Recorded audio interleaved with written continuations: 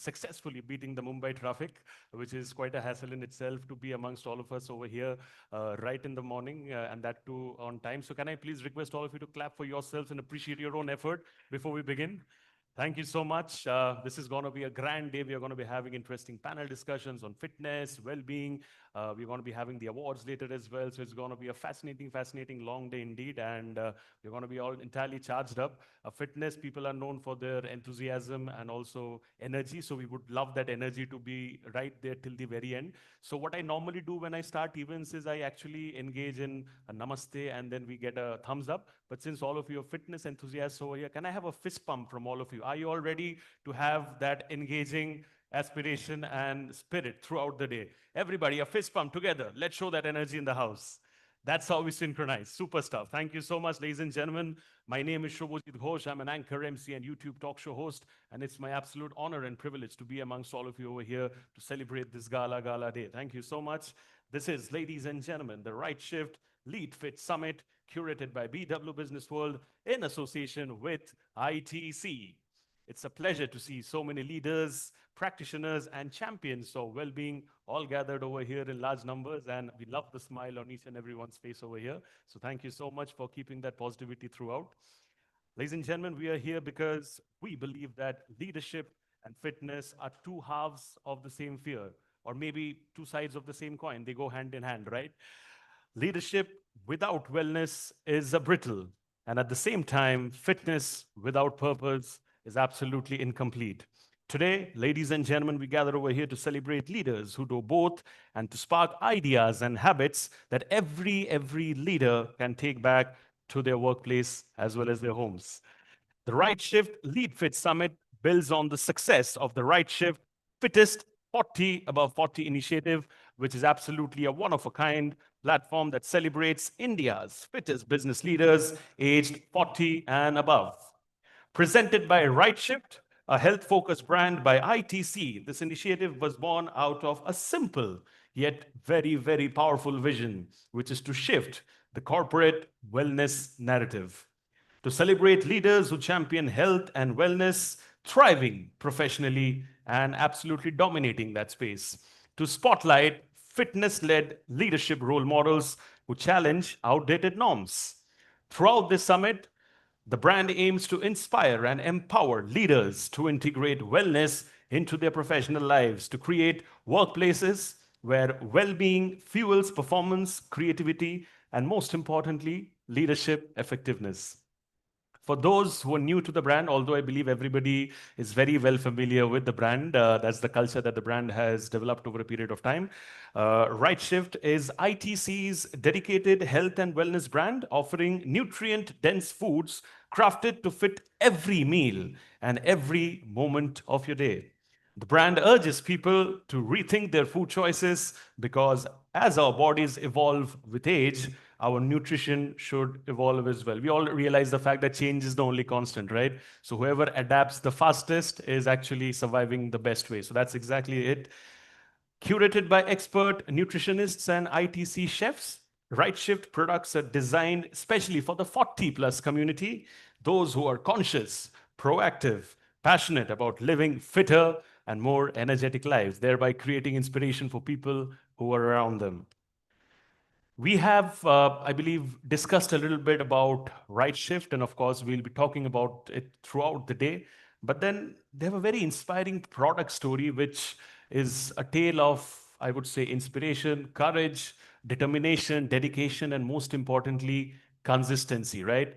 And we would love it if we can have that story in front of all of you. So can I please request the console to play the AV for the Rightshift product story? Your body changes with age. After 40, our muscle mass, metabolism, and energy levels start changing. We spoke to 3,000 plus individuals over 40 and identified three key challenges they face: strength, energy, digestion. While they were also making shifts in the diet, it just wasn't enough. That's how ITC Right Shift came to life, a nutrient dense range packed with wholesome and natural ingredients. We believe with the right nutrition, this can be you post 40. Try our jaggery cookies, roasted namkeens, oats with millets, and high protein multigrain atta. No added preservatives, no compromise on taste. Just real ingredients. It's time you eat right, move right, and feel right. Can I have a big round of applause, ladies and gentlemen, for Rightshift, please? In life, also, it's important to make the right shift. And I think Rightshift is leading in that space. It's always about creating a difference and bringing a positive difference to the lives of people around us. And I think Rightshift, with its very powerful vision, is doing exactly that. So kudos to Rightshift for that.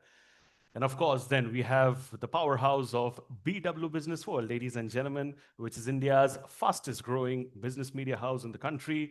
It's led by Dr. Anurag Batra, who's the Honorable Chairman and Editor-in-Chief of BW Business World, also the founder of Exchange for Media Group with over 25 niche business communities and 8 magazines. And I'm saying the word 25, I'm reiterating it with a purpose because yesterday we had a special community launch. A lot of you were already there yesterday, the BW Privacy World. So I've been doing this BW events for a long time. So 24 is already fixated in my mind.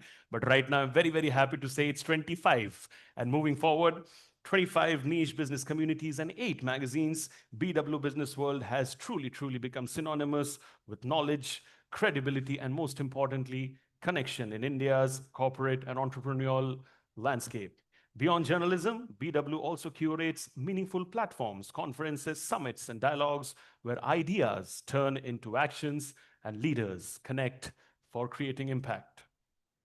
When ITC's Rightshift and BW Business World decided that we are going to be forces to reckon with and we are going to be coming together for a very, very special initiative, it already was a success in the idea stage itself. You actually feel that it's a marriage or a blend of domain expertise and platform stewardship, one partner with deep wellness credentials and product science, and the other with the reach and editorial rigor and power to make these conversations matter across all industries. That's how the platform was born and will continue to grow years after years. That's what we strive. With every passing year, we look forward to making this even bigger with all your love and support. This IP has been lovingly nurtured under the guidance of two visionary leaders whose vision today made this possible. I would like to acknowledge the effort of Mr. Hemant Malik, who's the Honorable Executive Director at ITC, and Dr. Anurag Batra, who's the Honorable Chairman and Editor-in-Chief of BW Business World and founder Exchange for Media Group. Ladies and gentlemen, we cannot really go forward without all of you clapping and appreciating these two gentlemen. Can I please have all of you clapping and appreciating all of them? Thank you so much. What a pleasure. And I just spot Hansal sir over here. Good morning, sir. Can I have a big round of applause for Hansal sir as well, please? What a visionary performer. And of course, no effort, like Dr. Batra always says, that is possible without the support or the blend of a powerful team. So kudos and a huge thank you to the entire organizing team, the curators, the content leads, production crew, and volunteers who have put together everything wonderful that you will witness today. Across the day, you will hear short, powerful keynotes, candid, fireside conversations, rapid fires, and panels packed with practical takeaways, all designed to help you integrate fitness into your leadership. Between the sessions, we'll also be running quick lead fit quiz rounds, short, fun, crisp ones. And let me tell you all, it's not to test anybody's intelligence. We are just learning together overall as a community. We want to have a cross exchange of information and knowledge. So whenever we do the quiz round, if you get the answers correct, kudos to you. If you don't get it correct, there's nothing to feel bad about it because the attempt itself makes you a leader and how. Between the sessions, we have few surprises as well for the fastest winners. So basically, it's a battle of time. Today's summit is currently being live streamed right now on the BW Business World and the BW Healthcare World and BW Wellbeing World, including the social media channels. And you can also stay tuned to www.businessworld.in for the proceedings. Ladies and gentlemen, please watch out for BW Business World's latest issue, the BW Disrupt 40 Under 40 Special, spotlighting India's next generation entrepreneurs who are scripting growth with ingenuity, grit, and most importantly, a purpose in that direction. As we flag off today's event, I encourage everyone to join the conversations and share your key takeaways selfies and memories throughout the day using the hashtag. I'll give you the hashtag because this is the world of social media. We want to engage and celebrate with your posts. Every bit of your moment that you are sharing over here, we feel proud about that. So we want to actually engage with that. So the hashtag is hashtag Rightshift Lead Fit Summit. We cannot really wait to hit likes on those stories and posts and everything that you guys create. Thank you so much, ladies and gentlemen. Let's make this moment visible and inspiring across all social media handles. I spoke a lot about the event AV, like what we are supposed to be, doing over here. But I think an audio visual helps the purpose a lot better rather than somebody just talking about it. So can we please have the event AV for our esteemed audience over here?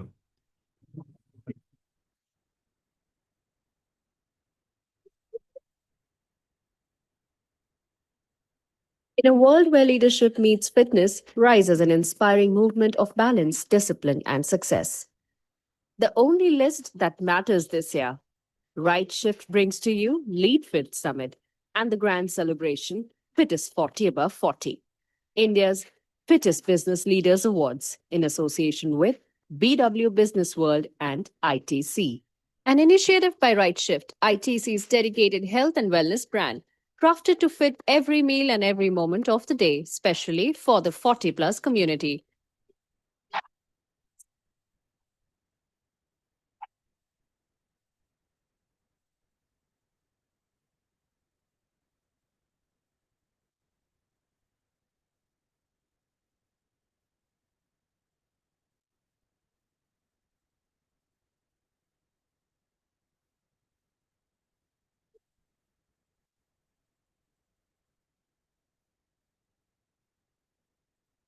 Our incredible jury who made this entire journey possible.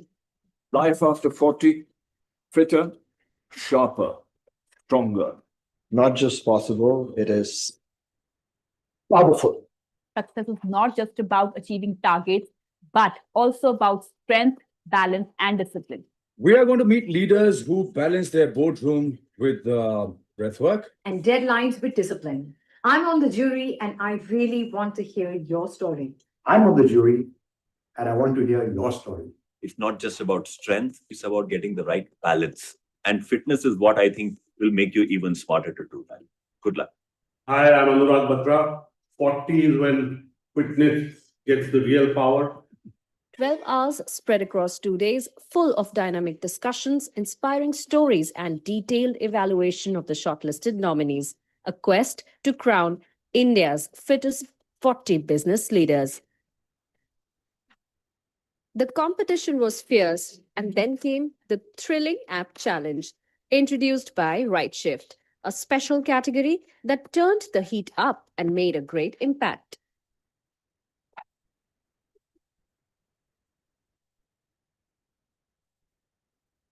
The grand celebration unfolds at the majestic Taj for an unforgettable evening of recognition and inspiration.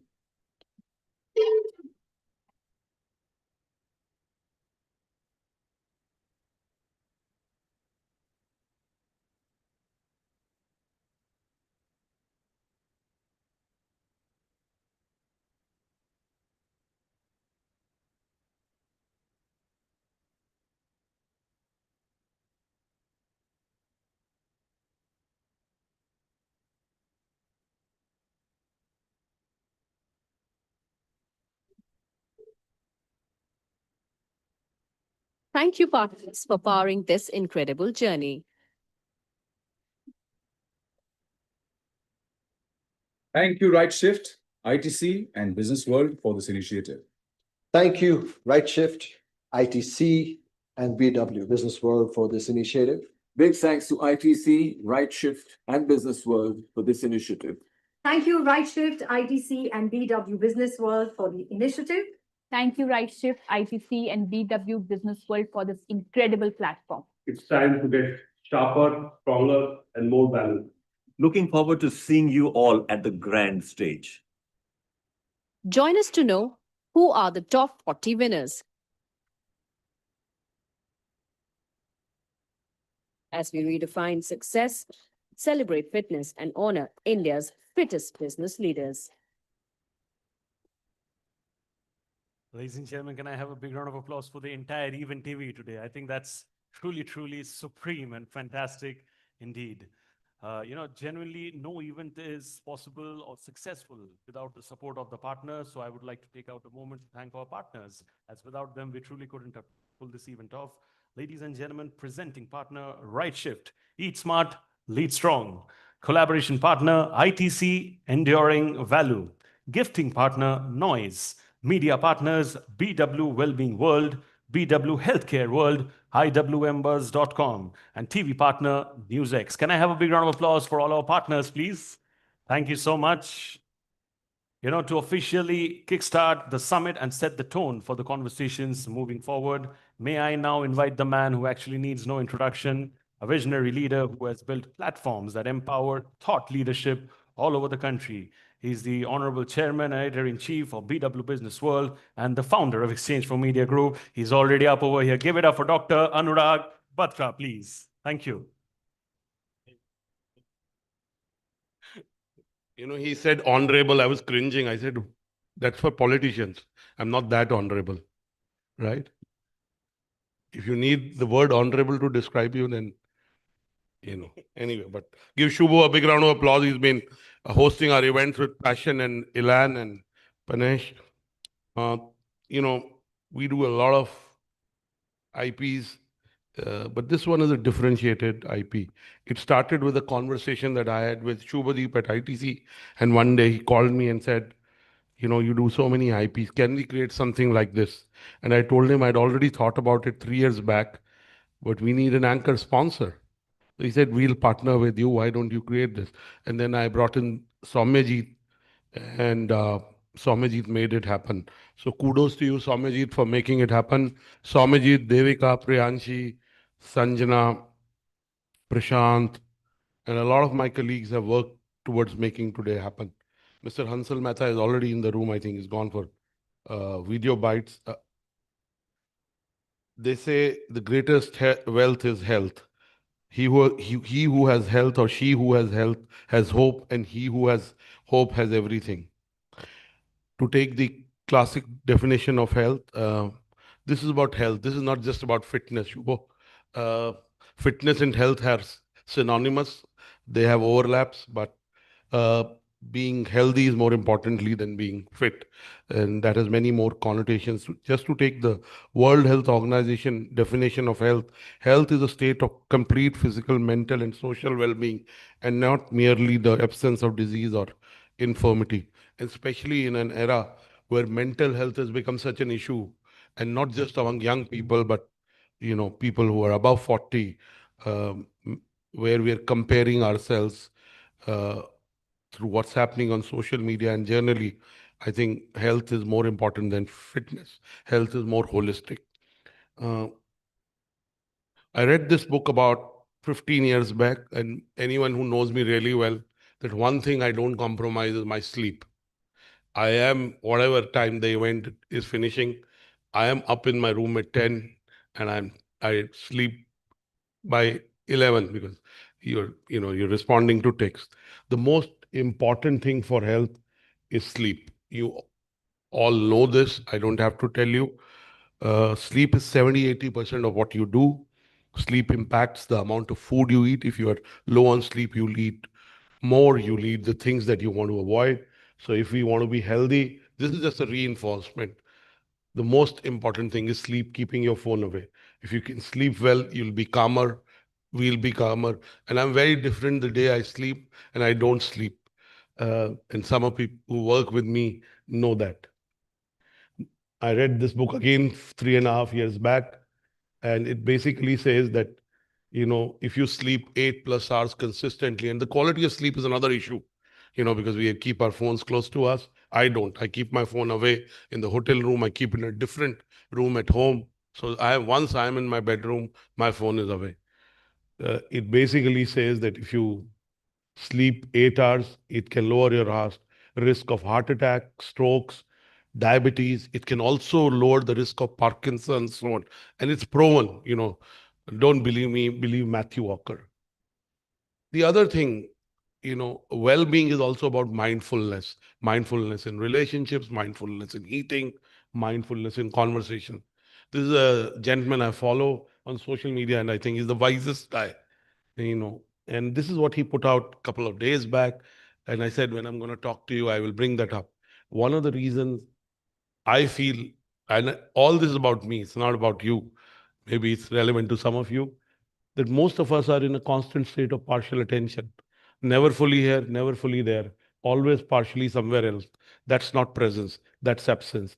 Be fully where you are. When you work completely. When you're with people, be there completely. Partial attention is wasted attention. And Shubho talked about breath work. Breath work is about being with yourself fully. And if we can minimize distractions, we can't eliminate, but we can definitely. So breath work and full presence go hand in hand. I also want to use this opportunity. My colleagues asked me, we are doing a huge CFO offsite in Amritsar, 14, 15, 16 November. We have these speakers there. This is our content, and there's much more content.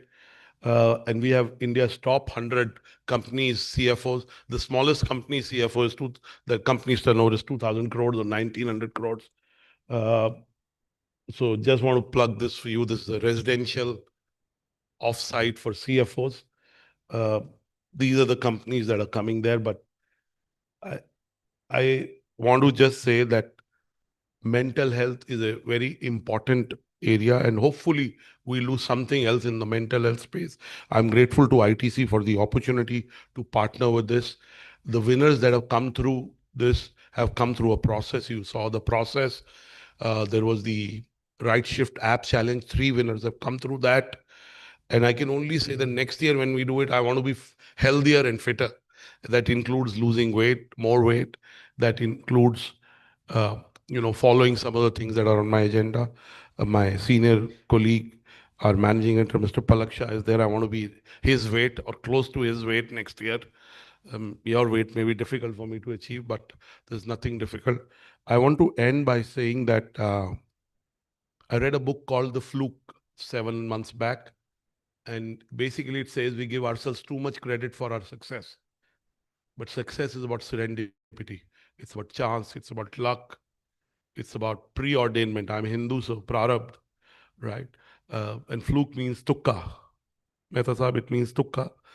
We give ourselves too much credit for whatever we've achieved or our journeys. But it may be because of the good karma or sukarma of our parents, of our grandparents and grandparents. And I really believe whatever I have achieved in life is because of my parents, my father, mother, and the sukarma they did. Unfortunately, I lost my mother a year and 6 days back, but I'm sure she's blessing me. So really, humility also leads to good health. If you're humble and if you stay optimistic, I think being cheerful, sometimes you'll be sad. I'm not going to use the word toxic. I don't like the word, but positivity is, you can't be positive. You will have low energy. I'm never depressed, but there are days when I have low energy. But mostly, if you're joyful, you're grateful for the gift of life, gratitude and humility are the 2 most important words. Uh, they lead to abundance. So if you're grateful for whatever you have and whatever problems you don't have, it will also lead to good health. Because the 3 C's that destroy health are comparison, criticism, and complaining. If we take away these 3 C's, it's difficult to take away all 3 of them 100%, but if we can minimize, that will also lead to good health. And the 3 H's in my vocabulary, which lead to the 4th H, which is good health. First is humility. Second is hard work. In whatever you focus on, whatever your passion is, whatever your work, if you're totally consumed by it, Mr. Mehta is not just a performer, entertainer, actor because he wants to make a living, but I'm sure he enjoys the craft. Confucius said, you make your hobby your profession. You don't have to work. And the last H, which leads to good health, is hope. If you can be hopeful every day, you can get up every morning and be grateful for what you have, but at the same time, be hopeful for what will happen tomorrow, day after. If you have hope, you have good health. So I want to end that. And, of course, the absence of obesity will lead to good health in most cases. But we've seen people who are obese, they drink, they smoke, and they live till 80, 90. And I'm not a very big votary of drinking and smoking. I will not get into that. I know it's an ITC sponsored event. But God has his own ways. Last week on Friday, early morning, we lost Piyush. I mean, he was full of life. He went too early. He just on 5th September turned 70. So, God has a plan, but we can do our bit to keep ourselves healthy. I hope this initiative inspires many other leaders. The response was overwhelming, almost 400 entries, 369 entries to be very, very precise. That is for the first year and in 2 months is outstanding. And what is more important is the quality of entries. And we got 96 to present to the jury. The jury selected 45, 40 are coming today, 3 from the app challenge are coming today. And there are many friends of mine who applied who didn't make it. So I hope next year we all will be able to celebrate your health. Congratulations to the winner.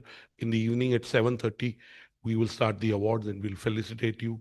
We'll also take your stories and your journeys to a larger audience through our platforms. I wish you luck. May you have a hopeful, joyful, and abundant life. Thank you. Ladies and gentlemen, we just kick-started the event. Can we please clap a little louder for Dr. Batra? I knew the keyword was little, because if I say little, then you will clap a lot louder. Thank you so much. As you can see, the chairs are being placed. We are getting ready for the first impactful session. This is going to be truly, truly spectacular indeed. The next conversation that we are going to be having right now dives into a question that we always ask. Is wellness just a trend, or has it actually become a way of life? Have we actually blended it in our lives? To explore this, we have a very, very celebrated filmmaker. He creates with all his heart and passion. And most importantly, he defines the word credibility in the true sense of the term whenever we talk about filmmaking. And he has done it in the past many times. We are all big, big admirers of his work. And I'm sure that everybody in this room, we are going to be continuing to be admirers of his work. We have the one and only celebrated filmmaker who is always about delving deep into realism and authenticity, the one and only Mr. Hansal Mehta. Can we please have a big round of applause for Hansal, sir, please? And to moderate this session, we have the one and only Dr. Anurag Batra. This is going to be truly, truly spectacular to kickstart things. Ladies and gentlemen, as they make their way to the stage, can we request all of you to clap and appreciate for this legendary moment? Thank you so much, sir, for being with us over here. Thank you so much. Sir, over First to of you. all, Anupriya, I've never seen you at a conference so early. I'm glad you're here, and that shows you the kind of interest and the differentiation this IP has. But now we have Mr. Mehta. He doesn't really need an introduction. When I was younger, I used to do the show called Khana Khazana, and that's how I first watched you. That tells you I'm old, I'm closer to your age. Right? I know you're 29th April born. That's the first thing I see in any person. But first of all, Mr. Mehta, my condolences. Mr. Satish Shah passed away last week. I know he was a good friend of yours. And let me ask you, do you consider yourself healthy? Well, I think health for me is a combination of two things. It's about how you feel. And if you ask me how I feel, I'd consider myself healthy. I don't measure health by numbers, weight, BMI, other things. I have to feel correct about myself. I have to feel ready to take on the day, ready to be able to create, ready to be able to do what I love the most, that is filmmaking. So for me, health is a means of being able to do what you do for a longer time. Until until your last living breath. That for me is good health. And that is what I strive. Beautiful. You said you do not measure health by BMI or, the there are so many tools these days to be able to look at definition of health, and you said you have to be energetic, cheerful. I'm putting words to it. Look forward. Now, let me ask you that give us 2 or 3 habits that have helped you become the best version of yourself, and a lasting lifestyle. You can adopt some habits for a short time, but how So, do you make it a lifestyle? so I've been through a lot of journeys health wise. I was a compulsive chain smoker, and it's around 4 years ago that I uh, kicked the smoking habit.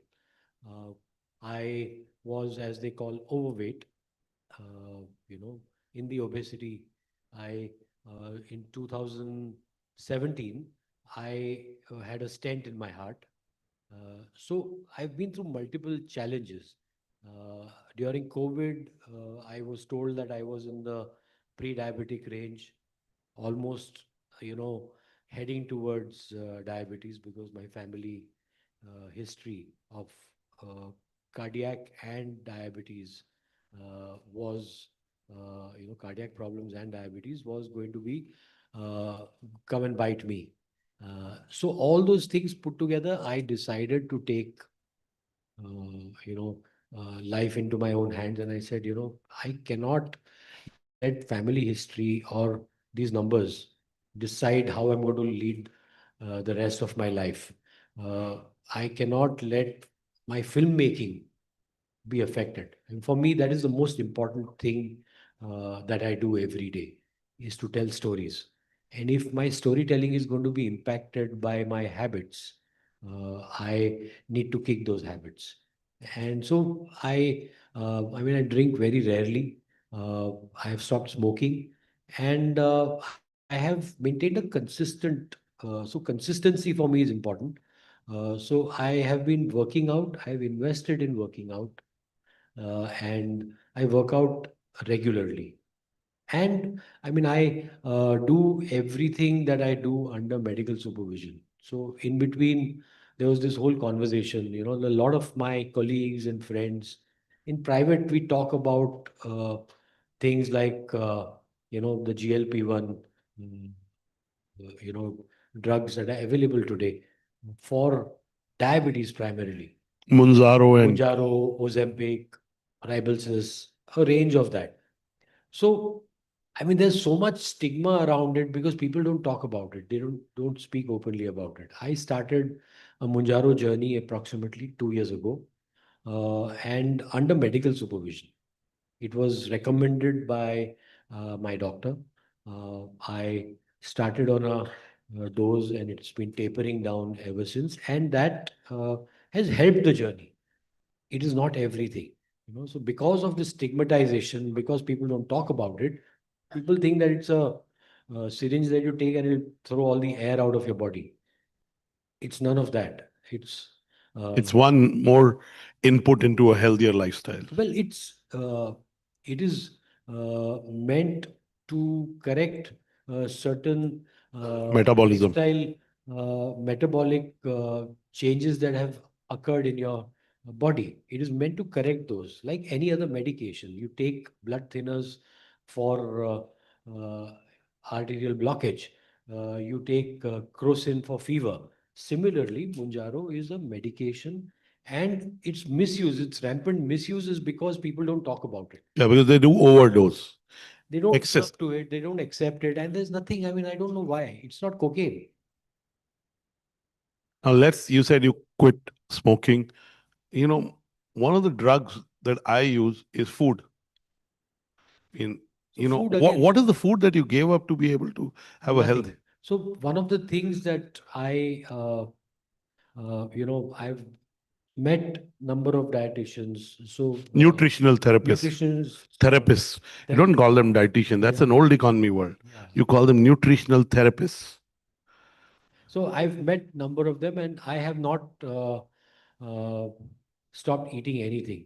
I am not. I eat sweets because you can deprive yourself of all the nutrients that are available in nature for a limited period of time. So I visited Rujita Devekar, who said, stop naming things. I have so much protein, so much carbs, so much this. Have balance. So it's a lot about balance. It's about consistency. When do you eat? How much do you eat? And what do you eat? And I'm a foodie. I'm a compulsive foodie. I cook, I eat, and I have not given up those. Food is not a habit. Food is a necessity. Smoking is a habit. Drinking is a habit. Laziness is a habit. Lethargy is a habit. Those are the things you need to kick, not food. Okay. Now, you clearly, in the way you already said, consistency, which means the power of compounding. You already talked about balance. You already talked of movement. You said you exercise every day. But if you had to sum up your wellness mantra, what would be that? I think consistency, and you know, consistency means turning up for your own well-being every day. You wake up in the morning telling yourself that your well-being matters, not only to yourself, to for everyone that loves you and depends on you. Your well-being is not only for yourself. So that self-love is for the people who love you, people who care for you.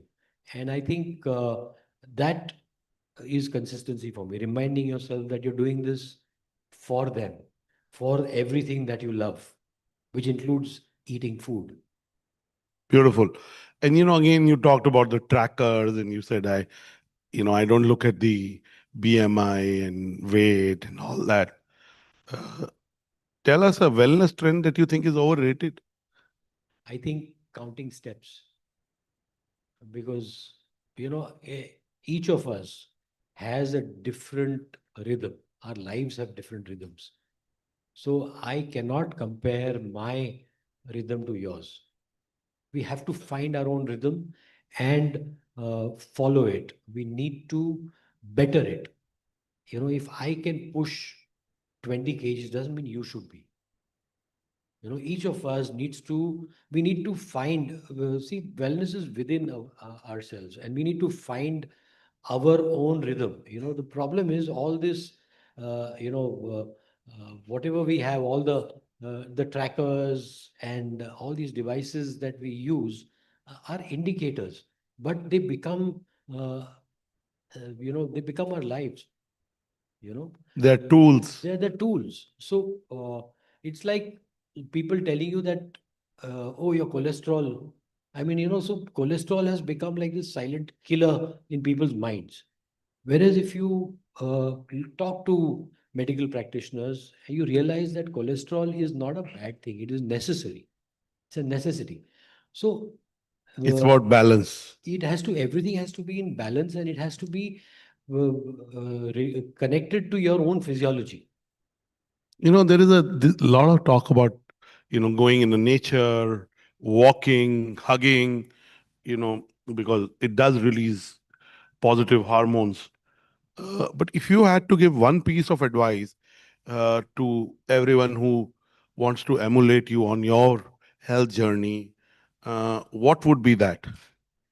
You already talked about consistency, and that's most important in everything. I'm a diehard romantic, and so don't lose the romance in your life. I think your romance with yourself and with the world, in acknowledging the beauty that surrounds you and admitting that you are romantic, will keep you going, keep you fit mentally. So have the joy for life, the joy with. Romance is not only about Yeah, of course. the opposite sex. It's about nature, your romance with nature, your romance with the good things in life, your romance with food. So Khana Khazana for me was my most romantic journey, and not with Sanjeev Kapoor. It was with the food that he made. Beautiful. I could go on talking to Mr. Mehta. He's such a good conversationalist, and he's so authentic. But since we have you, we could get one or two questions. If you have a question for Mr. Mehta, we could take one or two questions. Anyone has a question? The gentleman there and the gentleman there, can we get the mics fast? You can stand up and save time. Give us your name and ask a short question. Fast. Thank you, Moksha. Good afternoon, sir. Sir, this is Abhijit Tashildar this end. You just spoke about consistency, and it's really very much correct that you need consistency to reach a goal, to reach a destination. So can you guide us? How can we build consistency? Tell your wife your schedule. No, but we'll leave it to you. I think it's something that each of us, your consistency is your own. You have to build it yourself. If you walk every day, do it regularly. Try to just build endurance on a day-to-day basis. If you walk 10,000 steps, if you walk for 1 hour, try to walk for 1.5 hours. Do it consistently, do it regularly. That for me, it's very simple. I mean, there's no rocket science. If you work out every day, work out 5 times a week. And also find time for rest and find time to sleep. Sleeping consistently is also equally important. Restful sleep. Sleep is as important as exercise. Thank you. The gentleman there. Sir, the gentleman there. Can we get him a mic? Can we be very active and not waste time on mics?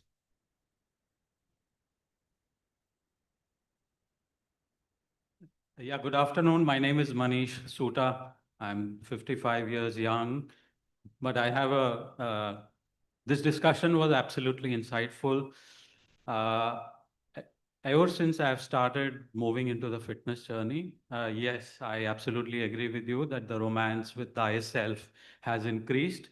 My question here is, as the title of the summit is Fit 40 above 40, the trend also that we are seeing, reading, is that folks who are beyond 40, right? Either they overdo things and then it impacts their health. I know of a lot of CXOs who had mishaps from where they have not been able to recover. So what's your advice for all of us who are 40 and beyond so that we can maintain the right balance in achieving our fitness levels? Thank you. Which is what I keep saying, that, whatever I do, if I'm taking any medication, if I'm taking things like a GLP-1, then it's under medical supervision. If I'm pushing myself to a certain amount of workout, I invest in a trainer. I make sure that it is being done within my own physical possibilities. You have to recognize your own. I think you need to build a relationship with yourself, with your mind and your body. You have to recognize stress. You have to recognize physical and mental stress, and by recognizing it, you will learn to deal with it. And how do you brought in a very important, how do we, as CXOs, we all have stress. We have deadlines. How do you deal with stress, Mr. Mehta? Well, I live in the most stressful industry possible, because every second day offers new challenges. And I think it is about taking each day as it comes, taking each moment, as it comes, and realizing that no hurdle is bigger than your own wellness. Beautiful. My last question to you, and we'll wrap up. If we met you next year at this summit, what would you have achieved? Are there health goals this year you have? You look fit, you look happy, you look contented. But are there any more goals that you wish to achieve? I want to make some more money. Okay. Thank you so much. Financial abundance also leads to good health. Yes. That's one of the components. It's a necessary condition, but it's not a sufficient condition, as they say in statistics. Please give Mr. Hansal Mehta a big round of applause. Thank you so much, sir. By the way, as my spiritual coach tells me that today is Friday. It is the day of Goddess Lakshmi, since I believe in all that. And we celebrate Goddess Lakshmi around Diwali. She's the goddess of money. But my spiritual course tells me that Goddess Lakshmi is about good health. It's about samriddhi. It's about abundance, and financial abundance is one very important part of it, but it's not the most important part. Health is. So please give Mr. Mehta a big round of applause. I'm sure he'll have a blockbuster coming and we'll all watch it, and he'll be more abundant. Thank you so much, sir, for joining us. It's a pleasure, and I'll request you to please kindly wait on stage. We have some special gift hampers, ladies and gentlemen, from Rightshift and Noise. Please give a big round of applause for Hansal Mehta, sir, please. What a moment. What a pleasure to have the one and only stalwart over here. Thank you, sir, for adding value to our event. And we look forward to having you the next time as well. Thank you, sir. Please give them a big round of applause, both of them, please, everybody. What a way to kickstart things. Thank you so much. I'll request you to remove the chairs. Kindly remove the chairs, please. Yeah, thank you. So far, ladies and gentlemen, we heard Dr. Batra. We had that very fascinating session with the one and only Hansal Mehta, sir. We had the opening address. We will now move on to the spotlight address. And I believe it has to come from the very best, a visionary in the true sense of the term. Can we just remove this quickly, please? Thank you. It's a collaborative effort of ITC and BW Business World. So the leaders who have actually made a difference to shaping this today, we need to hear both of them. Absolutely. We have heard Dr. Batra. Please, ladies and gentlemen, give a warm round of applause for the one and only Mr. Mayur Dogra, who's the Executive Vice President Finance, ITC Foods. He's going to be sharing his insights on purpose and partnership, the vision behind Fittest 40 above 40, and he's leading the fitness mantra exemplary way. Thank you so much, sir. You would want to use this mic? This one? Okay. Please give him a big round of applause. Thank you. Hello and good morning, everybody. A very warm welcome to this special event for a start of a journey for a lot of us, and probably a journey that a lot of us are continuing with the Rightshift. Thank you for your time, for taking out the time from your hectic schedule and joining us here today. It's a privilege to be here at the inaugural edition of the Rightshift Fittest 40 over 40. It is important to call out the inaugural because we hope this journey will continue for Rightshift and for all of us here and many more who are not joining us physically here today. Rightshift is a platform that truly celebrates balance, resilience, and evolving definition of leadership in today's hectic world. I would like to take this opportunity to extend my heartiest congratulations to our partner BW Business World and Dr. Batra, especially for helping us to manifest this event. From Dr. Batra's speech in the morning, I think I would really call out the sutras he gave us for health of the 3 C's and the 3 H's. I think that is something I'll carry with me, and I'm sure this group and beyond will also carry that mantra with everybody for their own better and well-being. At ITC Foods, we've always believed that real progress comes from balance between performance and purpose, between ambition and well-being. A point I think that Dr. Mehta also made a few minutes ago. Balance is the key. This initiative was born from this very belief, and it's a movement that encourages all of us as individuals, as leaders, and as organizations to make the right shift towards a healthier and a more conscious way of living. As a fitness enthusiast myself, I'm truly honored to see business leaders present here today who have chosen to prioritize their health, not as an afterthought, but as a way of life in between their boardroom pressures and business milestones to be achieved. They inspire not just through what they achieve, but how they achieve it with discipline, clarity, and a commitment to holistic wellness.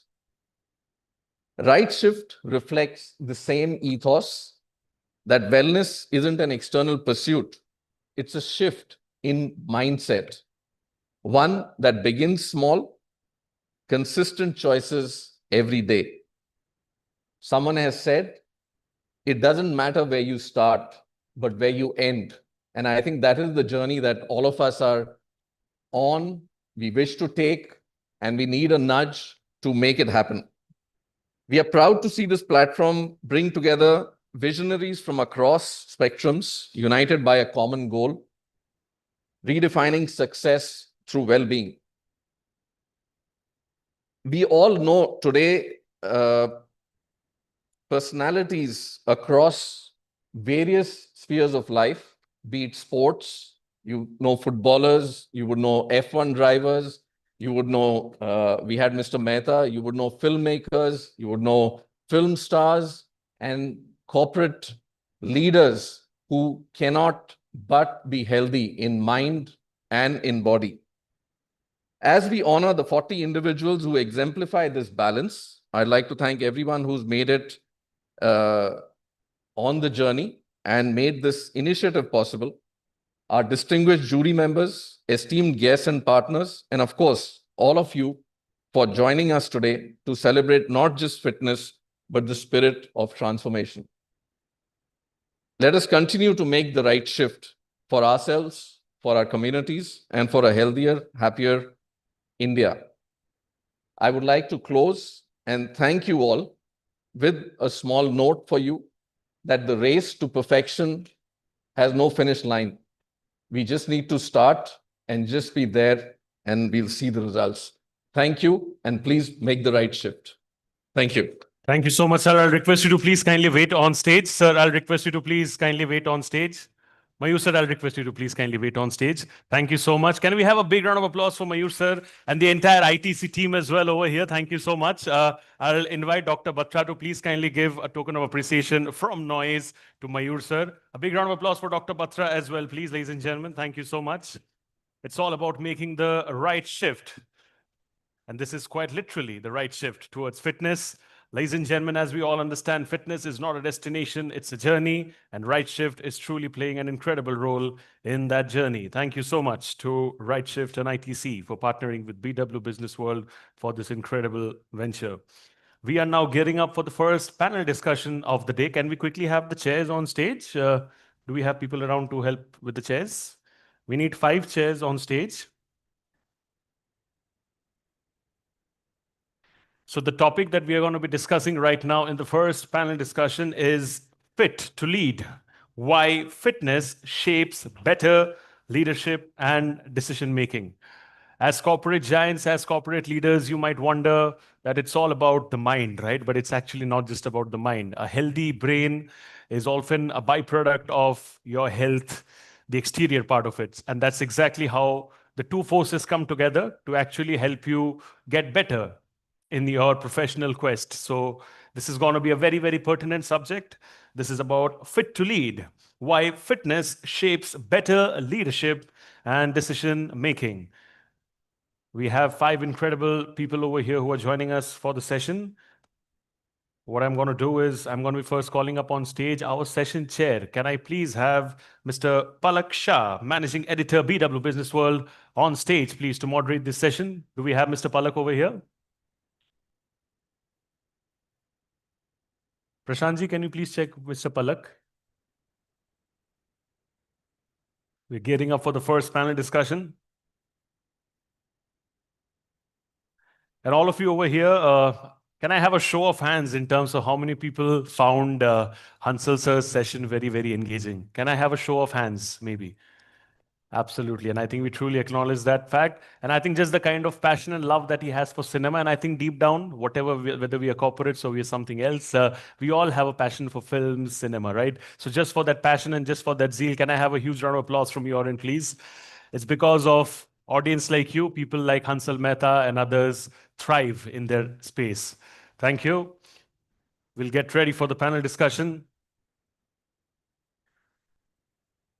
So, I'm going to be first inviting on stage Mr. Palak Shah, Managing Editor, BW Business World, to moderate this session. A big round of applause for Mr. Palak, please. Thank you. And I'll request everybody to please kindly take their seats as per the photo arrangement, because aesthetics are important in the world of social media. So we want to ensure that part. I'll request you to take your seat, Palakji. Thank you. And joining him for this session, we have Mr. Anil Lale, Head Legal, Jio Hotstar Sports Studios and IP, JioStar India. Can we have Mr. Anilji over here on stage, please? Do we have Mr. Anil over here? Oh, yes. Maybe you can walk like this. That's exactly the way we do fitness. A big round of applause for him being the sport that is. Thank you so much. I'll request Miss Gandhali Samant, Director Azure Cloud and AI Customer Success from Microsoft India and South Asia Microsoft, to please join me on stage. Thank you so much, ma'am, for joining us. I hope I got the pronunciation right. It's Azure? Okay, superb.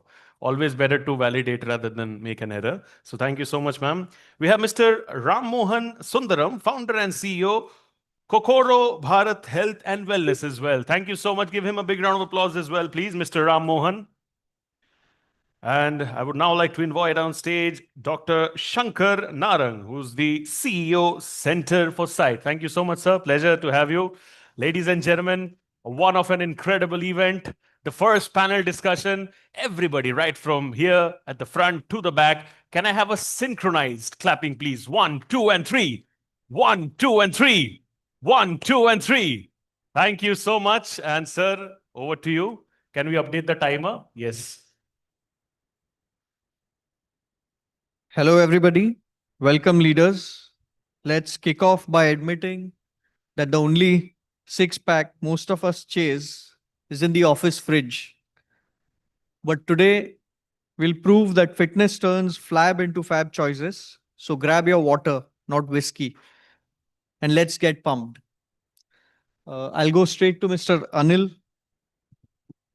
Sir, in the high-stakes legal negotiations or IP disputes, how has physical fitness sharpened your mental clarity and helped you stay composed when timelines are tight?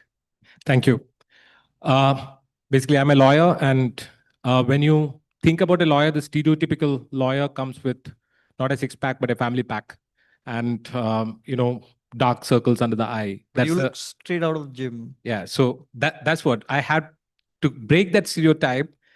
We were having a conversation just before this session where you asked me, how do you find time to work out? So the first thing that I told you also, and most of the people in this room will resonate with, is that you can't find time, you'll have to make time. That's the only way to stay fit. And that's the only way to break the stereotype where the leaders are supposed to, carry the exhaustion as a badge of honor. That is a stereotype that we are trying to break here. And as a leader, as a legal leader in an organization, as an in-house counsel who leads a team, how fitness helps me lead is the question you asked. And I train around 5 to 6 times a day, in a week, and not a day, in a week. And that is a mixture of strength as well as I also do some mixed martial arts. So that's the kind of training that I do. And what this training has taught me is that, when you are in the ring with your sparring partner or in a boardroom, the first thing that when you are facing a stress, that your body reacts with a fight or flight mode, that is first thing that comes up. That is when pressure comes, whether to fight or fly. That's a thing that happens, and body wants to panic. And when your body is trained, you are regularly training your body, what happens is that your body is trained not to overreact. And when it's a high stress situation, like I've been in negotiations rooms and crisis situations, handling crisis situations, and people are stressed all around, and people are on caffeine, right? And at that point of time, to take a breath, calm yourself down, focus on the issue at hand. That is what this training, physical training, helps by, enhancing mental clarity. And that ability to cut the noise and focus on the issue at hand and fight stress in a situation, high pressure situation, is what gives a leader, a fit leader, that invisible edge. Lawyers talking so much on fitness is an exception. That's why I started saying that, stereotypes has to be broken. Okay, I would go to Ms. Gandhali Samant. Madam, leading an AI-driven transformation involves constant ambiguity. So how has your fitness routine acted as an anchor for emotionally stability during volatile client escalations? So, first of all, I'll ask how many people here don't use AI in their day-to-day life? Just one, two, everybody else does, right? So I think with the advent of AI and overall cloud, the areas that I lead for Microsoft, what has happened is there is constant change, technology evolution, different customer expectations, constant business priority change, and it creates a lot of volatility around you, right? Volatility, ambiguity, it's all the same. But what helps you is the emotional stability that you can show as a leader. That can be the key differentiator between, the reactive decisions that you will make versus the strategic leadership that you can showcase. And that's where the routine comes into picture. It's not just physical health, it's also your mental health. But the habits that you have for physical health, whether it is a walk or a swim or a gym session, it helps you create that clarity. It helps you create the focus. It helps you get to the bottom of the problem and solve it, not get panicked by it. So for me, those routines are the ones which help me stay stable, stay clear in the moments of crisis. So what I would say is, and I have said it many times to many people, that I don't have time. I don't get enough time in the day. And I have heard it from many people as well. So I just want to say that it's not a luxury. Getting the time for fitness, it's not a luxury. It's an investment. Even I realized it few years back when I was going through this, continuous work. It's an investment that you do in your career. Your fitness is an investment for a long career, which will help you, in your future, and it will be a kind of a big tool in your leadership toolkit if you do it well. Thank you. We'll go to Mr. Ram Mohan Sundaram. Reframing fitness for leaders. As a wellness entrepreneur, how do you convince skeptical CXOs that fitness isn't a nice to have, but a strategic KPI for leadership performance? So I just ventured into health and wellness. It's not that I've been at it forever, but I've been a fitness freak for the longest period of time as I can remember. So I was an athlete from the very beginning. So see, you can't force anybody to do something. You can't put that as a KPI. It's like brushing your teeth first thing in the morning when you get up. It's a habit, right? That habit then becomes discipline. So you can't force discipline on anybody, and you can't say that this is what needs to get done every day. That is pressure, right? You can't do that.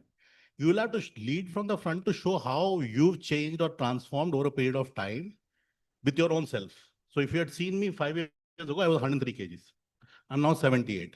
So if I go say something to somebody today, and that whole progress is there on my social media. So that if I say something, people will listen to me because I have done it myself. I walk the talk. So you can't never put a KPI saying that मेरे company में तू आज 10,000 step करेगा. That is never going to lead to anything. So when I talk to any of my leaders or anybody outside in the industry, my quote, I mean, first the discussion not about health and wellness, except when I meet Anurag once in a while saying that you lost weight, because I've known him at a higher weight at some point in time. But what is more important is to make people realize how you can beat a whole host of diseases if you do things regularly. A lot of people say that I go to the gym every day, and this is what I do, and I do these kind of exercises, and then sit for 8 hours a day. That's not going to help. You got to keep, see, it's like a machine. Now, if you, I've said this a lot many times to a lot of people. If you buy a brand new car and keep it, even if it is a Mercedes or a BMW at the most valuable or the top end car and park it for 3 months, it's not going to start the fourth month because battery khatam ho jati hai. Recharge to karna hi padega. It's as simple as that. So you can't say that I will do an hour of workout in the morning, I'll run, and then 8 hours before the computer, I'll do nothing else. I will eat, I will then move around, be socially active with my colleagues. Doesn't help. You have to, through the day, you'll have to do something. So which means that even during office hours or at work, after an hour, possibly get out. You don't need to do 100 steps. You just move around, right? I'm not saying don't do your regular things. If there is a lift at your building and if you have to climb just 2 floors, climb the floors. Those are simple mechanisms by which your metabolism can improve. That apart from doing your regular gym a day, every day. So I do 6 days a week, and it is a habit simply because I had a discipline of carrying. I used to live in Mulund at one point in time, and I used to go to Shivaji Park every day. I used to catch the 4:10 train in the morning. Because the first person who reaches Acharya sir's nets, irrespective of whoever it is, whether it was Ajit Agarkar or anybody else, the first person reaching the nets will get to bat. People used to sleep in the ground. So after getting a 4:10 train also, I used to be the 8th batsman on the net. So that became a discipline for me to get that train and go there. So anything that forms as a discipline will eventually give, outcome is always good. So my discipline helped me to get from where I am to where, from 103 to 78. But like I said, you can't force things on anybody in your system to do something. Sure, point taken. We'll go to Dr. Shankar Narang. In life-saving ophthalmic surgeries, how does your fitness regime enhance sustained focus during 10-hour marathons or critical diagnostic calls? Thank you, first of all. Just to clarify, the surgeries bit have been left long past. I have moved completely from clinical side to administrative. Now it's long hours in boardrooms You can discussing the tell us- top line and bottom lines. So that was Which one is more tiring? both of them have equally, I would say, merits and demerits of it. But since we are on the fitness, both of them play a big role. So fitness plays a big role in managing long hours in the ORs, and so do in the boardroom. So fitness as something which has been an integral part of this. I would just give you a simple example and like to keep it simple. What happens when we do exercise? The heart beats faster, the breathing increases, the lungs beat faster. Why? Because they want to supply body with more blood, the main organs with more blood, glucose and oxygen. So that makes your brain sharper. So that's how exercise keep you better, sharper, whether it is in the operation theater or it is in the boardroom. And taking from that, I'm sure you must have all have seen Munna Bhai MBBS, and there was one beautiful dialogue of circuit in that ki iske brain mein chemical locha ho gaya hai. So that is very true. So all these exercises and regular exercises, I would say, brings in that chemical locha in the brain. It modulates the neurotransmitters. Those are the heavy words, if I have to put it that way. It modulates the other things like dopamine and serotonin, which are the stress neurotransmitters, and the way it continuous exercise increases it at a certain period and then increases the threshold of your body to maintain that, thus lowering the stress. So both of them help in lowering the stress, which I think the leaders these days have the biggest concern of, which is stress. Again, you do have an active life, you sleep better in the evening, which most of the people, and even Mr. Hansel and Mr. Talked about sleeping better in their life. In the night. So that is something which is again modulated with doing exercises. Not only that, it sharpens the focus. Again, important in boardrooms and important in operation theaters. It gives you more focus on whatever you are doing and a better agility to move forward and take decisions. Even in operation theaters, a lot of time we have to take some quick decisions because based on human anatomy, it is different. Every person has a different anatomy, different eye, and at times it's not same as it has been taught in textbooks. So you will have to take some quick decisions immediate decisions at that time. So if you are agile, if your brain is focused, it has getting enough blood flow, you are able to take those decisions. So overall, exercises have been helping a lot, whether it is managing in the. So are there any wellness protocols for surgeons? Because the biggest asset any surgeon could have is steady hands and focused mind. So surgeons are known to be the worst in managing their exercises or their regimes. They are the most, I'm not criticizing, I myself come from that background, but so how do they get that surgical precision? see, it's about continuous practice.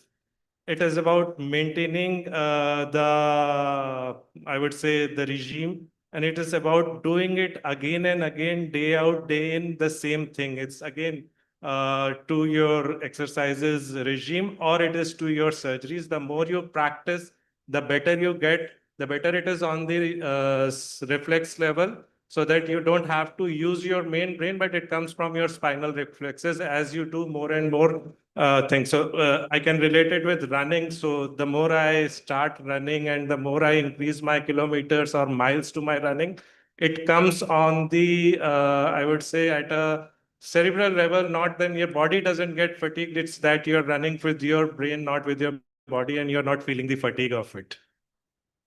Okay. So for lawyers, we'll go to Mr. Anil again. For lawyers, does fitness build any kind of professional resilience? When in times of intense fights or legal battles? So resilience basically comes through repetition. For a lawyer, what is most important is resilience, mental focus, and clarity, right? So resilience, how do you build resilience? It's through repetition. When you are, I'm just going to equate it to what happens when you work out. When you work out, you are putting your body through fatigue and recovery, and it's a repeated process. So when your body get accustomed to, acute fatigue, controlled acute fatigue, and recovery, and that cycle repeats, that also translates into some part into your mind also, and the mind also become more resilient. But I'm not saying that resilience of mind is only built through workouts, but since the subject of the seminar, the summit is that, I'm kind of trying to equate that. And apart from resilience, when you look at focus and clarity, I kind of resonate with what Dr. Shankar just said. And I would like to add on a bit more on that one, is that in my last 5 to 6 years of true journey in the fitness, on the fitness side, I have realized that mental clarity and focus are not just psychological. Basically, it's not just motivation. It is more physiological. What I mean by that is that when you go for a workout, when you are working out your, when you work out, eat well and sleep well, right? These three things has to coincide. Then your body changes. The biochemistry in the body changes. The neurochemistry in the body changes. And what that means is that you get more control over your hormones like cortisol, serotonin, dopamine, adrenaline. All these things comes into balance when you are doing this consistently. And that actually helps get more mental clarity and focus than motivation. Motivation is dependent on a lot of other factors. It may be environment, it may be which side of the bed you woke up on, or it may even depend on the weather. So motivation can be fluctuating, but your biochemistry is not fluctuating because you have it under control. And that control that you get through consistent workout is what actually gives you an edge as a leader. And also when you are in stressful situations, and how to handle things with clarity and resilience. Actually, I would like to know from each one of you one micro habit that you have embedded in your daily professional lives or daily routine to build that fitness, and keep your mind sharp during crisis. We can start with Ms. Gandali. So, one habit that I have built over last few years is a rule of minimum 15 minutes. So I keep at least 15 minutes. Maybe it is like 10 o'clock in the night. whether if I don't have time to go to gym, I can just go and walk or do something else. But that is the rule I created because, see, I'm an engineer by profession. I love numbers. For me, numerical goals are easy. And when you say minimum 15 minutes, in my mind, I will try to stretch 20, 25, 30. So that's how I built my routines. But I have always like started with small goals. And when you achieve that, for me, it's rewarding when you achieve small goals and then you try taking on bigger goals from your fitness. So that is a habit that I have developed over years, that I set small goals and then I make sure I achieve them, and then that helps me go for bigger goals. Mr. Ramon? You'll have to repeat the question. I couldn't get the So context. one micro habit that you have embedded in your daily routine that helps you. Okay, so first is break that fit. before exercises, like you rightly said, 7 hours of sleep is extremely important. And that actually, when people get up in the morning, the most important thing is that you need to hydrate yourself first. Because after sleep, correct me if I'm wrong, you're a doctor, but these are things that I learned by reading and by practicing. Your body needs enough and more water to get going. So the first thing I do is have hot lemon water. Now that does not reduce your weight. That is it's a myth. In most people think that lime water actually reduces. No, it doesn't. It hydrates you and gives you lots of antioxidants to get going for the day, because it's got vitamin C and there's a whole host of other ingredients which helps your body to get rejuvenated, because you need that after sleep. So that's my first micro activity before I even start exercising. And I have no such limitations. I have the time in the world because I've made my routine in such a way that I don't miss any of my workouts, and I do 1 hour of minimum 1 hour is something that I do. Otherwise, it goes 90 minutes most of the time. So, yeah. Doctor, can you tell me any changes that have come when you transformed yourself from operation theater to the boardroom, and any routine changes that you've made to your fitness regime or? Well, a lot of changes have come in the fitness journey over the years. Now that I am above 50, one thing which has important come is taking breaks in between. Something which is very important, giving body adequate rest. What I used to do earlier, maybe run 7 days a week, I don't do that. Now it's 3 to 4 days a week. The second thing so we all know means prevention is better than cure. So that's something which I keep in focus. And I would just tell you one small thing. I'm sure we all have cars, those sitting in this hall, and we send them to service after a predefined kilometer or at least once in a year. How many times do you service your body? It's yearly, do you even get a checkup done? That's something important, and that's something which has changed in last 8 to 10 years. I ensure that I at least get a blood checkup every 6 months, if not able to get some other things. So that is something which has changed over life. So, and the other thing is from a micro habit, I ensure that every 1 hour or little over 1 hour, I stand up, walk a little bit, because now they say sitting is as good as or as bad as smoking these days. So these are some things which We can open the floor for question. If there are any questions for any one of you, the panelists. Yeah, the gentleman there. Can you pass a mic? Sure. Can you pass a mic? Is there a mic? take this.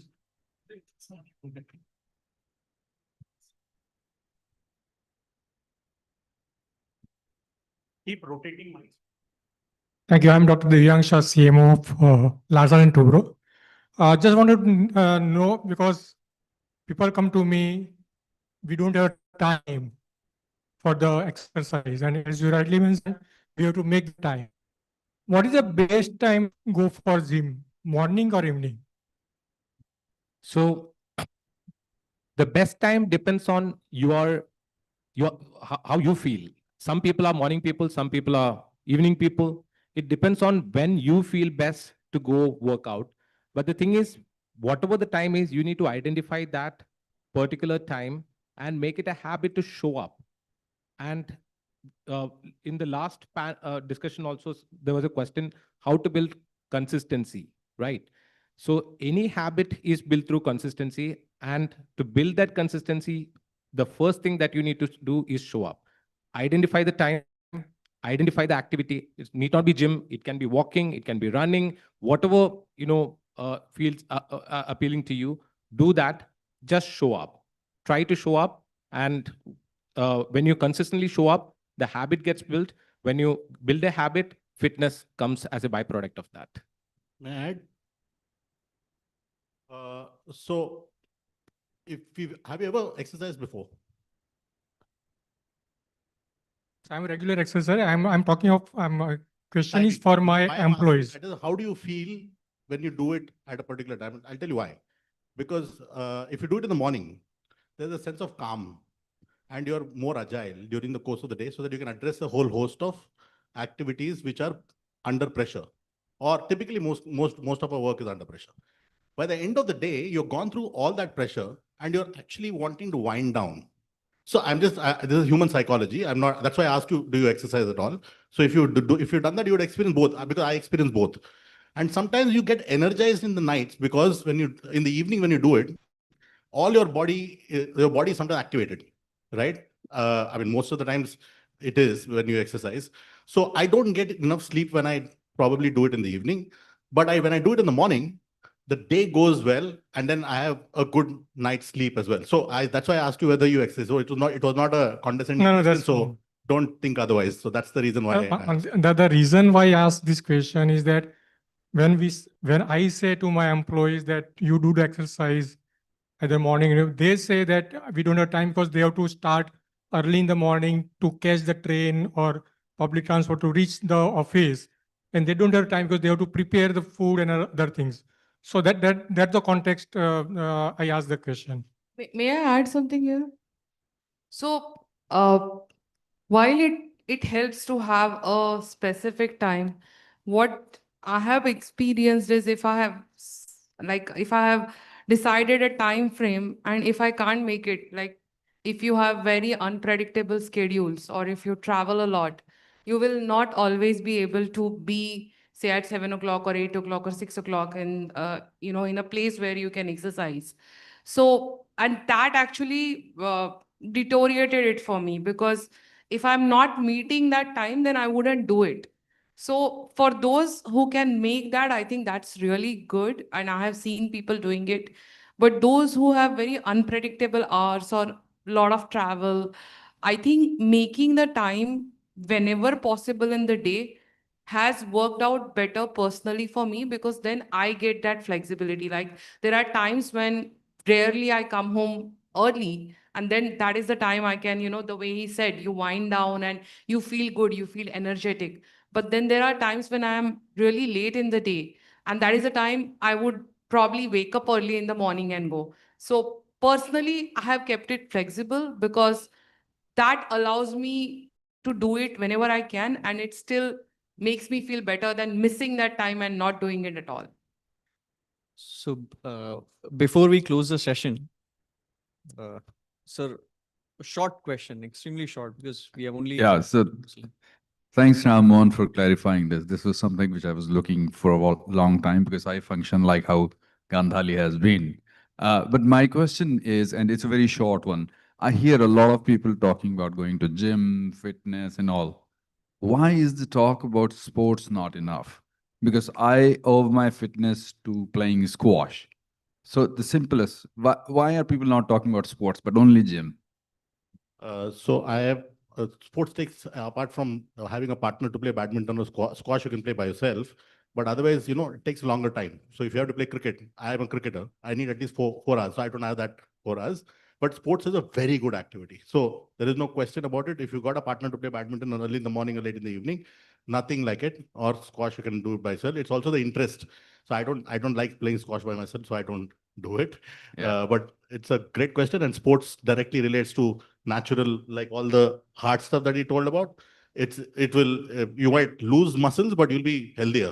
So that's the way it is. It's not about gym or anything. It's about getting up, getting out and doing something which is physically active. Sure. Thank you. Thanks a lot. Before we close the session, I have one question for Dr. Naran. Since we have a doctor here, I would like to ask him, sir, we are talking about so much of fitness and gym and workout and, being active. A stockbroker, I went to a stockbroker's office, is a big stockbroker, and equity trading, derivative trading is the most stressful job I have ever seen because people are losing huge money there and, that the kind of stress that creates. So he has a huge gym built in his office for traders to go and exercise, and he calls trainers and, then for medication sessions. He said, my children don't understand. He said, you tell me horse is the most fittest animal amongst the most fittest animal on earth. Why does a crocodile live 70, 80 years more than a horse? Okay, there is something called genetic composition, which is different. Why does a mosquito live one day and elephant lives for years? So it's purely genetic composition. And what you said is very relevant. And I think we missed that one point is doing everything in moderation. Huge stress, whether it is traders or whether it is, we can talk about neurosurgeons, they operate for hours and days together. You must have heard that the surgeries went on for 36 hours, 47 hours, and 48 hours. It's about moderation, knowing and understanding your physical abilities and your body, and accordingly adding more stress to it. Exercise, end of the day, is a stress. We have heard a lot of news of a lot of people, a lot of CEOs dying on treadmills. Again, like somebody said earlier also, sleep is important. Everything is important, but in moderation. Desi ghee is very good, but in moderation. Not doing it is also bad. But I'll tell you the stockbroker's logic. He told me, मगरमच्छ पड़ा रहता है, 100 साल जीता है, घोड़ा भागता रहता है, 20 साल में मर जाता है. Anyways. What do you really say? Huh? जब एक घोड़ा रेस करना तो घोड़े की गोली से भी उड़ाया. So thank you everybody for being patient. It was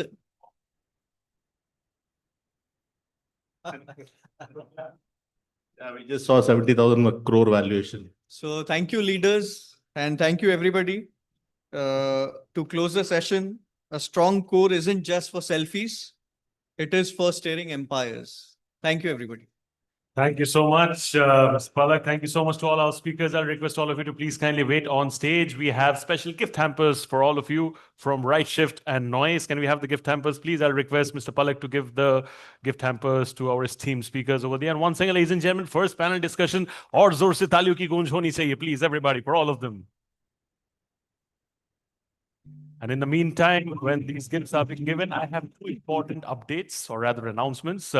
For all our winners over here, we are having the podcast bites right in the speaker's lounge. So it's your moment to feel happy, of course, and we want to capture that moment in the best way possible in the form of a video conversation. So all of you winners over here, please ensure that you get your podcast bites done. It's very, very critical, and we look forward to those videos coming out later as well. And all of you over here who have joined us in this very visionary and very, very special Rightshift Fittest 40 Above 40 journey. A lot of you are actually making it. A lot of you perhaps might have not made the cut, but there's nothing to feel, I would say, disheartened about it, because at the end of the day, it's the journey that matters more than the destination. So we have goodies and hampers as well for everybody, token of appreciation for the people who have joined us.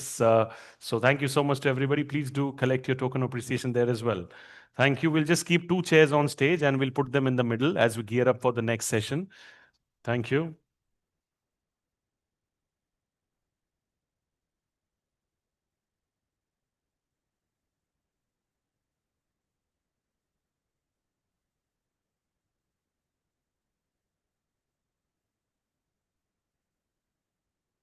Thank you. We are ready with the chairs. We are ready with the mics.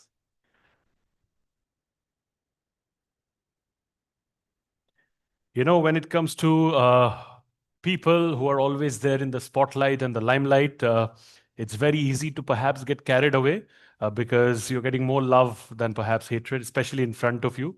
But the main idea or the core idea in that situation is to remain grounded, and not just remain grounded, also inspire others with your humility, love, passion, and the kind of dedication and discipline that you bring to the table, right? Our next speaker is somebody who exactly defines that in the true sense of the term. And I think in this introduction, the reason I'm taking a bit of a leeway is because I've had the pleasure of knowing him for quite some time. And I can say that he's not just a gentleman, he's not just an inspiration on screen, he's not just an inspiration off screen, but he's a darling of a person indeed. Ladies and gentlemen, we are going to be having a very, very special fireside chat right now. I'll quickly iterate the topic for you all. The topic that we are going to be discussing right now is discipline, devotion, and staying grounded in the limelight. And if I have to describe the person, every bit of it, whatever I said, defines him in the true sense of the term. Please give it up for the one and only Mr. Sudhanshu Pandey, actor, wellness advocate, and fitness icon, as I welcome him on stage. Thank you so much, sir, for being with us over here. And I absolutely love you. Thank you. And to join him on stage for the conversation, we have the one and only Dr. Anurag Batra, Chairman and Editor-in-Chief, BW Business World, and founder, Exchange for Media.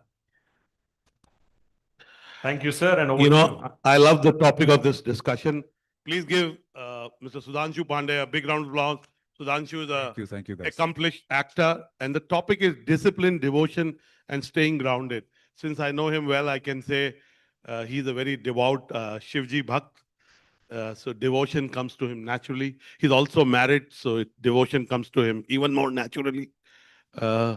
And he's definitely grounded in more ways than one. That is a tougher devotion. Yes. You I can keep surrender to God and He can bless you, but not necessarily with the wife. You can surrender to the wife, but not necessarily get the blessings. Yeah, that's what, Sudhanshu, I keep saying you have to be God-loving and wife-fearing. That's the perfect way to put it. Yeah. But let us start with your fitness journey. Of course, you're in a profession where how you look, how fit you are matters. But what also matters is the mental fitness, the mental toughness. And since the morning, every speaker, even in the panel, we talked about balance, we talked about discipline, we talked about continuity and consistency. Give us a sense of what is the kind of discipline you follow to be able to stay mentally fit and physically fit? I think I'll begin with talking about myself.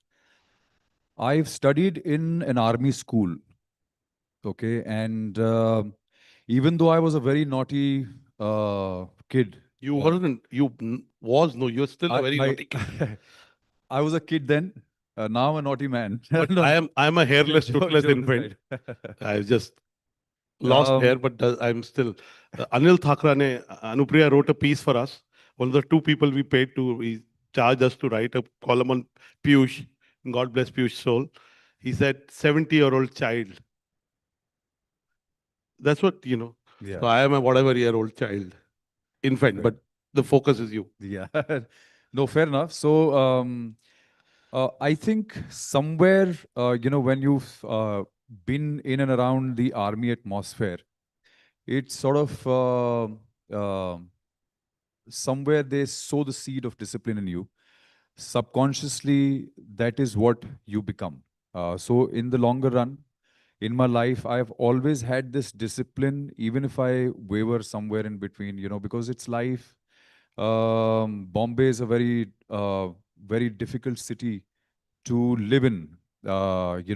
Whether you're doing well or not, if you're not doing well, you're always struggling to do well. If you're doing really well, then you're struggling to stay up there. So there's always a challenge in your life, and to be able to fight or keep that challenge going and go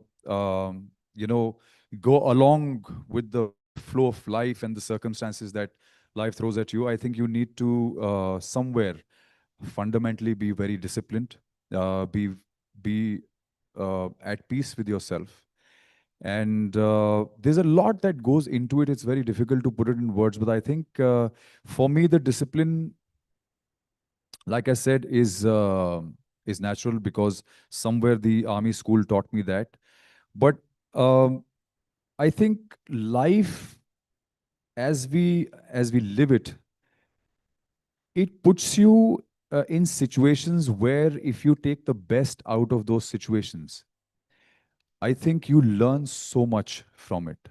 And I've said this earlier also, I would say it today, and I'll always say it, that जो सबसे बड़ा गुरु है वो ये जीवन है, क्योंकि जीवन ही आपको सिखा सकता है, कोई इंसान आपको नहीं सिखा सकता है। ज्ञान कभी भी किताबों से नहीं आता है, ज्ञान हमेशा अंदर से आता है। और एक मेरे मित्र हैं, एक्टर हैं, उन्होंने एक बड़ी खूबसूरत बात बोली थी कि जब सतयुग था, सतयुग में देव और असुर अलग अलग लोकों में रहते थे, दोनों का लोक अलग था। फिर आया त्रेता युग, सतयुग के बाद त्रेता युग आया। त्रेता में देव और असुर एक ही लोक में आ गए। फिर आया द्वापर युग, द्वापर युग में असुर और देवता एक ही घर में रहने लगे। और फिर आया कलयुग, जिसमें हम सब हैं, all of us are living in this Kalyug. और कलयुग में देव और असुर एक ही इंसान के अंदर रहता है। तो मुझे ऐसा लगता है कि हम लोग every day we are fighting with that negative in our head 24/7 every day, 365 days of the year. Dilemmas, temptations. Yeah, so many things. And Self-control. the influences around us, the circumstances, and people around us. There's so much of negativity around. So you have to fight that asur on a daily basis. And the only way to fight that is to have discipline in you. Whether it's the discipline of thoughts, the mind, the body, your exercises, your food, your eating, everything is a part of your discipline. And I would say if you become, or if you start experiencing spirituality in whichever way possible. There are a lot of ways people experience spirituality. There is no particular definition, but I think as long as you get in touch with your own conscience, you start to become spiritual, because that is your spirit inside. And when you get in touch with it, I think it starts to discipline you automatically. And I think the key to everything in the end is discipline. I know that you are disciplined. It's not something you're staying in. You believe in everything you're saying. But tell me a couple of things, 3 things that discipline has taught you about success. I think what success has taught me is discipline. Because if you want to sustain success, you have to be disciplined. I mean, obviously, you have to be disciplined to be there, to get there, or whatever. But sometimes luck can be very, very kind to you, and you can become successful. But you can't stay successful if you're not disciplined. So I think what success has taught me is discipline. And discipline comes from there, because I know if I can't keep my discipline going, I cannot sustain my success. So that is how I looked at it always. And again, one of the things is to switch off. We're too busy. How do you switch off and stay calm?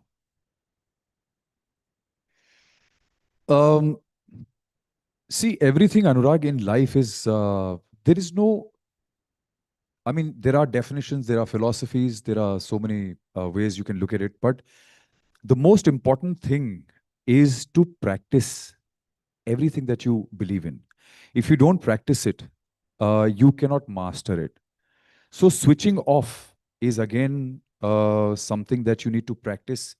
जैसे हम लोग हिंदी में अभ्यास कहते हैं, वो अभ्यास बहुत जरूरी है.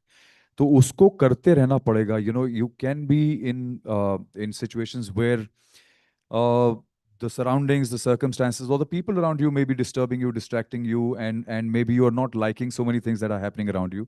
And you may want to go and slap the people, or slap the situation, or, kick somebody, do all that. But I think what you need to practice is switching off, disconnecting from whatever, because nothing is permanent. You have to tell yourself that everything is a passing phase. Everything is just, time takes away everything, whether it's pain or anything, And the emotion. And the experience, the emotion.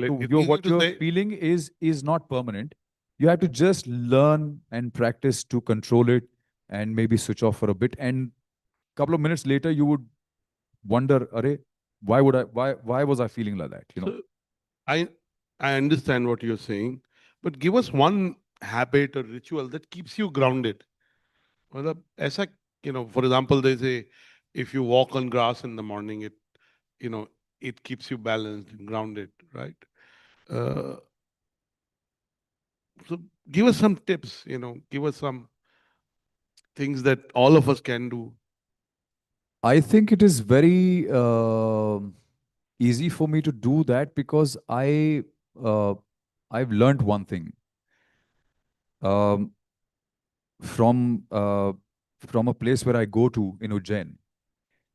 There is a temple about 2,500 years old, which most of the temples are in Ujjain. It's called Vikrant Bhairav, and that temple is inside a shamshan. So every time I go there, there's always कोई ना कोई वहां पे चिता जल रही होती है, 2 जल रही होती है, 3 चल रही होती हैं. So when you go to the temple, you look at that and you see what you become in the end, right? That grounds you. That is where I get my ultimate answer from. We came from nothing, we go into nothing. मिट्टी से आता है इंसान और मिट्टी में ही चला जाता है. So that just humbles me and that makes me a complete शून्य. मुझे मालूम है कि शून्य से आए हैं, शून्य में ही जाना है. Whatever is there in between, you have to overcome it. You have to learn to be happy. You have to understand this is life. This is also a passing phase, and we all have to do our कर्म, जिसको हम लोग कर्मा बोलते हैं. कर्म करना है, अच्छा करना है, so that when you go away or when you're going, you should have a smile on your face that you led a good life, you lived a good life. And Sudhanshu, I lost my mother a year and 6 days back, and I finally realized what mortality is. Though you go to other such occasions, but it doesn't hit you like it hits you when your mother goes away. So I know what you are saying. My last question to you is, Mr. Mehta also talked about consistency, the power of compounding,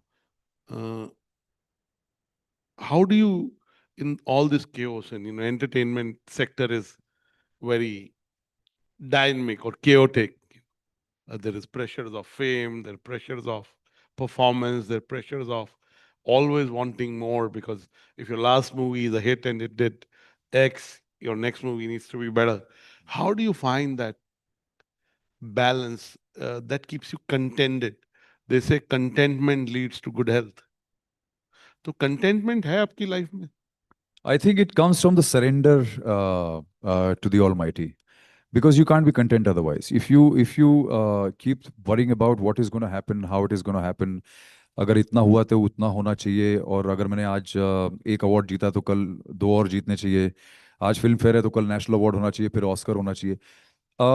If you start thinking about that and if you are in that race, then you can never be content. And I think the only way to be able to get away from that and still be able to achieve it is when you surrender yourself to the Almighty, which is what I did. Like, I mean, you know that I surrendered to Mahakal almost 2 decades ago. So one thing I am reassured of is that whatever will happen thanks to him. He will take care of it. I'm surrendered to him. This life is given to me by him.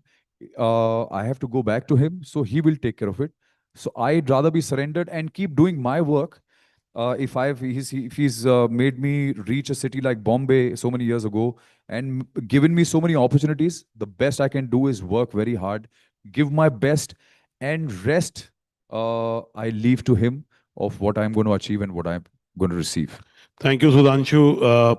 We can take 1 or 2 questions for Sudhanshu. If anybody has a question, Prachi Shah has a question. Prachi is a Reiki healer. She's an energy. I met her 20 years back for the first time. Hi. Good morning, good afternoon, everyone. Thank you, Anurag. In fact, Anurag and his team, we go back like 20 years ago when I was in the world of media, and now I'm a healer.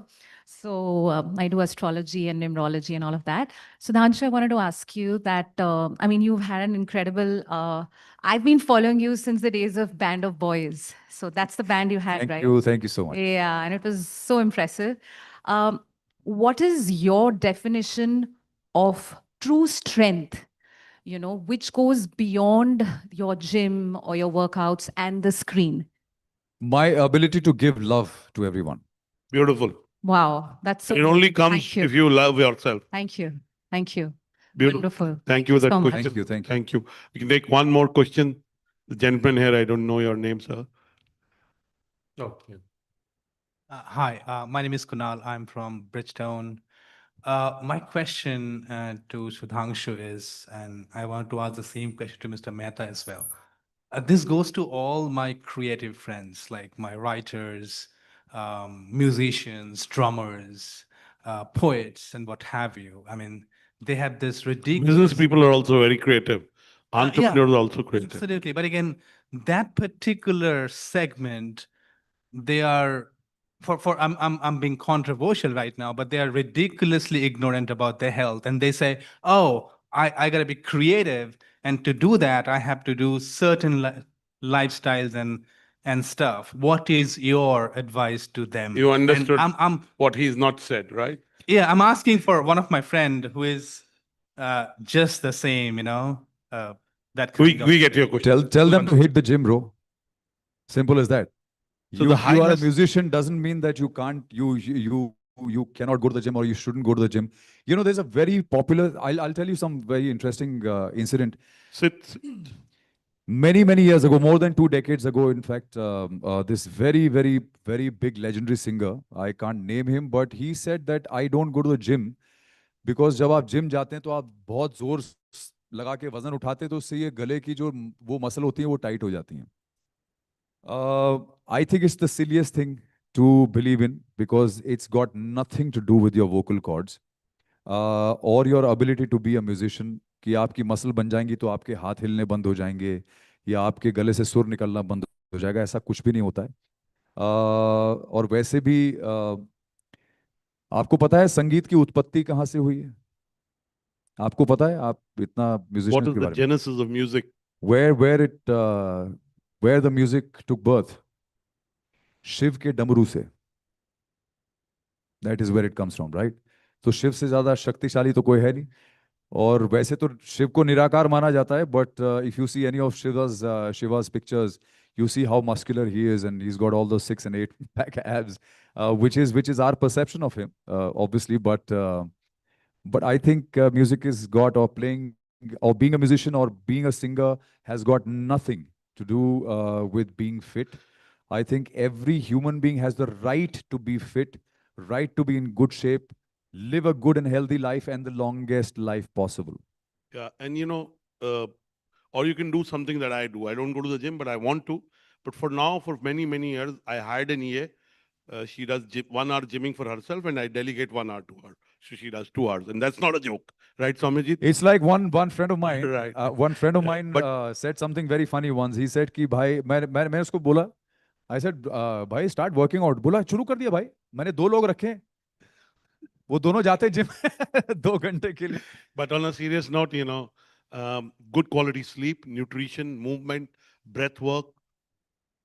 If you can do that and walking, I've lost 10 kgs. I have a long way to go. Maybe lose another 15 kgs. I think sleep and walking are very important, and nutrition. That's why Rightshift and its products really. And Mr. Puri sent the products to me when they launched it, and I started buying the salty stuff, not so much biscuits on my own. So I think nutrition is a big, again, the thoughts. But as I said, comparison, social media, jealousy. अगर आप खुश रहेंगे ना जो भी मिले, while you strive for more, I think that creates its own positive energy. Santushti, contentment also leads to creation. If you're contented, you'll be happy, you'll be grounded. That's why if you're emotionally grounded, you're centered, I think you'll do well in every area of your life, whether it's your relationships, whether it's your work, whether it's your colleague. And sleep, trust me, is the most underrated. If one thing Dr. Mehta said, Mr. Mehta said, the only thing I'm not guilty about is oversleeping. I'm the kind of guy who works on Sunday every day. The only thing I'm not guilty of is spending time with either my parents, now my father, my wife, my children, or sleeping. Everything else, if I do a little more or a little less, I feel like I've not done right. So oversleep, that's something you're nurturing your body. The more you can rest your body, mind, you'll do well. So thank you, Sudhanshu. My last question to you. Are there other people that you look up to who are healthier than you? And I'm not talking in terms of body shape and physique and the traditional BMI parameters and blood reports. But are there people you look up to and say, they're so happy, healthy, and, they've lived a balanced life, so to say?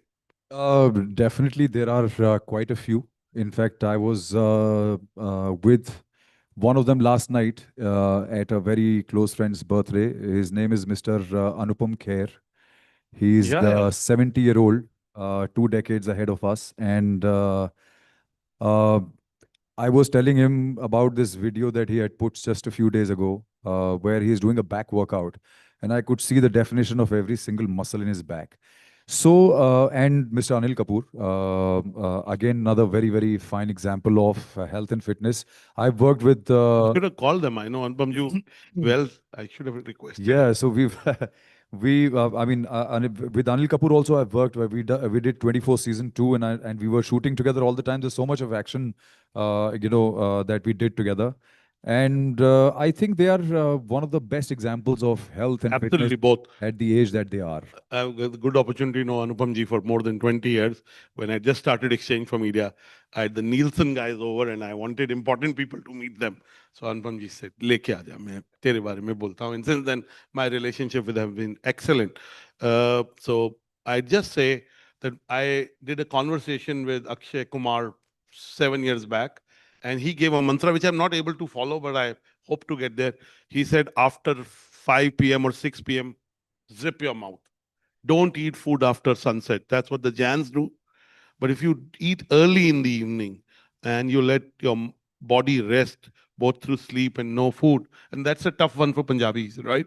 I used to eat my dinner at 9:30. I now eat it at 7:30, but I need to get to 5:30.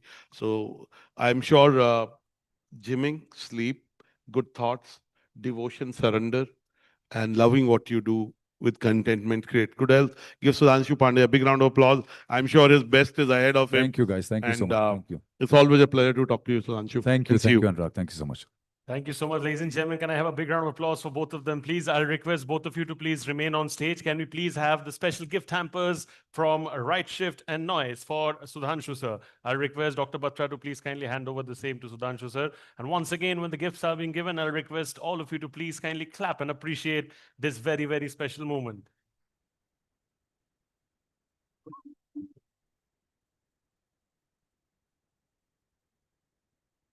Thank you so much.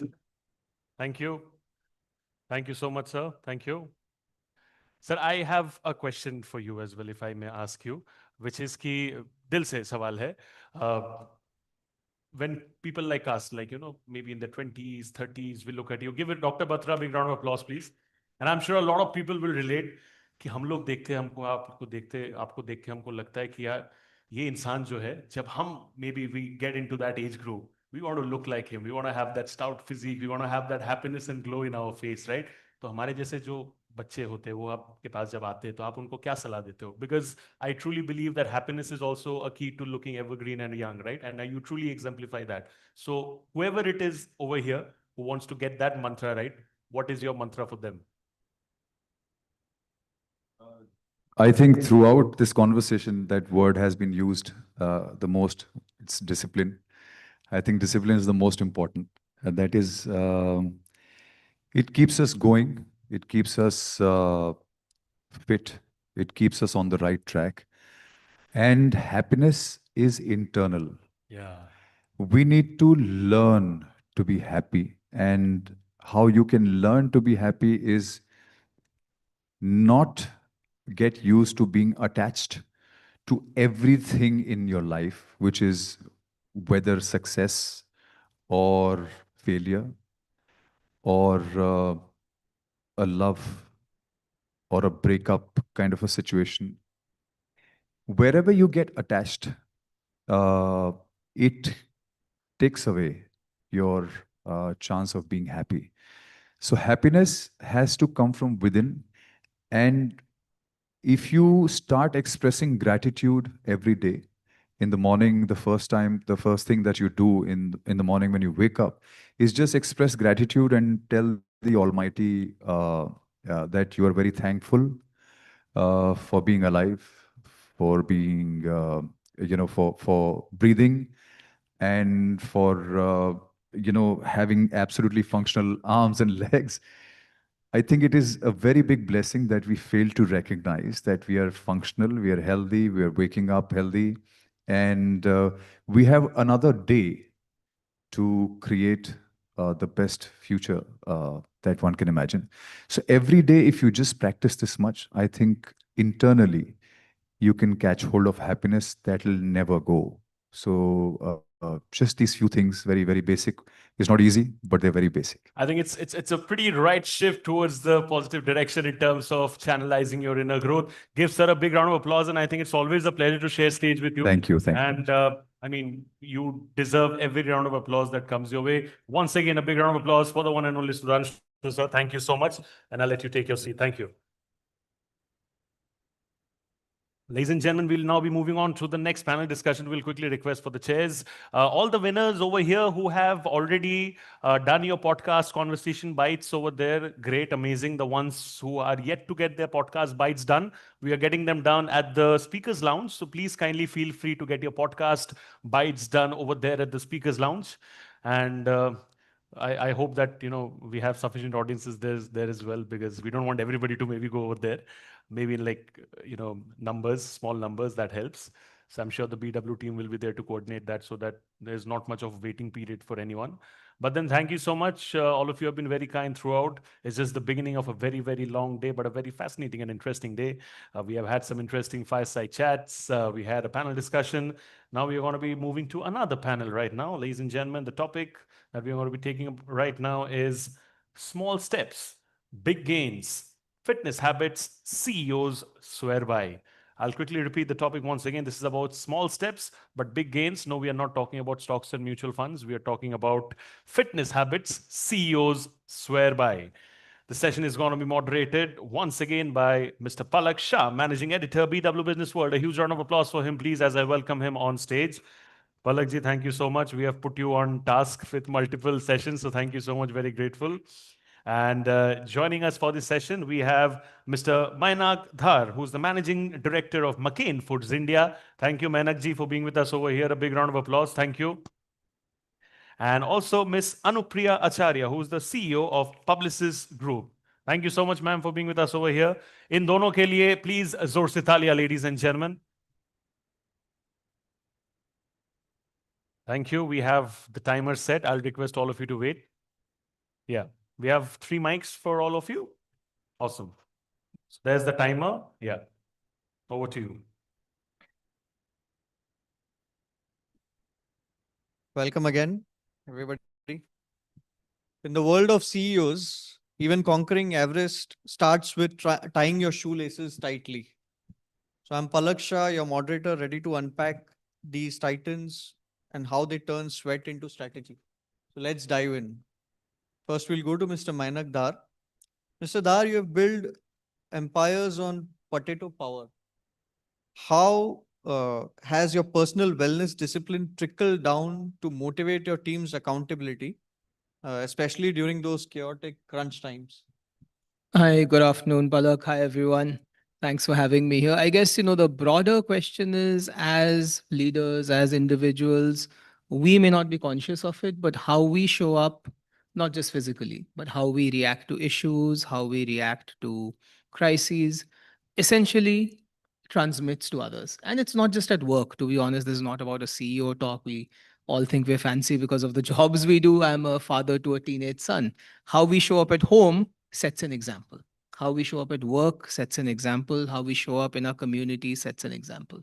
So I think the broad answer I'd give to your question is ultimately how we as individuals react through mind, body, and soul ultimately impacts everyone around us. And that's what ultimately, creates culture at work. That's what creates an environment at home. So that's the biggest thing which I try and focus on, which I try and think of how do I integrate all three? It's not just about being physically fit. It's not just about being good at your work. It's not just about having energy. It's how do you integrate all of those three to provide the right atmosphere, whether it's at work, whether it's at home, whether it's in other groupings I'm in. Great. We'll go to Miss Anupriya. Amidst the creative chaos of advertising agency, what simple hack or system do you swear by to stay consistent with wellness, and follow those client deadlines? Very apt question, I must say. Firstly, thank you very much for having me over here, and I think it's a brilliant initiative. So it's a pleasure to be here for me. Thank you. Coming to how I manage myself so that we can lead the creative chaos that is there in the organization all the time, and something which we all revel in. I think that's the culture of advertising. For me, there's the thing that helps me most is to get up and get going. Which essentially means that I definitely lock in a high energy session, a workout right in the morning. It could be anything, but I almost always start my day with that. It brings on the energy, and it also strangely brings in a lot of calm and positivity. Everything that is required in office to manage an operation where anything can hit you anytime, and you need to take decisions really fast and stay calm under pressure. And like you rightly said, ours is a solutions industry, so there are a lot of client pressures. The only way to stay ahead of that is, one, if you can lead yourself, and you can proactively create time for the disorganized day that you might end up having. So that's what really helps me. I ensure that all of this is out of my way right in the morning. So, I've been a journalist for 20 years, and I'll tell you, advertising, what goes on in advertising offices comes quite close to what goes on in newsrooms and, Correct. media offices.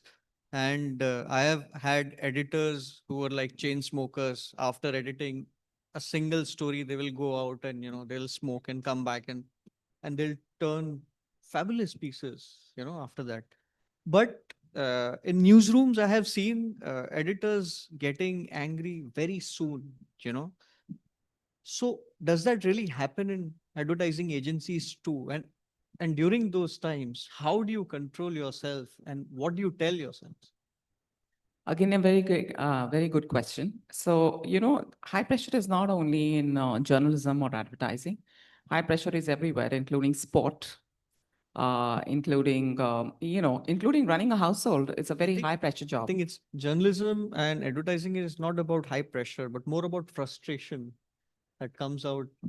Again, I would argue as a woman, I can argue that there's enough frustration when you're raising up a kid as well. When you're a mom to a young kid, you can have a lot of frustration.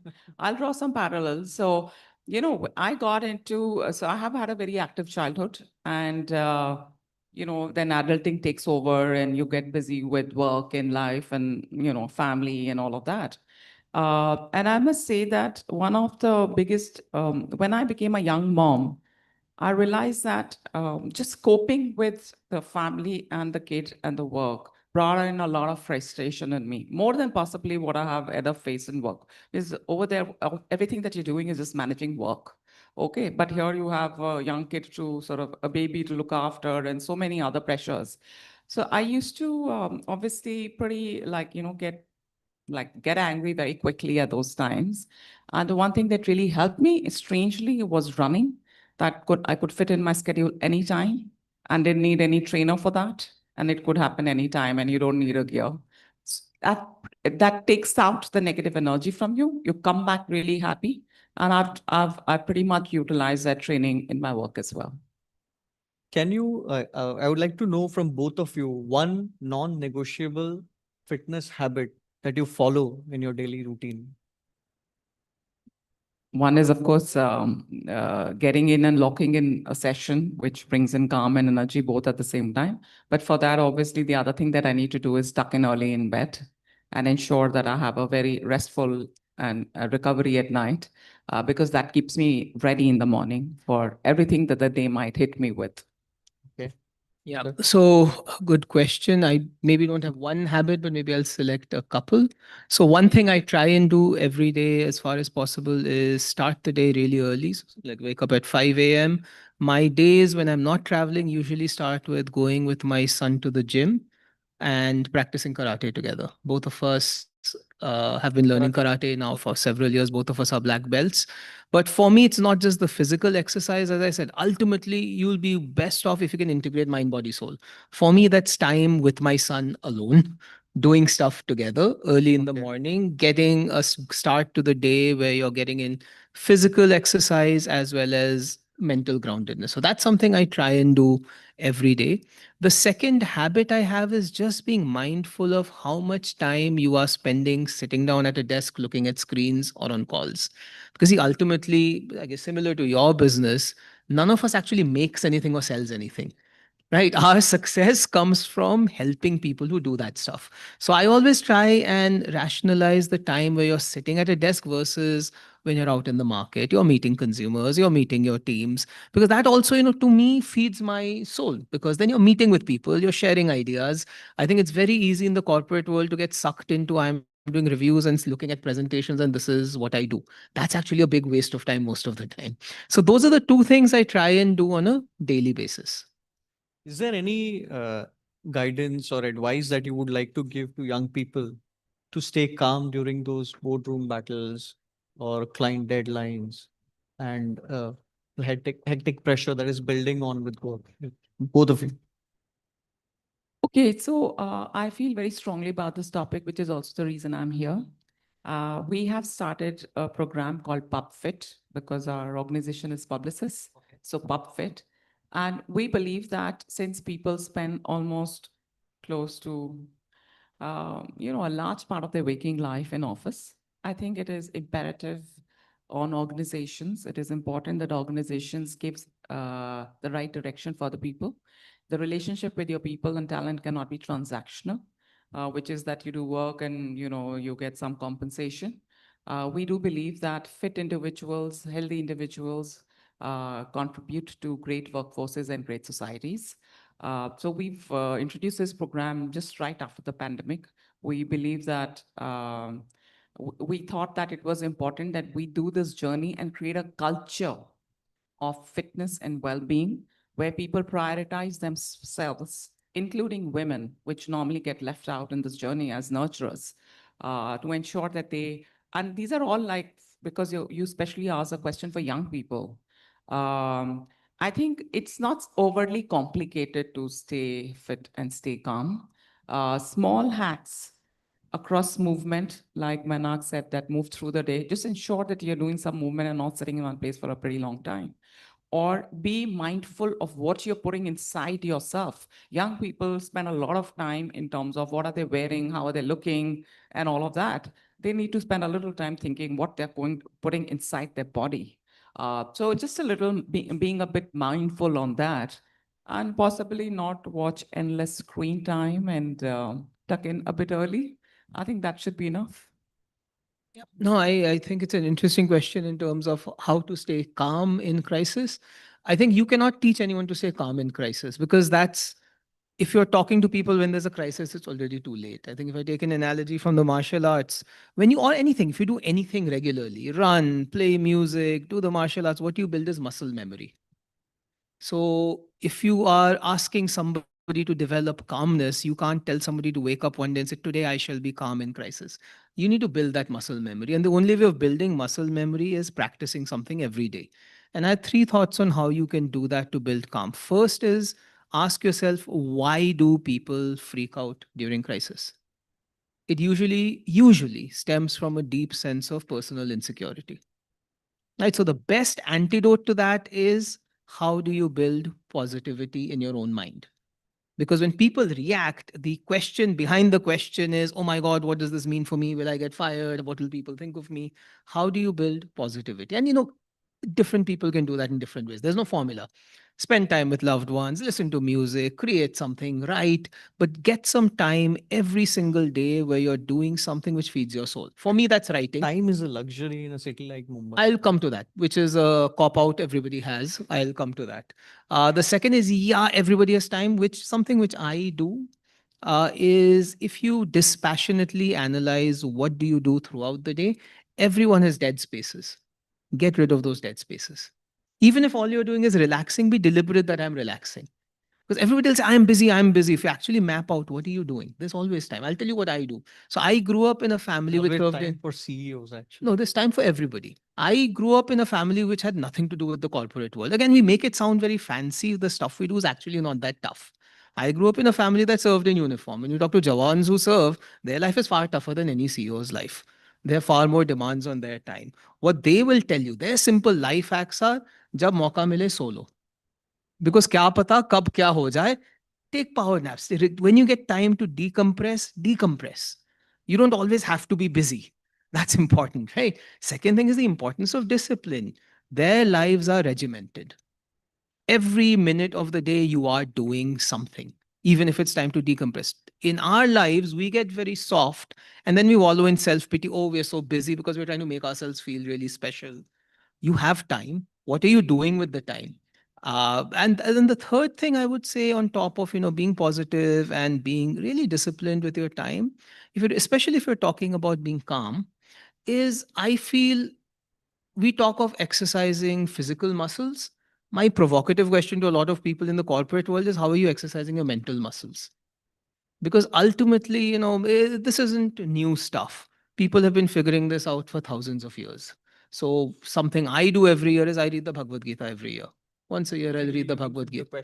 You Yeah. reframe the question. How do you unwind yourself? Yeah, how do you unwind? And it's not just unwind mindlessly, it is actually enrich yourself, which can be having meaningful conversations with somebody, which can be spirituality. So for me, I do read the Bhagavad Gita every year because I think there's a lot to be learned. People were dealing with these issues thousands of years before corporates were invented. Yeah, every time it comes up with something new. Yeah, and I think that's where I would encourage people to get beyond the crisis, day-to-day work. Ultimately, as people, we all need that. We need to nourish our bodies, nourish our minds, nourish our souls, and have the discipline to find time for it. So that brings me to a question. Is spirituality the best exercise that you can do during the day to unwind yourself? Or as he says, its motive is not only to unwind, but to enrich yourself. What's your take? Well, I haven't gone into any journey of spirituality, so to say. But I do believe that whatever you do, you should do it very mindfully. And so and there is a time for everything. So if you are at work, you are with colleagues, you are with clients, you are meeting deadlines, you should be fully present there so that you bring your best version of yourself to whatever you're doing. And similarly, for example, like Manak as well said, let's say you are reading a book or you're spending time with your child or you're spending time with your friends. You need to be mindful over there, not be half present. And to me, that equals spirituality and not necessarily that whether I have, I'm doing breath work, I'm like focusing on what is the present and all of that. So that's what I really do. Okay, we'll wrap the session here. And if the CEOs, can find time for fitness in the frenzy, what is our excuse? Thank you. Thank you so much.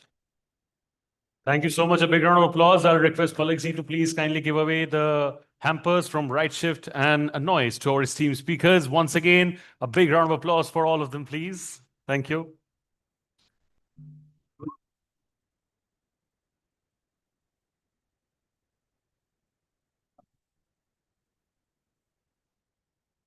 Just getting the other one. Then we'll do a nice group photo with all three of you.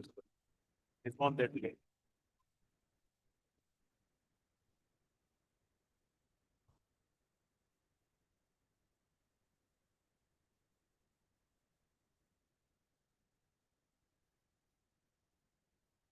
So much. Gentlemen, this is about Rightshift. Can I have a nice group photograph of all three of you with the gift hampers?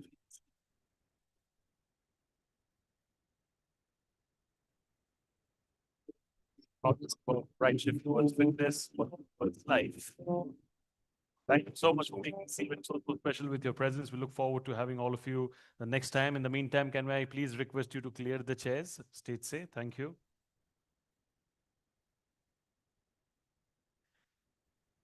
You know, it's not just about fitness is a task, right? In terms of I would say activity, we do different exercises, etc. So when we're talking about fitness, how can we actually just limit it to conversations? So we actually have to get into the real scheme of things, right? So we have planned little engagement activities. Baad mein we'll be doing a nice little quiz as well on fitness. There's some exciting goodies and hampers from Rightshift and Noise that's awaiting the ones who are giving the right answers. It's almost like a rapid fire session. Whoever raises their hand gets the correct answer. And I discussed in the very beginning as well that it's not about always getting it right. Even if you get it wrong, the attempt itself matters the most. So we'll be having all that stuff. But right now we have a very special engagement activity. This is going to be a nice session on the power of AUM, which is aligning breath, body, and being. And to get this thing going for all of us, I would now like to request Ms. Saloni Rajawat, who is a celebrated yoga educator, to please kindly come on stage. Can we have a big round of applause for her, please, ladies and gentlemen? Thank you so much. Pleasure to have you. Thank you.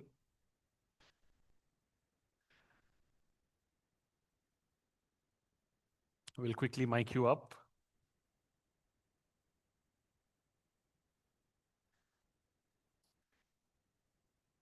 You want a hand mic? Sure.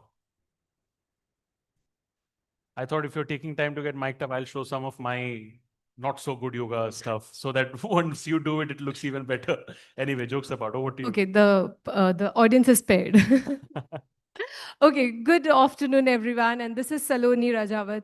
And here today, I'll start with a small story. So this is about a kid who is almost 2.5. And the doctor suddenly replies to her parents that you can take her home because this disease is incurable. And the disease was getting worse day by day. And you know moms, right? They will never lose hope. So one fine day, that mom with the kid, she started chanting something in her ears every day. And copying that same thing, the kid used to barely talk at that time, right? She used to copy that sound, the dhwani that she made in front of the kid. And what happened is, today, the kid is standing right in front of you, fought life, and now this is the time where I will tell you the power of Om, why and how this sound makes something very transformational, makes something very miraculous. Thank you, everyone. Thank you so much for appreciating the story. But let's start with 3 times Om and a beautiful mantra, because today, as we speak about fitness, right, it is not just about physical fitness. It is not just about emotional fitness. It is not just about mental fitness. It is also about spiritual fitness also. And here where yoga and meditation comes into the play. Okay, I want everyone to just roll up your shoulders, keep your spine straight, and let's connect to the divine sound of universe, that is O. Okay? Yeah. I want everybody to just close your eyes. And I want everyone to have a very pleasant smile on your face. Be very grateful for this opportunity. Be very grateful for this morning. With me, everyone, take a deep inhalation. Exhale slowly. We are going to chant 3 times Om, followed by a mantra. Inhale. Om.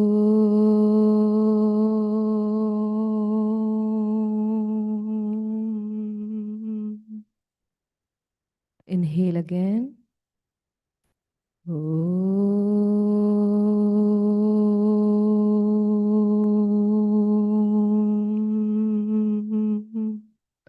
One last time with me. Inhale.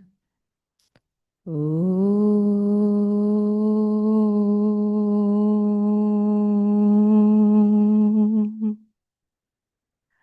Now listen to this mantra very carefully and absorb every vibration that you feel in right now.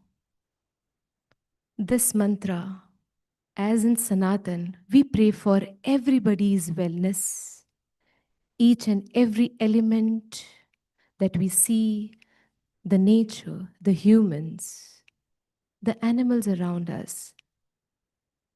Sarve bhavantu sukhinaha. Sarve santu niramaya.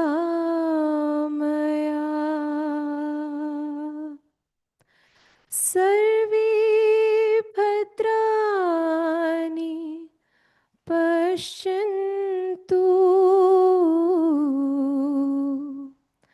ma kaschit dukha bhavi. Om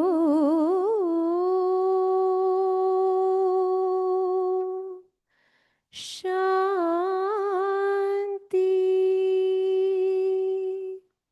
Shanti.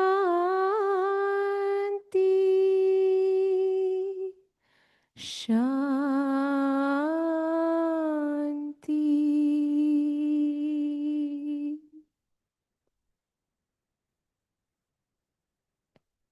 Everybody, slowly open your eyes with a beautiful smile on your face.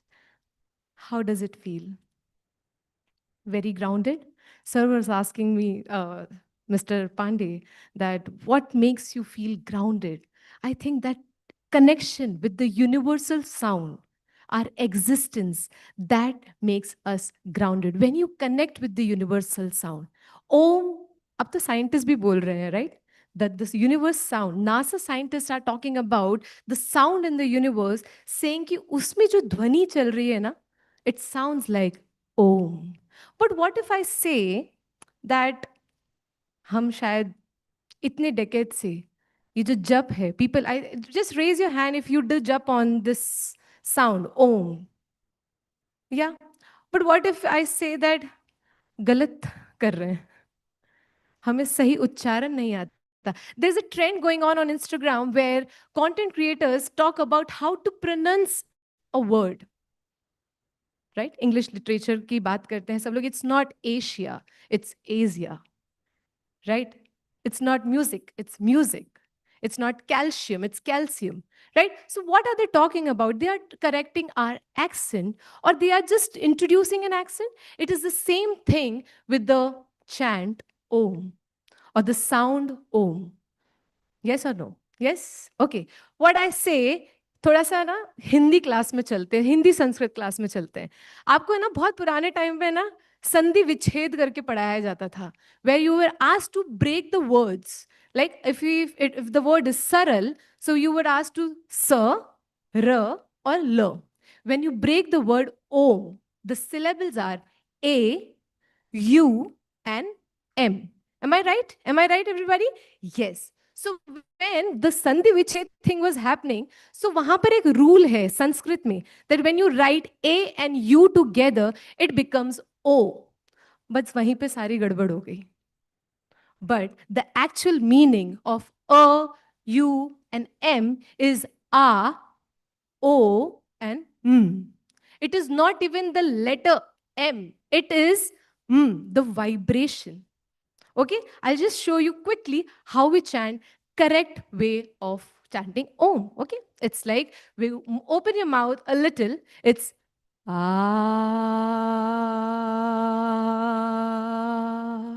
Then you lower your mouth a little. Thoda sa. Oh.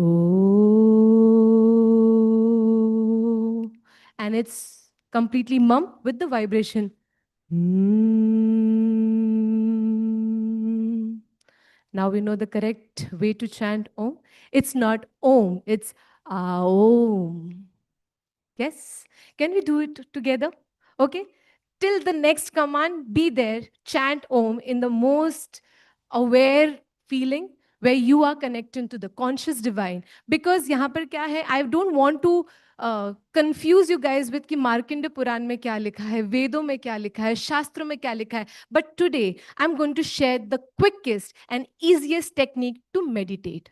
That is, the most effective technique is the Om chanting, where you look into your third eye. आपको पता है, how many chakras do we have in our body? Like people from fitness, meditation, yoga industry, yes sir. How many chakras do we have in our body? It is 7. Yes. There are lower chakras, there are mid chakras, and there are higher chakras. The A stands for your lower chakras. The U stands for your mid chakras. The vibration, the highest consciousness stands for your higher chakras. Yes or no? We will feel this vibration right here in the spots when you are chanting A, O, and Okay? One more fact to add on. We have emotional baggages in our body. Yes, where do they get stored? Our body gets, like the trauma and the pain and the suffering is stored somewhere in the body. That's why our bodies are stiff. That's why we practice yoga, to be flexible. But it is not just for flexibility. It is to release all the pain and suffering. So where do the pain and trauma get stored? Right answers only. It is the belly. इसीलिए पेट बड़ा हो रहा है.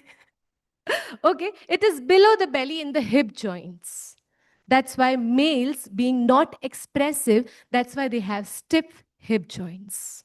That's why they couldn't sit down on the ground. Where we females, we give birth, we do all the daily chores at our home. That's why we have good hip joints. Yes, logic है. That's why we are expressive also, ना? इसीलिए emotions बाहर आ रहे हैं. That's why we are body से भी काफी flexible होते हैं. The other place that we store the pain and suffering is the heart. We get hurt, na? All our emotions come from here. And the last one is the shoulder. That's why we hunch or we slouch our shoulders, because कंधों पे वजन है ना? Yes or no? Yes, everybody? So the A releases your physical suffering. Your O releasing your emotional suffering. And your releases your mental suffering. Now we know all the logic why one should chant Aum. Right? Can we do that? Yes, you'll be with me? With the next command, don't open your eyes, don't cheat, okay? We have a food waiting for you, but still, we have some time. And this is the quickest, easiest technique to meditate. Now you can't complain that why I can't meditate. Because it's been 6 to 7 years to yoga and sadhana, and I can tell you, this is my Bij mantra, and this could be your Bij mantra also. And this can't go wrong, okay? Everybody, just close your eyes. And I want everybody's hand in this mudra. This is the Dhyan mudra. Okay? Yeah. Please keep it on your knees. Just relax on the back of the chair. Keep your eyes closed with a gentle smile on your face.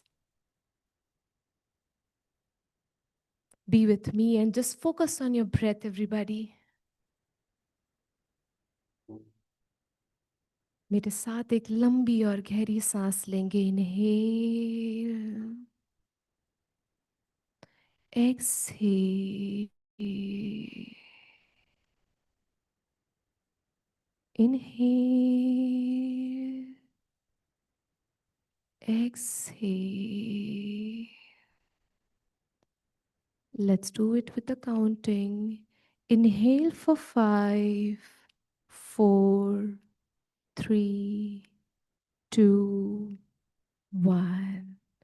Exhale for 5, 4, 3, 2, 1. Inhale for 5, 4, 3, 2, 1. And hold your breath inside. Do not release your breath. Just hold it for 5, 4, 3, 2, and 1. Now completely exhale. Exhale. We will inhale. And while we are exhaling, we will be chanting Ah, O, Do not count your chants. I'm here to guide you. Just focus on your chanting. Inhale.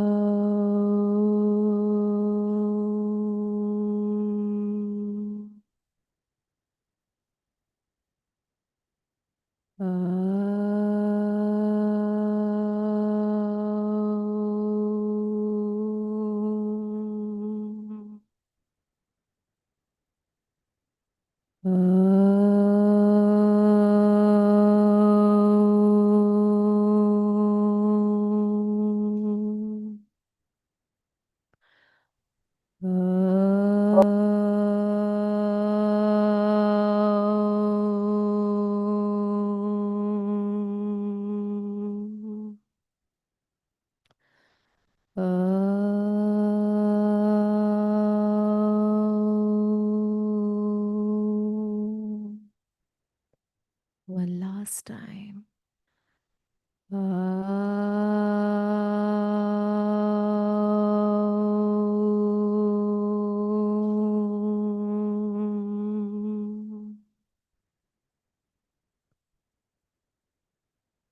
Do not disturb the state of your mind. Just be there. See how it feels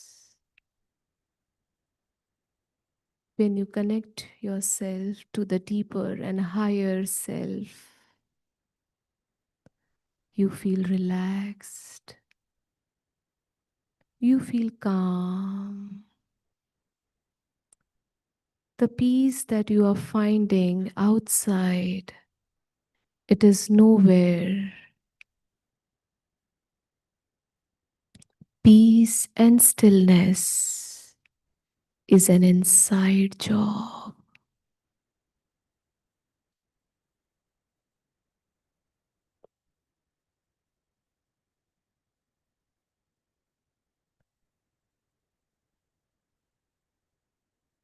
See how it feels when there are moments of silence within. See how it feels to taste peace.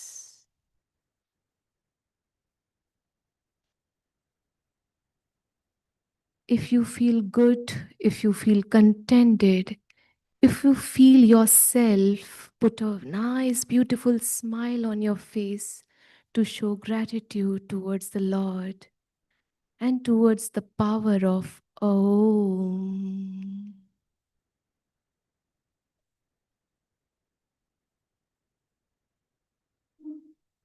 I request everyone to join your hands in Namaskar Mudra, balancing both the hemisphere of your brain. Join your palms in Namaste Mudra. And this time we are going to chant one Om and three Shantis with all your awareness, with all the happiness, which has no reason. It is just Sat Chit Anand. Inhale. Om.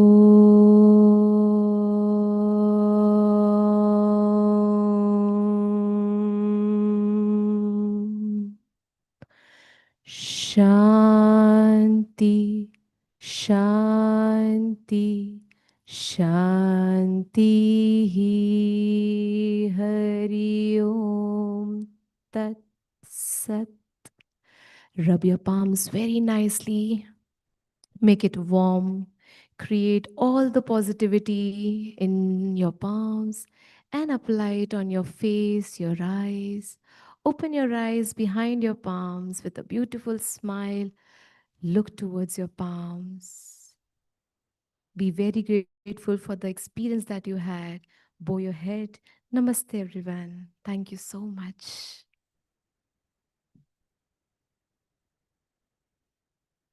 Can we have a bigger round of applause, ladies and gentlemen, everybody, for Miss Saloni?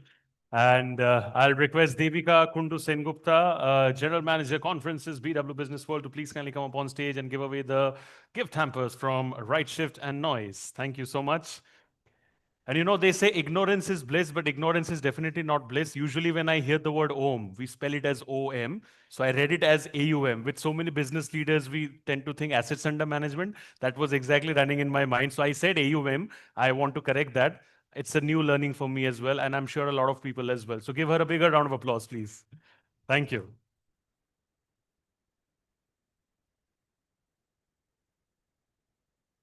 Do a nice photo of both of you. Can we have some appreciation continue? It's a full house.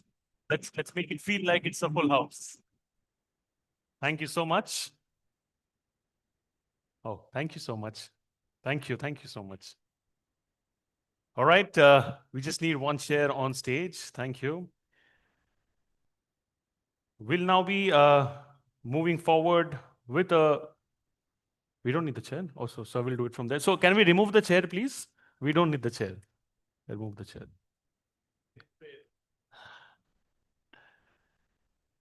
Yeah. Table also please remove. Just a bit of a request and update. All our winners who have not yet got their podcast bites done, please kindly get it done. It's happening at the speakers lounge over there. We don't want to miss out on those amazing inspirational videos. So please, if your podcast bite is not done, please kindly get it done. Thank you.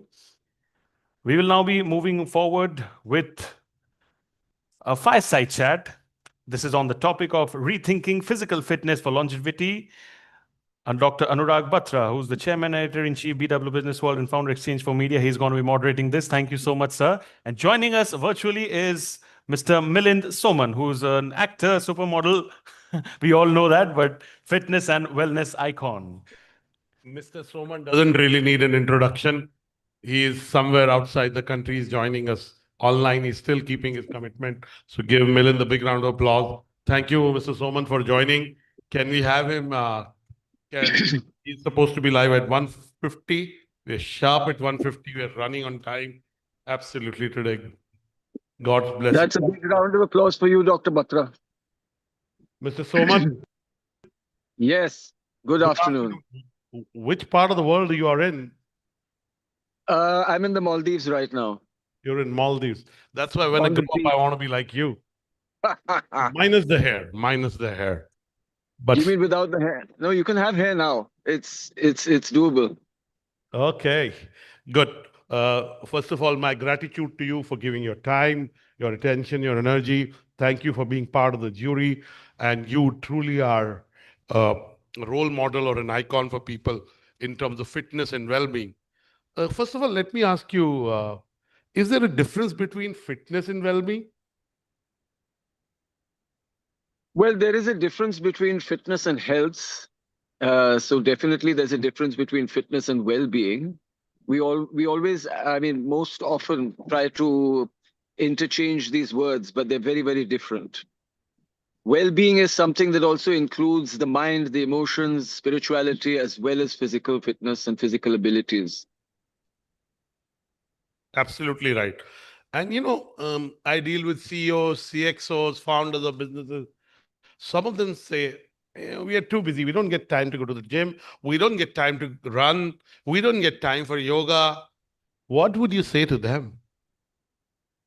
I hear that all the time. And it's, if they don't have time for themselves, I mean, what can anybody tell them? Because when you say you don't have time for better habits, to lead a better life, to be happier, to be more content, to be more, to be able to give more, then what are we doing here? Absolutely. So I say that if you cannot be 100% yourself, physically, mentally, emotionally, you can never give 100% to anything, not to your relationships, not to your business, not to your job, not to anything. Totally with you. Now, give us 3 habits that you have adopted for lifelong fitness and well-being that, you know, we have almost 150 people in the room that they can adopt. You know, some tips on health and well-being. But there are many habits that can be adopted that will improve your life, will improve the way you think, will improve you physically, emotionally. But I'd say number one to me, and this started very early for me in life when I was maybe in my teens, to develop better self-awareness, how my body works, how my mind works, and to understand those things. What are the weaknesses that I have mentally, emotionally, physically, and to work on those weaknesses. So that, according to me, is something as a habit one must build. And the way to build it into a habit is to question yourself at every moment as to the choices that you make. Why are you doing this? Why are you thinking this? Why did you say this? And to introspect according to those answers. You know, so honesty with yourself and self-awareness are the first step and the key to well-being. Beautiful. And you know, what is that one thing you do daily that you see other people underestimate? Something which is very simple that you do, and you know, it is underestimated overall. Well, I don't think any of these things are underestimated. You know, we all know. We don't need gurus to tell us what to eat, that you need positive thinking, you need to eat nourishing food, healthy food, fresh food, not packaged food. We all know these things. You know, so for me to say that the one thing that we need to pay attention to today because of our dependence or our addiction to entertainment is our sleep. We need to pay attention to it, because to sleep at the right time, to get quality sleep, you can't just say, oh, I sleep by 3 in the morning, but I wake up early and I'm refreshed. It is not really quality sleep. So to develop the habit of quality sleep, I think cannot be underestimated. Beautiful. I think that's something I personally resonate with. And at every conference that I go and speak, I talk about the value of sleep and I follow that. Now, this is a initiative about health, fitness, and well-being above 40. Right. What is your message to anyone starting their wellness journey now after 40? It's even more important, I guess. It's always important, but you need to be even more conscious of what you eat, how much you sleep, what is the movement, what are your thoughts after 40, because aging sets it. But like I said earlier, self-awareness is the key. If you don't know about yourself, you haven't learned in your younger age, then you need to start now. And the advantage now is that you are smarter. You have more experience. You have more exposure to the world. You understand the world probably a little better. You also understand what you want from life, maybe with more clarity. So the thing to do is, if you want to start on a journey and you think this is your first step, understand that every step you take is a learning experience to self-awareness. Whether you're running a marathon or taking your first 100 steps, it is a learning towards self-awareness so that you can make better choices for yourself as you progress. Because we have a lot of generalizations that these are good things for people, these are bad things for people, you must do this and you must do that.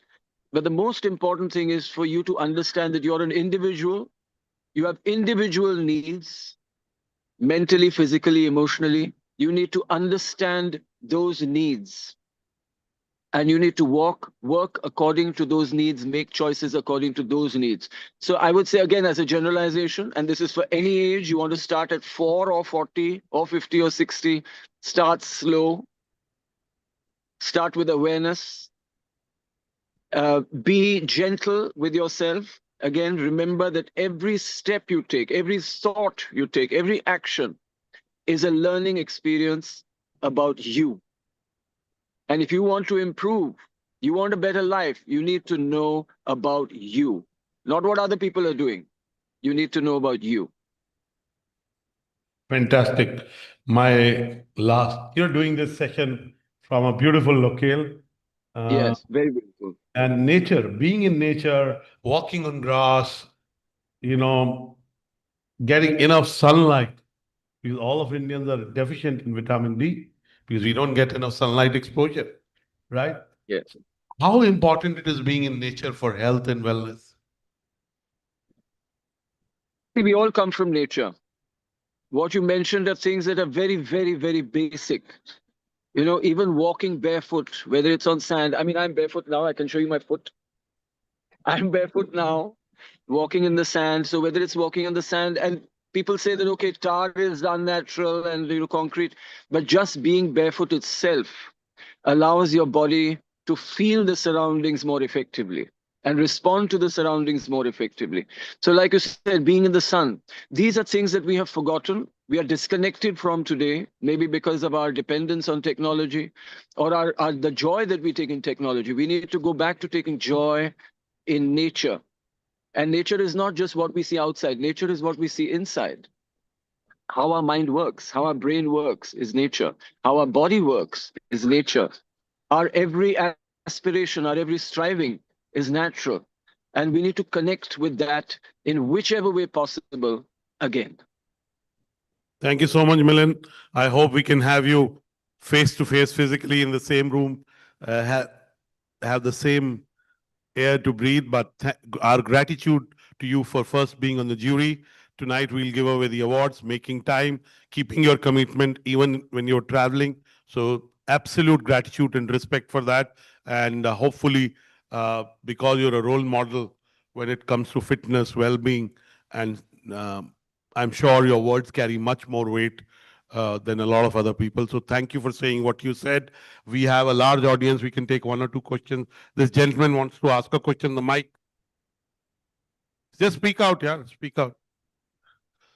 Prashant, mics have to come faster. 1 second. Hello, Milan sir. I hope you're able to hear me. Yes, I can hear you.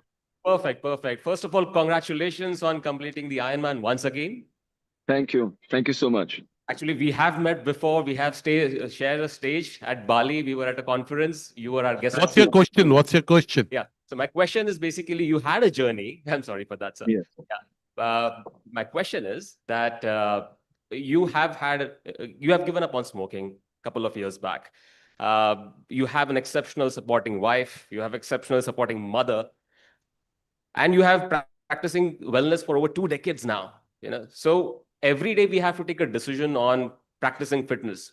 So what are the key pillars you would recommend that everyone of us should practice? What's your name and what do you do? My name is Aditya. I own a firm, wealth management firm, which practices fitness in health. Thank you. And finance. Got it. Yeah. Thank you. Mr. Okay, so Soman. just a couple of corrections there. I stopped smoking 25 years ago. Great, sir. And, I'm a fellow Ironman, by the way, sir. I am excellent. a fellow Congratulations. Congratulations to you too. And my fitness journey, so I've been in it since I was a child. So it's more than 50 years now, which has given me a lot of experience for myself, which I'm grateful for, and also to my parents because they encouraged it. And yes, my wife, because she wanted to do the Ironman, I did the Ironman again to accompany her. And so very supportive. And my mother, of course, has always been inspirational to people of all ages. She's 86 today. She's still hiking. She does yoga every day. She skips. And skipping is something that is not usual when you're above 80. So yeah, it is. I mean, I have been, I would say, very, very lucky and in a good place. I think that there are 4 very simple things that you need to pay attention to. One, as I mentioned earlier, is sleep, quality sleep.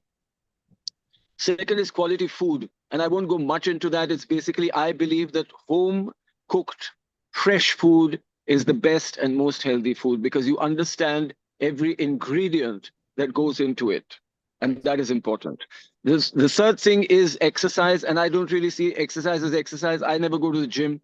I see movement as something that is much more important because movement makes you understand what is important. You know, whether are you able to sit on the ground? Are you able to sit and get up from the ground easily, comfortably? Are you able to have natural movements comfortably? That is important as you age. Then you can push yourself, of course. But natural movements that you're meant to do, that your body is equipped, your abilities, you should not lose the abilities that you're gifted. Those are the first things. Thank you so much. Fantastic, Thank sir. you, Aditya. I am an award winner today, sir. And I promise to you, I've just turned 40. I'm going to copy your lifestyle word by word. Are you married? Step by step. Are I you- am married. I have a lovely wife. Don't copy everything. And I have a lovely mother as well. So I'll copy you everywhere. Got it, Aditya. One more question, last question from the gentleman here. Get him a mic. Hi, Mr. Milind. Hello. What's your name? What's your name? What do you do, sir? My name is Tirthankar Mukherjee. I represent a company called Fibroplastic M India Limited. We are a private limited company making EPC. Got it. Question. Mr. Milind, do Yes. you ever get sick? And the second question, how do you come out of that? With using natural means or go to the doctor? Good question. Okay, so all four of my grandparents were doctors. And I think what I learned from them is never go to the doctor. I mean, it doesn't mean that doctors are bad. It's just that keep yourself healthy, respect your body, respect your mind, have good habits so that you do not need to go to the doctor. So I'll tell you, and I must knock on wood at this time, that I'm never sick, not even a cold, not even a cough. Even if I do have a cold and cough, it will probably last for a day. That's it. I mean, I had COVID like a lot of people did. I had COVID 2 or 3 times, but it was not symptomatic. It was quite easy for me to get out of it. I think the biggest achievement that I have had, 2 of them. I mean, people talk about Ironman and running from Delhi to Bombay and all of that. But I think 2 of the biggest is, one, I have been the same weight from the age of 19 till now. That's more than 40 years, which is about 78 to 80 kgs. And the second thing is, after all the things I've done in sport, I have never, ever had a sports injury. Even while running or doing Ironman or doing Ultraman or, whatever I've done, I've represented India in sports, in swimming.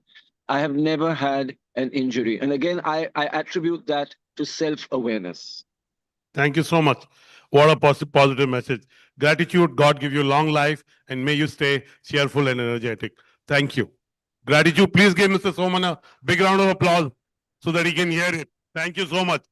Thank you. I wish you all, and Dr. Batra, thank you so much for inviting me, and I wish you all there health and happiness always. Thank you Make so the much. right choices. Make the right We've choices. not lost one person in spite of your being online. Everyone in the room, not one person. That speaks volumes about the fact that people did want to have a conversation or watch you in a conversation. Thank you so much. And I'm a doctor, but I have PhD, permanent head damage, but not like, I'm not a medical doctor, but you can meet this doctor, but he's talking of other doctors.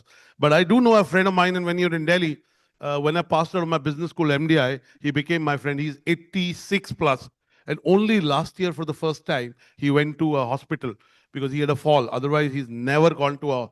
So I'll make you meet. His name is Mr. Daksh Bhardwaj. And so he's like you. I mean, he had a fall last year, so he had to go to a hospital. But he explained to me, and we should have got him here. Please give Mr. Soman a big round of applause. Thank you so much. Thank you, everyone. Thank you, everyone. Thank you. Thank you so much, Dr. Batra. Thank you so much, Milind sir, for joining us over here. And it was truly a pleasure. You joined us virtually. We're very happy. I hope we could make it in person. Yeah, and we'll send him his Rightshift and noise stuff. Exactly Thank you. what I wanted to- We have lunch. We kept to time today, to the T. We have a panel before lunch. Okay. Okay. Devika won't give you any lunch till if you don't sit through the panel. Thank you, sir. Give Dr. Batra a bigger round of applause, please. So I'm sure the message will go that we will be sending the gift hampers from Rightshift and Noise to Milind sir very soon at his home. We'll now move on to the next panel discussion.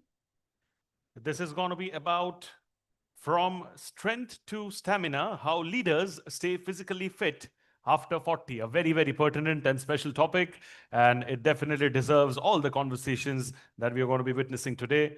So thank you so much. And once again, a gentle reminder, especially to the ones who joined us very recently, we are having the podcasts over there at the speaker lounge for all the winners who are winning today in the evening, the awards. So please kindly get your podcast bites done. Short little bites, not like long format conversations, but 10, 12-minute conversations, but impactful conversations that speak volumes about your journey and growth. So we will be doing that throughout the day. So thank you so much. And we'll now move on to the panel discussion. And this is going to be the ultimate panel discussion before we break for lunch.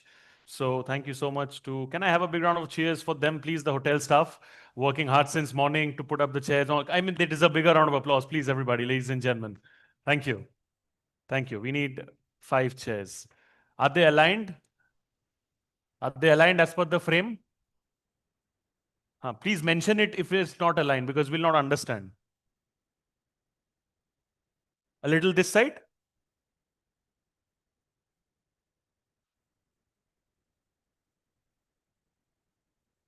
Fine? Thank you. Let's keep the mics, please, quickly. So, from strength to stamina, how leaders stay physically fit after 40. We have some incredible speakers joining us over here. I would like to welcome them. We have Dr. Akshat Chadda, who's the general physician and a lifestyle medicine expert. Can I please have Dr. Akshat over here on stage with me, please? Do we have Dr. Akshat around? Oh, yes, yes. Welcome, sir. Please give him a big round of applause. Thank you. I can see the fitness, the way you're running and all. Pleasure to see you. Thank you. We'll request you to take your seat. We have Mr. Nikhil K. Masurkar, who's the CEO of Entourage Pharmaceuticals. Can we please have Nikhilji over here as well? Give Nikhilji a big round of applause as well, please. Thank you so much for taking out time and being with us. My gratitude. We have Ms. Priyanka Gulati, partner Grant Thornton. Thank you so much, Priyanka ji, and give her a big round of applause as well for joining us. Thank you so much. We have Ms. Ruchi Mago, Head Human Resources and Employee Experience, Orange Business India. Thank you so much, Ruchi ma'am, for being with us over here. Please give her a big round of applause as well. Ladies and gentlemen, it's not every day that you get all the fitness leaders and corporate leaders under one roof together. So if they are, then let's celebrate it. And the session is going to be chaired on stage by Mr. Kamal Padida, who's the founder and CEO of the Good Health Clinic. Thank you so much, sir. This is going to be truly, truly interesting and a very pertinent topic. Rightshift talks about fitness above 40, and this is actually a topic that's talking about staying physically fit after 40. So over to you, sir. Please take your seats, and one big thunderous round of applause for all of them in a synchronized form, please, if I may request. People at the front, people at the back, can we please get things going on a positive note? Thank you so much. And sir, over to you. Can we please quickly update the timer for the reference of our moderator? This is going to be for 20 minutes, please. Yeah, thank you. And over to you. There we go. Thank you so much. We're all waiting for lunch, so let's dive right in. So employers in India, especially in leadership positions, they lose more than a quarter of their employees' productivity because of poor health and well-being, right? This is based on research from SHRM. It's based on multiple other organizations as well. And so it is critical that leaders practice health and wellness, and they also catalyze that across their organizations, right? So diving right in, Nikhil, I'll start with you. Help us set the stage, please. How do we connect the dots between performance as a leader, as an individual leader, and fitness and stamina that you maintain? And you work in a high pressure industry, high growth industry, pharmaceuticals. So help us set the stage for that. Yeah, thanks a lot. So basically, I mean, me coming from a pharma background, you can't sell healthcare or medicines unless you yourself have a culture of fitness and wellness. So as a leader, your physical fitness is important, but I think even more important that is your mental fitness, your emotional fitness, and spiritual fitness. We've had some great speakers here talk about it, in the last few hours. For me, I think emotional fitness, mental fitness comes first. As Mr. Milan Soman said, just a few minutes ago, that self-awareness is important, which will allow you to then become physically fit or kind of adopt an environment of fitness in your organization. We all know the benefits of physical fitness. It makes you more disciplined, it makes you more focused, more creative, more resilient, and all of that. But I think when people talk about fitness, or when an organization talks about fitness, the first thing they talk about is physical fitness. I think we should talk about emotional fitness first. We need to talk about spiritual fitness first and have a discipline in those areas of life, and then inculcate physical fitness thereafter. In my view, I think, it's often said that food is medicine. I think, food is but I think in many ways, it's more food control that is medicine. People have a kind of a love affair with food, and I think that's the root cause of most problems that we experience. So I think that is what needs to be controlled. And I think that's a very nice segue.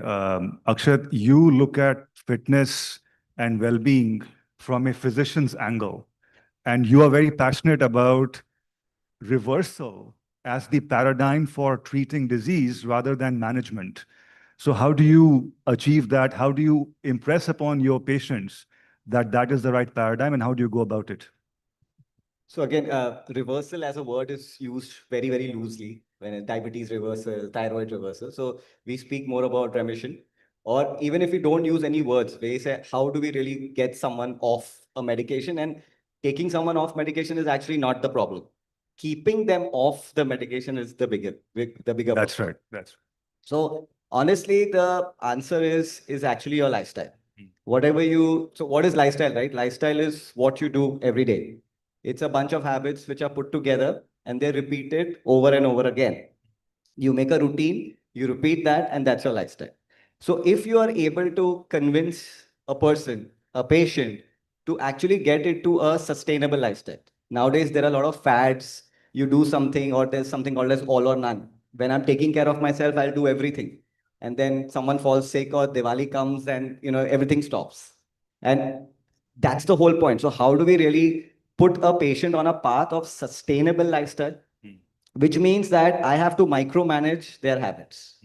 So like you said, right, food is a love affair. It's love affair, it's comfort eating, it's stress eating, it's everything, right? So till I don't understand the root cause of what is preventing them from taking care of themselves. If you know you have to exercise, why are you not exercising?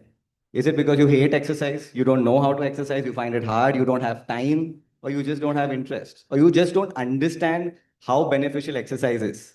Because when you talk about lifestyle, it's food, it's what you eat, when you eat, why you eat, how you eat. It's how much water you drink. Are you having aerated drinks? So sleep. Now sleep is again the third pillar, which is so necessary. And someone spoke to it in the morning also. It's one of the most underestimated pillars of lifestyle. If you don't sleep, and even as we grow older, what we used to do at the age of 20, 4 घंटे की नींद में हम निकाल लेंगे. Slowly it starts catching up, and then you realize by the time you're 40 or 40 plus, you need at least 6 to 8 hours of sleep, right? Because that's when you recover. That's when the body is capable of healing itself. But why are you not sleeping? Everybody knows we have to sleep, but why? I have racing thoughts, I have to probably have so much of night urination that I'm getting up 3-4 times in the night, or I genuinely have insomnia. I have hormonal changes, women in perimenopause, PMS issues, So till we don't really understand why they're not able to do, I can't get them on a path of discipline. So I spend my time in micromanaging their habits with the root cause, which kind of sets them up. This is what we need to kind of be disciplined upon, not so much motivated. Motivation is there, but we can't depend only on motivation. So discipline, and then you kind of connect that with consistency. And then they can achieve whatever they want, whatever reversal they want to do. That's what's important. And I think we also, in my startup TGHC, where we bring in behavioral psychology for that sustained behavior change, we also see this day after day, that when these members, they get the behavioral support from their health coaches or from their doctors, it does wonders. Priyanka, one of the reasons, like Akshat mentioned, that members often fall off the track is because they are very busy at work. Nobody is busier than you as a partner at Grant Thornton. How do you keep up with your fitness and stamina and well-being plans? And how do you keep yourself motivated? Thank you. Thank you so much for the question. Good afternoon, everybody. Thank you to the organizers. I'm going to start with a little story. And as a young girl, I was 10 years old. You're still very young. Thank you. As a young girl, 10 years old, I complained because there was always good food in the neighbor's house, pizzas to puris to everything. And we had poha and upma and very, very nutrition focused food. As a young girl, I complained because I had to go for runs. I had to go for my swimming sessions when others were partying. We had a little system of, chanting and praying and meditating. There was a time you had to get to bed, and this is in the Indian society where I had to get to bed at 8 p.m. I complained, I cribbed. But that complaint and crib now has turned into gratitude because that's become a lifestyle. And that's thanks to my mother sitting right here. So thank you so much. This is with gratitude. Big hand, everyone. I would want to say. So today, even when I'm busy like how I travel to Dubai Monday to Wednesday, Thursday, I'm here. So it's a hectic life where I'm trying to balance 4-5 things. I am trying to take out time for myself. Today I play bridge, I run, I play golf. Don't ask me how everything is managed. And that's because of the early on habits which have been inculcated. And therefore, it becomes extremely important if I've not done anything, right? So it's just something that is just there. Now, even if I've not had a day and it's 16, 18 hours, I'll just do 10 quick Surya Namaskars. All it takes is 10 minutes. It doesn't take so much time. But yes, it's not just that I'm exercising 10 minutes, but I am, running on the other days. So I do try and balance out few days with the rest of them. Not every day is 16 hours. If it is, then it's time for me to change my job. So Saturdays, Sundays is about the run. Other days, it's about yoga. It's about flexibility and other things. So one is fitness. The other one is mental health as well. How are we refocusing, being here now with so much of gadget technology and other things? How do we refocus back in 5 to 10 minutes of just quick meditation, whatever works for each one of us. And we need to find those spots or right spots for us. That'll just come from self-discovery and other things. Quickly, I know we're running short on time, so I'm going to share 2 more things which corporates are doing. One is having KPIs for health and wellness as well. I'm a leadership development coach as well. Of course, it will have a huge impact on productivity. So there is a business case for it, right? And therefore, when your productivity is going up by 65, 70%, if your employee health is taken care of, you can do much. So there is the step challenge. There's things rather than just going out for drinking and other things. There are things that you can do as a group in terms of running together, having communities for health, managing each other's, health and weight and other things. Very interesting company. They had a KPI. If person could touch their toe, they could come to the leadership position. Simple KPIs and metrics to manage that. And rather than just finance, customer, process, people are managing well-being and health in a very big way. So those are the couple of things I'm doing as an individual, what corporates are doing. Last, what I'm going to share with you is a balanced scorecard methodology, which is how do you focus on yourself, then on your family, then on your outer circle in terms of people whom you can impact and the community itself. So, but we have to start with ourselves, which Milind also said. And also, it's not just about time, it's about emotional energy and the overall energy, because there are days when you reach office and you're already tired, right? You've not even spent an hour and that's your energy on the spot. So how do you change that energy?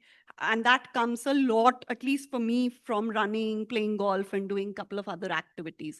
And the other one, most of us women above 40 have to manage our emotions and hormonal balance as well. That also comes from fitness. So both emotion plus the energy can be managed.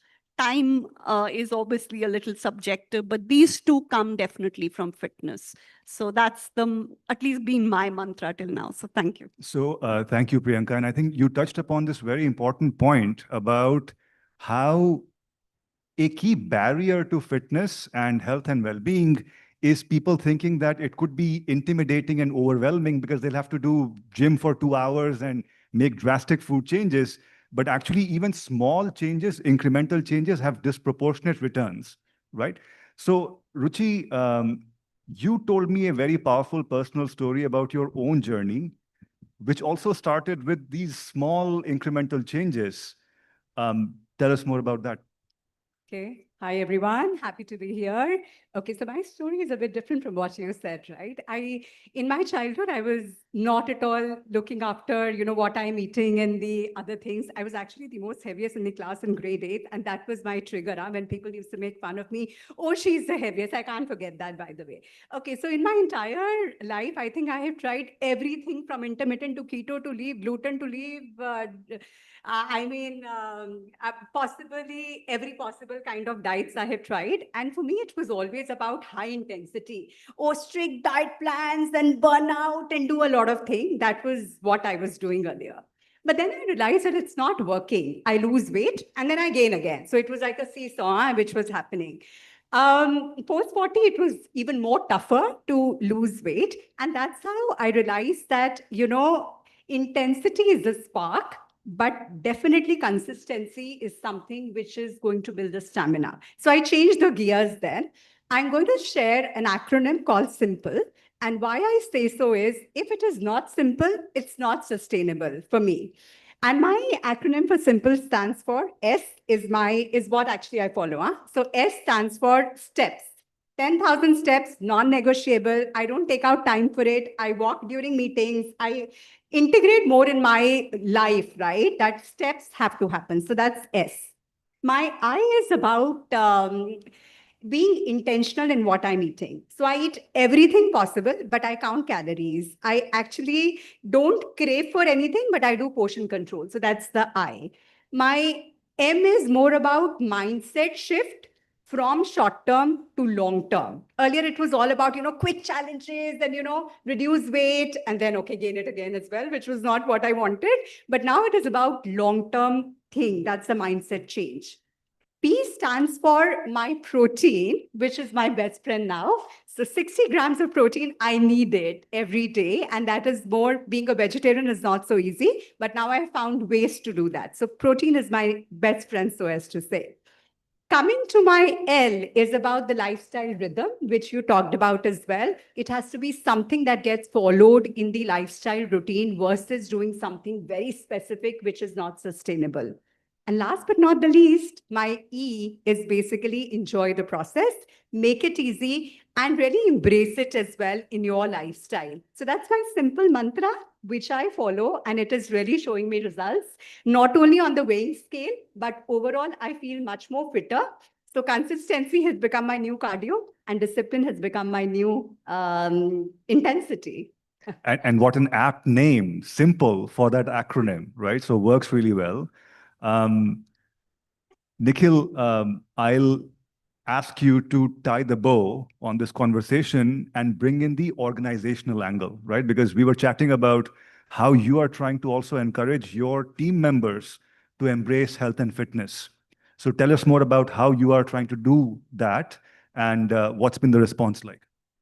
Yeah, so I mean, before I go into that, so my definition of fitness is probably a bit different. It's basically about how you could be minimally disruptive to your body, to the people around you, and to nature and animals. And I think that would give you the physical, emotional, spiritual, all the dimensions of fitness that you want. Talking about the organization, it's always a challenge to get your people to embark the journey that you have. So in our organization, we've started an initiative where we have different challenges, like we have a no lift day, we have like a weight loss challenge, something where people would get excited about, work together as a team, and kind of have a healthy competition between them. That's what we've started. Obviously, we want to go down the route of having regular health checkups and kind of showing them the numbers, like the BMI and number of steps that they do every every day. So all of that is going to happen, but I think ultimately it's about trying to make sure that fitness is something that happens every day. It's a daily affair, if you, and it's a balance. So maybe one day you may not have a really healthy day, but then you balance it the next day.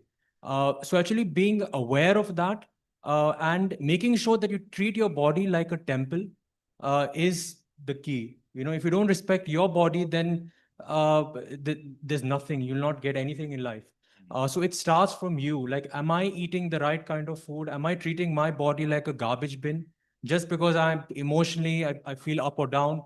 You know, I think that control or self-control is, I think, the key. And that's what we're trying to give.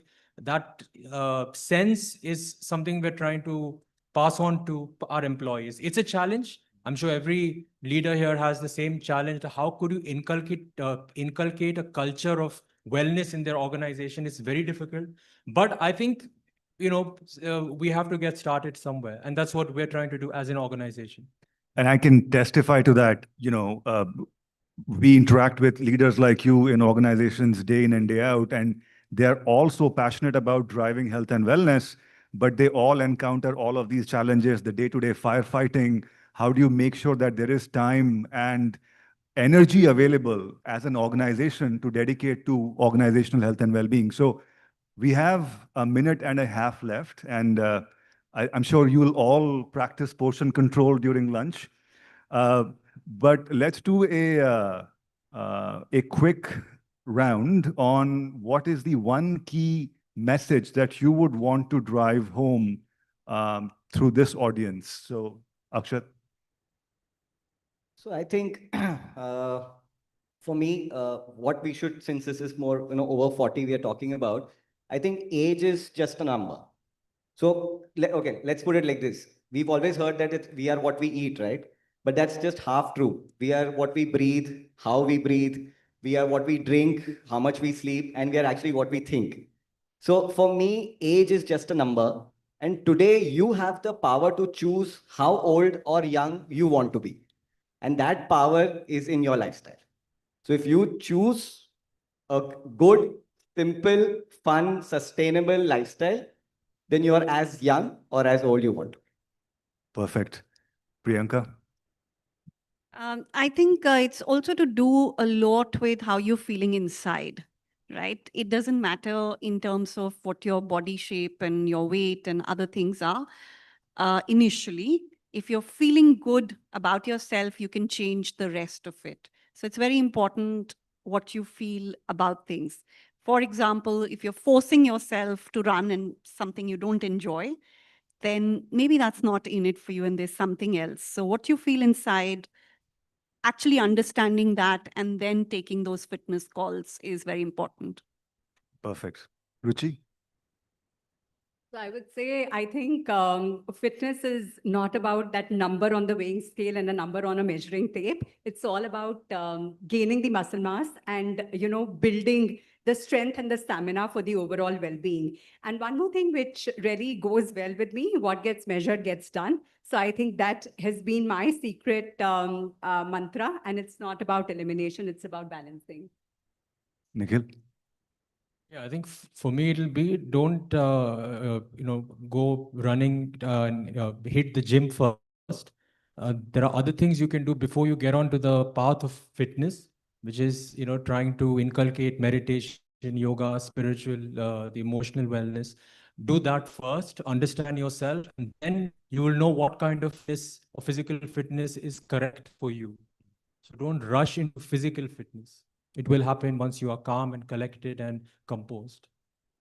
Thank you, Nikhil. I think I'll repeat what some of you mentioned, which is how do you take a whole person approach to well-being, right? So we all need to understand, I'm sure we all do, that physical health is deeply interlinked with mental health and spiritual health. So how do we make sure that we work with doctors like Akshat or health coaches like the ones that we have, and make sure that we are addressing all of these issues in totality, in whole person, to be able to get those sustained outcomes. With that, thank you so much. And thank you so much to the audience for giving us the time. Thank you so much. Give them a big round of applause, please. I'll request all of you to please kindly wait on stage as I welcome on stage Mr. Vishwas Agarwal, business head from Rightshift ITC Foods, to kindly give away the gift hampers to our respected speakers. Thank you so much, Vishwas sir, for joining us. Can we have a big round of applause for Vishwas sir as well, please? Thank you. We'll do a nice group photo with all of them together.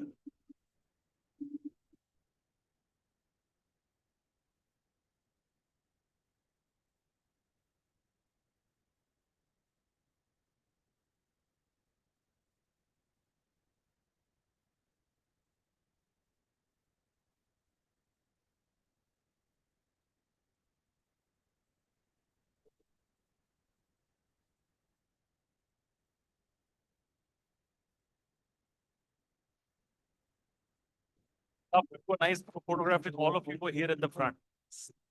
We don't want the tables. We don't want any photo bombing. Please, sir, you join as well. Over here at the front.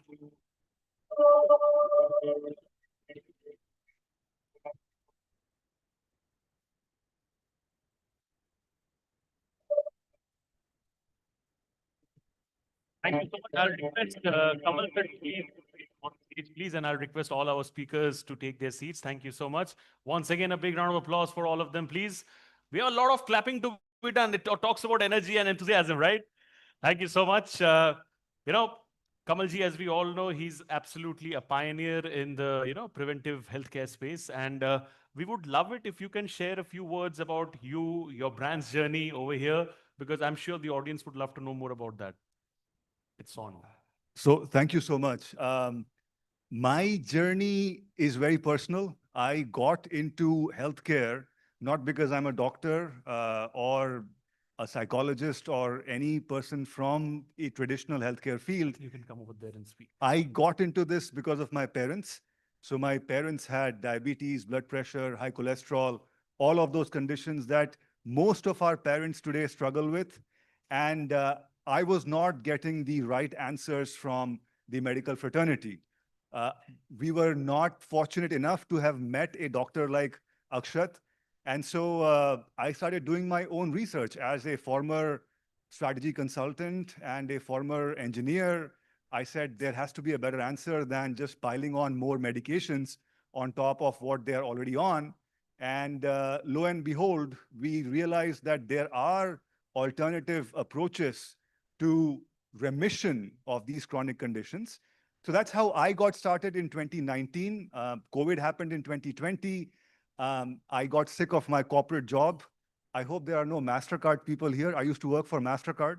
I was their VP of Sales and BD in Middle East and Africa and Central and Eastern Europe. And I said, this is just not resonating with me anymore. So I launched TGHC, which stands for The Good Health Clinic. We provide outcomes-led whole person health and well-being solutions to companies in India. So the reason I'm here is because Vishwas is a client. We work for ITC, both for ITC's employees as well as ITC's foods customers. So we do online health risk assessments for their consumers. We do online meal plans and so on and so forth. For their employees, we run on-site clinics, on-site health camps, online care on demand, and mental health interventions, health coaching programs, etc. The differentiation that we want to bring to the employee health and well-being space is how do we make it outcomes-led? So I'm sure you all have providers in your organization who provide these well-being services to your employees, but the utilization levels are not great, and they don't really provide measurable, quantifiable outcomes at the end of a month, at the end of 6 months, a year, etc. That's what we specialize in. So our coaches are trained on the latest in biology, behavioral psychology, and technology to deliver measurable outcomes to our clients. So that's what we do. I think he's a pioneer in the true sense of the term and looking absolutely fit, exactly what you justify. Give a big round of applause for Mr. Kamal, please. Thank you so much. I'll request you to take your seat as well and your gift hampers. Yeah, don't forget that. Very important. All right, ladies and gentlemen, it's now time. I think the much needed break that we all were looking forward to, we'll now break for lunch. But just a bit of an update.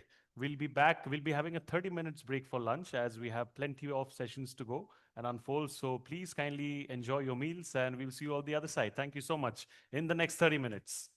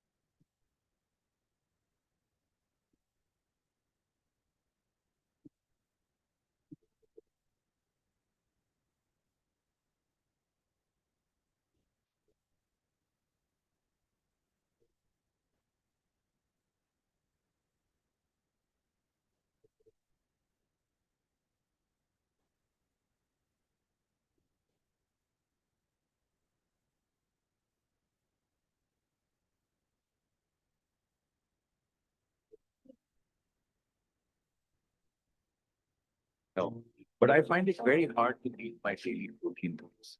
Some sources of protein make my stomach feel weird too. Why don't you try Rightshift multigrain plus atta?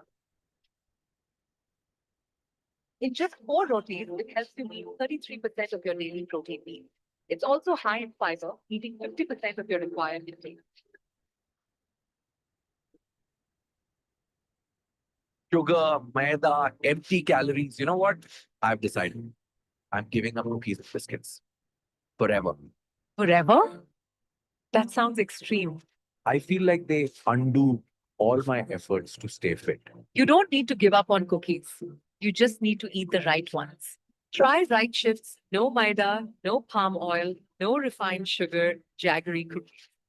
They are made with wholesome ingredients like oats, ragi, nuts, and seeds.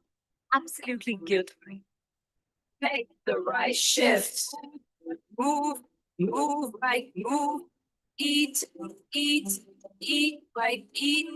Give your life a lift. Give yourself a gift. Move, right, eat, right, make the right shift.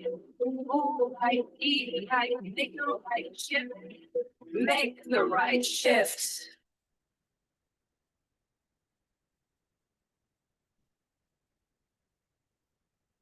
Good morning, Lauren. Based on yesterday's data, here's your insights for the day from Luna AI. You had a great, well-rested sleep. It's a great day to get out there and push yourself.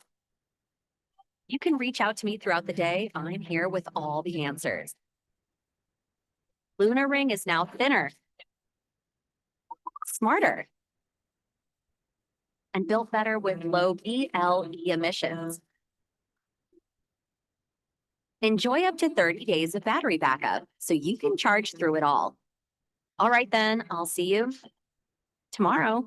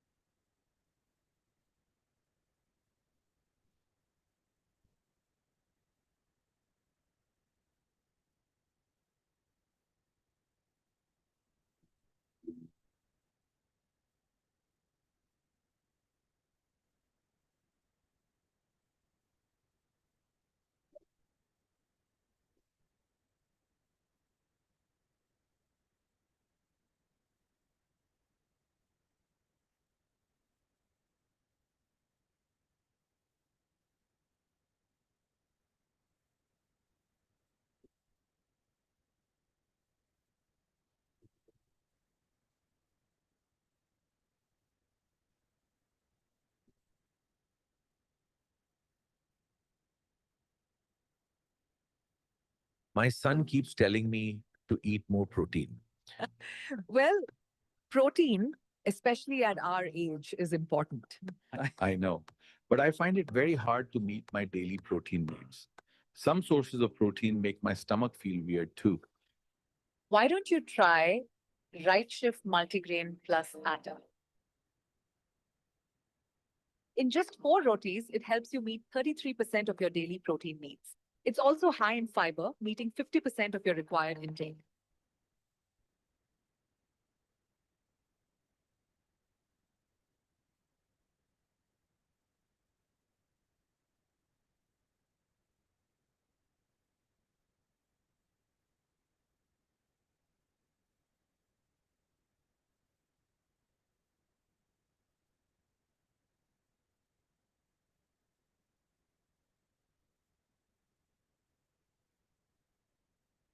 My son keeps telling me to eat more protein.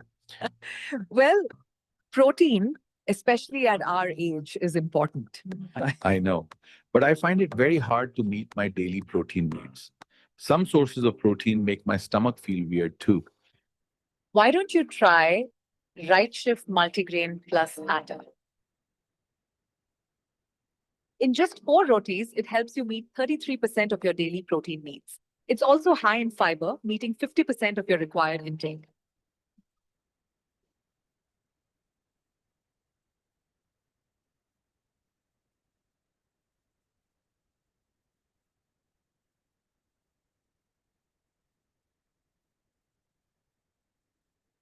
My son keeps telling me to eat more protein.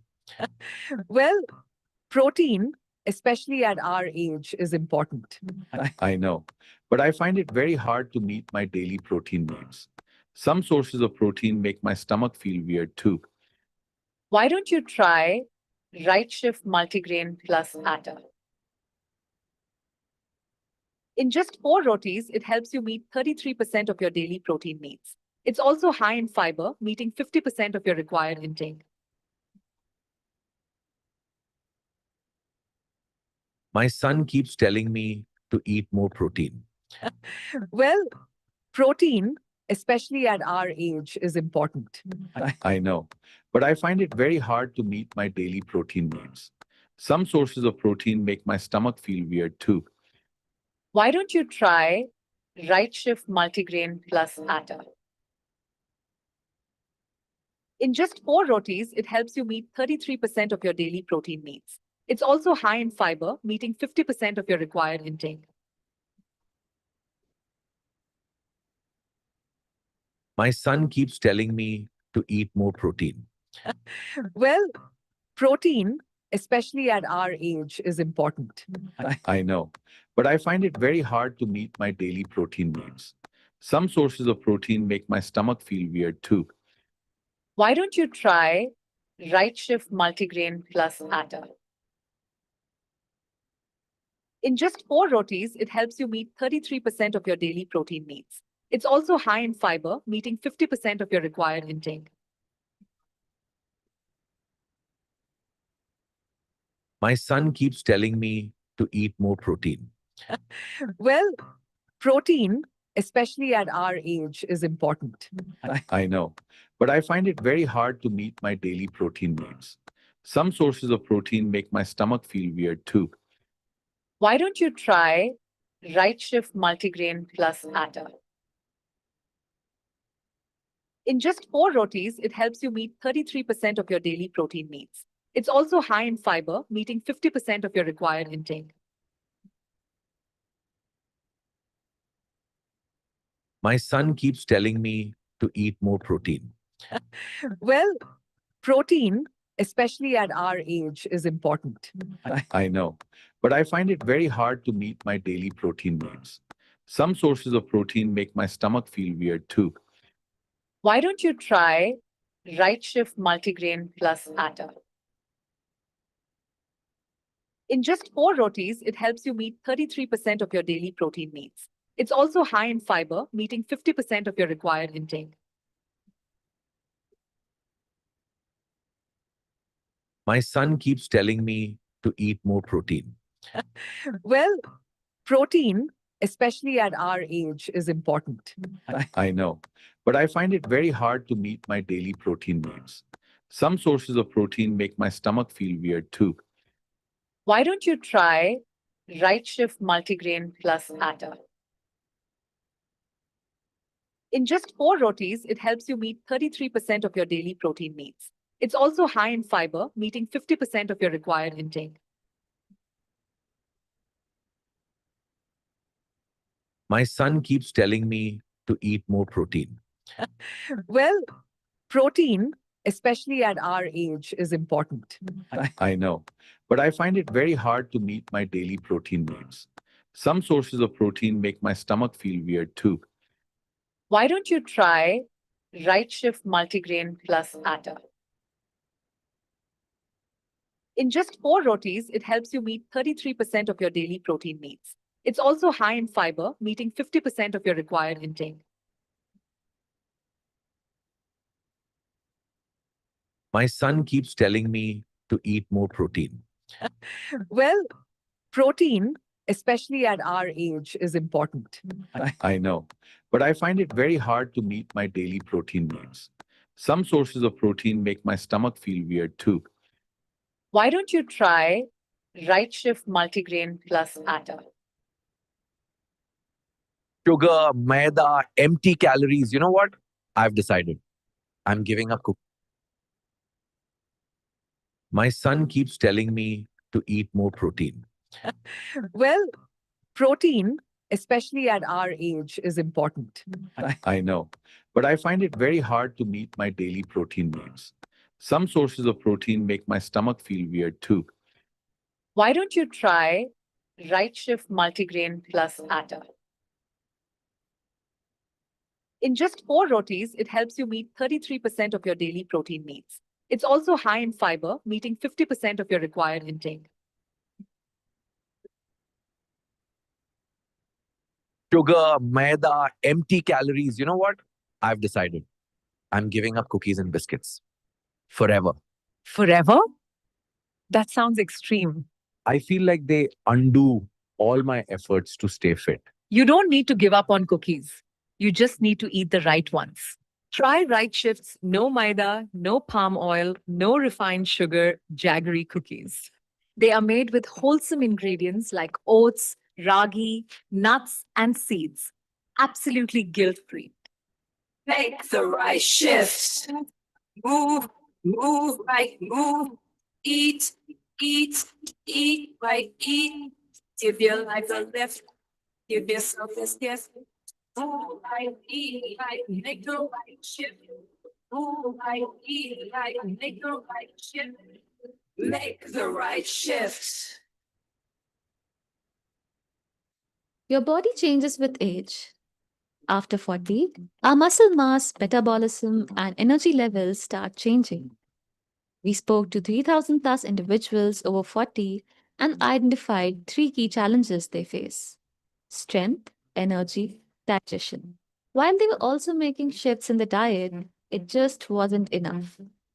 That's how ITC Rightshift came to life. A nutrient-dense range packed with wholesome and natural ingredients. We believe with the right nutrition, this can be you post 40. Try our jaggery cookies, roasted namkeens, oats with millets, and high-protein multigrain atta. No added preservatives, no compromise on taste. Just real ingredients. It's time you eat right, move right, and feel right.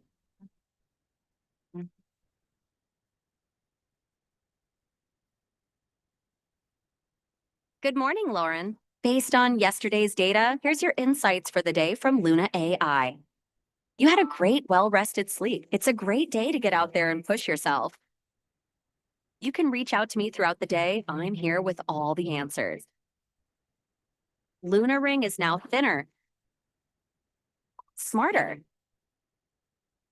and built better with low BLE emissions. Enjoy up to 30 days of battery backup so you can charge through it all. All right, then, I'll see you tomorrow.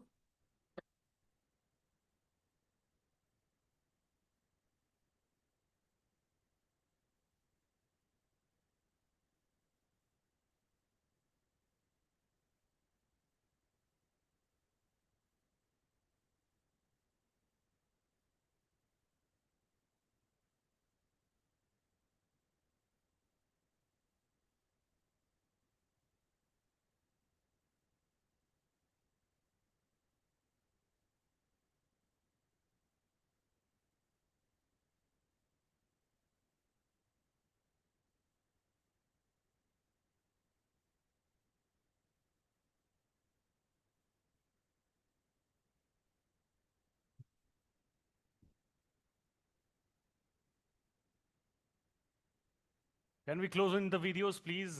Thank you so much. बहुत shukriya aap sabka. Welcome back. I know perhaps we have rushed all of you a little bit in terms of having your lunch quickly. Maybe that was a test of your fitness as well. Who can eat quickly lunch and then come back again, right? Ma'am agrees, I believe. But then, the idea is to have fun. Like I mentioned, this is not just another event where we're just having conversations, when we're just having discussions and, networking, this, that, etc. It's not the idea.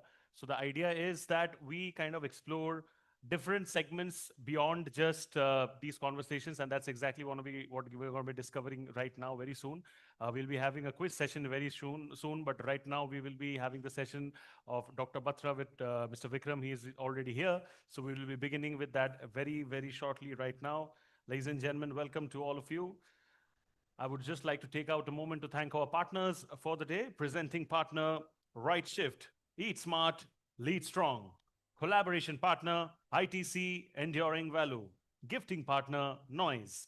Media partners, BW Wellbeing World, BW Healthcare World, IWMbuzz.com, and TV partner, NewsX. Can I have a big round of applause once again for all our partners, please, from all of you. Ladies and gentlemen, I know आप सब ने अच्छे से lunch किया है, तो थोड़ा वो lunch वाला energy दिखना चाहिए तालियों की गूंज में, right? Yes, that's how we feel it. So, before we move on to the next session, जैसा कि मैंने कहा कि थोड़े बहुत quiz questions हम लोग करेंगे. We'll be having a bit of fun, and of course, it's not just freebies कि मैं आपको सवाल पूछूंगा, आप जवाब दोगे, and then वहाँ पे खत्म होगा. It's not like that. We have exclusive gift hampers as well for all of you. And trust me when I see this very easy, simple questions. If you get it, amazing. Even if you don't get it, it's completely fine. It's the attempt that matters at the end of the day. So are you all ready for the quiz? We did a fist pump in the morning. Can I have a fist pump from all of you over here? Are you all ready? I don't see the people at the back ready. Are you all ready? Can I have a fist pump from all of you, please? 1, 2, and 3. Yes. Yeah, of course, we'll get that. Because right now, people have just had lunch, so it's difficult maybe to get people working out right now, right? So you have to think that way as well. But few questions, we'll be having these questions in between. Quickly, मैं आप लोगों को rules समझा देता हूँ. Actually, ज़्यादा कुछ rules है नहीं समझाने के लिए. Very simple stuff. If you know the answer, please raise your hands. Multiple hands can be raised, but there's a bit of luck factor involved over here. I am having too many people in front of me. जिनका हाथ मुझे दिखेगा सबसे पहले, मैं उनके पास सबसे पहले जाऊंगा. If the person gets the answer right, he wins. If not, then the other person who has perhaps raised their hand, I will go to that person, right? So let's not have that confusion कि नहीं मैंने पहले हाथ उठाया, उन्होंने नहीं उठाया. We will not get into that zone at all. It's about my observation. So, kind of whatever you have to say, you tell it to me later. Okay? So quickly, everybody, the first question, this is about testing your endurance. Not physically, ladies and gentlemen, but mentally. Can I have someone walking with the mic मेरे साथ? Because can you just take the mic? Because if somebody is answering, then yeah, thank you so much. No, I need someone to be around with me for the mic. Hanji, are superb. Thank you. You can relax for some time. खुश हो गया एकदम relax का बात कर रहे हैं. आपको थोड़ा बाद में relax कराता हूँ मैं. Anyway, jokes apart, you have to move around with me, and I need somebody who will be giving the gift hampers around as well. Super stuff. Question, everybody. Are you all ready? Are you all paying attention? Awesome. Love it. Let's test your endurance, like I mentioned, not physically, but mentally. What's the largest internal organ in the human body? Don't say, raise your hands. So many hands raised. मैंने सबसे पहले आपका देखा है. Intestine. Wrong. Skin. Wrong. Internal, you said. Yeah, I'll repeat the question. Largest internal organ in the human body. Intestine. No. Liver. Sir has got it absolutely right. Can we have a big round of applause for Sir, please? He's already given the answer. But koi baat nahi. Can we have the gift hamper, please? We'll do a nice, interesting photo opportunity right here itself. Sir ke liye zor se tali, please, everybody, if I may request. Thank you so much. Yeah, please, please, please. Thank you so much. It's not just about celebrating your own victory, but others' victory as well. So, aap log please thali bajaye. Our first winner of the quiz part. Thank you so much, sir. Very well done. All right, we'll move to the next question. And I'm not just taking the entire quiz round over here. Kuch sawal hum abhi karenge. We'll save some for the later part as well, because we have the sessions to go forward as well. Next question, ladies and gentlemen. He's one for those who actually never skip their leg day. And gym के time पे सबसे पहले वही बोलते हैं और कुछ skip करो gym का leg day skip मत करो. You don't want that, right? Which vitamin is primarily produced, and I think this was a discussion also in some of the earlier session, produced when our skin is exposed to sunlight? Vitamin D. Vitamin D is the answer, and you get the vitamin W, which is the vitamin win for this. Congratulations. Can we have a photo opportunity with sir over here, please? Congratulations, sir. We have some special gift hampers from Rightshift for you.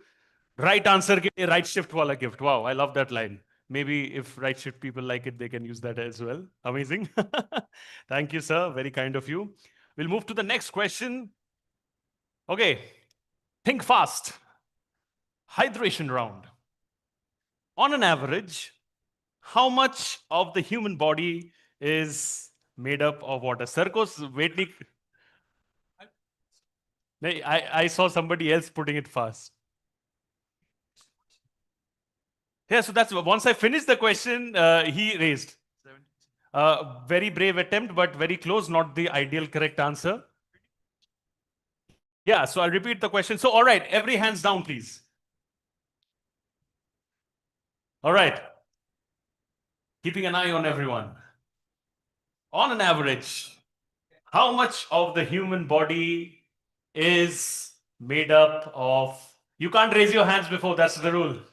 We can't do that. How much of the human body is made up of water? No. I need the my friend with the mics. You walk with me. You do your cardio with me as well, please, bro. Come. Give the mic to sir, please. 70? No, again, that was the wrong answer that sir gave. I'll give the mic to sir. You please attempt, sir. It's not 70, that's for sure. It's not 70. Attempt? You raise your hand, right? Yeah, I know. So it's, I think it's around 75. So it's right around 75, but it's 80%. मुझे लगता है कि ये वाला hamper मेरे पास जाएगा. I think I'll come to you, sir, because you did raise your hand. 55 to 60%. We are not taking an estimate. We want an exact number. 60%. Chalo, we'll give it to him. It's 60% indeed. A huge round of applause for sir, please. And can we have the gift hamper for sir from Rightshift again for the right answer? Superstar. Idhar hai, sir, photograph. This side. Or maybe because the spotlights are over here, can we do the photograph over here? This is the ideal place. As you pose with the gift hamper from Rightshift, everybody gives a righteous clap for that answer. Amazing stuff. Thank you so much. All right, pleasure, sir. ये quiz का सिलसिला हम लोग चालू रखेंगे. एक और सवाल, उसके बाद we move to the session. Ladies and gentlemen, my friend, please carry the mic with me. The question is, I think a lot of you will get it, especially when I see all those muscles pumping out. It's a trick one. Don't let the simplicity fool you. Which is stronger, your biceps or your quadriceps? Tough task, test of my eyes. Quadriceps. Absolutely. Give him one more gift hamper, please. Sir ने आज ठान लिया है कि जितने gift hampers है majority मैं ही लेके जाऊंगा. Absolutely, yes, exactly. Thank you so much. Can we do a nice photo of yours over there itself? Because we want to maintain that continuity throughout. Give a big round of applause for sir, please, everybody. Thank you. आप उनको ये gift इधर दो and we'll do the photograph. Come on, उनको gift मिला, everybody. If I may please request all of you to clap and appreciate. We used to do that in school, right? When our friends used to get gifts and we used to all clap and appreciate. Thank you so much. So, quiz ka jo silsila, like I mentioned, we're just bringing it to a bit of a pause. We'll continue that, which means many more gift hampers to be given. So that is the interesting part of it. We will now move on to a session. This is going to be about fit to fight, fit to lead. The Lionheart mindset. It's going to be a fireside chat, ladies and gentlemen. And before I announce our honorable speakers, I would just like to reiterate an update that I've been sharing since morning. A lot of you who have already got your podcast bites done, amazing. The ones who have not yet got their podcast bites done, please get it. It's very important because we want to celebrate your victory and capture it in the form of a video. So the podcast bites are happening at the Speakers Lounge. Please kindly get that done. All right, so topic, ladies and gentlemen, fit to fight, fit to lead, the Lionheart mindset. Can I please request Dr. Anurag Batra, Chairman and Editor-in-Chief, BW Business World and Founder Exchange for Media, to please kindly come up on stage and moderate this session. Thank you so much, sir. And joining sir on stage is Mr. Vikram Bakshi, CEO and Managing Director, Ascor Hospitality. Can we have Vikram sir as well? Thank you so much, sir. Give Vikram sir a big round of applause, please, everybody. Thank you. Give Mr. Vikram Bakshi a bigger round of applause. Bigger, bigger. Clapping is good for your heart muscles. Thank you. I took his permission to call him by his first name. I'm a little old-fashioned. Vikram, let me ask, what's Vikram's age? 45. You're close, but it's lesser. What's Vikram's age? 51. I said younger. You don't believe me, yaar? 51. Chalo, और guess करो. 60 plus तो अब 69 भी हो सकता है, 61 भी हो सकता है. 75 किसने बोला? You get a new set of glasses. Don't buy from Lenskart. They're overpriced. You lose money. Okay. 65. Okay, let's do a consensus. What's his age? 65. You said 45. You really like. He looks young. Okay, he does. He'll be 70 on 6th Jan next year, in 2 months. Okay. And he does look fitter than his age. And I really didn't know my age. He's the one correcting me. Okay, so don't get taken by that. Right. And I must tell you, this is serendipitous. I was at a party of a friend of mine, Diwali party, and I bumped into him and I said, his face looks same, but he doesn't look same. And when I saw him and then I asked him, what did you do? He told me his schedule. And I said, why don't you come and talk about that at our conference? And for those of you who don't know him, how many of you, I mean, I shouldn't say whether he should eat or not eat, but Mr. Bakshi has been in business for a long while. His family has been in business. He is primarily in real estate business. Now he does investments. He was a franchisee in North and East for McDonald's. He brought McDonald's to India, and then on some principal issue, he did take them on and won in court, and now the franchise is with somebody else. He has a very large holding in real estate. He's an investor. And these days he spends a lot of time traveling and having fun. He invests and he's living a good life. I'll leave it at that. So first of all, what is the Lionheart mindset? ऐसा भी कुछ mindset होता है? Absolutely. I think it's to live your life to the full. Sorry. I think this is going to work well. I think it's all about living your life to the full. To the extreme, I would probably end up saying. So I'm always been used to doing things right up to the extreme. Was it anything that when I started out, or even when the fight with McDonald's, I took it right to the end. I didn't just didn't just accept whatever they were trying to do. Is it going through now? Okay. So I think it's all about living your life to the full. And what does full mean? Well, I can spend the whole day telling you what it means. And you know, you look super fit. You were never like not fit, but now you're super fit. He told me his waist size is what it was when he was 27 or 28. When I was in my college. College, so that's so 21, 22. So my waist size and my weight is exactly the same as I was in college. So to some extent, I appreciate what he said. Thank you. And tell them what got you there. What is your, you told me he said, you can't do it, you know, but I'll tell you what I do. So let's see. I think it's all about consistency and intensity. So one thing is that we've all got to remember is that our body gives us a hell of a lot. The whole question is, are we actually pushing it enough? Right? So So the one thing is the amount of intensity that the body can give you. So please push it as much as possible, because it'll surprise you that even at my age, I can do 50, 60 squats and 50, 60 push-ups. And I'm not talking about normal push-ups, I'm talking about inclined push-ups. I still sprint. So our body gives us a hell of a lot. So you must be very clear that intensity of the exercise has to be there. And then, of course, consistency. So how does this work? So I work out 12 times in a month for 1.5 hours in my gym, doing resistance exercise, heavy resistance exercise.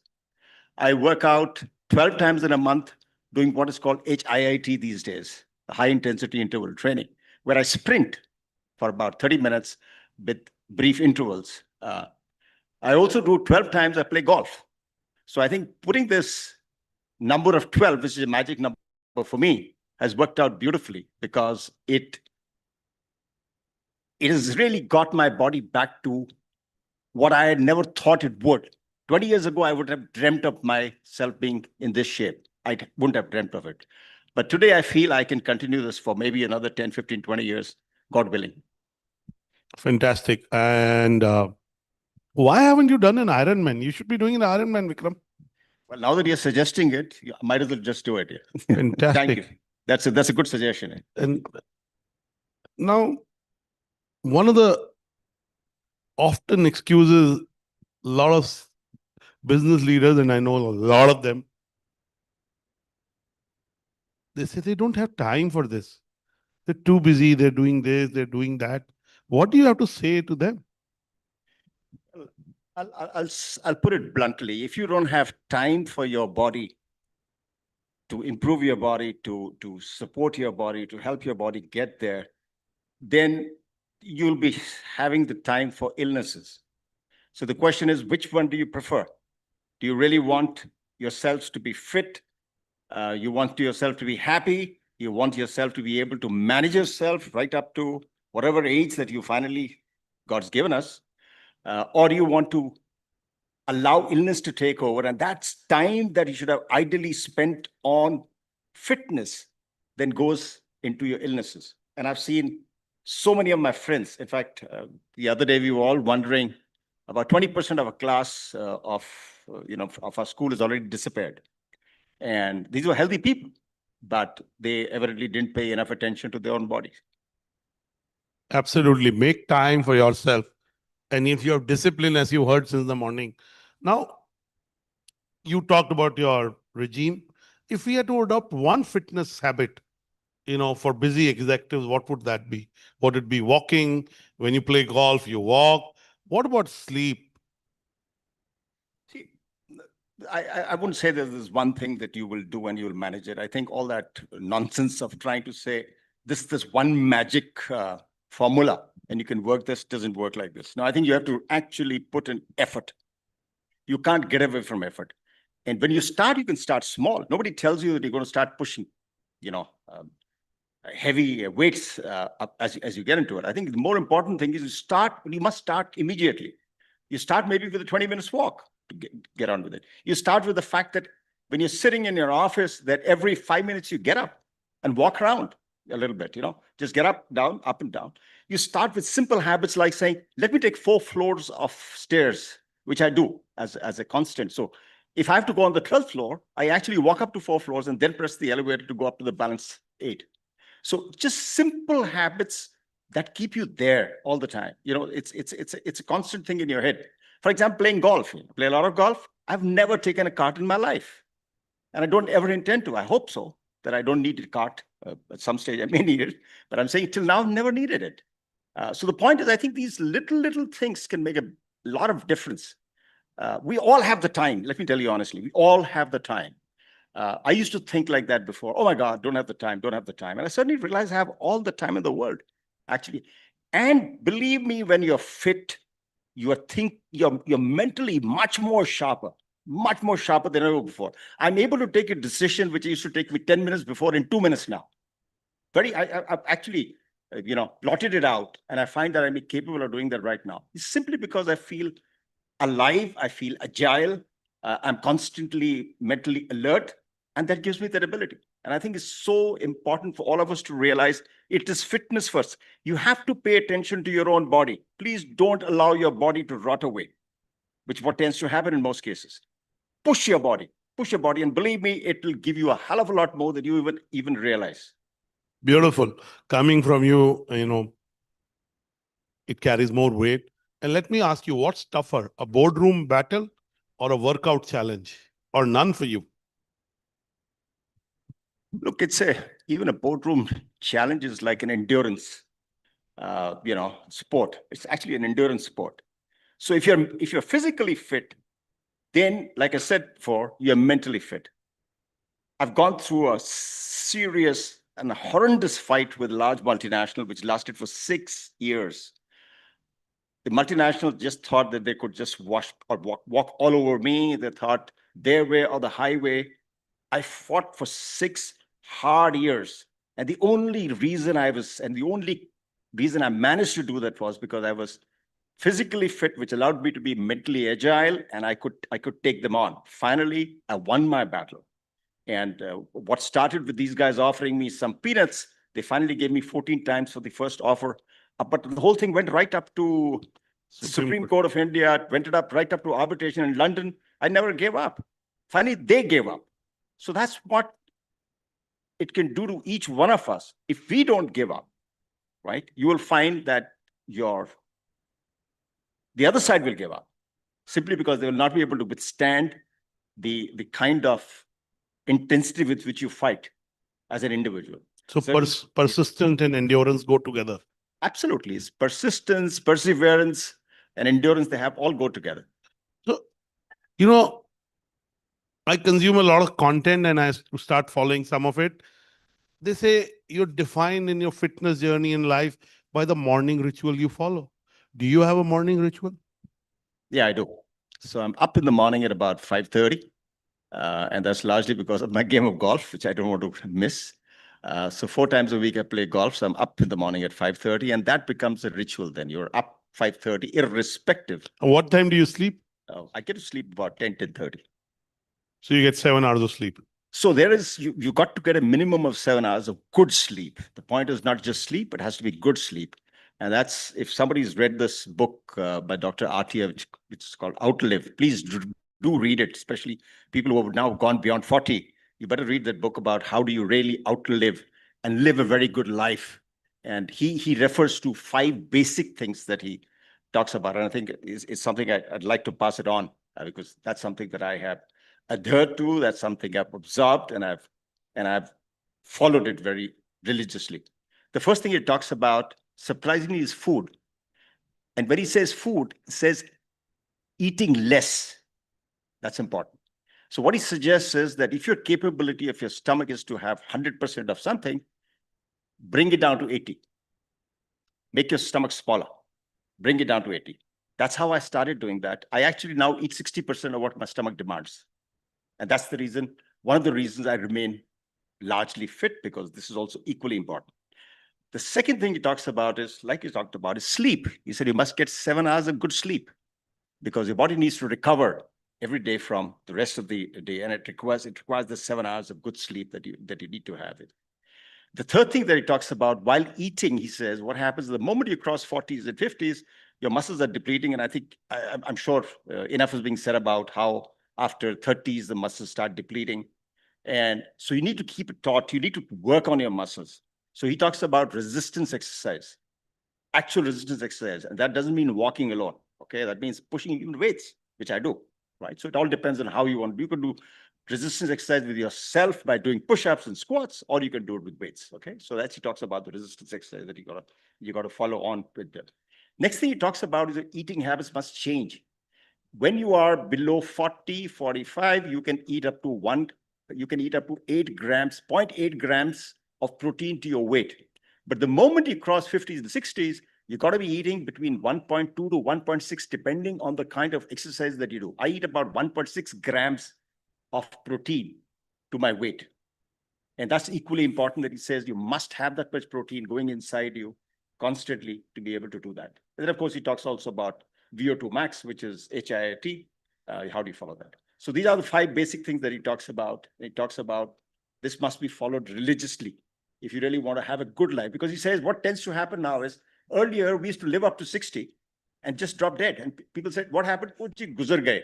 Age ho gayi unki, right? Now what is happening is that lifetime is extended to easily 80 or maybe 85, right? But what's happening is that this is not the way it is. It's like this. You are, by the end of it, you are a caricature of yourself. You're lying in a hospital for 6 months, or you're lying at home, as an invalid. So the point is that you got to make sure that you live this life in a proper way. And these are the 5 things that he talks about. If you follow, you can live your life fully to whatever age is written by. And I noticed that day you went to the bar and got your drink. And you said, once in a while, I have a cheat day.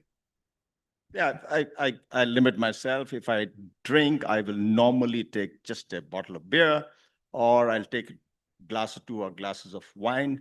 I'm very careful, and that even would happen not more than probably, on a social function, social reason. I'd never drink by myself. Absolutely. My last question before I bring in the audience, you've also been very successful in life, right? What are the similarities between success at work and success in your health and fitness journey? What are the mantras that are common?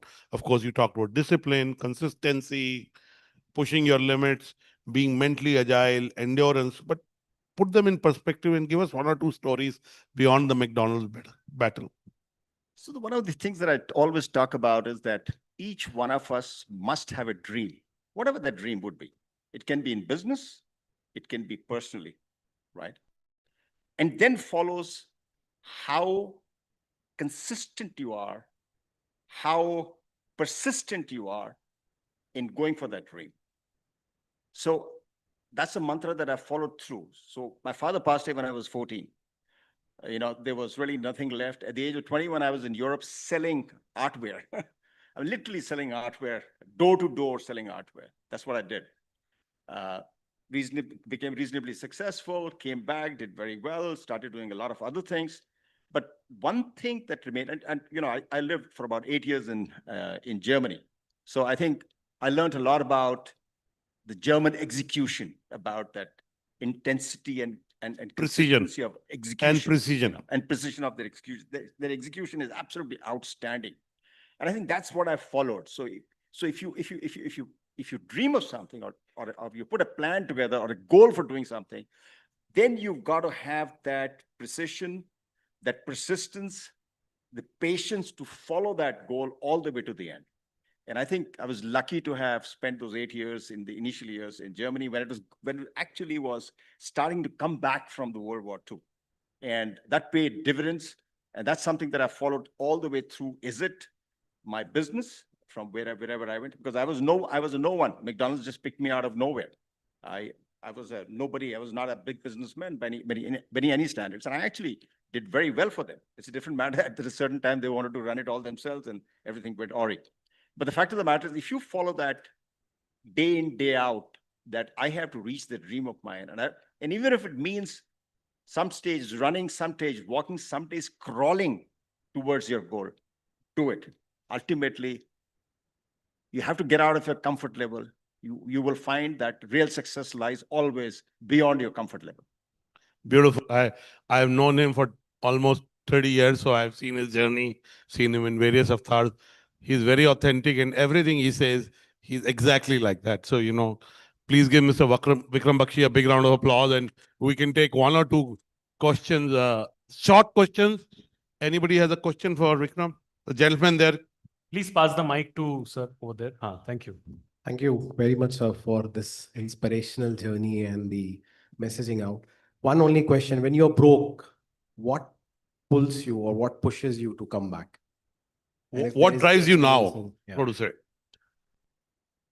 I guess, I don't remember at any stage feeling that I can't do something. I always feel that I can accomplish things. For example, the other day, my youngest daughter walked up to me and said, "Dad, I'm doing this no sugar challenge. Can you help me? Can you come and join me? Because I don't think I'll be able to do it all alone by myself." I said, "Done." That was 20th of January. I haven't touched sugar since then. She broke, of course, after 2.5 months. She didn't follow it. So it's that very clear thought process. If something is actually going to help me, and it actually helped me a lot. I actually managed to lose, even on my body, another kg of weight by just completely cutting down sugar. I used to eat very little sugar, but I think it's something inside me which just keeps on telling me that I am capable of managing anything, even now. And that's what gets me going. So very often when people play golf with me, they call me a madman because I'm sprinting on the golf course, I'm doing push-ups, I'm doing squats, and they keep on telling me that one day you're going to just collapse here only because look at the way you're doing all this stuff. But I don't know, something inside tells me nothing's going to change here. I got to keep on pushing myself. And I keep on pushing myself. And I think that's what everybody must do. You got to keep on pushing yourself. Don't allow a setback. Don't allow somebody else telling you, don't do this won't work, that won't work. Do what you feel you want to do. And I have he has 3 daughters, grown-up daughters. One more question from that gentleman. Quickly, huh? Sir, you told 7 hours good quality sleep. So I would like to ask, do you measure quality? Do you measure your deep sleep or REM sleep? And if yes, and maintaining, then how you manage? Quite honestly, I think I tire myself so much every day. I have never really measured it, honestly. A lot of people tell me, wear this watch, wear that watch, this will measure you. But, and the best way I can describe this is there are days that I don't catch up with enough sleep. Let's say I play early morning golf at 5:30. Sometimes you get delayed, you've gone for a marriage or something, come back 11 o'clock. But by the third day, it'll surprise you that I can sleep for 10 hours flat without waking up, except maybe a call to the, to the loo. But I can sleep for 10 hours straight. It's because we got to tire our body. Your body wants it. Your body must give up by the end of the evening. It must give up saying, I want to sleep. But the trouble is we don't really tire it. In fact, the worst thing we do is we stuff it instead. And we stuff it when we bloat ourselves so much that the food is sitting out there, rotting away, causing you disturbed sleep. And we are telling ourselves, oh, I need some medicine now to do that. Get out of this habit. Eat the smallest meal that you must have should be the night. Smallest meal you should have is the night. Very non-Punjabi, but that's the truth. We do just the opposite. You have a question? No, I have to tell you a favorite story. He won't remember it. 8 years back, invested in a company. Those of you anybody from Hyderabad? Anybody from South, from Bangalore? Thick Shake Factory? Have you been to? So I first invested in that company. And Yashwant, who's the founder, called me saying, I want to people who've done well in retail. So I said, McDonald's partner, and anyway, very sharp brain. So I emailed him or called him, I don't know, texted. He said, meet, but you, Anurag, anytime, when you're bringing somebody, I charge 50,000 rupees for 1 hour, 30,000 rupees for half an hour, and I donate. He's in the Jorbag thing, and he manages the park there, right? Am I right? Yes. I like some ego, right? I said, I charge people money to meet me. I told Yashwant, they go, up to you, I won't pay. Because I'm like, ego. But he said, no, we'll meet him. And we went and met him. His daughter was running the meeting. We met him and we had a good meeting. And it's, and after that, I value my time more than ever. More than ever. So value your time, make time for your fitness. Please give Mr. Vikram Bakshi a big round of applause. Thank you so much, Vikram sir, for being with us over here. True icon and inspiration, and we would love to be like you. And can we please have the gift hampers from Right Fit and Noise for the one and only Vikram sir? Once again, a huge round of applause for the kind of inspiration that he is. Everybody would definitely and ideally would strive to be someone like him. Thank you so much. Thank you so much. All right, ladies and gentlemen, we will now be swiftly moving to the next session. This is going to be another interesting fireside chat. Again, we have somebody right now who genuinely doesn't need an introduction. She's been a part of literally nostalgia for a lot of people over here, I'm sure. For a lot of people, not even nostalgia, for a lot of people, even fresh memories because of the kind of work that she has done over a period of time. You know, थोड़ा सा क्या, I would say कि बहुत ज़्यादा अच्छा काम, थोड़ी सी शरारत, थोड़ी सी नटखट, lot of things, but then overall, her hard work and perseverance towards what she wants has led her to a glorious career. She's been a part of movies like Rajniti, she's been a part of movies like Tararampam, and a lot more. Dr. Batra will be moderating the session with her. Of course, you can see from the photo itself, the one and only, my very dear friend, Shruti Seth. A big round of applause for her, please. Give Miss Seth a big round of applause.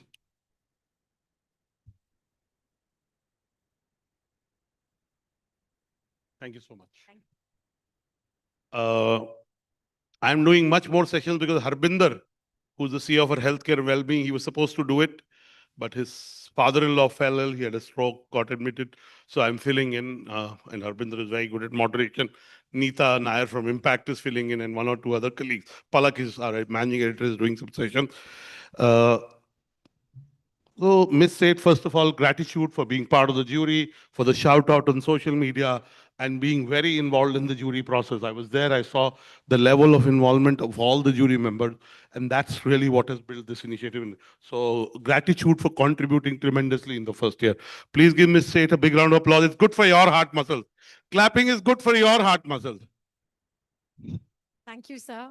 And more importantly, I think all of us are very honored that you think we are capable of sitting here. And my apologies, because I don't think I'm in a position to judge anybody and their fitness, but we were all just doing a job and that was it. I think everyone who was nominated in the 40 fittest over 40, I think are all winners, because anyone who is paying that kind of attention to their physical health, in my opinion, is winning.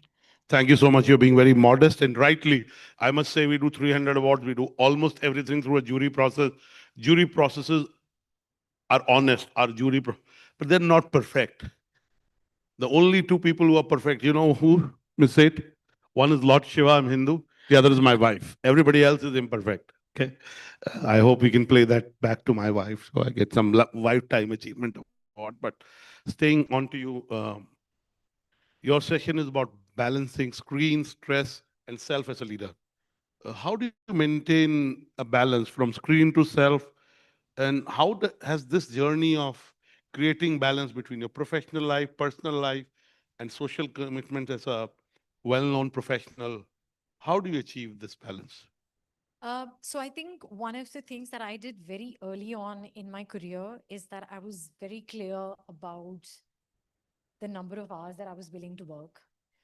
And given that my profession already has very unusual and grueling hours, I realized very early on that because my job was in front of the camera and the camera does not lie, it can catch you when you're tired, it catches you when you're exhausted, it catches you when you are in pain, underslept, underfed, so on and so forth.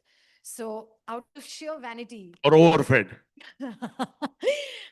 I think out of sheer vanity, I decided early on that I would be very clear that I would not like to work beyond 12 hours. So it In a did. day or in a week? Well, in a day, because Oh, our standard. some of my friends only work 12 hours in a week, some work 12 hours in a month. That is the game. That's the ultimate aim in life, is to work only 12 hours the whole week. But I think what happened was it didn't sit well initially with a lot of people, because the job is such that nobody is trying to keep you back, but it just takes that kind of time. What I did realize is that my health is eventually my priority. It is not someone else's priority. They are not going to think of, oh, we need to make sure that Shruti gets the right number of hours of sleep, or she should make it to her workout, or she should get her lunch or her dinner at the right time. That was something I was managing myself. Absolutely. So I was very clear from the very beginning that I will be here on time and then I will leave on time. And the thing is, because I kept my part of the bargain of always making sure that I was on set when I promised I would be there, I think all the people who I worked with did not have, an excuse to not let me go. I used to say, I will be ready on your set at 9 a.m. but then I will leave at 9 p.m. And over a period of time, I think it just became something which a lot of people started understanding, that if you want longevity in any line of work, it is only going to happen with balance. Otherwise, at some point, there is going to be burnout. There is going to be fatigue. There is going to be a point where your body is going to fight back and say, no more. So thankfully, because I recognized that early, I was able to sustain for a lot longer. Thank you, Ms. Seth. And you're a mental health coach, you're a mental well-being coach. Yes. What made that journey happen? To be honest, it just came from a place of curiosity. Again, it was just about me trying to learn more about myself. And that's the beauty about learning, is that it's a slippery slope. And once you're on it, there's no end to it. There's just, and especially if you are learning about the human mind, it is an endless and bottomless pit. Yeah, new discovery. Absolutely. And each one of us has such a unique mental makeup, and no two people can claim to be experiencing life the same way. Absolutely. So I think what started off from wanting to know myself a little more turned into something that thankfully brought me to a place where now I would say I am in a position to help people get to know themselves a little more deeply. Fantastic.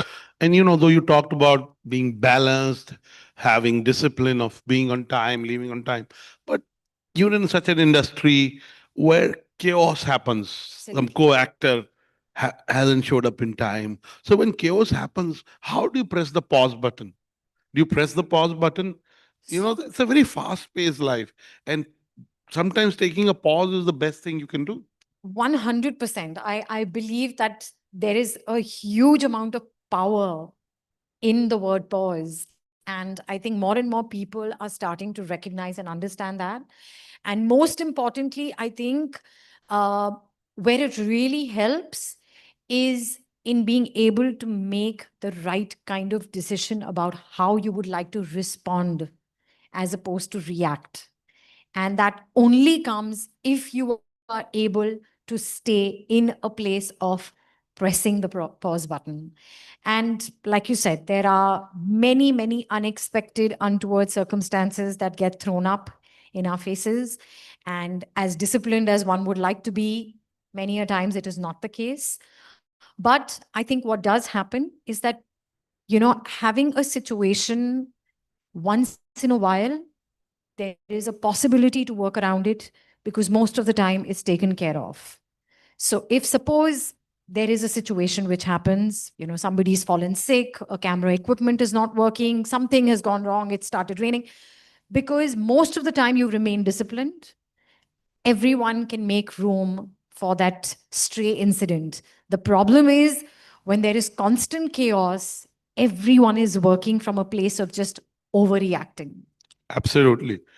And I'm a very responsive person. I respond to text, emails, except when I'm in events. I don't have my phone. I had it in the morning, but I've given it away. And I've learned sometimes responding late is good. Yes. Because I'm like, sometimes I'm responding immediately. And I'm calmer. I know I'm calmer, even on the days I don't sleep enough. But, how do you recognize burnout? How do you recognize the early signs of burnout? A lot of corporate executives have early burnout. Is there a way to be able to recognize that you are having burnout and to be able to kind of stop it there? 100%. I think one of the easiest ways to recognize that your mental health is needing your attention is when functioning normally becomes a challenge, when doing even the most routine tasks starts feeling overwhelming, and even the slightest shift in your day tends to take you to the extremes where your emotions are concerned. You know that your brain is tired. And burnout is essentially just brain fatigue. That's what it is. 100%. Your brain is just too tired. And it takes wrong decisions. Last night, I know eating even a dark chocolate in the night is bad because, the substances in that, they don't let you sleep. If you Yes. eat dark chocolate, and I ate it in my room, I couldn't sleep. But I was fatigued because I'd slept very little the night before, 5 hours. And whenever you don't sleep enough, you'll Absolutely. eat more. Today I'm much better. Not still my perfect night's sleep because I've slept it. Finally, I think I was able to sleep at 12:30. I woke up at 8:15, got out of bed at 9:15. But it's the quality of sleep Mr. Bakshi talked about. That's very, very important, and I'm better when I sleep better We're all with my colleagues. happiest when we are well fed. And when I say well fed, I mean when we have eaten clean, not when we've just absorbed empty calories. So if you've actually eaten a good, healthy, balanced meal and you've got the right hours of sleep, not just having slept number of hours, but the right ones. And So I'll tell you, when Miss Said, I'm thinking about something. I'm always worried somebody will eat my food, so I eat my food very fast. Basically, I eat very, very fast. And since as a child, I have an older sister, my parents have been telling me, eat slow. But now I finally realize because I'm always working and I'm very busy, so I'm always going from one thing. But I try to get slower in eating because I eat less. My nutritional therapist told me I paid her fees to tell me the same thing that my parents have been telling me for 45 plus years.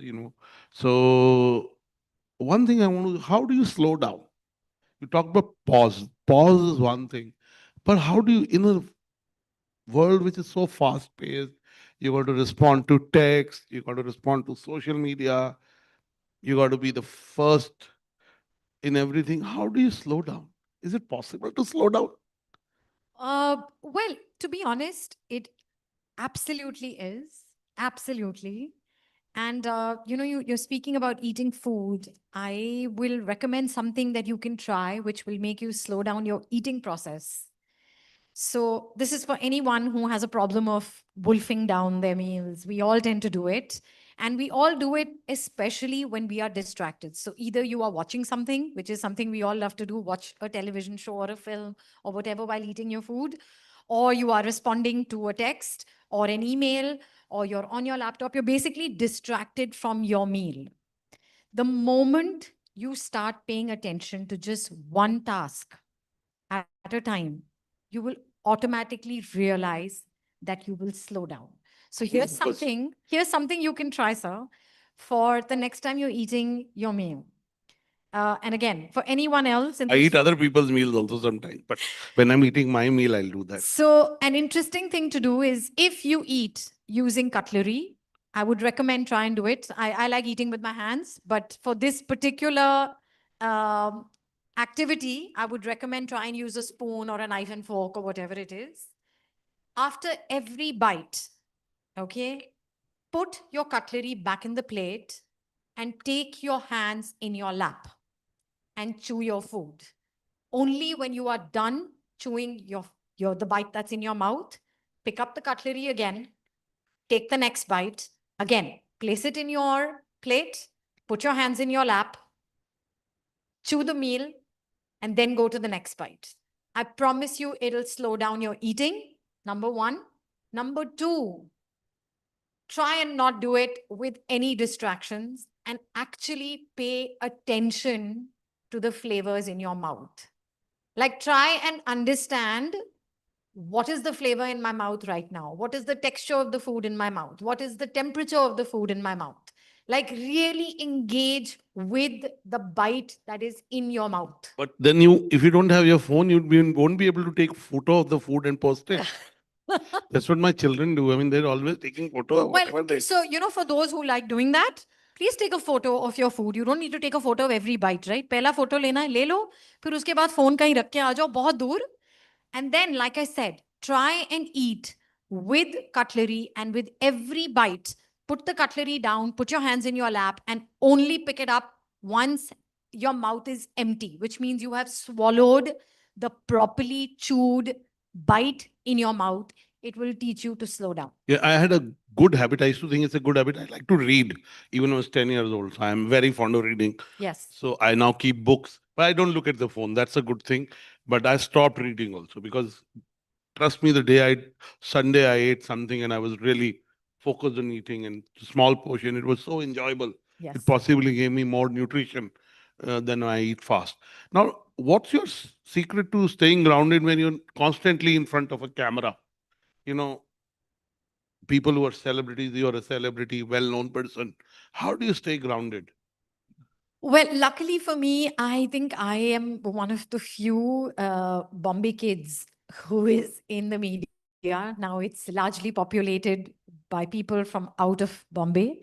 So I think when I started working, I had an entire life that was already set in Bombay. So my friends, my family, extended circle, they all existed way before I became who I became as an actor. So they kind of knew me from that awkward, shy girl who one day, sort of stumbled in front of a camera and then it just stuck and I became an actor.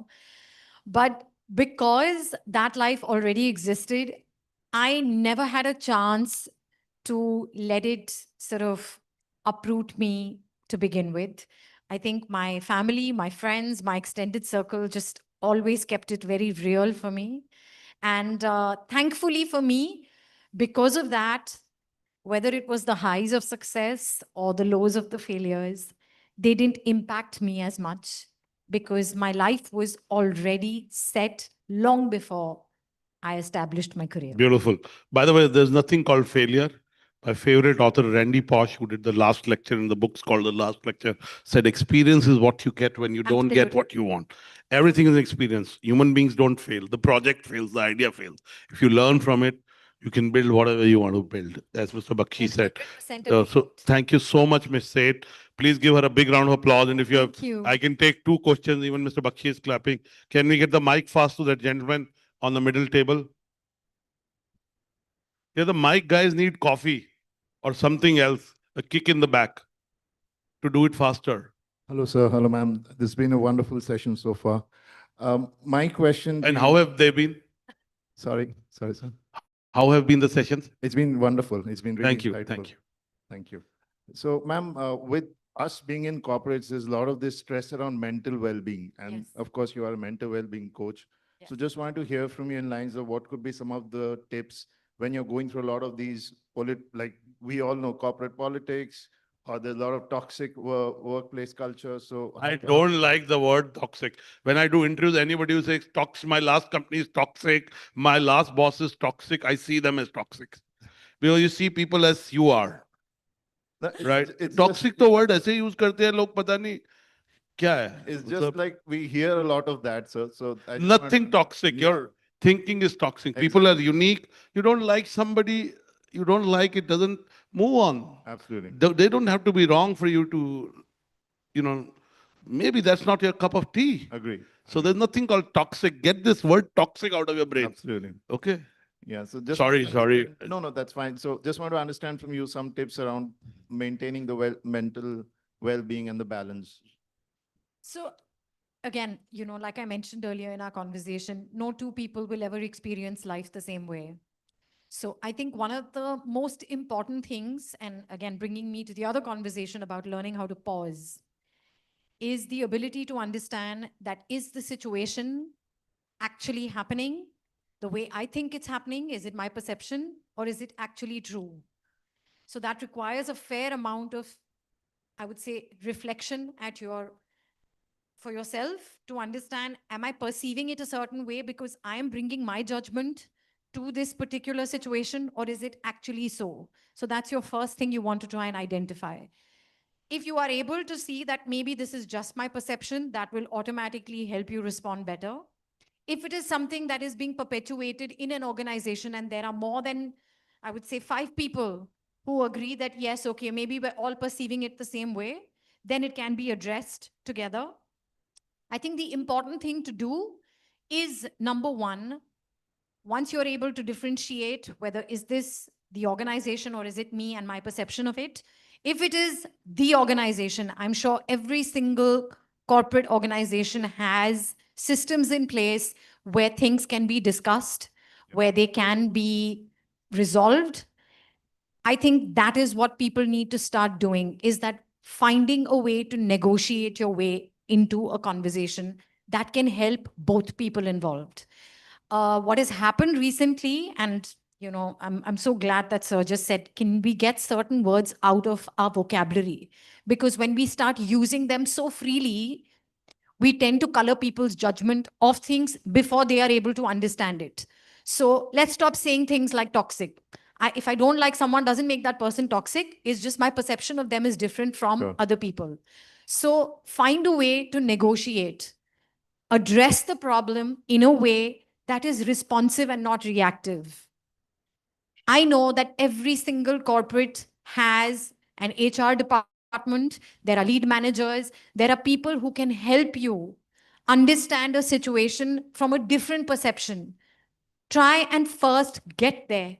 If all else fails, then you yourself will know in your gut whether that place is suited to you or not. And if it is not, then you yourself know what is the next step you would like to take. Thank you so much. Thank you. We'll take this last question, quick question, because we want to be on time. Mike, guys, you're so consistent here. Sanjana, can we do something about these mic guys? Get better ones? Or I can start giving mics to people?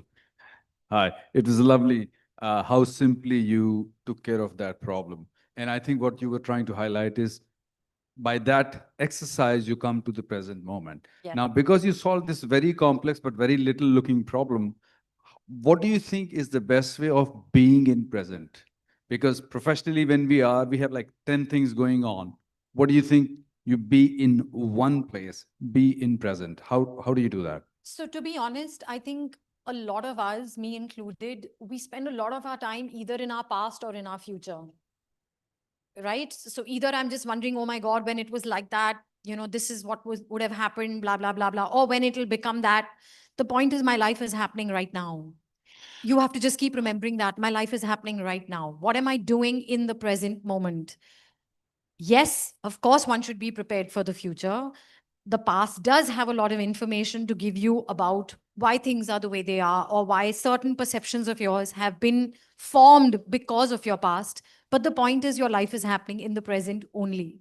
I don't even know what is going to happen when I walk out of this door. I cannot tell you for certain. I can only hope everything will be okay.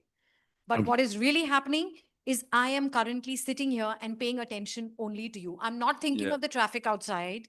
I'm not thinking, will I make it back home at the time I'm supposed to? I'm just paying attention to this conversation. I think you've definitely addressed one part of it because the half part I had already resolved about the past. I don't think about it anymore. But I was probably referring a little bit more, not about thinking about the traffic, but because we think multitasking is efficient, which I do not think so. So how do we revert that? Can I answer this? I don't know how many were in the morning. I showed you a slide. Partial attention is wasted attention. She's saying exactly the same thing. Okay. And you know, most friends of mine, people who work, they think I'm doing I sit in the conference room, I have 2-3 years sitting, I'm telling one thing to him, to Imani, another. But actually, I only do once. Right now, I don't have my phone. I've been fully in conversations. Trust me, when I'm only doing one thing at a time, I do it so well. So don't do multitasking. Multitasking is not good.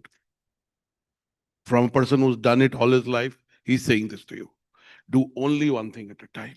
And when I do it, I do it really well.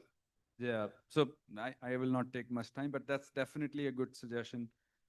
We'll see how do I practice it, but Thank good you. idea. Thank you. Give Miss Seth a big round of applause. She's been very authentic and Thank you so much. Thank you. And Sir, I would thank like somebody I've met just now, but she's on my Facebook. I think I know her really well. And she is into fitness because she's been on my Facebook 5-7 years. Firoza Dadan is here from You2 Can Run. I thought you run something on cycling because that's what I see you posting every day. She's not here in the room. Her opportunity to be famous is gone. I've already made her famous. But I knew that I would give you a Rightshift and a noise gift thing. So I know about the future. Please give Ms. Seth a big round of applause. Thank you so much. And the Rightshift and the noise gift hampers, we'll request Dr. Bhatta to please give it to Shruti. And in the meantime, all of you can please clap and appreciate her efforts, the kind of work that she has done over a period of time. Like we mentioned, consistency is the key, and she has been absolutely fruitful in that part. Thank you so much, Shruti. Thank you so much, sir. I'll quickly request for one chair to be added. Thank you so much. Thank you. See you soon. So the next one, ladies and gentlemen, is going to be very, very special. But before I begin that, मैं एक छोटा सा line बोलूँगा आप सबको, and I'll request all of you to repeat that after me. It is something that we all believe in. We worship them as well. So we might as well say it as well, right? Can you all repeat after me? Nari Shakti Zindabad. A little louder. They deserve it louder. Nari Shakti. Nari Shakti. Nari Shakti. Zindabad. Thank you, thank you. We from an unmarried man, maybe. That's maybe the scenario, but a good point raised by Batra sir. The reason I wanted all of you to say is because this is going to be a trialogue. This is going to be an all-women trialogue, and it's going to be very, very special. We have some supremely talented and expert people who are going to be joining us for a very, very fascinating conversation right now, and I'll be introducing them right now in front of all of you.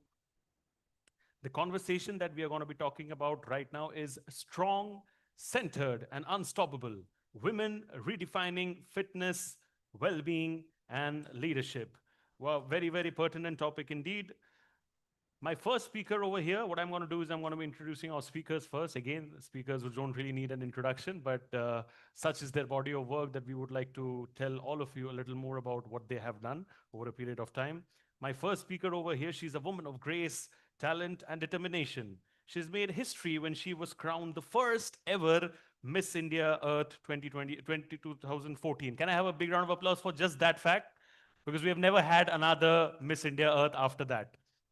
She's been associated with over 200 national and international brands, and she's a true testament to her versatility and global appeal. In the year 2025, she took a powerful step towards entrepreneurship with the launch of her wellness and fitness brand called Yufa, which is a holistic venture inspired by her personal journey and created as a heartfelt tribute to her late father. She's got her heart in the right place. My dear friend Alankrita Sahai ke liye zor se taali, please everybody. Alankrita, can I please have you on stage? I know you're recording this because I'm doing this. So happy to see you. Can we have a bigger round of applause for Alankrita, please? Thank you so much. I'll request you to take your seat. Thank you, thank you. Came from the heart. The next guest over here, the next speaker, ladies and gentlemen, she's a powerhouse performer. She's a wellness enthusiast as well. She has done incredibly well in whatever that she has attempted because she has put all her heart, all her mindset, all her focus into everything that she has done. She's done television, she has done movies, she's done reality shows as well. And I'm very, very happy to see her once again. The one and only Naira M. Banerjee ke liye zor se taali, please, as I welcome her on stage. And I see a common pattern between both of them. She's also recording her introduction. Very happy to see you. Give her a bigger round of applause, please. I'm sure she deserves every bit of it. Thank you. And to moderate this very, very interesting session, we have the honorable editor of Impact Magazine, who's a powerful voice highlighting change makers across business and media. Please give it up for Ms. Neeta Nair. Thank you so much, Neeta, for being with us. Request you to come on stage. Thank you. Give her a bigger round of applause as well, please. And like I mentioned, the first all-women trialogue. So proper sync तरीके से please करते. मैं बोलूँगा नारी शक्ति, आप लोग एक साथ बोलना जिंदाबाद. नारी शक्ति. Thank you so much, and over to you. Or maybe you would want to sit over here, Neeta, because we want to get the alignment right. Sure. Aesthetics are important in social media's world, right? Chalo. Thank you. Before we start, I'd like to say, there was this friend who once told me that there is a running joke in his family, which was like Kataria women are the happiest when you call them thin. Even in social circles, statements like, oh, you've lost weight. Oh, you've gained weight. I think these are uttered even before you exchange your formal hellos. So here we are. This panel is to basically talk about why there is so much more to health than that absurd theory of looking thin. And I have some two really powerful women here who are redefining fitness for you. So a big round of applause for them. Thank you. I'd like to start with you, Naira. I understand that you're a defense kid. So was fitness instilled in you like discipline while you were growing up? Sure. Hello, everybody, firstly, and thank you for having me here. As a defense kid, I have seen a lot of discipline in my house because my dad used to wake up at 4 o'clock in the morning, make his own tea, have his own space, not speak to anybody at all. And then by 8 o'clock, 7:30, 8 o'clock, start with his calls. Before that, go for a run downstairs, you know. So what he used to actually do is wake up at 4, sit quietly, sync his mind and his body through meditation, just breath work, then start reading news, then go for a run, which is activating his body. Before that, activating his brains, his knowledge, his mind. Then speak to the world and go to office. So I have seen this pattern, and it has really helped, because it's very important to first sync your mind and body so that you're ready for the day. And throughout the day, you will end up being very fresh. So I have imbibed that quality in me. You were also on Khatro Ke Khiladi, which also requires a lot of physical strength. Yes. Tell us a little about that journey. So, see, Khatro was not only about physical strength, because, okay, the physical strength is about lifting something or running, the stamina, but Khatro also dealt with a lot of fears of the unknown. It can be unknown fear, it can be height, it can be water. And I had all sorts of phobia. I had water phobia, I had height phobia. So it was a lot to do with mind and trust in the makers. Trust in yourself that nothing's going to happen to you, and just go for it, because this is a one-time opportunity and you're getting very well paid for it. You might as well experience all of it, and you're the lucky one. People are watching you do that. Fitness, what in totality I would like to say is, it's not just the physical fitness, because see, I'll give you an example. I have an acne, right? I am putting a cream for the acne superficially. It might dry up the skin from the outside, and the dead skin falls off. But it keeps reoccurring. Why? Because your hormones are not balanced. Your gut is not clean. You are stressed out, because of which your body is not relaxed. There are a lot of factors. So it always works externally and internally. So fitness का तो मैं यही बोलूंगी कि it's not only building muscles, बहुत सारी चीजें आपको फैक्टर्स ध्यान में रखनी पड़ती है. I'll quickly move to Alankrita. Alankrita, I remember in 2021, you happened to injure yourself while shooting for an action sequence. And when you recovered, you actually started training harder. So is fitness a second nature to you, or is that something that you kind of picked up when you were part of that beauty pageant? Thank you for your question. Very good evening to all of you now. For me, fitness is your cerebral, your physical, your emotional and mental balance put together. When I was injured, the first instinct of your body is you're in shock. There's adrenaline. A lot of hormonal and mental factors take place then. So I did continue shooting immediately after I was injured. I still have my ankles swollen. Because your mind at that moment is not thinking of anything but a solution or a problem to fix. I found a solution that if I continue shooting now, I'd be able to wrap up the schedule, because that was the last day of my schedule. And I shot from like the hilltop, and I had to run all the way down with a broken ankle and a ligament tear. I did that, but that comes from, okay, sometimes people say it's stupid, but that moment my body did not respond to the pain. It was only once I stopped shooting and my ankle was so swollen that it knew that it was injured and hurt. But I did my task.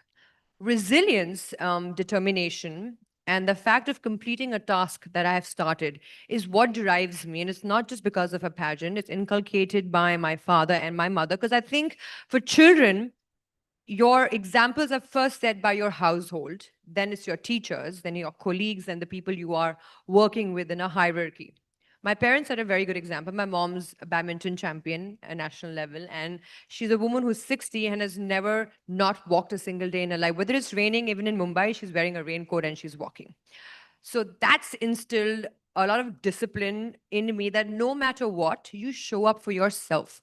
You show up for your body, you show up for your mind, you show up for the people around you who you've committed to. And regardless of rain, hail, or a colossal loss in your life, it's important that your word is your goodwill, right? So I stand by that. So whether it's pageant that's training you differently, whether it's you're in a corporate space with a mindset that, you're working in hierarchy, how to work in tandem with the people, everything is resolving to how you're feeling about yourself. And ITC is not just about feeling good, it's about being healthy. And I think a healthy mind leads to a healthy body. That's what's important for me. And that's what I always tell women 30, 40, 50, that, we are filled with guilt. Married women especially have a lot of guilt. How will I manage my children, my husband, my household, and my work? Hence, the shift has to happen, that we overcome the guilt and fear of missing out on our home, on our husband, and our work, because we have to balance everything, right? So that guilt is something that women need to overcome, and community building for women to work out to not feel that guilt is very important. So that's what I feel is the answer to your first question, and I give it back to you. I'll want to come back to the guilt part a little later. Before that, let me bring in Naira. Naira, unlike the Western countries, a lot of them, in India, I think fitness is not something which is an intrinsic part of our growing up. It's not given as much value as good eating. Like, we say hum khate pite ghar ke hain, but it's never told to us that, from a young age, you have to maintain the kind of lifestyle which will affect you in future as well, which will benefit you basically. So do you think Indian women basically wake up to this fitness journey rather late in their life? See, they probably realize that I have to be fit when they actually start giving up on life. Why to wait to give up on life? Why do you have to stretch yourself so much that you suddenly feel that, oh, I'm not valid anymore, or I don't have the energy anymore? Why? See, it's very simple. Women have to be physically strong because there's a lot of work to do, mentally clear of what you want to do, hormonally balanced so that your cortisols and everything don't spike up, and emotionally grounded, because there are lots of ups and downs. You have children, you have husband, you have work. We are not just daughters and mothers and sisters and girlfriends and wife. We are creators, we are bureaucrats, we are politicians, we are so many more. So there's lots to do at home and at outside. So I think, understanding that when you are fine, when you are strong, when you are valid, you can do a lot more. And लड़की पतली है तो healthy नहीं है, लड़की healthy है तो मोटी है, ये सब कहाँ से आता है? ये सब आई थिंक इतना जजमेंट करना सही नहीं है. I don't think it's right to जज. And women also have this issue.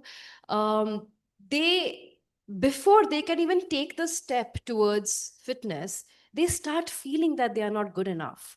They start assuming that it's not going to work out for me, or I don't have the time, or I don't have the patience, or people will judge me that, oh, I'm taking care of myself. We are used to seeing women, most of the women, up until my previous generation, oh, they are supposed to be housewives. So एक housewife का image होता है कि साड़ी पहन के रोज सुबह चाय बना के खाना पीना पूरा दिन, whole day she's only cooking, making tea and serving everybody, and just because she's taking care of herself, it becomes a problem. Why? The family members should tell them that, bro, you relax. Let the maids do, you chill, so that you're also happily enjoying your space, your family life, your festives and everything. So I don't think, I really think that we should change this perspective. The guilt and the patli and the moti and everything, it's all bullshit. We should take care of ourselves. Alankrita, you want to add to that? I agree to disagree with your question, because I believe there's been a major gap in understanding the fact that your question was about women have always had this thing about health and fitness recently, and it's not been there. If you see PT Usha from back in the day, our athletes, you see our wrestlers, you see our badminton champions, you see a lot of women who've been in the sports fraternity are not from this generation who are champions. They're championing since our parents' generation. During the caveman time, there were women who were also hunting with the men. One. There's been a point even after that during my grandparents' age or during the freedom fighters, we had Rani Lakshmi Bai. We have a lot of examples of women from throughout the generations who have had the courage, capacity to break through these norms. That percentage is small, but I don't think that it did not exist, because the awareness the idea of cultivating that for women was not given much priority because our generation and timeline in India was dealing with a very different set of factors after freedom. The generic norm of health and fitness has been placed in now because the efficacy of health for the entire generation has changed because of adulteration of food, the different factors of pollution. During our time, you know, the akhada players, the wrestlers, there was all sorts of fitness of women back in the day. The gym machines were there for everybody. You would see there was a percentage of women back then also working out. Yes, I agree that the dominance of the predominance of women existing in the social sphere of being fit did not exist as it does now, because times have changed and women have come out of their shell, because men also support their women today. Men did support their women back in the day. The education, the level of freedom, the level of awareness has made them become a team. Yes, there are a lot of men who, I would say, when you talk about toxic masculinity, do exist, but they're all over the world. It's not just my country.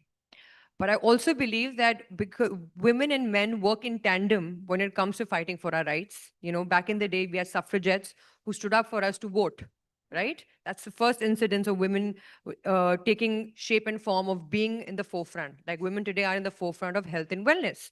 Because health and wellness is not just about creating babies and having healthy children. It's much more than that, because generation has changed. हम अपने पीढ़ियों से mothers and हमारे grandmothers से जो औरतें सुनती आई हैं, समझती आई, उन्होंने वही करा है. And so did the sons, right? So the beginning is your household. So the narrative has changed. Hence, the amount of women and men in collaboration for these things have changed. So the chromosomes are always X and Y. It's not just XX or YY. And that's why women have emerged, because they're breaking barriers and norms, because it's not just for me, health is me looking fit, which is thin, or me being fat, which is healthy.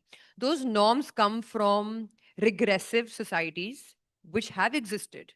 And they still continue to. A lot of girls from very good families or from extremely three-tier system families have Kali, Gori, Moti, Patli. But that has nothing to do with health. That's genetic norms or redefining women about how you look physically as a structure. The internal structure of your body is very different than your external structure. There is visceral fat, which could also be with people who are thin, right? So that's more dangerous than a person who has flabby, fatty arms. So the idea of health is becoming more scientific now, hence the reform, the change is taking place. But I feel that, you know, regression only changes with education, and hence progression takes place. So I don't agree कि उस ज़माने में नहीं था, उस ज़माने में भी औरतें थीं और उनके पार्टनर्स थे, उनके पेरेंट्स थे जो सपोर्टिव थे, इसलिए हम आज यहाँ बैठ के ये बात कर सकते हैं. Because there have been people who have supported that small sect, which is now expanding. And that expansion comes when women and men work in tandem. So it's never a sole journey. Yes, the suffragettes were just women doing it for us. But today, I think everybody who's sitting in this room has collectively worked towards bringing forth this particular innovation idea. ITC is doing a major shift, you know. So I think we have to celebrate everybody in this room who's come together for us to be able to speak about this topic. So it's a big shift. Thank you. You know, I remember another tiny segment, I think, which I want to talk about is, I remember speaking to Masaba Gupta. And according to me, I think she has one of the most badass mothers in the history of Bollywood, I think. You know, I love her mom. Fittest. And she confided that, you know, after she delivered her baby, she was going through mom guilt, which kind of stopped her from taking care of herself. She didn't want to hit the gym because she thought every waking hour should be dedicated to her child. So do you think that's a absolute prevalent problem with the pregnant women who are trying to maybe not just shed that extra kg, but also trying to come back with their former confidence? Absolutely. I agree with you on that. Again, since we speak of guilt, everybody in this room is guilty of something that they do and they don't do. Guilt is a predominant factor of being human. You know, if somebody probably, let's think about, you know, eats too much, drinks too much, the next day they'll be like, hi, maine kyun kiya? What am I going to do next about this particular situation? So guilt is predominant being human. You cannot remove guilt from being human. It's inherent. But there are ways to work through that guilt. There are ways of supportive partners, communities, mothers, friends who don't say, oh, you've left your child alone at home and you are here sitting. Friends like that also exist. You'll have your relatives also who will be like, acha, you're going back to work so fast? You know, They'll talk about breastfeeding in a way as if it's their particular bosom they're speaking about. So I believe that, the way we look at women is not that we are milking cows. We're not a generation today that cannot handle and multitask. Women's brains are in such a way that we can multitask with different boxes. Men think differently cerebrally. So when people speak about women, feeling the guilt after a baby, first we have to shed the weight. We want to go back to how we used to look, and there's nothing wrong in that. We need people who support us in that. Second, I have my friend who's just had a baby, okay?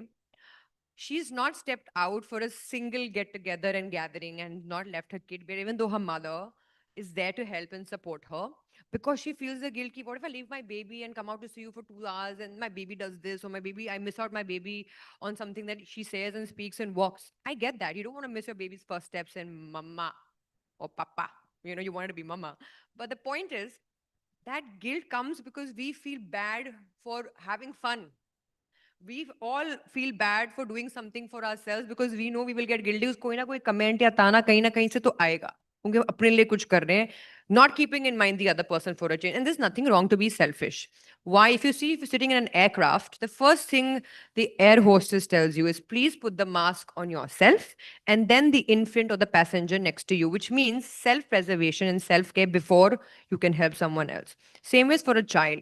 If you're not happy, if you're not blossoming, and when you're pregnant, and if your energies are different, the child who's going to come out, their energies will reflect the energies that you had when you were pregnant. What you're listening, what you're reading, what you're playing, the child is in tune and sync with you when it's in the womb. So when the child comes out after 9 months or whatever months, could be sometimes, 8 months also, it's a reflection of your energy. So if you, after being pregnant and delivering, do not have that same energy of care for yourself, your child will take on that energy as well when it's growing up. You don't want to be frustrated and angry and upset and resent yourself, because that energy comes on your child when it's growing up. So that shift comes with the mental, emotional support of your partner. You want to be pampered and look, the first thing people say is internal beauty. Yes, internal beauty is very important. But I feel when you're pregnant and you are not looking at yourself the way you were, so it starts with physically also feeling good about yourself, which is an internal shift you make. Sometimes I look at myself and I'm not feeling good in the day. I'm like, oh my God, I'm feeling to the dumps. But I look at myself and I'm like, okay, maybe a good facial and a haircut might make me feel good. So you go for that, do it. And sometimes that also changes the game for you and you internally feel good about yourself. So it works both ways. I cannot say just the internal factor plays a major role. Yes, looking good and being fit also plays a major role physically. So they go again, hand in glove. So women after birthing or during their pregnancy need to have a good support system, because postpartum pregnancy के बाद जो आपका mindset है, जो depression होता है, वो बहुत सिवियर है. तो व्हेन पीपल से उसको मूड स्विंग हो रहा है, ये पागल है, those words are just awful and obnoxious to use on someone. That also affects your mental well-being. So if I'm not mentally doing okay, I cannot be physically doing well as well. So I feel they don't have to feel guilty, and this guilt has to first stop coming from their mothers and their mother-in-laws. So, and then their husbands also then take the lead. Okay, you know what? Enough. My wife's got to do well for herself. Let's focus on that. Ki, hi, beta, ine ye nahi kiya. Hi, usne chai nahi pilai. Hi, usne ye kar diya, ye peh. We have to stop those narratives that we can grow and build together for our kids to be more happier. Yeah. But now you spoke about something like multitasking. Now, has there been an instance in both your lives where maybe work or family took precedence and you kind of avoided your health and regretted it later? Yes. I was working when I lost my father. I was in Goa for a shoot and I was reaching Chandigarh. My father was on vacation with my mother and I lost him. That was a horrible moment, because I mean, you don't know that you're going to lose your father, but you're working. And I quit my work for 3 years in guilt. That I couldn't spend the time with my Yeah. dad at that time. That guilt was awful. I still cry about it, like I am right now. Sorry. But oof, it took me 3 years to come back to Bombay, where I started my journey with him, and to build myself again, because he would be rolling in his grave right now if I was not here speaking to you guys. Ki, why is she wasting her time? He was a go-getter, So that guilt, that work took precedence, and I couldn't be there for my dad, because you never know sometimes in these situations that, oh, your dad's gonna pass away, So that shift did not happen for me in that moment. But I still showed up for all my commitments that I had, because I would always think about one thing, that if I didn't do it, what would my father think of me? Because he was always pushing me to do my best, to be my best. So of course, the personal life, people think, takes a backseat when you're working. It does. On a lot of days it does for us, because that's the way life functions. You can't always be present for everybody at each moment. There are days when work takes precedence and then your private life takes precedence. But the work-life balance only happens when you have discipline of time. You cannot be waking up late and then thinking, अच्छा मैं काम भी कर लूंगी, मेरा boyfriend के साथ भी घूम लूंगी, मैं बच्चों को भी. That discipline is with time. And there are days where you're burnt out. There are days where you need rest. So when somebody says, I can balance it really well, that is only if you are mentally prepared to balance it. It cannot be physically every day the same, because women have hormonal cycles. So we are different on different days. So you have to understand that when, women are going through that. So understanding those cycles and make you understand a woman's lunar cycle better. But yes, I think it's okay that your work takes precedence some days, your family takes precedence some days, your partners take precedence some days, because it's not an equal journey every day. And you don't have to feel guilty for taking a break. You don't have to be guilty for overworking at times, because that's life, and you have to have each day be different. Like your heartbeat is, the flat line is only once you're gone. So it has to be in those wavelengths to enjoy it. The synchronicity is what makes it happening. Naira.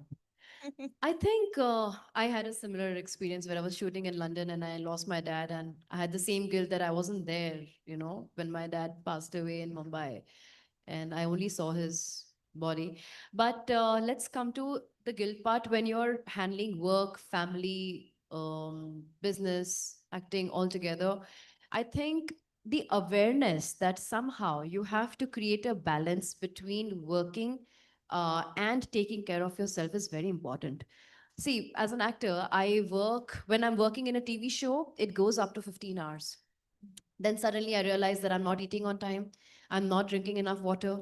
I'm not getting the right amount of sleep. Now, what do? I find breaks. I find breaks to snack up on something important, something healthy. I take quick naps. I make sure before I head for my shoot, I at least take a 10 minutes run niche. I go for a brisk walk for at least 10-15 minutes. You have to find time. You have to find the balance that, okay, fine, you have the small break, just breathe, relax, feel good about yourself, regain your energy, think about all the good moments in the day, all the good things that you did in the day, all the good things you're going to do in the day. Look forward to it. Rewire your brain again and again that, okay, no, I have these goals to do. Evening, I'm going to meet my parents, I'm going to meet my friends, I'm going to do this, I'm having a great day at work. Trick your brain again and again and again and find that balance to keep yourself healthy. I agree with her completely. I think being grateful for the life you have, because a lot of us don't have that kind of fortune of being placed in such a way that we can speak about these things, or come out of the doomsday with flying colors.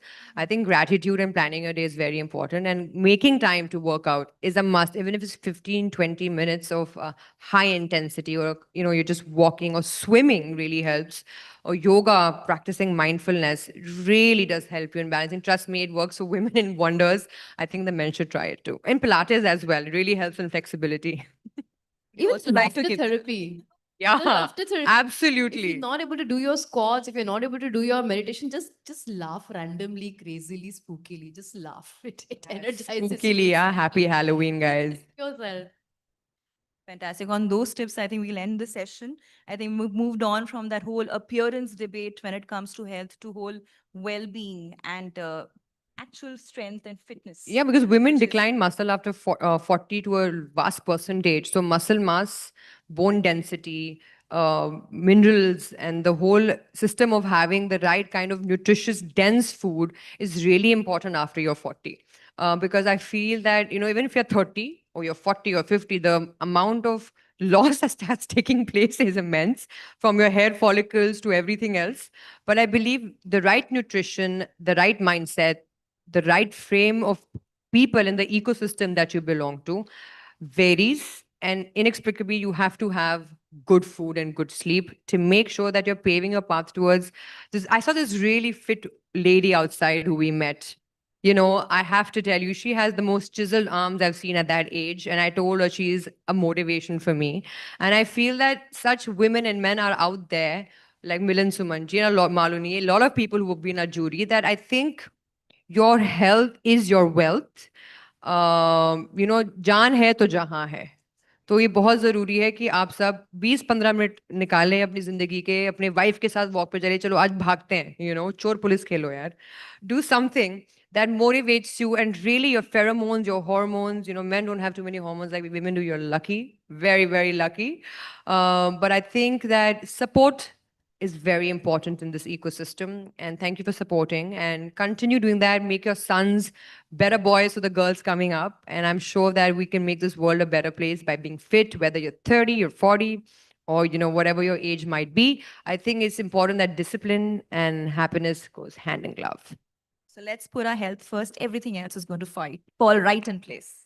Thank you so much. Thank you so much. Thank you guys. Have a Fabulous wonderful session, evening. And I got some tips for myself. So thank you. Thank you so much. Last thing I wanted to add is no matter how much weight training or jogging or cycling or exercise you do, or no matter how much diet you do, first thing you should always ask yourself, how are you feeling? Because that is when you understand what is going wrong. Apart from your diet, it's not the portion, it's not what you're eating, but it's about how nutritious your food is and how light you feel. Eat to just kill your hunger, not to like fill your stomach. Always ask yourself, how are you feeling today? And then make the changes you need to. Nari Shakti, Zindabad. Thank you guys. Thank you so He has a question, I guess. Thank You have a so much. question? I'm really sorry we don't have time because we're running very late, sir. It's Just okay, one question. please. One question. Yeah. Just one. Let them ask. So we have 2 minutes will take Running us. very late, unfortunately, 45 minutes. Even for us, you were running very late and made us wait. So we keep on hearing this whole thing, and I think there's a lot of discussion right now. Women think multi-dimensional. Can you be a little closer? Thank you. Yeah, sorry. I always make this mistake. I've been hearing this very often throughout the day also, and now you've been talking about it. Everybody says women think multi-dimensional. And that's why they multitask better. And while men can either chew gum or possibly think at the same time. So they can't do two together, right? Now, is it really some science behind it? Or do you think it's good women PR kind? I'm sorry, the good what? The good? Good PR from women. I want to answer this. See, even men can multitask. I have known many men who had 3-4 girlfriends at a time. So it is very easy to multitask. Whereas women at home, they handle children, they handle kitchen, they handle job. It's about practice. It's about focus, nothing else. Both of them can multitask. But if you focus at one thing at a time, it's a great thing to do. You excel in that. Yeah. Yes, We please. take this as the last question. Yeah. Question is basically it's for both. Who are your role model and what inspires you most? A little louder, please. Yeah, again, so who are your role model Okay. and what inspires you both? Yes, I'll answer this. Well, you see, we have plenty of role models for different things in our lives. I would not answer this very politically, but of course, my first person at home is my mother. She is, to be in as clear as possible, a boss lady in all her fields. And I don't know how she's done it, but excellence to another level. Then is Oprah Winfrey, Meryl Streep, and Rekha Ji in my industry. I would like to say, because you see, a role model is somebody who inspires you to do better, be better, and also self-serve. I believe service above self is also very important. So if I am at a position where I'm only thinking about myself and my glory and my success and my money, and I'm not able to use this platform to help, to serve, like as an artist, I'm of the people, by the people, and for the people, like the government is. So I believe that a role model should be anyone in your life who can help you inspire to be a better person, more motivated, more disciplined. It could be a man as well. I have a lot of men in my life who also are my role models, because it's not just about women and men and the difference between us. It's about how we work in tandem with each other to be better at what we do. And that's all we expect the men to be our support system, to push us forward, stand up for us when someone else is not letting us be our best self. That's the position. And there are a lot of men out there who are doing so well. And I feel like Akshay Kumar sir's discipline is what I think is to die for. As an artist is what I'm trying to tell you. But there are so many people. My father, when it comes to waking up at 5 a.m., was sab karte the. And he was a person who was not only great in his respective work as a husband, as a partner, as a daddy, as a friend. I've seen that beautiful man multitask and finish any task that he started. So I got that thing from him. And every other man and woman that I've met so far have contributed in my journey to move ahead. So I don't take it away from the men and women who I meet, who I greet, who I speak to, who have helped me shape who I am today. So thank you. All right, thank you, guys. I think Naira wanted to answer. The question was for Naira as well. Okay, sure. See, she's said the most of it, what I believe as well. But who is a role model? A role model who is extremely ambitious for self. A role model who manages the family, the society well, the partnership, the marriage. I think any person who excels in all these fields, keeps a balance, should be a role model. That role model can be found in your own family. Okay, so your family mate, it is your parents, it could be your best friend who's managing their life and their work so well. In my profession, apart from my mom, I really like Priyanka Chopra. I think she's created a legacy for herself.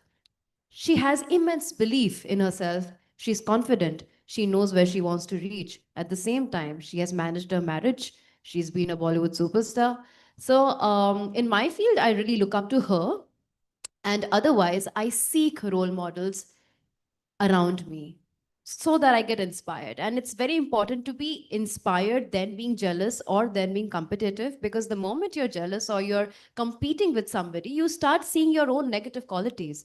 Do not see that. Get inspired and see how that person has achieved what they have achieved, so that you get an idea what is your way out to achieve. Be your own role model as well. That's the most important. You imagine yourself. How do you want to see yourself? Okay, then start backtracking. This is how I'll be this person. Naira Banerjee, I want to see Naira like this. How will Naira become like this? Let's deduce. So make yourself your own role model. That's my advice to all of you. Thank you, everyone. Thank you so much for your Thank time. you so much to both of you. It's a lot. Thank you so much, Neeta, for doing this. I'll request all of you to please wait on stage. We have some special gift hampers from Rightshift and Noise for both of you. And once again, ladies and gentlemen, can we have a big round of applause? Truly, truly empowering, powerful conversation indeed. I'll request for the other one as well, and then we'll do a nice group photograph of all three of you. Maybe we'll put Neeta in the middle and then you can, yeah. Yes. Can we have some clapping and appreciation going? And I'm sure the smiles will widen up a little more when the photos are being taken with that. Thank you, Naira. Thank you, Alankrita. Happy to see you both again.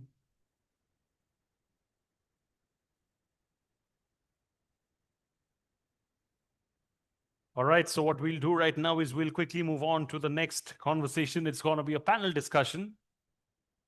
This is going to be about decluttering life, small changes leaders make to stay fit in a busy world. Very, very important and pertinent topic. You're talking about decluttering life, small changes which leaders can make in a very busy world.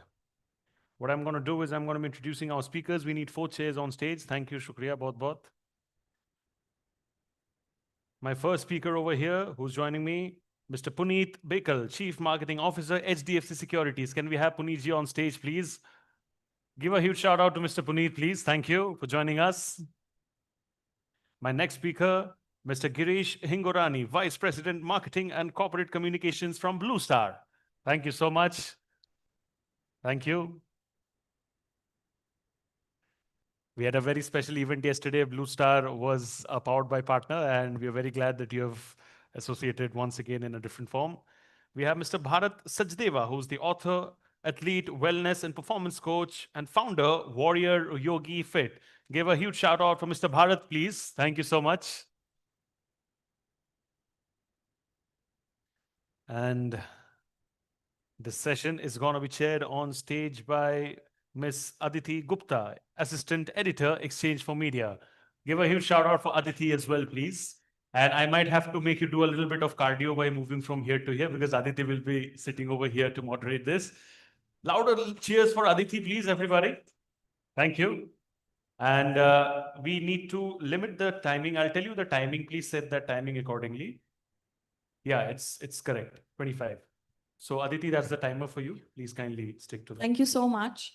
Good evening, everyone, and welcome you all to this interesting panel discussion that we have now. I think we've had a very interesting day throughout, and we're talking about mental well-being and how to balance work and life.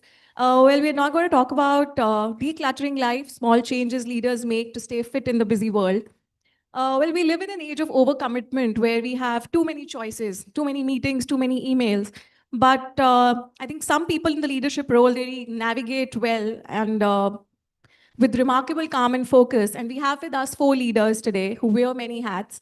And we'll ask them about the small intentional changes that they make in staying fit and clear-headed. So thank you for being here. Let's start with the big picture. All of you lead fast-paced professional lives, and what are some everyday decisions and routines that you've simplified to stay focused and grounded, both at work and personally? So we can start with you, Puneet. Okay, let me put it. I think the moment your planning is right, be it your personal life or professional life, I think your anxiety automatically reduces, right? So, for example, on Sunday evenings, I know how my week looks like. In the night, I know how my next day is going to look like, and because of which I can actually prioritize my three, 4 things that I need to do. So even if you're not doing the long tail of things in the end, you're still fine with it. So you're not stressed out because you know the top 3 that you need to solve for. So I think, yeah, I think planning helps a lot of stress and anxiety, and also declutters, and it makes it much more seamless from a day in, day out perspective. Absolutely, that's a great start. Girish. So I think we don't have an option, right? As leaders, we have to have a healthy body to have a healthy mind. There are a lot of key decisions that we need to make. There's a lot of stress, and to grow in life, it's as important as learning a new skill. It's as important as work itself to have a healthy body, and it's a requirement of every CXO today. If you're not healthy, you're not going to grow in life. So it's very clearly linked to your career, right? And actually, there are lots of things that one can do. It's very easy to kind of succumb to temptation. I was just telling Aditi a small thing that I've started doing now is that, of course, our major problems happen when we travel, right? And when you're traveling, you're eating a lot of rubbish, you don't have time much to actually go to the gym, etc. But what I've started doing is 2 things to begin with. One is to carry my gym shoes along everywhere. And every hotel will have a gym. It's all about discipline. It's all about pushing yourself that, hey, it's just 15 minutes. Take small steps, not really major steps. 15 minutes, just go to the gym. You know, you will revitalize your mind and you'll be able to make better decisions. You'll be able to improve your productivity. It's very clear. There's no science. It's common sense behind it. And the other is never opt for a breakfast option in any 5-star hotel. You don't succumb yourself to that temptation. Don't even opt for it. You don't have to go to the breakfast table. You don't have to eat. You can, order room service, order some healthy stuff. Just avoid yourself that guilt, right? And don't fall for temptation. These are small things, but they play a big role. Absolutely. Bharat. I think what Girish just said, I'll totally agree. And we are embodied beings, we are physical beings. So movement is the cornerstone, what defines us. And that invariably is helping us with our cognitive function. As the leaders, you need to make decisions, you need to take calls. You cannot be thinking for too long because the entire team is looking up to you. What is he going or she going to say? And as in the previous discussion, Milind said, self-awareness is a key, knowing yourself, we are evolving beings. Maybe when I was in my 20s, in my 30s, in my 40s, I've seen a considerable change in terms of my diet, my movement, as an athlete, because I cannot go on the 6th gear throughout. I also need to know when to switch the gear, when to go down. But ultimately, as a society, as humanity, in today's times, we are living more on the 6th gear mentally and on a neutral or 1st gear in the physical realm, where we need to reconsider and shape ourselves and see where we need to go. So that's how I'll say. Actually, I have to point to extend what Bharat said. Movement, he mentioned about movement, and typically corporate people have to sit at minimum of 8 hours, right? Zoom calls just make it worse. Correct. So the thing which I do, or I think most of the guys have already started, is I keep on moving in office all the time. Even there was this brand campaign by Idea, which is walk and talk. So every time there's a phone call, I'm always on walking and not, so wherever you get a chance to move, I think that makes a lot of difference. I think those are great insights. I think movement and healthy eating are really, really important. I want to come to now the micro habits. If you can elaborate more, like how do you set the tone for the day? The first things that you think one should do when you wake up. And some rituals that you can share with us, which keep you grounded and focused, the small little morning habits. So, Bharat, if you want to start. Sure. I think that really sets my day when I'm looking at those micro habits. First thing is what I think both the wonderful speakers at the previous session talked about checking in with yourself. Morning you get up, if I'm totally engrossed with what is happening out in the world, which is a habit, which is a practice. I'm not saying I'm perfect. Even now I get to reach out to the phone, but that is a practice that we need to do it day in, day out. The first thing is check in with yourself, just figure out, and feel into your body, your thoughts, your emotions, gratitude, again, a big part of the day when I start. Hydrate myself, and I start with some small 5 to 10 minutes mobility session. Like how the speaker was sharing, you don't need to have a good 1 hour long workout in one go. I call it movement capsules. So, I follow a 5 to 10 minutes morning ritual, and then afternoon, then evening, and in the evening and at night. So when I say movement, it's just not physical, it's also about, taking care of your emotion, regulating your emotions through some breath work, so visualization and affirmation. So those are my to go. Great. Girish, would you? Yeah, I think it's the morning is the most important time because that defines your day. You shouldn't, and of course it's difficult because there could be messages, there could be emails pending, and you shouldn't look at your phone. So the first thing you've got to be is with yourself. Spend 10 minutes having a cup of coffee or tea with yourself, and I make it a point to at least do some physical activity for sure, because without that I feel sluggish through the day. So it's now become like a necessity for me. Even if I don't do it, I will need a lot of coffee through the day, though I may have slept well. But if I have to do those 15 minutes, and it's something that I used to never follow 10 years ago. So 10 years ago, I was 15 kgs or 20 kgs more. I used to not exercise. And then the reality hit in, right? Someday, like he said, you can't lead that life because life will tell you, hey, this is enough. And then you start learning yourself. Self-awareness is very important. I completely agree that as long as you're aware and you push yourself, and it's not about laziness, you'll feel excited. You go out, you see people, you go to a gym. It's an exciting start to an otherwise hectic day. So it just sets the tone for the day. It's a small thing. It's like he says, doesn't have to be more than 20 minutes. 20 minutes is enough, more than enough. Yeah, I think it's similar, but in fact, my morning routine is very simple, to be honest. I don't do more than half an hour of exercise every day. It ranges in averages between a 22 or 25 hour, except for weekends. Yeah. Yeah, I do some reading here and there. I also make it a point to sit with myself. You can call it meditation. I have been meditating for many years now. So meditation, I don't need a place or a ritual or a app to meditate. It's just about sitting with yourself, being calm and not thinking for 10 minutes is possibly what I do. So I need like a 45 to a 50 minute for myself for doing all of this. Then you are good to start the day. Fantastic.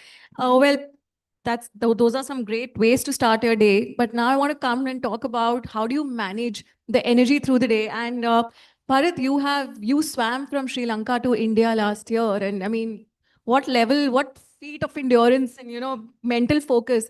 I want to ask you, how do you manage the physical and mental space when you're through that journey? Again, like I said, it's an everyday practice. The thought, the visualization that went into it was not just a physical preparation.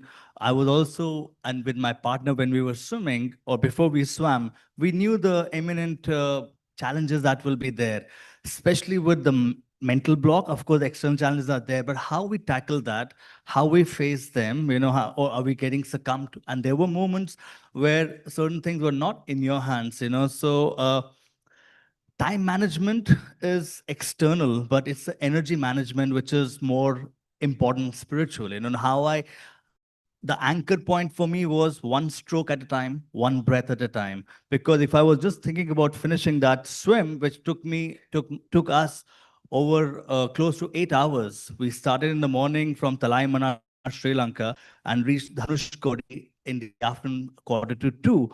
But the challenges were there, imminent dangers were there, but it's about, at that time, you need to surrender and trust the ocean. You cannot start fighting with it. So that was a big learning for me, and which I also mentioned in my book, Ram Setu, The Bridge Within, and asking the readers, what is your bridge that you're willing to cross? So that's how I see it.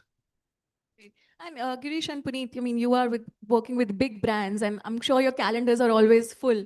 So how do you manage your energy and not just the time? And how do you show up and, with focus and presence on your tough days? You can start. So they say, right, that the food for the brain is physical activity. It's scientifically proven. People who have strokes, people who kind of have dementia, etc., they all do a lot of physiotherapy because that's the way to energize the brain. Physical activity is the key. So he mentioned that walking and talking is a very simple thing to do. There are certain calls, you're leaving work, and then there are 2-3 calls that you got to return. Reach your home, return those calls if they can be made then, but while a walk, during a walk, right? You can complete doing that and doing this, and you will feel energized, because that's the only way to keep yourself energized. The work is getting more and more hectic. As you grow up the ladder, it gets all the more stressful.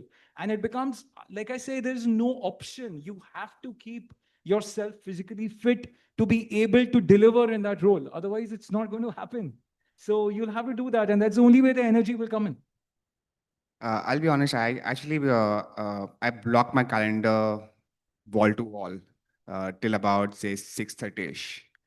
The reason I do that is because one, I'm confident about my energy levels through the day, predominantly because I have these smaller snacks and bites every now and then, and also my afternoon lunch. This has been out of habit, not out of measured thought. I don't eat full. I always eat to a point that I'm always hungry, which I think is also important, because otherwise you get too lazy. Yeah, that is one.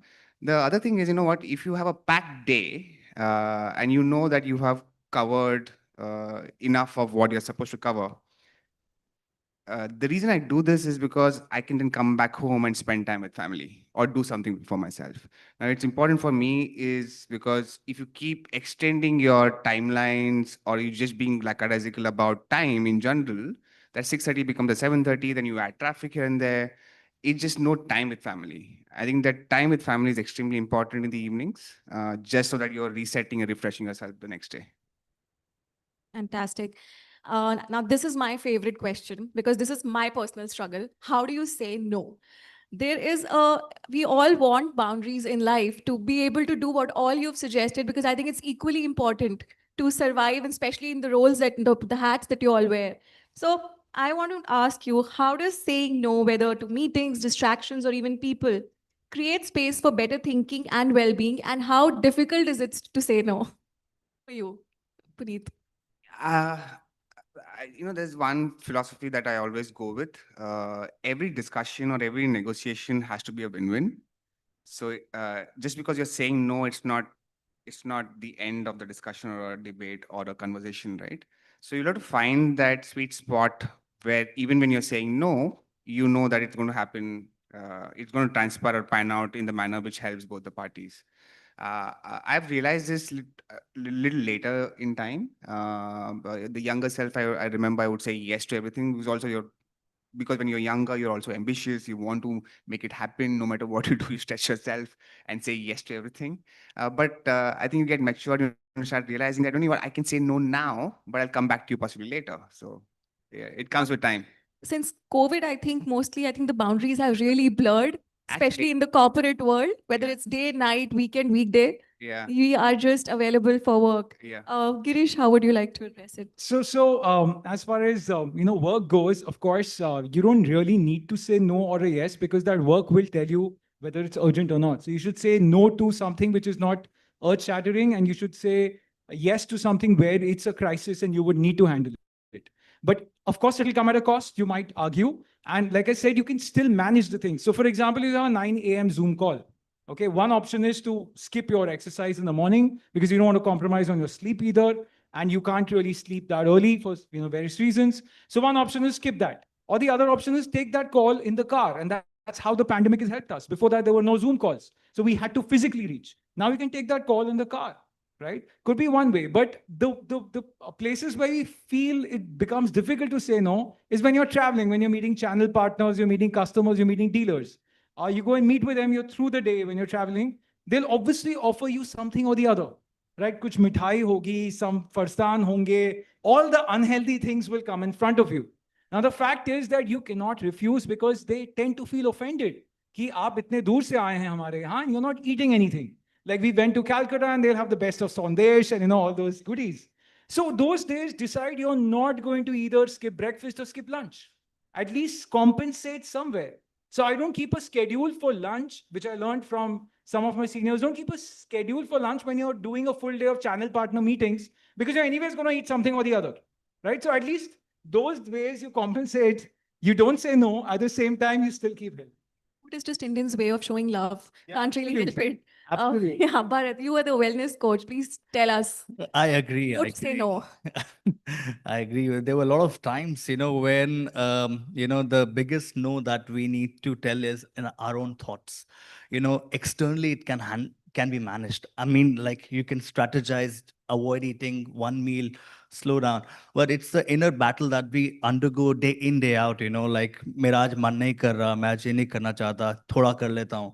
But I think that is the real test of your own, you're accountable to yourself, your integrity. And sports, if anything it has taught me, sports and fitness, is to show up every day.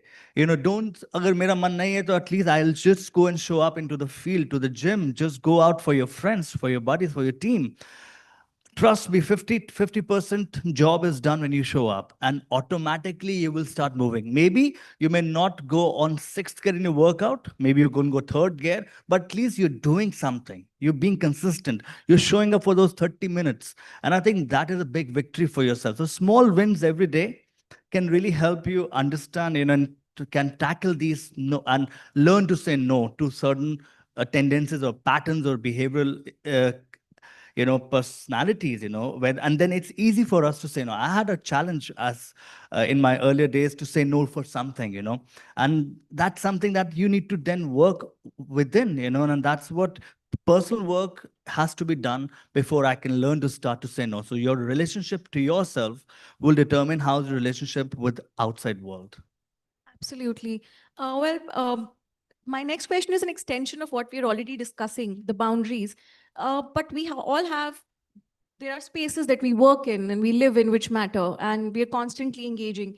I want to talk about the environments that we are in. So how can you as leaders design work and personal environments to support long-term clarity and performance? If you can throw some light on that. I'm a person of minimalism. So in fact, my house, my cabin is, you won't see nothing at all, except for few artifacts here and there. I like it to keep it. My desk is almost at all times empty. It almost feels like this cabin is not being used by anyone else. But that's it just helps me to keep a decluttered mind, say so. Yeah. Great, fantastic. Girish. So, like I said, it's all in the mind, right? The environment that you select, it's a structural thing. Of course, there are certain things that you can have, you can create, which will ensure, for example, when you're taking Zoom calls, you're on video calls, right? And you have to be there. A lot of people, and we've all created structures where you stand and take the call. At least you don't sit and take the call. At least standing is better than sitting. Go take breaks at times. Just say, I'll be back in 2, take a little break, just go around. So these are things that one can do. Always have the gym bag open, or rather right there in your bedroom.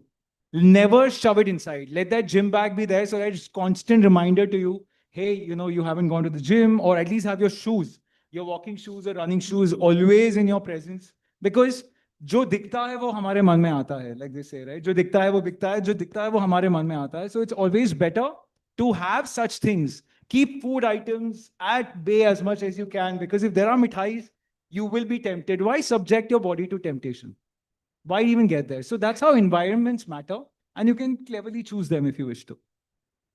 I think personally, what he said, what I've started doing is I get these healthy laddus, healthy snacks, and I keep it in my, kitchen or in my desk, office desk. And these are something, that you don't then going towards something that, is not really giving you nutrition and making you feel guilty. But I think this year, what I started was taking small steps to declutter the workspace. And that really has made a big difference in my thought, leading to a right direction. Taking small breaks after every 1.5 hours for a 5-minute stretch, or taking a walk, as Mr. Bakshi was saying, 4 floors, and then you press the lift to go up. So it's up to us how much, what is my, which direction do I need to take myself for this body, mind, and spirit to be aligned. There's no separation, it's integrated. So how I do that, the choice is mine, and I choose to lead that direction. But I also want to ask, apart from, of course, eating healthy and exercising, I want to know how important is the digital detox? Is it possible in today's demanding corporate structures that we have, the working hours that we have, and we're constantly in front of our screens? So do you think digital detox, for some hours during the day, probably one can manage, and would that help in kind of creating a boundary and clearing your mind?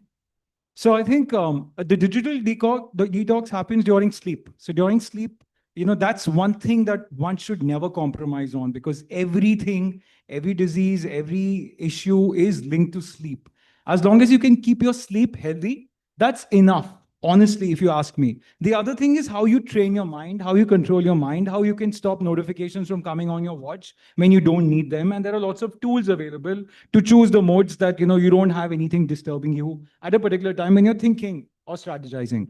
But when you decide and when you think that, work is life and life is not work, then the problem comes in. But if life is work and work is life, then there's nothing like detox. Everything is together. So it's personal, official, it's all together. And it's all about, like he's been saying, it's all about discipline of your mind more than anything else. It's important, but I think sleep by far is the most powerful detox that we should always never compromise on, come what may. Absolutely. I would just like to ask you, from your personal experience, if you can share one big or small change, decluttering change that you brought in your life, which helped you clear your mind and stay focused. Puneet. I'll just extend to what he said. I'm obsessed about my 8 hours sleep. Yeah, and in fact, I'll go with the earlier question. I think the only time I say no, if at all, if I've not slept well, believe me. So that is I'm extremely obsessed about my 8 hours sleep. That is something extremely important. To your point on decluttering, like I said, I started the meditating almost 10, 15 years back. It helps to keep your mind channelized to solve for, I'll not say problem, but solve for events and context which comes almost every hour, every day of your life. You just become more calmer to situations. For me, I think meditation has been a big, big help. Fantastic. Girish. Coming to small, minor things, I gave a few examples of, taking your gym shoes along, saying no to breakfast, in the properties that you stay.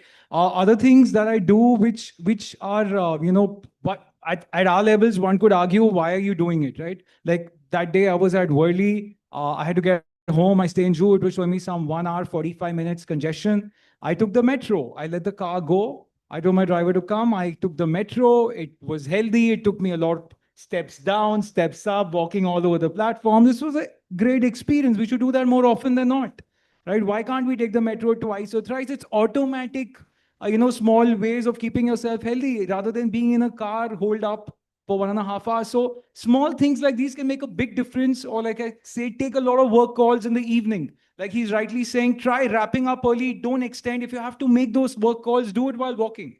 It's a great way to, keep yourself fit, and a great story, or a great, requirement to grow up the ladder, because without all of this, you're not going to grow the ladder anyways. Bharat. Decluttering the idea of comparison and perfectionism, because it's sometimes it's important to come to alignment with who you are, and at the same time at this environment that you're with. A lot of times working on the team in the leadership role has taught me about patience. I was very impulsive. I was taking decision left, right, and center, but I realized that I will be all by myself. I need to build that role as a role model. I have to build that trust with the team. So, keeping these idols and how we are creating that ecosystem both within ourselves at home, and one change that I have brought in my life, I try to do it at least, if not every day, at least twice or thrice a week, is that I sit on the ground at my home on a chatai. I eat with my hands. So it's grounding. For me, it's very grounding, something which we have forgotten because we are most of the time in the head space, moving around in the rush. So just sitting down there like how our ancestors used to, going back to our ancient wisdom sometimes is the answer. Going back to the basic is the answer. And I think these are the little small nuggets that can go a long way and can help us realize who we truly are. Thank you so much. Although our time is up, before I let you go, just one last question, because I'm sure one would be interested in knowing, especially me. What's your advice for people who are overwhelmed right now, especially the younger professionals who've joined this work culture and who are not able to cope with this balancing, and who are not even sleeping on time and waking up on time, eating healthy, nothing? What is the piece of advice, one simple advice for them to start with? Actually, it's very simple.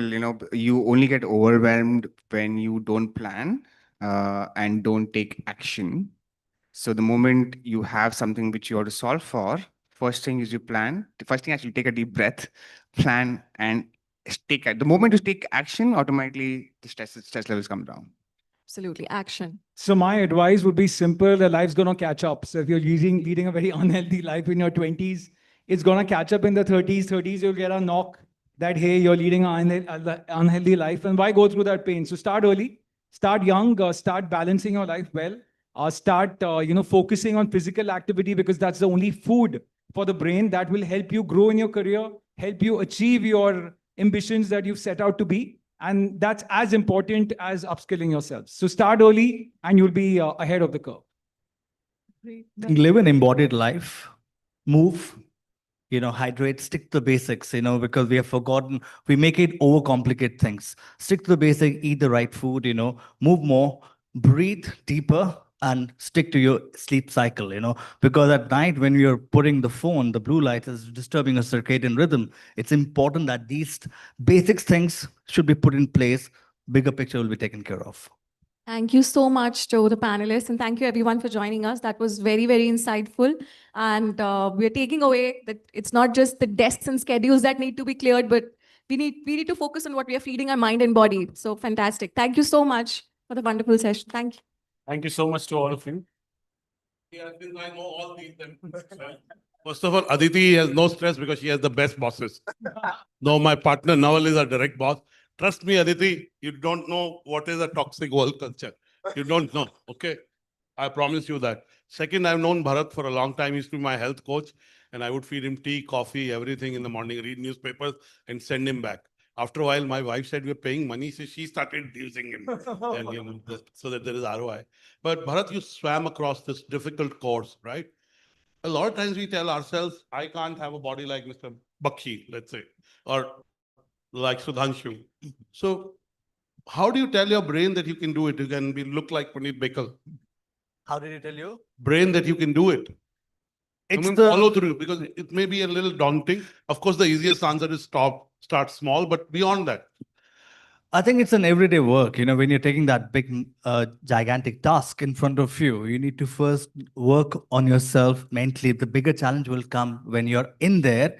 So the mantra has to be there, anchor point has to be there. What am I doing is taking one step at a time, one stroke at a time, one breath at a time. So rather than going for all out, because there will be challenges, whether it's in life, in a relationship, as an athlete, those things will be there. So the task has to be honored, and you have to surrender sometimes to the waves of life. So that's it. And Girish, luckily you have a lovely boss. He's a Virgo, and so are you. Always had lovely Yes, bosses, yes. thankfully. 15, your Blue Star is a Virgo policy. Mr. Tyagarajan is Virgo. He is Virgo. They only hire Virgos. I first time met 2 people in his team who are not Virgos.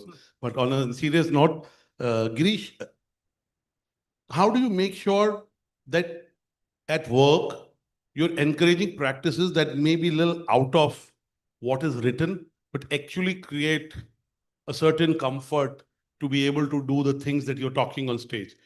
Give us 1 or 2 instances. So I think I spend a lot of time with the youngsters in my team, right? It helps me both ways. It helps them, get, some kind of insights from my experiences. And it also helps me gain a lot of, insights from them. So spending time with youngsters is a mantra that I've learned, and I think it's working wonderfully. And it just helps build the overall team culture, because when you spend time with youngsters in your team, they feel motivated. They don't leave that early because they know that we're spending time with them. So I learn a lot from them. So it works both ways. And your daughter, she's a doctor, right? Yeah, she's a budding doctor. Yeah. Budding doctor. And Puneet, I've known you again for a while.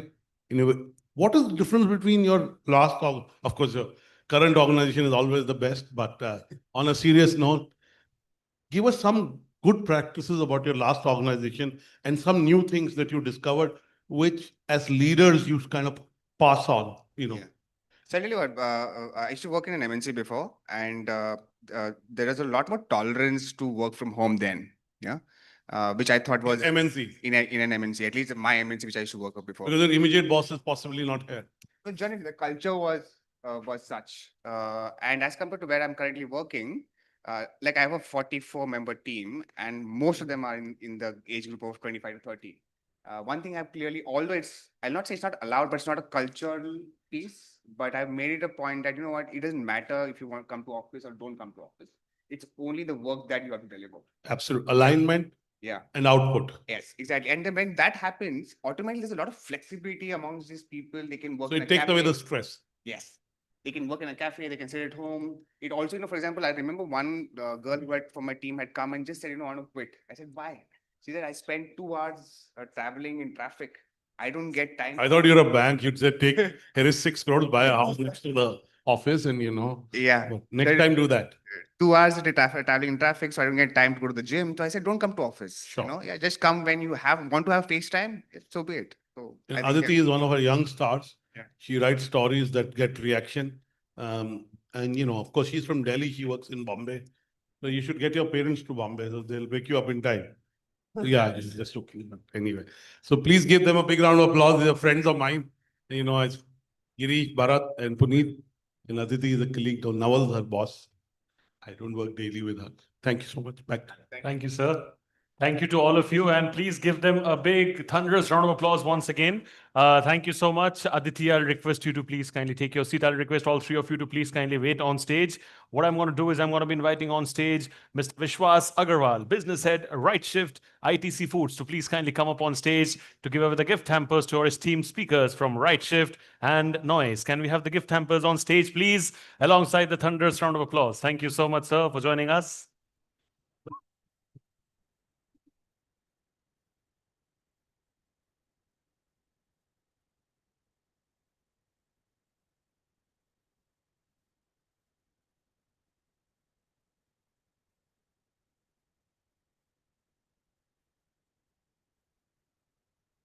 Thank you. And as per the format, we have to do a group photograph. All of you together. Over there at the front. We don't want the tables. Distraction. Come on, everybody. Please, if I may have some clapping appreciation from your end and some involvement, that certainly helps the process. Thank you so much. Quickly requesting all of you to take one chair out from there. We'll quickly move on to the next session. This is again going to be a trilogue on the topic, the endurance code, fitness, focus, and the fire to keep going. Very, very important. We talked about consistency earlier, and I think the fire to keep going is a direct result of your consistency and your belief in that. So that's exactly what we're going to be talking about right now. The endurance code, fitness, focus, and the fire to keep going. My speakers over here, I would first like to call upon stage Dr. Anurag Batra, Chairman and Editor-in-Chief, BW Business World and Founder Exchange for Media, to moderate this session. Once again, ek aur baar zor se Dr. Batra ke liye please talia. And my honorable esteemed speakers, Mr. Parveen Dabas, actor, director, and co-founder, Pro Panja League, alongside. No, thank you. Thank you, sir. I request you to join us on stage. And my next speaker is Ms. Chahat Khanna, who's an actor, established entrepreneur, and fitness enthusiast. Thank you so much, Chahat, for joining us over here as well. She's a mother too. She's a mother too, right? So absolutely, yes. That's the most important role. Most important role a woman could play. Give both of them a big round of applause, if I may request everybody. People at the back, if I can please have some, involvement from your end, that would be really kind. Thank you. Sir, over to you. There's a mic for you, Mr. Dabas, and there's a mic for you, Ms. Khanna. First of all, what do you think of, have you tried Rightshift as a product? Not yet. Yes, just now. 5 minutes. The biscuit. And there's some savory also. I was eating. Yeah, we really liked it. We just had it. It was really good. And I think it's about time we had more products like this and great from ITC, because I'm a big Jaggery fan myself. So I really liked it. Fantastic. Sponsors are listening. Good. I'm sure they are. That's why Anurag Yeah, got there are it. gift hampers I'm for sure you. they I are. can send you more. Vishwas is there. So Praveen, again,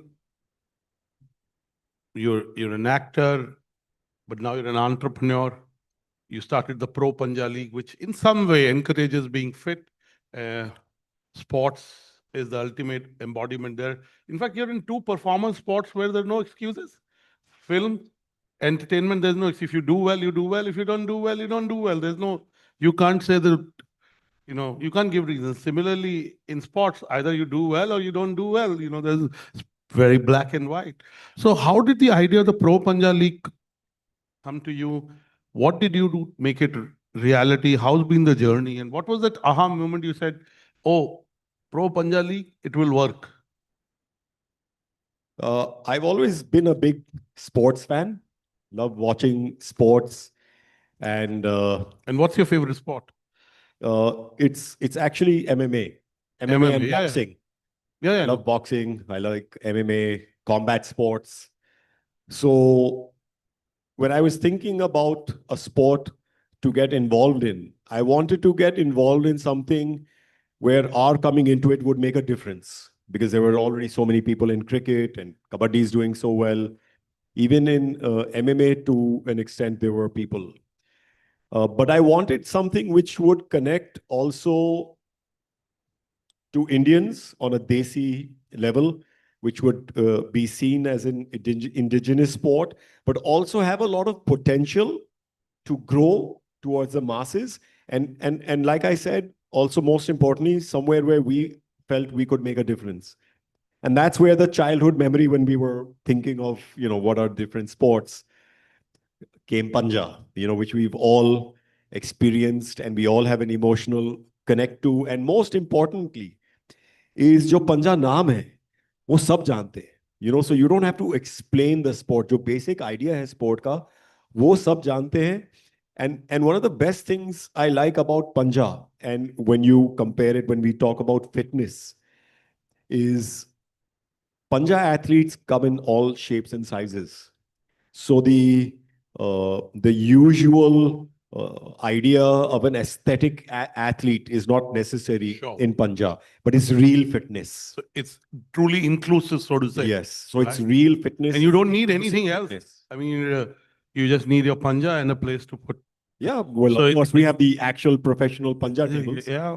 But so there's a very, I'm not saying anybody can do it, because it's very technical. There's a lot of technique. There's a lot of hard work.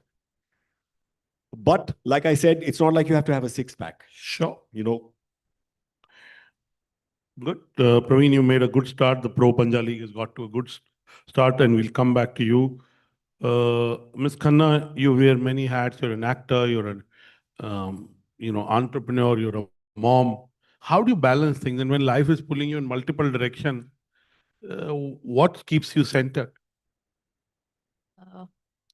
Yes, so I was listening to the session before this, and I heard somebody asking the question that how come women can be more multitasking, whereas men aren't? I think you asked that, right? I would like to clarify that one thing. Not every woman is a multitasker. I am not.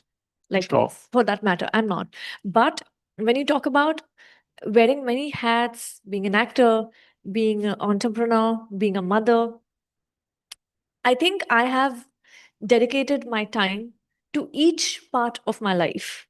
Okay. And I religiously follow that. I believe in that. And, there has to be a switch on and off button where, not like literally, Sure. there has to be a switch on and switch off for anybody who is handling or doing multiple things in life, right? Multi-faced people. So, One that's thing at a number time, key. fully focused on that. Yes, yes. So when I'm with my daughter, I when I'm with my daughter, I do not take my work calls. Even if there is a Zoom meeting, I will be like, "Hey, okay, I will join another time." But when I'm doing my Zoom meeting, when I'm at it, I will not entertain any other call, even if it's coming from my, production or for acting query, anything. So it's like, as you said, one thing at a time and dedicated time to everything. Beautiful. Again, my phone was upstairs getting charged. I left my phone there, right? And a lot of people, there was a time I used to do 60 things at one time, then got to 6, now only do 1. So I think if you do one thing at a time, you do it better, puts less stress. Sometimes you move from one thing to another. That's a different thing. I do it all the time. Let me also ask you, Chahat, all of us sometimes have self-doubt. Have you ever had self-doubt? Yes, a lot of times, and I am somebody uh, who's the biggest critic of my own self. Okay, and multiple and zillion times I had self-doubt, and every time it does come, and it's a process. Okay, it's a process. ऐसा नहीं होगा that one day you wake up and you're all confident and life changes from there. That never happens. It's just, I think, in stories. So every time you will doubt yourself for every new task, and you will have to overcome that doubt. You will have to prove yourself every time, "Okay, yes, I can do this." So whenever you step onto the next level of your life, you will definitely, when you're growing, when you're expanding, you'll definitely have self-doubts at every level, but you have to overcome them.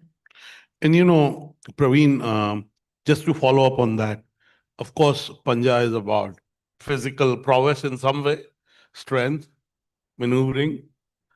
But throughout the morning, everyone's talked about mental strength. Give us a sense of how important is mental strength in life? In life? And in Pro Panja Very League. much so. In Pro Panja League also, yes. Let me just put it, it's not just physical strength, it's technique. A 60 kg Panja athlete can beat a 120 kg bodybuilder. So it's not about just physical strength, technique, and of course, I think every sport is about mental strength in belief, and same in life. If you believe you can do something and you put your mind to it, I think anything is possible. I don't think anybody gave us very much of a chance when we started talking about Pro Panja League. I hope you're not referring to me. He and me have a common friend. We met in Delhi, and I'm very, very busy. And I said, I'll try to help you. I got him, but I am busy, and sometimes I'm my priority. So I hope you're not. And I'm helping you find sponsor in the next section. I'm talking about before we started, before anybody had seen what it looked like. But we had a belief and we had a vision, and we were willing to put in the hard work, and now we've just... And you made it happen? Yes, we made it happen, and finished season 2. And now, people are approaching us for all kinds of things with it, and they have a lot of belief in it. But that belief first came from our belief. And I feel belief can never be blind belief, because there's a big difference. You can not have blind belief or blind faith in something. Your belief has to be backed by the willingness to work very hard on whatever it is, you're doing. And the mental strength, I feel, comes from that hard work. So mental strength is very, very important, and belief, but has to be backed by hard work. By the way, I don't know how many of you are from Delhi. If you're a Dabas, that means you're a great swimmer, right? That means you're a great swimmer. Yeah. From where? From where? No, that was Tokus, actually. Tokus. That was Tokus. Yeah. Right. That was Tokus. You're right. I'm wrong. You're right. That's Tokus. भाई है हमारे, There is a village there. ये भाई है, लेकिन वो Tokus है. Yes, Tokus. If you're a Tokus, that means you're like if you're a Fogart these days, you mean Exactly. you're a Fogart clerk, हो गए, right? Malik. Yeah. Praveen, I want to ask you, can you cultivate resilience? Or sometimes situation force you to be resilient? You don't have a choice. I think it's both, because you can cultivate it because you realize, because life teaches us everything, right? If you've been through failure, if you've been through everything, you realize failure is never the end, right? But you also realize, and I think Elon Musk said that you... Not my favorite person. But I believe in what he said here is you only fail when you give up. Absolutely. And I think that's what resilience is all about. That's why he's trying to get a perfect marriage. But only he's done 12 marriages. He'll do another. I was. He's really, he beats Amir Khan any day. I was talking in a different context. But yes, even in marriages, I guess. Yeah. But, so resilience is all about really, you keep going on. But again, I want to mention not in a blind faith, sure, kind of way, but you work smart, you work hard. And again, your life is a work in progress, but you are a sports person, entrepreneur. What are different things you learned in both the, stints, so to say, in different parts of your life? What are the new things that you learned while doing Pro Panjali? Well, every day, I think, like in a film, on Pro Panja League, there are so many things to deal with, every day. And success sometimes comes with even bigger problems.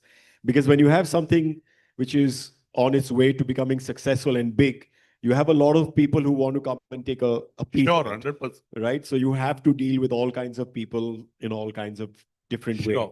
But what's very important, I feel, is being calm throughout everything.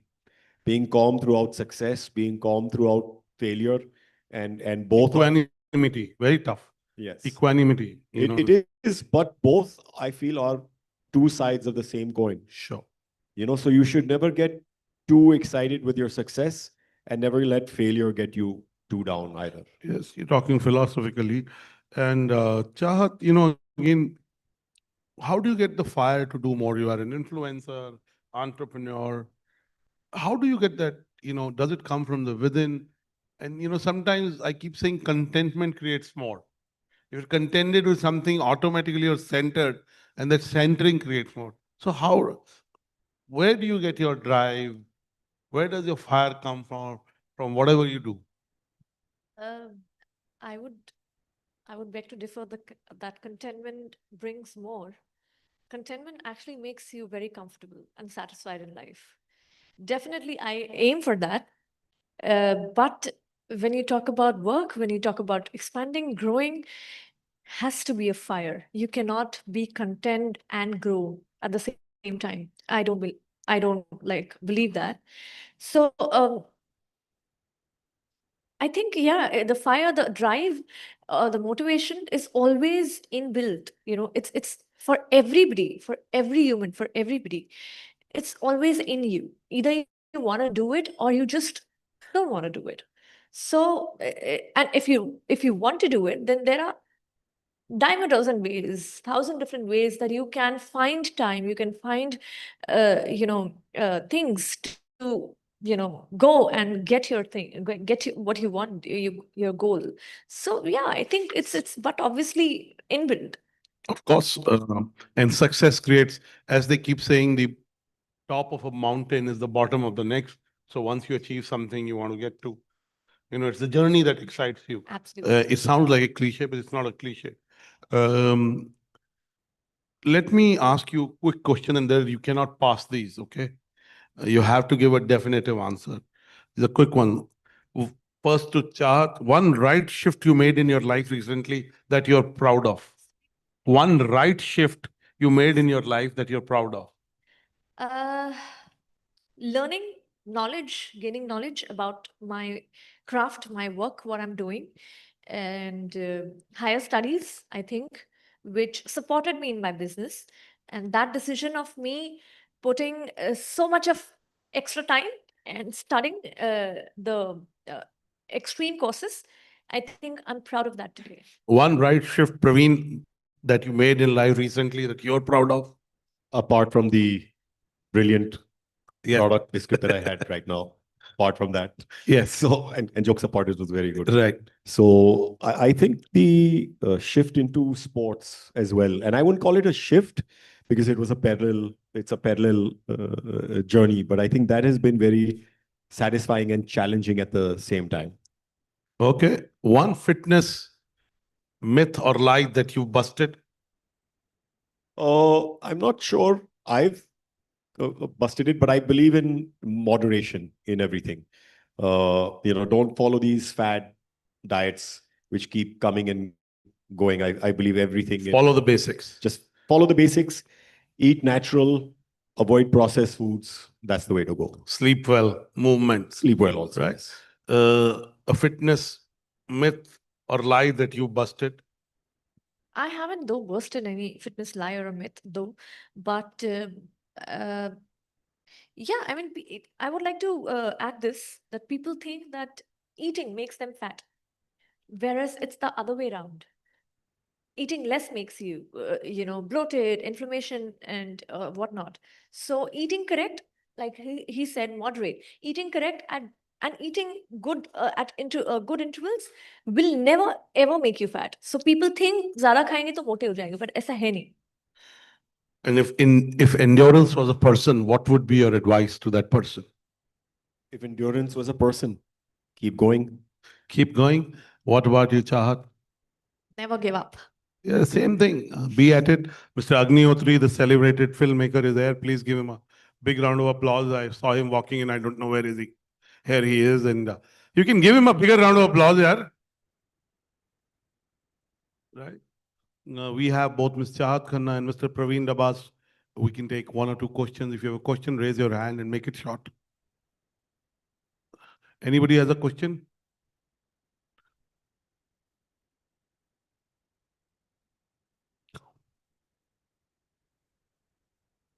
No one has a question. Yeah, I think we've spoken enough. People Yes. have any You've questions? asked lots of. This is the first session. Very Sab clear. kuch pooch chuke ho aap already. We were quite very clear. Nobody wants to know. Okay, let me ask you the last question. If I met Ms. Chahat Khanna 12 months, 18 months from now, what would you have done which would take you closer to your dreams or the vision you have for yourself?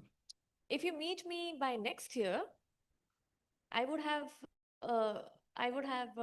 that's too early to say actually. Say it, put it out in the universe. I've put it up in Okay. the universe. Universe has already given that to me, but I have not yet announced it. But yes, I will be 2x than this, what I am currently. Okay, good. It's good to have quantitative targets. Next year, He's clearly talking in numbers. He's not talking about 2x. size that we'll be 2x. I just want to clarify that.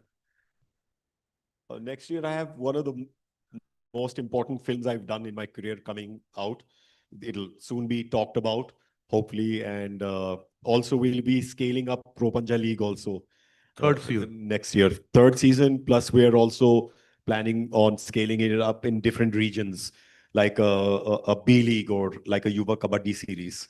To Brilliant. keep So you tuning- started grassroots. Yes. So you build the sports bottom even up. higher. Fantastic. I've enjoyed talking to Praveen and Chahat. Please give them a big round of applause and show your bigger round of applause, yeah. Thank you so much.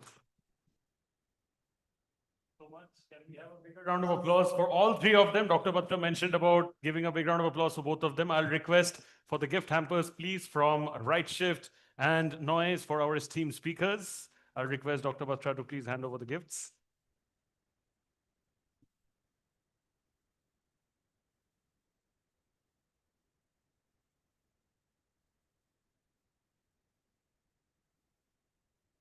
Yes. Also, there's no GST for clapping. Can we do a group photo of all three of you on stage together?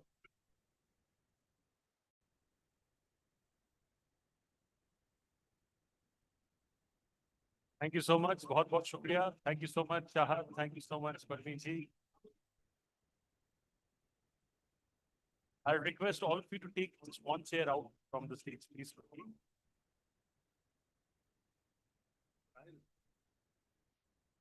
Ek chair. Just remove one chair, please. Thank you so much, sir, for joining us.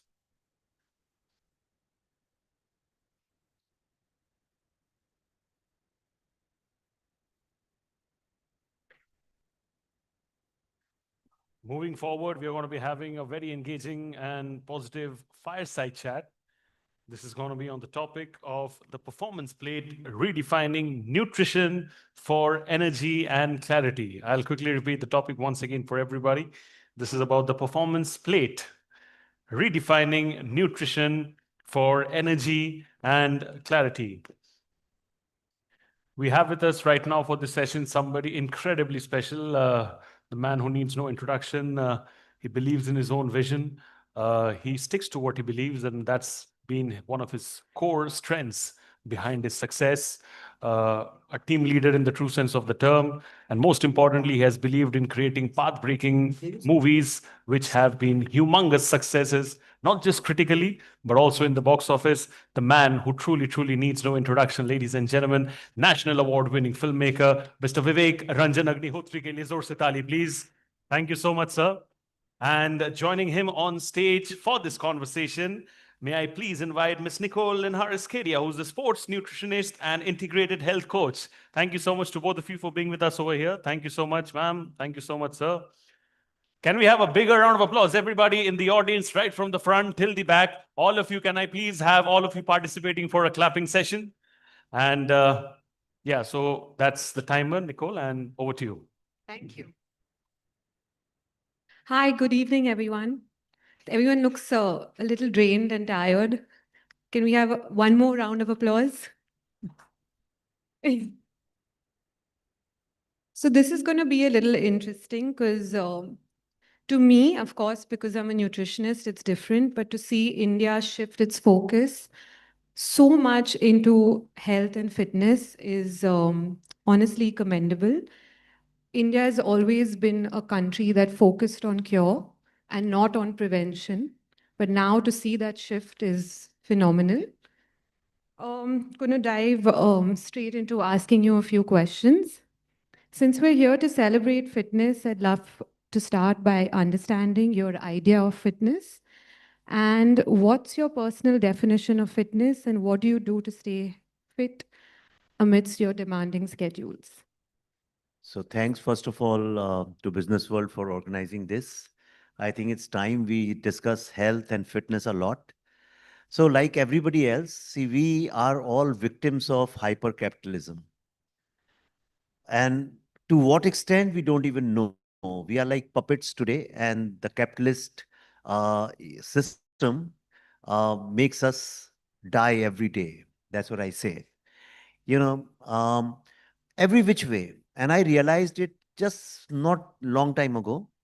So like everybody else, I also worked in corporates earlier, then in film industry, high stress jobs. And workaholism is celebrated. You know, you say, oh, he's always working. Working 24/7, working on weekends is celebrated, is glorified in our society. And I always believed that I was sleeping about 4 or 5 hours a night. And everybody used to say, Vivek is a very high energy person, which I am even now. You're a very high energy person. He's a very high energy person. But what is this high energy thing? You know, you're all the times constantly in a fight and flight mode. You are always trying to run somewhere as if life is a destination. You are always in achievement mode. So what happens is you do not realize that you are basically, you don't even remain a human being. You become a machine. You are just running like a robot. And I realized it. I got introduced to lifestyle medicine, and which is an Indian concept actually. One of these greatest doctors, Dr. Dean Ornish, who started plant-based whole food for 40 years. They have reversed 90% heart blockages and all kinds of disease, peer-reviewed this thing. His book is called Undo. And the first paragraph of the book is that he said, I traveled to India. He met a yogi and he asked a yogi that what is a Hindu way of healing? He said, Hindu way is actually spelled undo. So Hindu, undo. And that's why his book is called Undo. And so I spent time with them and I understood that the biggest problem with us is speed. The biggest problem is speed. We are eating in speed. We are thinking about food in speed. We are preparing our food in speed. Everything is done in so much of speed that there is no sync with the environment we are in. So that's when totally took a hard cut. I suffered with lots of problems like anyone else. We don't realize that when our body is aching somewhere, you have lower back problems, shoulder problems because of phones and everything. It's got a lot to do with what we eat.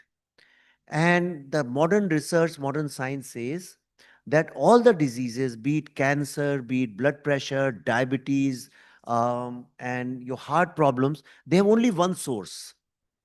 If you go to a doctor, he'll tell you that you got this disease because of this. No, all these diseases you get, there's only one source, and that is food, what you are eating. And that's when I said, if you really want health, gym comes later, cardio comes later, everything comes later. The first thing is what you are eating, how are you eating, when are you eating, and how often you are eating.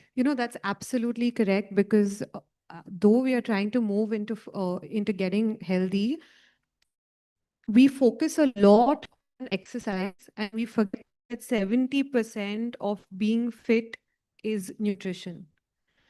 And they say like every time you eat or drink, you're either feeding a disease or fighting one. So it's so important to know what's on your plate. And I think India as a country teaches us something that Ayurveda really says is dinacharya, which is your daily routine. And as Vivek ji just said, that we're always in fight and flight. We've forgotten how to take a pause. We've forgotten how to respect our plate and our food. And even knowing that you could be eating the most healthy meal on your plate, but if your mind is somewhere else and if you're stressed and if you're carrying a lot of baggage, you're still going to attract a lot of health problems. So coming to my next question, how has your philosophy around food evolved over time? Has it just been science or is there any personal experience that moved you towards? So I would say in two phases. First of all, I used to eat all kinds of food, junk food and everything. And in film industry, you are eating at all kinds of odd timings. First thing I saw a documentary. It's like it was a slaughterhouse. Game changers. No, it was not a game changer. Different one. It was a short documentary. So there was a slaughterhouse, and the main gate was it was big ranch, so it was almost 800, 900 meters, almost a kilometer away from the building where all the animals were there.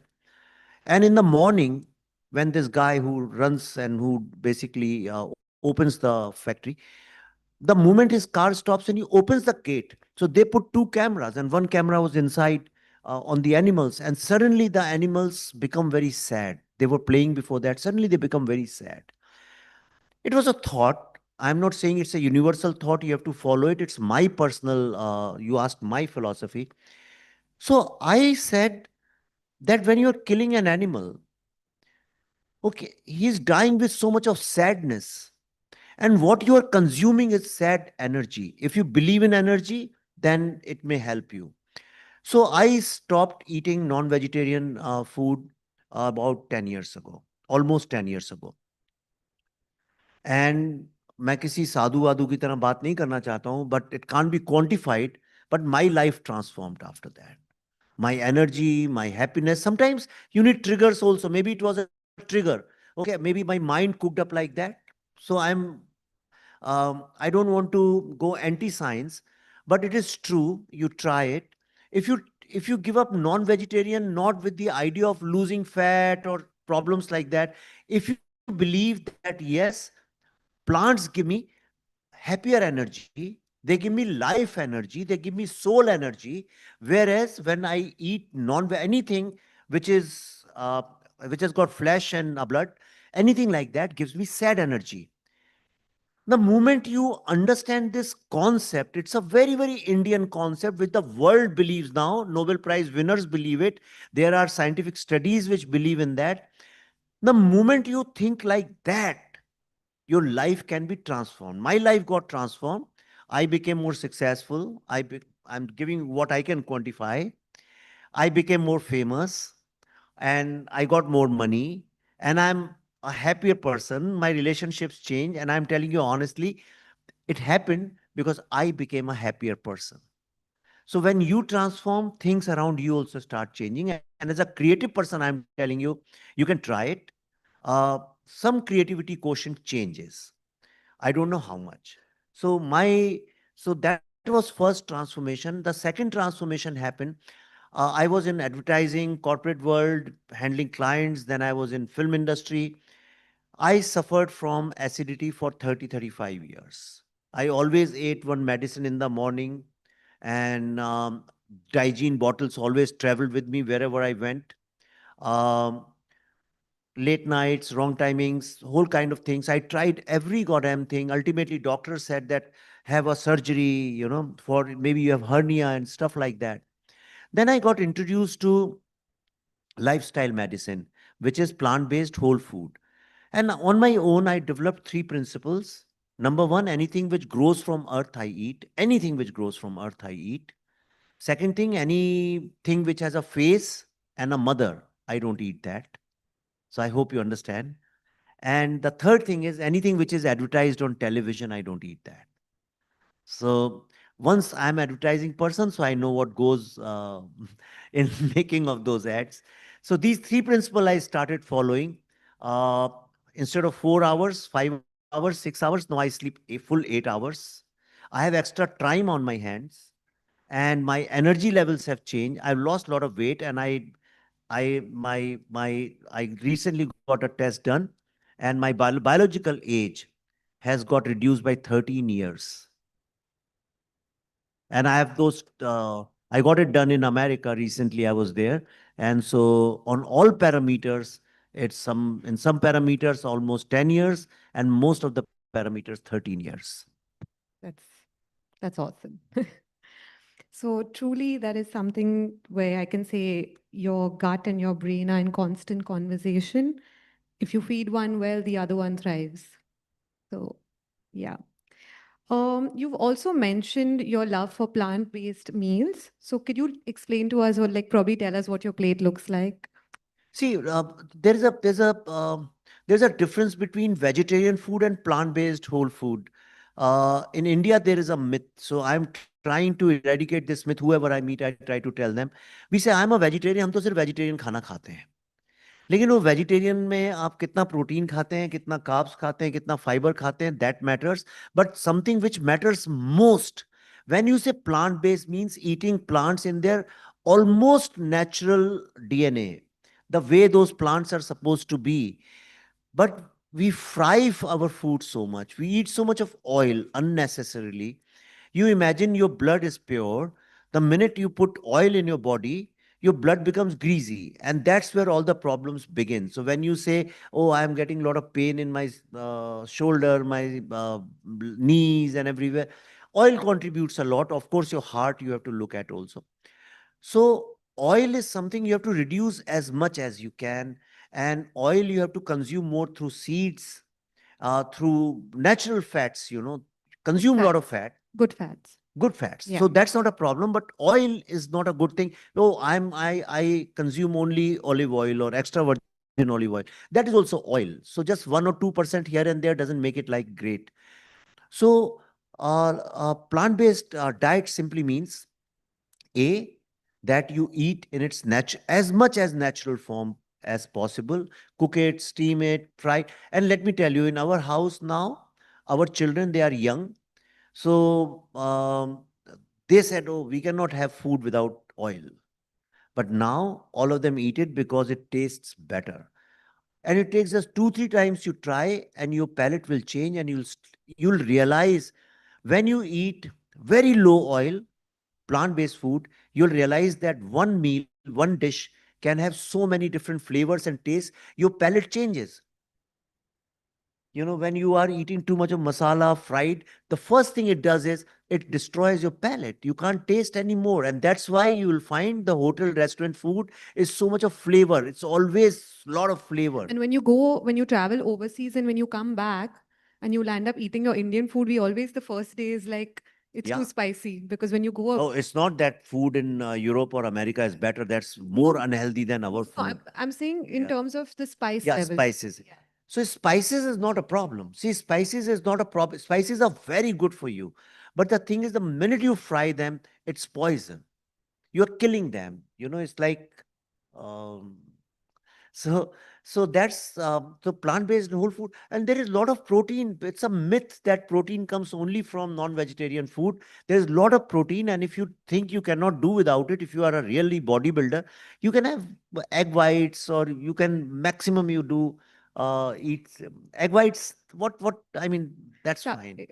Yeah, but try to be as much plant oriented. You'll realize that 90% your diseases will go away.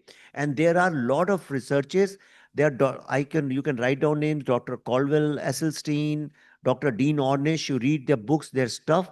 For 40 years, these lots and lots of doctors have been doing research. People with 95% blockages, their blockages got reversed. Diabetes has got reversed. So many diseases, even cancer in so many cases, not at the later stage, cancers have got reversed. You will find your stress will go away, inflammation will go away. Inflammation is the root cause of everything. Just gonna say it. Yeah, it's the root cause of everything. And inflammation happens because of food and sleep. And sleep is disturbed because of food.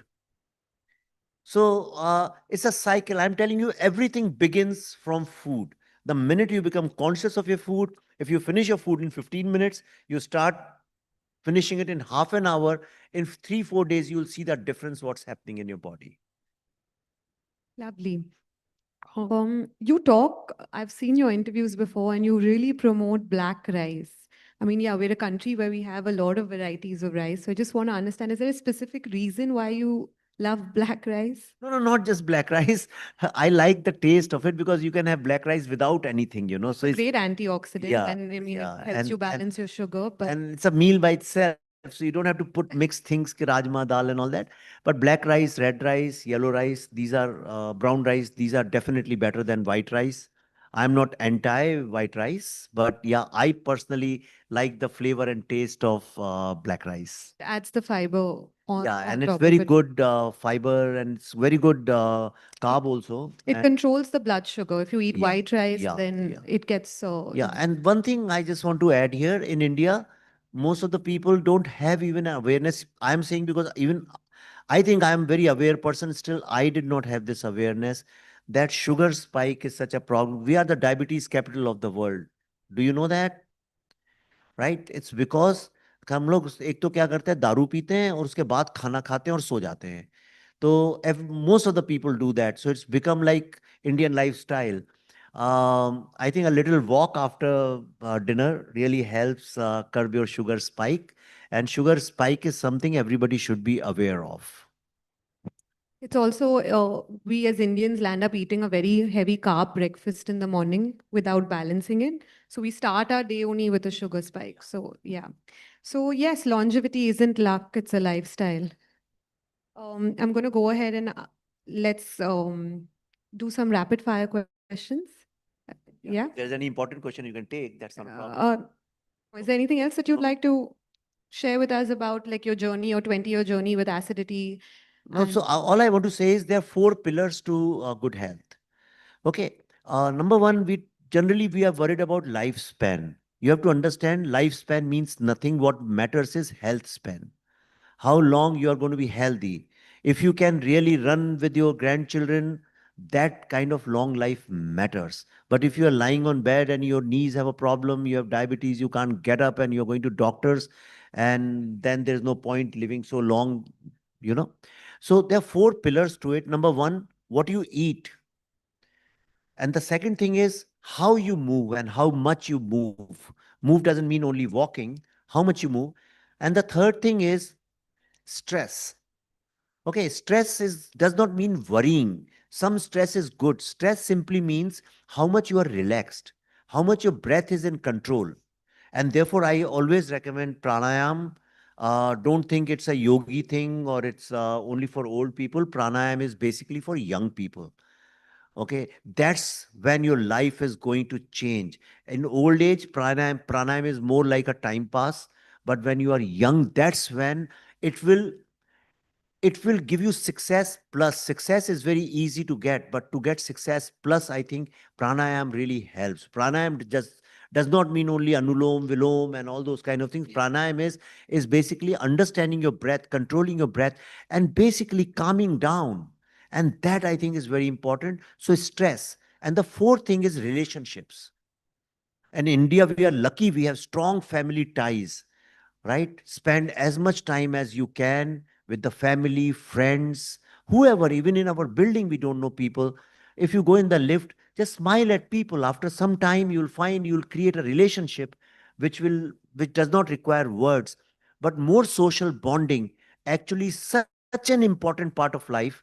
But these days, socialization simply has come to mean going, drinking, partying, ha ha, hee hoo, and nothing else. When I say socialize, it means deep, meaningful conversations. Otherwise, that socialization is going to make you more stressed, is going to make you more unhealthy. Meeting people, seeing faces is not socializing. It's deep, meaningful conversations. When you sit with somebody and you can talk with that person without looking at your phone or without looking at your watch, that's why I don't wear watch. So that's when you'll find these 4 pillars, your life will change. Lovely. Okay, so quickly, what's your favorite on-the-go snack during your shoot days? See, earlier it used to be bada pav, samosa, kaju, badam, mungfali. On sets, these things are in abundance. But now I've found a trick. Whenever, see, we are snacking a lot. That's the biggest modern urban life problem, that you are snacking. You are feeding fat body all the times. So now I found a solution. Whenever I feel like eating something, I get a cucumber cut and I just put some pink salt on it and I eat that. So that's better snacking than anything else. Okay. Right. The brand that is partnering, the Rightshift brand, they're very nice, savory, millet-based. So have Rightshift. Oh, okay. We're going to give you a full bag of Rightshift. Oh, great. Thank you. Thank you. And I wanted to ask you. You are a good marketing person. I love you for that. No What question a great about that. plug-in. Yes. Brilliant, brilliant. Jackie, I've recommended they should have white. And it's tasty. The chairman sent it to me when they launched, and since then I started buying. No, if it's good, I'll post pictures from my set and I'll show it to you. I promise you. Fantastic. It is good. Genuinely, jokes apart. Mr. Agnihotri, I want to ask you, your biological age dropped 13 years. What about your mental age? Is it same or it's dropped? Ask my wife, the only complaint she's... Ask my wife or anyone's wife, I'm asking you. But So my mental age is very young. I'm younger than anybody else on my sets. And that is coming because when you are calmer, you are happier. And when you are happier, you are younger. And there is one more mantra, Mr. Agnihotri. I said it in the morning. Be God-loving and wife-fearing. You'll be healthy, happy, and successful. And your own wife. That's what I mean. Can you tell me what he's saying? Yeah. I'm not getting the feedback. I said you should be God-loving and wife-fearing. Oh. God-loving and wife-fearing. But you're 10th November. Anyone who's Scorpio, I have bow. My wife is 9th November month. So anyway, that's another story. Do you work out? Yeah, and every single day. Workout means I work out 3 days a week, and I swim a lot. I realize that swimming is the best luxury if you can afford. Or I walk a lot. Walking and swimming are. In fact, I broke my meniscus. It's a cartilage, and that's the only bone in your body which does not heal. So when I was shooting the Kashmir files in Kashmir, one day I got excited and I just climbed big mountain for an hour. And when I was coming down, then my legs were very tired, so I slipped and I broke my meniscus. Then Dr. Pardiwala, he said, surgery, everybody said that. And then I said, let me give a chance and let me try to heal it. And so I started swimming and it got healed. Now I walk 7, 8 kilometers all the times. So yes, I walk and swim and I do a lot of yoga and I work out, but I do more body weight functional training because my objective right now is not to build muscles, but more Endurance. strength of Yeah. muscles. Yeah. Okay, thank you, Vivek ji, for such an inspiring conversation. I think we can end by saying stress can undo even the best diet, and calm is the most underrated nutrient. So, thank you. Yeah. And one thing can I say, Yes. just one Yes, thing I of can course. say. Okay. I want to share one thing, what I have come to realize. In fact, two things. See, the modern medical science, it evolved by cutting dead bodies. Whereas yoga and Ayurveda, I'm not saying this pseudoscience Ayurveda, I'm talking about the real one. Okay, they evolved by observing living bodies. Once you understand this difference, then you will actually start reading about it, read about it. There are lots of myths. So when we say yoga asan actually means being in the most comfortable position. So in life, you have to find your life's asan. You have to be in the most comfortable place in your life. And you have to find that nobody else can help you with that. And the second thing is, anybody in India who is manufacturing or making good health products, not these pop health products, the genuinely good health products, encourage them, buy their products, give it to other people, and especially on Diwali, give more health products than chocolates and mithais and all those things. India is a diabetes capital. Let's not create more diabetes in this country. These are my two messages. I'm not a brand ambassador for anybody. I'm just brand ambassador for these two causes. Thank you very much. What a beautiful and engaging session indeed. And I believe the amount of cheers is not justifying the kind of insights we have shared. Can we please clap louder? Thank you. I'll request both of you to please kindly wait on stage. And I'll request Dr. Anurag Batra sir to please kindly come up on stage. Okay. Sir, I'll come work here. He's not doing any work. I'll request you to please come up on stage and give the gift hampers from Rightshift and Noise.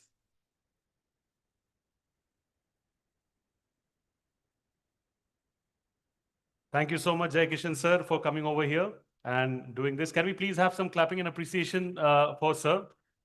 He's the head of media and brand PR at ITC. Thank you so much, sir, for coming and doing this. We'll do a nice group photo with all three of you as well on stage.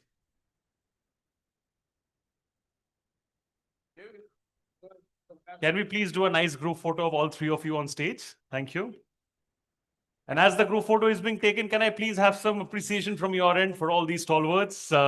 Thank you so much for adding so much of value and insights. I must say, Mr. Agnihotri and Nicole, you were the best panel. All our panelists were good. Our speakers, they were outstanding. Please give him a big round of applause there. You're outstanding. I'll come and meet you and, maybe when I grow up, I want to be like you. Yeah. And Nicole, you did a fab job. Thank you so much, sir, for joining us over here. Thank you so much, Dr. Batra. We will now move on to the next fireside chat. And as you can see, Dr. Batra walking towards us. This is about his session. The topic is the champion mindset, discipline, grit, and purpose beyond the arena. No brownie points for guessing. We have our esteemed guest of honor. She's an Indian professional wrestler and Olympic medalist. The one and only Miss Sakshi Malik. Ke liye zor se taali, please, everybody. Thank you so much. This is the only Padma Awardee winner today we have.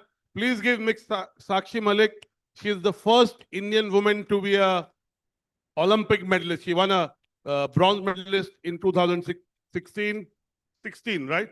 16, and she's also won Commonwealth Games Award. She's also a Padma Awardee winner.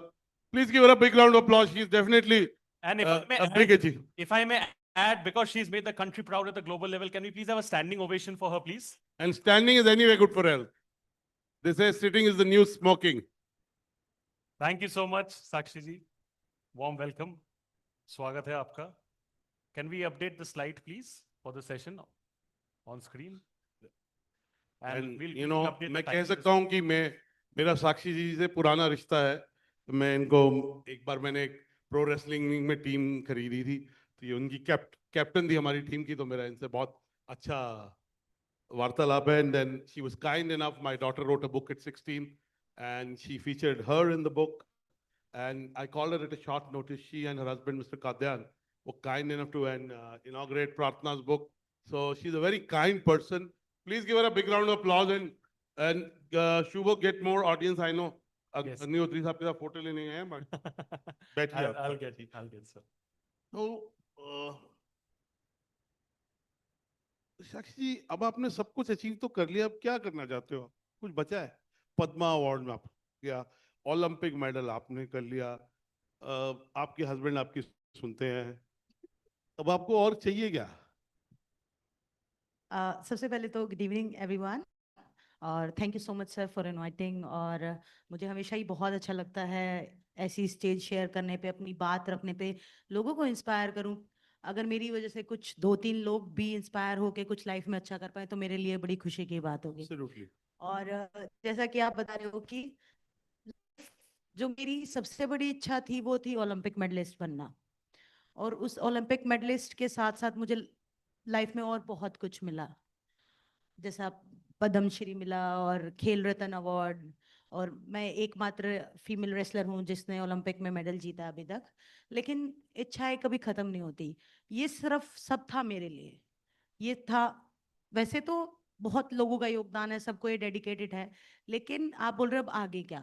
मेरा जो आगे का सपना है वो sir sports के लिए काम करना है, और मैं कर भी रही हूँ.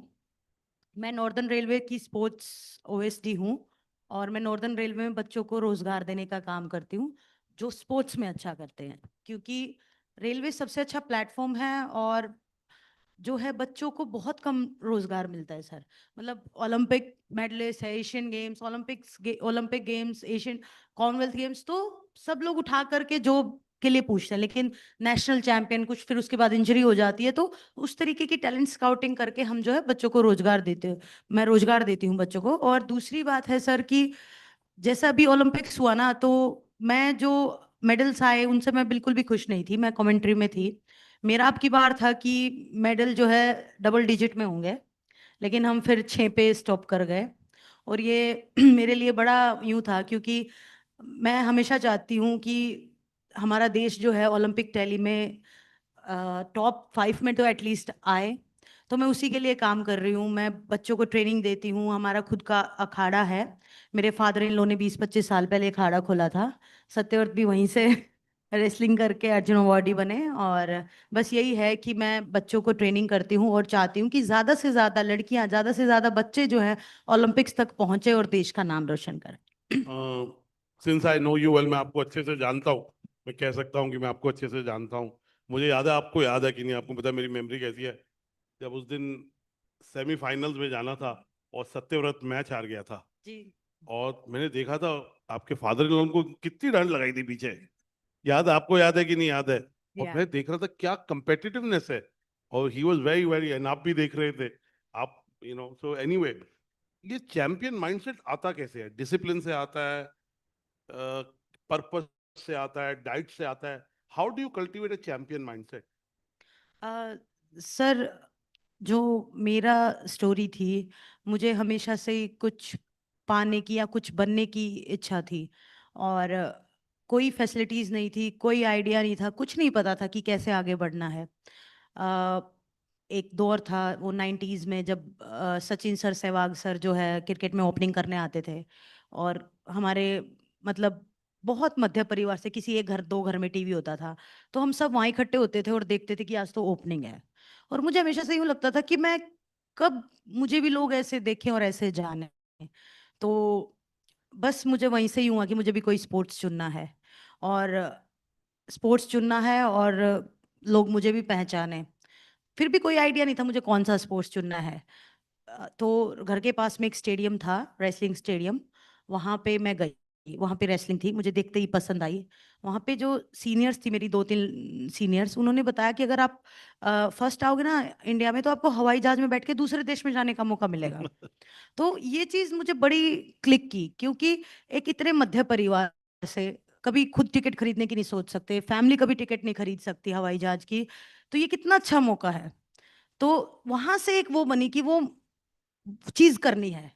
फिर धीरे धीरे वो नॉर्मल हुआ, और फिर हुआ कि ओलंपिक्स एक ऐसा पोडियम है जो हर एथलीट का सपना होता है। तो सर फिर वहां से मेरा माइंडसेट बन गया कि मैंने अपना टारगेट सिर्फ वही बना लिया कि मुझे ओलंपिक पोडियम पे खड़ा होना है मेडल के साथ। अब एक बात बताइए, training is a very important part of achieving your dreams, being a champion. तो उसमें टफर क्या है? ट्रेनिंग है, डाइट है, माइंडसेट है, सबसे टफ क्या है? सर एक्चुअली बहुत सारी चीजें हैं, यूं एक चीज पे हम नहीं कर सकते, लेकिन सबसे ज्यादा सर वजन कम करना है। सबसे ज्यादा वेट लॉस करना है। Weight loss. हाँ, जैसे कि बिकॉज आपने आपकी कैटेगरी हाँ, जैसे कि आपने भी लेटेस्ट सुना होगा, विनेश फोगाट 100 ग्राम से ओलंपिक मेडल से रह गई। तो हमारे लिए ना वेट मैनेजमेंट बहुत ज्यादा डिफिकल्ट होता है। वो लास्ट के 2-3 दिन हमको यूं लगता है कि क्यों ही कर रहे हैं हम, ये क्या हो जाएगा कि हम अपने शरीर को मार रहे हैं, 3-4 दिन से भूखे हैं, प्यासे हैं, क्यों करना है इतना, क्यों मरना है। लेकिन नहीं, जब वो मेडल आता है ना हाथ में, और वो नेशनल एंथम बजता है और अपना नेशनल फ्लैग हाथ में होता है, तो फीलिंग ही अलग होती है। बाकी absolutely, I am sure it's when we watch it, हमारे के देखने से गूज बम्प्स आते हैं। तो आपको तो जो मिल रहा है तो एक और ही फीलिंग होती होगी। और देखिए, मुझे याद है मैंने आपसे बात की थी बहुत साल पहले, और आपने बताया था कि ब्रॉन्ज तो मिला, बट आपको ऑलमोस्ट सिल्वर मिलने वाला था, राइट? और वो फिर वो ब्रॉन्ज हो गया। बल्कि आशा थी शायद आप गोल्ड मेडल जीतेंगी, आपसे बहुत आशाएं थी। और तो मुझे ये बताइए, लाइफ में कभी आपने फेलियर देखा, और अगर देखा है तो उससे क्या सीखा है आपने? एक स्पोर्ट्स पर्सन की लाइफ में सर अप एंड डाउन्स आते ही हैं। मैंने मतलब ओलंपिक पोडियम तक पहुंचने से पहले बहुत बार फेलियर देखा। बहुत बार ऐसा एहसास हुआ कि अब क्या होगा, अब तू अपने गोल तक पहुंच पाएगी या नहीं पहुंच पाएगी। इंजरी हो गई, 2 बार नी का ऑपरेशन हुआ, एसीएल चेयर, मेनिस्कस चेयर, वो रिपेयर हुए, और वहां बिल्कुल ऐसा सपना टूट गया था कि अब क्या होगा। लेकिन मेरा पक्का इरादा था, बस मुझे था कि नहीं, मुझे कुश्ती से इतना ज्यादा प्यार था, और मुझे था कि नहीं, मुझे ओलंपिक्स तक पहुंचना है और देश देश के लिए मेडल जीतना है। आप अगर आपका संकल्प और आपका बिल्कुल इरादा पक्का है ना, कोई भी डिस्ट्रैक्शन आए या निराशाएं आए या सेटबैक आए या हार आए, तो वो अपने मन पे नहीं लेनी। वो होता है, हम भी बहुत ऐसी ऐसी कुश्तियां हारे हैं कि मन पे आ जाता है, लेकिन नेक्स्ट डे से यूं होता है, नहीं अभी तो बहुत लंबा जाना है, अभी तो टारगेट जो मेन है वो बाकी है। तो यूं नहीं है कि एक स्पोर्ट्स पर्सन की लाइफ हमेशा ऐसे चलती है, कभी अप्स आते हैं, डाउन्स आते हैं, कभी बहुत अच्छा मैच हम जीत जाते हैं, कभी बहुत बिल्कुल इजी मैच हार जाते हैं, लेकिन फिर माइंड प्रिपेयर करना पड़ता है। और वो सर मेन होता है कि आप कितने डिसिप्लिन हो, आप कितने फोकस्ड हो, आपकी फैमिली सपोर्टिव है, आपके कोच सपोर्टिव हैं, तो उससे आप अपने जो है ट्रैक पे बने रहते हो। यू नो, मैंने मेरे को याद है, I can relate to this because we in the Pro Wrestling League we reached the semi-finals. She was the coach, she was the captain of the team and the star player. I mean, not only in just my team, but she was the star player of the pro wrestling league. And I remember we were favorites to go into, and we lost. And you know, मैंने उस दिन भी इनको देखा, इन्होंने, you know, whatever she's saying here, she was actually, she felt the emotion, but she said कोई बात नहीं, and she went and congratulated the winning team. So मुझे एक बात बताइए, जो प्री मैच या pre goal you know rituals होते हैं, स्पेशली टू मोटिवेट योरसेल्फ, आप क्या करती हैं कि ऐसा हो गया जैसे हार गई, या डिजायर्ड रिजल्ट, जैसे आपको आई मीन ब्रॉन्ज मेडल मिला, बट एंड ब्रॉन्ज मेडल भी बहुत बड़ी बात है। ओलंपिक्स में bronze medal, first women wrestler to win an Olympic medal for India. वो बहुत बड़ा बात है, लेकिन फिर भी अपने आप को मोटिवेट करने के लिए क्या करती हैं आप? सर, जैसे आप बोल रहे हो कि प्री मैच रिचुअल्स, तो वो एक टाइम पे नहीं होता कि मैच आ गया तुरंत रिचुअल हो गया। वो मेरा जो है, सबका अपना पर्सनल होता होगा। मैं सर, मैं मैनिफेस्टेशन बहुत करती हूँ। मैं आपको बताती हूँ, जब मुझे था कि मुझे ओलंपिक्स तक पहुंचना है, मुझे समझ हुई कि वहाँ वो हर एथलीट का सपना होता है। तो मुझे 2015 में पता चला शुरुआत में, और सत्यव्रत ने मुझे बताया कि तू द सीक्रेट बुक पढ़। ठीक है। तो सर, मैं उस बुक से बहुत ज़्यादा रिलेट कर पाई, क्योंकि कुछ चीज़ें छोटी छोटी मेरी लाइफ में पहले भी हुई थी, जो मैं सोचती थी काश ऐसा होगा, वो हुआ। फिर मैंने ज़्यादा रिलेट करके ना, मैंने सिर्फ दिन रात यही मैनिफेस्ट करती थी कि मैं ओलंपिक पोडियम पे हूँ, मेरे हाथ में ओलंपिक मेडल है, मैं इंडियन फ्लैग के साथ रन कर रही हूँ, और मैं एक ओलंपिक मेडलिस्ट हूँ। और मैं डेली लिखती थी सर। हम बोलने से हमारा इतना कनेक्शन नहीं होता यूनिवर्स के साथ, बोलते तो हम झूठ हैं। जैसे अभी मेरा सेशन बोल रहे थे कि 10 मिनट में, वो आया आधे घंटे में, तो बातें नहीं हुई ना। तो मतलब ये तो बन गया। तो बोलते थे कि मैं अभी पहुंच रहा हूँ 10 मिनट में, 30 मिनट में हो गया, या कोई कन्वर्सेशन। लेकिन जो हम लिखते हैं ना सर, वो ज्यादा यूनिवर्स तक बात जाती है। तो मैं डेली लिखती थी, मैं एक ओलंपिक चैंपियन हूँ, मैं एक ओलंपिक चैंपियन हूँ, मैं एक ओलंपिक चैंपियन हूँ। और एग्जैक्टली वैसा ही हुआ, जो जो मैं मैनिफेस्ट करती थी, जो मैं सोचती थी, एग्जैक्टली सर सेम डे वही हुआ। मैं सेम पोडियम पे थी, रन कर रही हूँ, और इंडियन फ्लैग मेरे हाथ में है। तो मेरा रिचुअल यही रहता है, अभी जैसे मुझे कुछ भी पाना है, तो मैं वो सोचना स्टार्ट कर देती हूँ। यूं नहीं है कि डाउट डाउट के साथ नेगेटिव थॉट्स आते हैं, लेकिन एक नेगेटिव थॉट्स जो है, 1000 पॉजिटिव थॉट, मतलब उसके ऊपर 1000 नेगेटिव थॉट्स, एक पॉजिटिव थॉट्स के आगे भी मतलब वो नेगेटिव थॉट्स फीके पड़ जाते हैं। तो बस मैं वो पहले ही मैनिफेस्टेशन करती हूँ कि मुझे वो चाहिए, और मैं एग्जैक्टली वैसा बन जाऊंगी, वैसा करूंगी। साक्षी जी, न्यूट्रिशन का बहुत बड़ा रोल है, चाहे आपके फिट होने में, वेलबींग। आप तो स्पोर्ट्स पर्सन है, तो और भी ज्यादा रोल है। आपकी रेसलिंग है, उसमें वेट का और भी ज्यादा रोल है। तो मुझे थोड़ा न्यूट्रिशन, कैसा खाना, हरियाणा से हैं आप, मैं भी हरियाणा से हूँ, तो she is a Virgo, I am a Virgo, I never forget to wish her, I wish her every year on her birthday since the time I got to know her. I got to know her in 2017 for the first time after your medal. And last 8 years, I've never forgotten to wish her. Your 3rd September born, yes, right? 3 September sir. So मुझे बताइए, nutrition का क्या role है? देखो sir, सबसे पहले तो बहुत इंपॉर्टेंट, यूं नहीं है कि सिर्फ एथलीट की लाइफ में, हर पर्सन की लाइफ में न्यूट्रिशन का, अपने डाइट को लेकर के बहुत ज़्यादा इंपॉर्टेंट रोल रहता है। अगर वो प्रॉपर तरीके से अपनी डाइट फॉलो करते हैं और प्रॉपर न्यूट्रिशन लेते हैं, तो वो खुद फील कर पाएंगे वो कितने हेल्दी है, कितना अपने आप को फिट महसूस करते हैं, वो पूरा दिन काम कर सकते हैं। अगर हम फिर ऐसे ही जंक खा रहे हैं, तला हुआ, शुगर, तो आप बहुत जल्दी आपका मन नहीं करता वो सब चीजें खाने का? करता है। और मैं चीट करती भी हूँ सर, लेकिन मैं नेक्स्ट डे डबल ट्रेनिंग कर लेती हूँ। अभी भी जैसे मेरी 11 महीने की बेटी है, और मुझे ये था कि नहीं, मुझे जल्दी से जल्दी जो है फिट होना है, क्योंकि मुझे रेसलिंग से इतना ज़्यादा प्यार है। मैं ज़्यादा दिन तक दूर नहीं हो पाई, मुझे था मैं तुरंत मैट पे आऊंगी और बच्चों को सिखाना स्टार्ट कर दूंगी। तो उसमें सर न्यूट्रिशन का, डाइट का बहुत ज़्यादा इम्पोर्टेंट रोल रहा। मैंने मैंने बिल्कुल फ्राइड छोड़ दिया, शुगर छोड़ दिया। बाकी डाइट इतना नहीं करती हूँ, क्योंकि मैं ब्रेस्ट फीड कराती हूँ अपने बेबी को। तो मैंने अपनी डाइट पे कंट्रोल किया, तो मैं वापस से मैंने बहुत जल्दी रिकवरी की।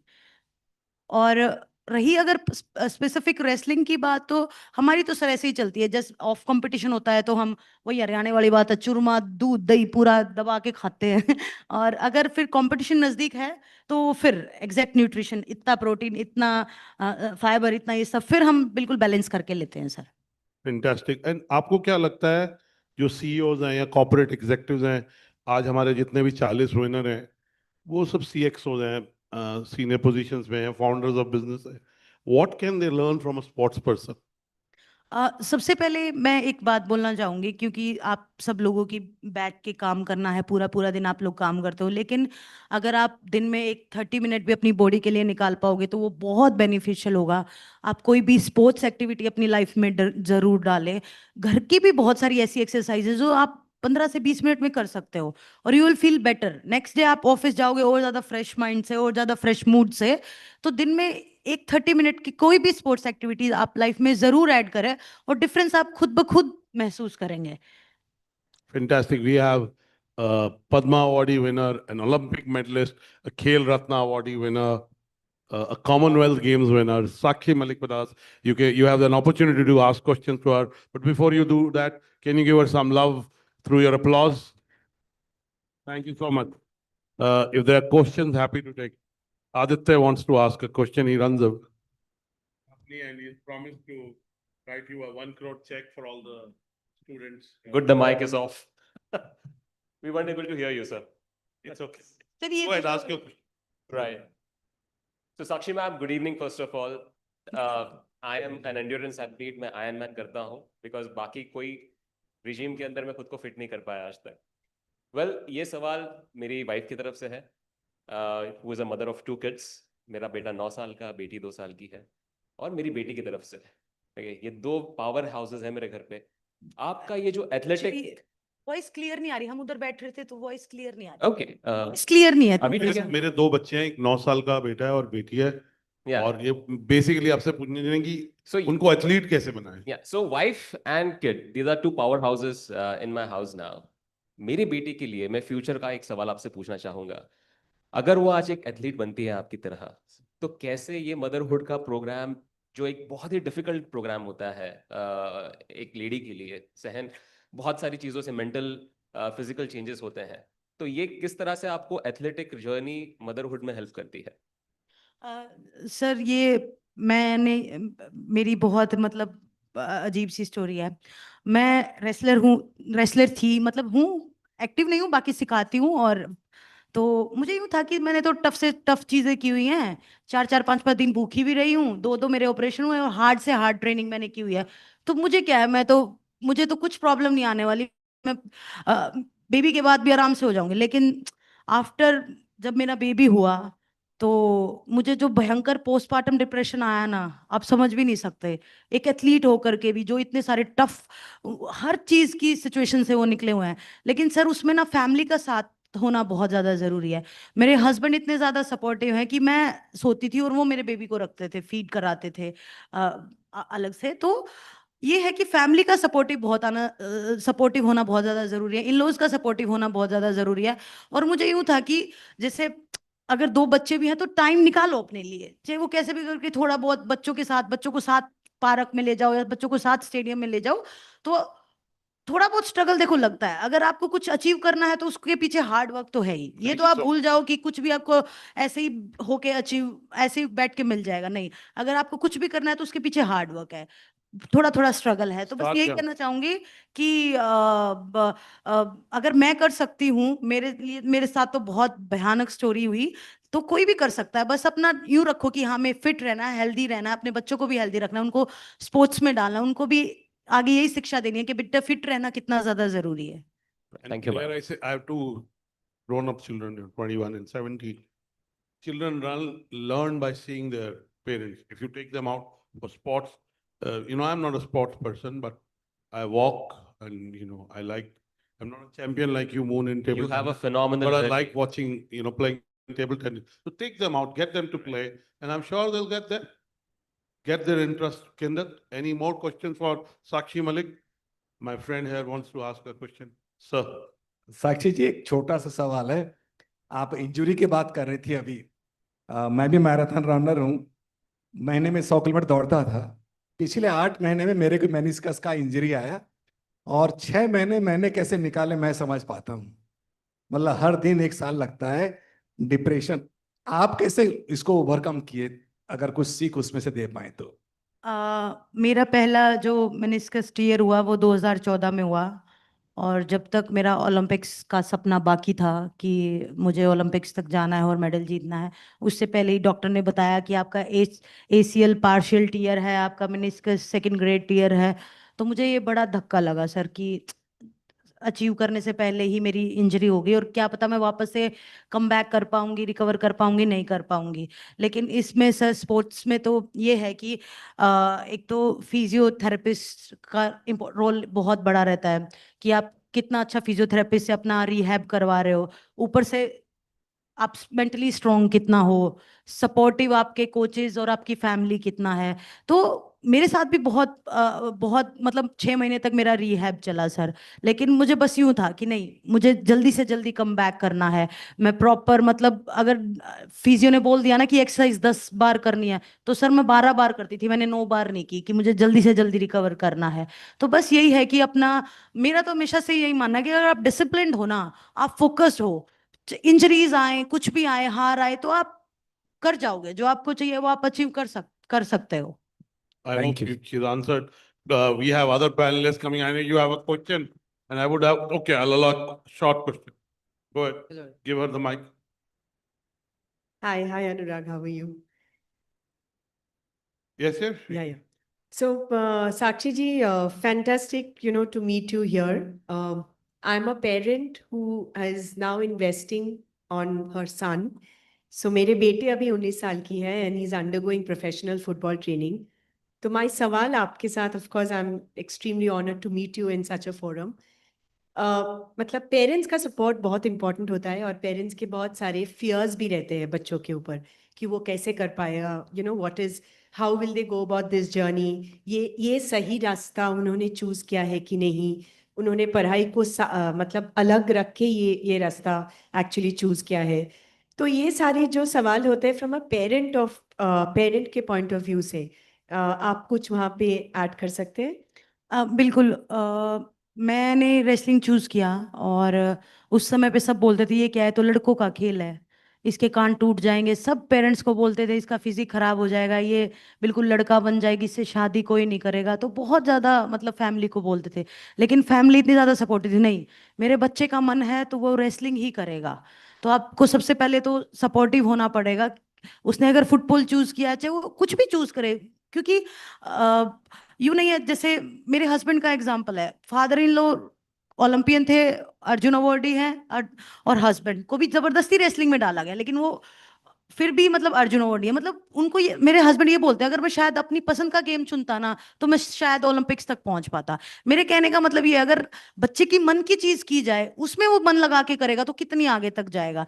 दूसरा, आपने पूछा कि पढ़ाई को साइड में रख के, लेकिन मैं ये कहना चाहूंगी पढ़ाई को साइड में कभी भी मत रखना। एक फेज ऐसा था, मैं मतलब मैं बिल्कुल मध्य परिवार से थी, मैं साइकिल पे स्कूल जाती थी, सुबह ट्रेनिंग करके फिर साइकिल पे स्कूल जाना, तो मुझे स्कूल में नींद आ जाती थी क्योंकि इतनी हार्ड ट्रेनिंग होती थी रेसलिंग की, और मैं सोती थी, और मेरे को बहुत बार टीचर्स ने मार पड़ी, और मैं इतनी परेशान होकर घर आके बोली कि नहीं, मुझसे तो एक चीज करा लो, या मुझे कुश्ती करा लो या मुझे पढ़ाई करा लो। मेरे पेरेंट्स बोले तो ठीक है छोड़ दे कुश्ती, और कुश्ती मेरा प्यार था। मैं बोली नहीं ठीक है ठीक है, वो दिन है और आज का दिन है, मैंने कभी किसी को ये नहीं बोला कि एक चीज चूज करो, क्योंकि उस चीज का बेनिफिट है। फिर मैंने पढ़ाई अपनी साथ साथ रखी, मैं मास्टर्स इन फिजिकल एजुकेशन हूँ, मैंने एमडी यूनिवर्सिटी से मास्टर्स की है।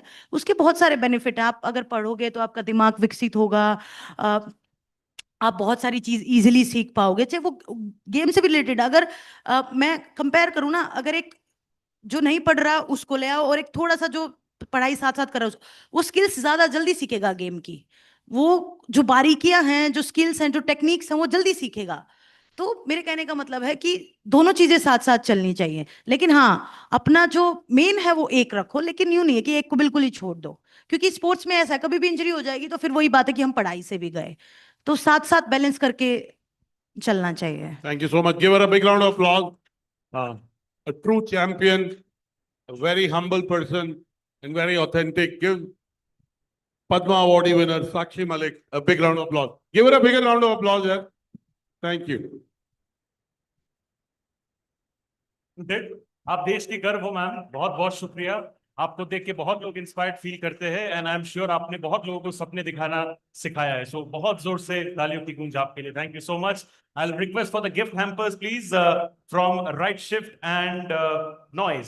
साक्षी जी के लिए can we have the gift hampers please? We have anyone with the gift hampers? 4 minutes. Wait. Can we-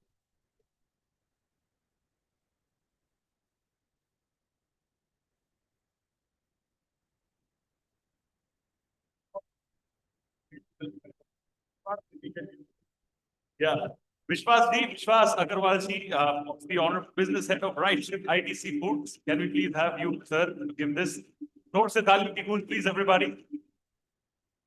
Sakshi ji, हमारी guest of honor. बहुत बहुत शुक्रिया टाइम निकाल के हमारे साथ यहाँ पे जुड़ने के लिए. We're very very grateful to you for your presence. बहुत बहुत शुक्रिया.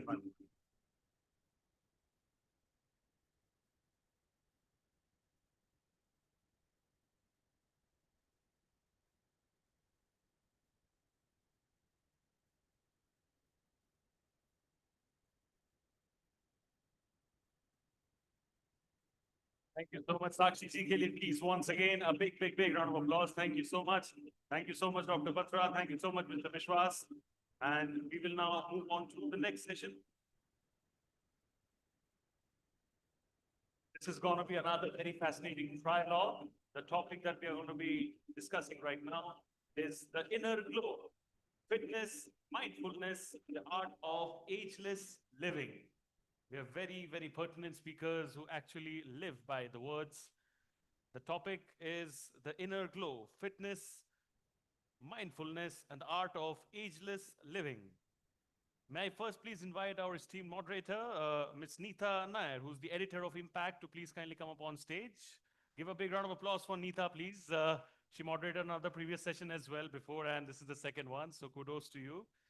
And our speakers, as you can see in the slides, two individuals who truly need no introduction. She's an actor, producer, president, People's Arm Wrestling Federation India, and vice president, Asian Arm Wrestling Federation. Not just on screen, she has contributed immensely off screen in the various fraternities, especially sports. Please give it up for Ms. Preeti Jhangiani as we welcome her on stage. Yes, your very, very own Mohabbate lady. Can we have a bigger round of applause for her, please, ladies and gentlemen? Very, very happy to see you after a long time. And the other, she is former Miss World. She has been a super model even before the term supermodel was perhaps even coined in the country. Maybe she's the OG in that space. Ladies and gentlemen, a mental health advocate and a distinguished actor, a lady who truly defines spirit and power in the true sense of the term.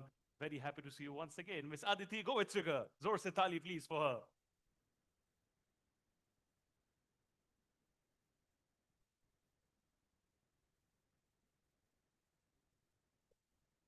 We have three very powerful ladies over here on screen, two from the on-screen part, and we have somebody from the editorial and journalism space as well. Like you see, the inner glow, fitness, mindfulness, and the art of ageless living. Can we update the timer quickly, a little bit lesser to 15 minutes, please, because we're running a little late. So apologies, but we have to just accommodate. And Neeta, over to you. Thank you. Okay, I'd like to open with this one line. Hey, you don't look your age. I think most of us must have possibly said this to a lot of women around us, assuming that you're flattering them. But if you look closely, it's a backhanded compliment.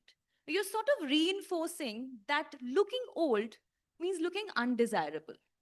But the big question is, why are we so scared of aging?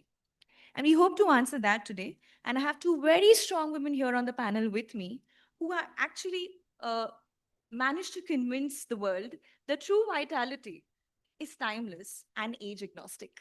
Thank you so much for joining us. Now, Aditi, let me start with you.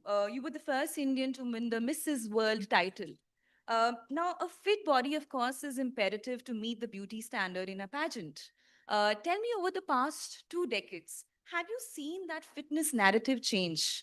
Has it moved away from just appearance? First of all, good evening, and thank you, Business World, Rightshift, for having me here, Dr. Batra, Neeta, Preeti. It's a pleasure being here to discuss this very essential topic of aging, or rather anti-aging. Yes, the narrative of aging, physical and mental fitness has definitely changed over last 20 years.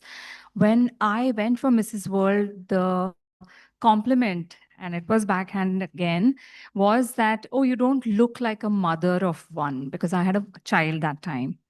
Then it changed to, you don't look like mother of two. And now the narrative is, you're so well maintained.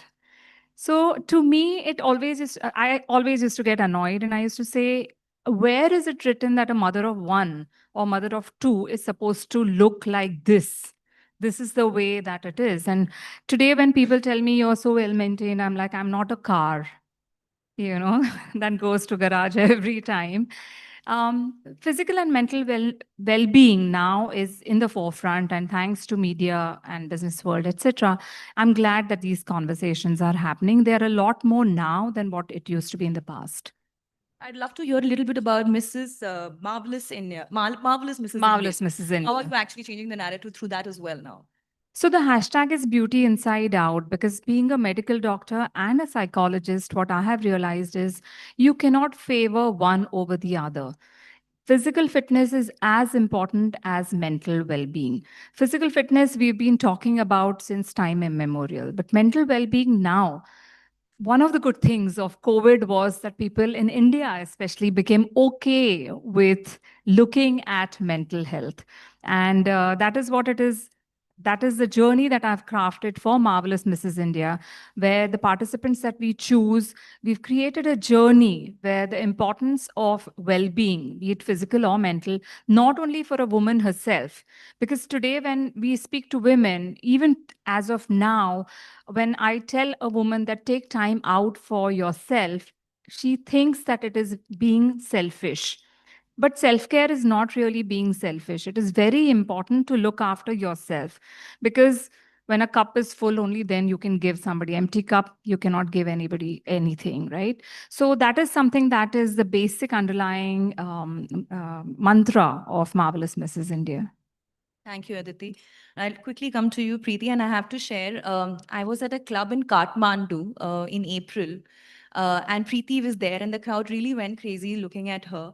And I remember 20, 30 years later, everybody in the club was grooving to Chui Mui Si Tum Lagti Ho. Now, you were all of 18 when you starred in that one video. And from the Chui Mui girl, you became the president of the People's Arms Wrestling Federation of India. Tell us about your journey and how important has fitness been in it? Firstly, good evening. Good evening, everyone. And yes, the club in Kathmandu was completely unexpected. I didn't expect people to remember the song after so many years, but they did. And yes, I was 17 when I shot that. So yes, I've started working very, very young. And you're asking me about my journey. I mean, when I look back, I think I have been constantly working from the age of 17 and, living out of suitcases till the age of 27, 28, when I was constantly working in the movies. And then even during marriage, I remember being pregnant and going for an event with this, almost 7 or 8 months pregnant, and people didn't do that at that time. But I still went for the event. At 4 months, I did a stage performance when I was 4 months pregnant. So I've been working throughout. And then, of course, the shift to sports. I actually feel that was a natural progression, because we look at sport also as sport entertainment. And I just completed 25 years of Mohabbatein. Mohabbatein just completed 25 years. And I think I look at my journey in entertainment, and I use all that experience in entertainment and understanding what the audience wants in sport, in the Pro Punjab League, because that also has to be entertaining and has to be something that excites the audience, something that engages the audience. So I think hopefully we've managed to do that. We've seen some great numbers. Season 1 saw 32 million unique viewers. Season 2, we reached 25 million homes. So it's going great, and I think the experience is working well. And just a couple of words for Aditi. We did our first Telugu film together. Yeah. And so it's very special to be on this stage with her. And she's somebody I've always gotten along very, very well with. And I'll tell you why she's the way she is all those years ago. It's because she is so warm and so easy to get along with. And I think that always shows in the aura of a person. It shows in her. Now, Preeti, there was a phase, I remember, when there were a bunch of articles written about Preeti Changyani loses weight, sheds weight after pregnancy. And, while of course that's an achievement as well, do you feel in India, firstly, people are quick to judge. And second, women feel conditioned to sort of let go of themselves because they feel that, their baby deserves all their time. And it's sort of difficult to bounce back. So these are two separate questions. I think the first one was losing weight after pregnancy. I don't remember any of these articles, but I do remember immediately after my pregnancy when I went for a couple of events. But I don't think you realize how your body has changed or because you're looking at yourself every day or how much weight you've put on. I remember I went for an event and there was a whole lot of press standing there. And the two questions they asked me, Preeti, we have two questions for you. Where have you been all these years and why have you put on so much weight? I said, let me put two babies in you.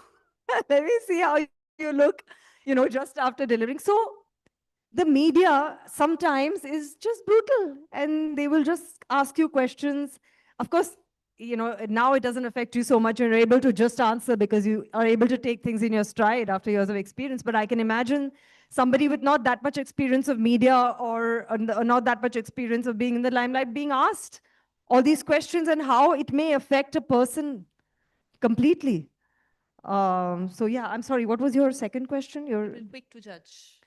Yes, people are quick to judge from my, they are very quick to judge. And losing weight after pregnancy, I mean, I think it's an old topic and it's to each their own. Everybody loses weight at their own pace. And it's all about your own personal metabolism. I think everything, a lot has to do with your own metabolism and your willpower, which I think all of us women have. So if we want to, we can do it. I'd come to you, Aditi. You've been a fitness icon all through. But do you think fitness is a luxury? Not everyone can pull that off. This is the first time actually I hear this statement that fitness is a luxury. I don't think so. My mom, I come from a middle class Maharashtrian background. And whilst growing up, my mother pretty much did everything because my dad liked hot chapatis, etc., etc. She is 75. That lady can sit on the floor and get up without support even today. I can't. And think about how many of us over here can do it. I'm not going to make you do it, but I do challenge you to go home, sit on the floor cross-legged and get up without support. Now, I don't think in her vocabulary, luxury, this word exists even today. I don't think she knows the cost of my bag because I don't want to tell her. So I don't think fitness is a luxury, that those words are synonymous with each other. I think fitness is a necessity and it has nothing to do with this word. So.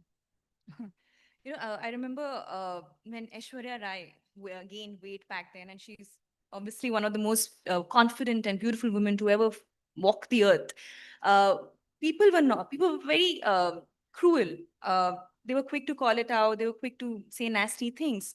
And the new generation, with all this social media being so handy, do you feel as celebrities, the troll reactions sort of start weighing on you more than the actual health narrative? You know that somebody is going to see that and, start commenting. Well, you do over a period of time, like Preeti said, develop a thick skin, but you can't be completely impervious to it, right? Because at the end of the day, even a celebrity is a human being. So if I cut your skin, it's going to be red blood, irrespective of who you are or what you are. Similarly, where emotions are concerned, constantly getting trolled for any particular reason definitely works on your mind. Irrespective of how much you try not to let it affect you. So, and this big deal about weight gain and, it's more of a cosmetic thing rather than health narrative. So that is something that we definitely need to look at, that am I physically fit? So you could be overweight, that's fine, but are you fit? In the sense that if you take Jennifer Lopez, for example, she's a big girl and in no typical sense of definition is she zero figure or size 1 or size 2. She's a big lady, but she's super fit. So she might be typical in that sense, maybe called overweight, but she's not really because she's super fit. I remember, Aditi, you had come to the defense of one of your friends, and my question is to you. But I remember one of your friends who, in my opinion, is one of the fittest 50-year-olds I've ever seen in the industry. she is constantly age shamed on social media. And while this is very, very disturbing, would you say that age shaming celebrities and even otherwise is something that's more prevalent in India as opposed to the West, does it No, happen I because of don't the agree. I think ageism is universal. Gaining weight or being body shamed is universal. I don't think it is India specific at all. You spoke about Ash. You spoke about Malaika. Have you seen them? Care. I've seen her walking, Ash walking the ramp in all of her avatars after, and she's so confident. So I think your mental positivity and your confidence can overpower everything. And that's what should be the conclusion or, of what everything that we are speaking about. Women will always be of many different sizes. I think we need to accept our bodies for what they are, not try to compare it to somebody else. While that is easier said than done, I think your personal positivity, your achievements in your career, your achievements as a mother, your achievements in different parts of your life should define who you are and not your weight or the way you look on the outside. And I think that is what we need to take away as women, and that is what we need to work on mentally as well. And there'll always be people who'll say, there'll be trolls, there'll be people saying things about you, whether you look amazing or not, there's always going to be some naysayers. I've just learned not to care. And I think a lot of us in the, in the limelight have learned that. Today I think a lot of Gen Zs are trolled or, we discredit them for constantly talking about their mental health, even at the slightest discomfort. But, when I actually think about it, do you feel our generation actually was at a disadvantage because we didn't speak about these things? It actually matters, right? What do you both think about mental health? How important is it really?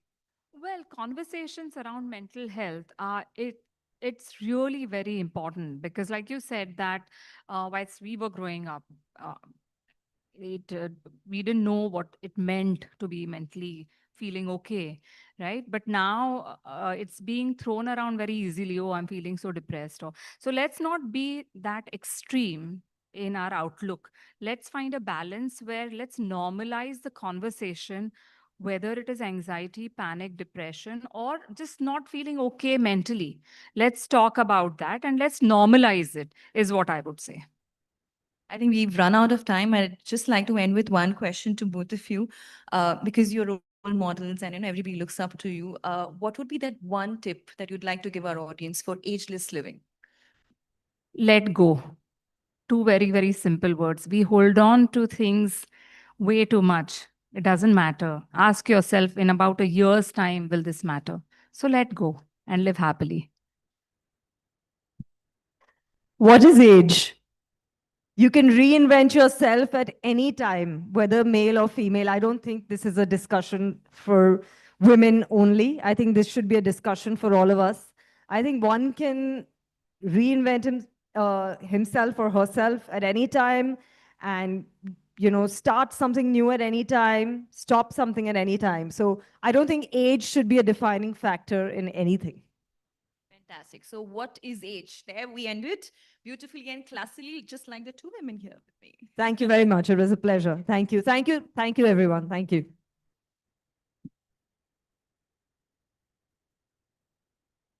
Can we have a bigger round of applause for all three of them?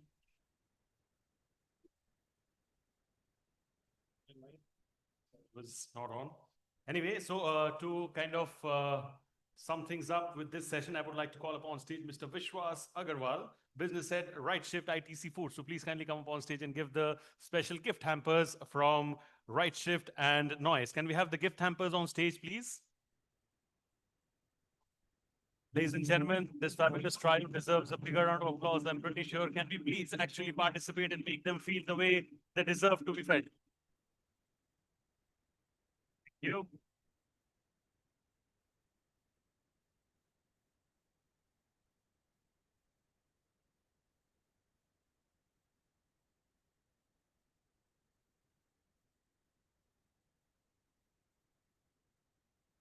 So much, Preeti ma'am. Thank you so much, Aditi ma'am, for joining us over here.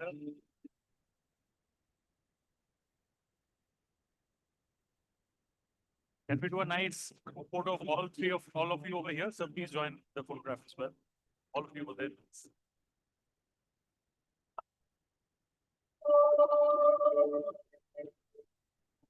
Thank you so much. We'll just request you to please remove one chair from the stage.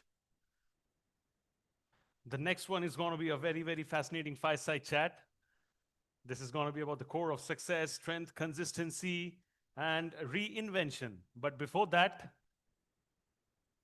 I had mentioned, if people remember, that we were having some quiz questions. So what I'm going to do is we're just going to be taking 2 quiz questions right now. And I'll request somebody to please come and pass the mic alongside whoever is raising their hands. Aap please mere saath rahoge idhar आओगे? Thank you so much. 2 मैं सवाल लूंगा before the next session. And then we have the gift hampers ready as well, I believe, Devika. We have the gift hampers ready as well. Super stuff, very easy stuff. Sahi jawab dena hai, right shift, right answer. That's how it is. And you get to click your photograph over here. So, very, very interesting questions. Leaders, of course, business leaders, they love numbers, right? Numbers is always something that fascinates everybody, data, etc. It's a data-driven question. How many calories, and I hope everybody's well and truly familiar with the rules. To an extent, I control the rules, which is why I'm very, very happy. I get to see whoever I get to see and spot. Jinka haath main dekhta hu, main jaunga. If you get the right answer, you get the gift hamper. If not, then the other person around, whom I see second, will get the gift hamper, if they get it right. Question, how many calories are roughly burned by walking around 10,000 steps? Can I please have hand raises? I see your hand being raised first. Please, aa jao mere saath.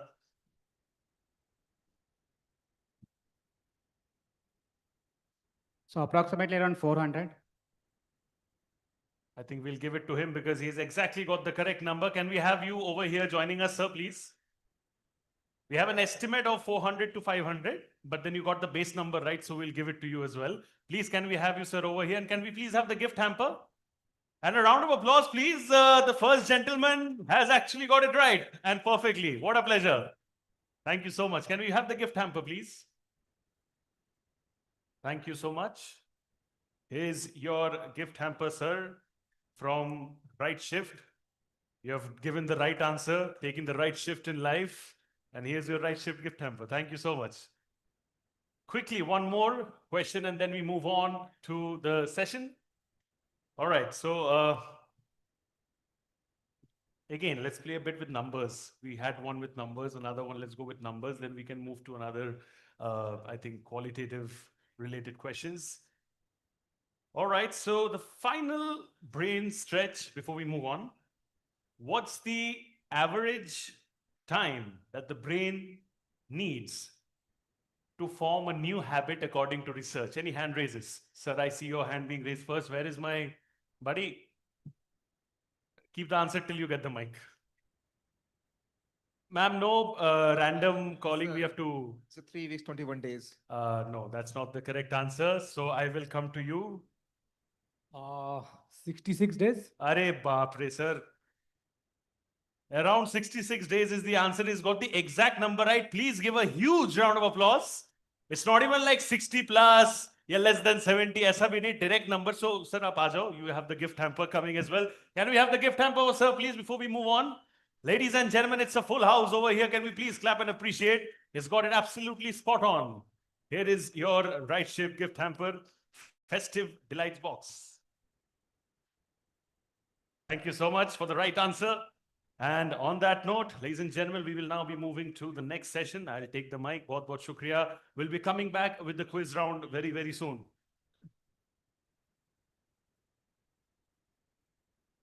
So like I mentioned, the fireside chat topic right now is the core of success, strength, consistency, and reinvention. May I please invite Dr. Anurag Batra, Editor-in-Chief, BW Business World, and Chairman and Founder, Exchange for Media, to please kindly come up on stage and do the moderation for this session. Once again, ek aur baar please Dr. Batra ke liye zor se taali. He has moderated many, many sessions today. So big round of applause. And joining sir on stage is Ms. Yasmin Karachiwala, Founder and Director, YKBI. Yasmin Karachiwala, Body, Institute and Celebrity. Ms. Karachiwala, big round of applause. Bigger round of applause. She's also a Good well-known to see you again. celebrity master, How your Pilates son doing? instructor. Last time he was accompanying you, right? Yeah. Remember. Can we update the timer quickly? You know, this is my third interaction with her. Your book came out, right? Right. It was in COVID or around that time, or immediately after that. Immediately after So I that. did the first conversation with her then, and then at our Festival of Well-being, which Devika curates, and that's why she's curated this. You had a conversation, you know. Right. You were a speaker there. That's Right. second time met you. Very good memory. And your son had come with you. He's managing your social media, right? No, now he's the business development Business, most manager. important, most important. Yeah. Yeah. So, Hi, everyone.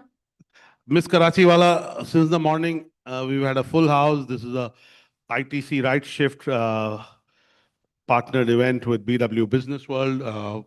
And it's about the new brand called Rightshift, which is a responsible snacking and responsible cookies, millet-based. It's about health, fitness, well-being.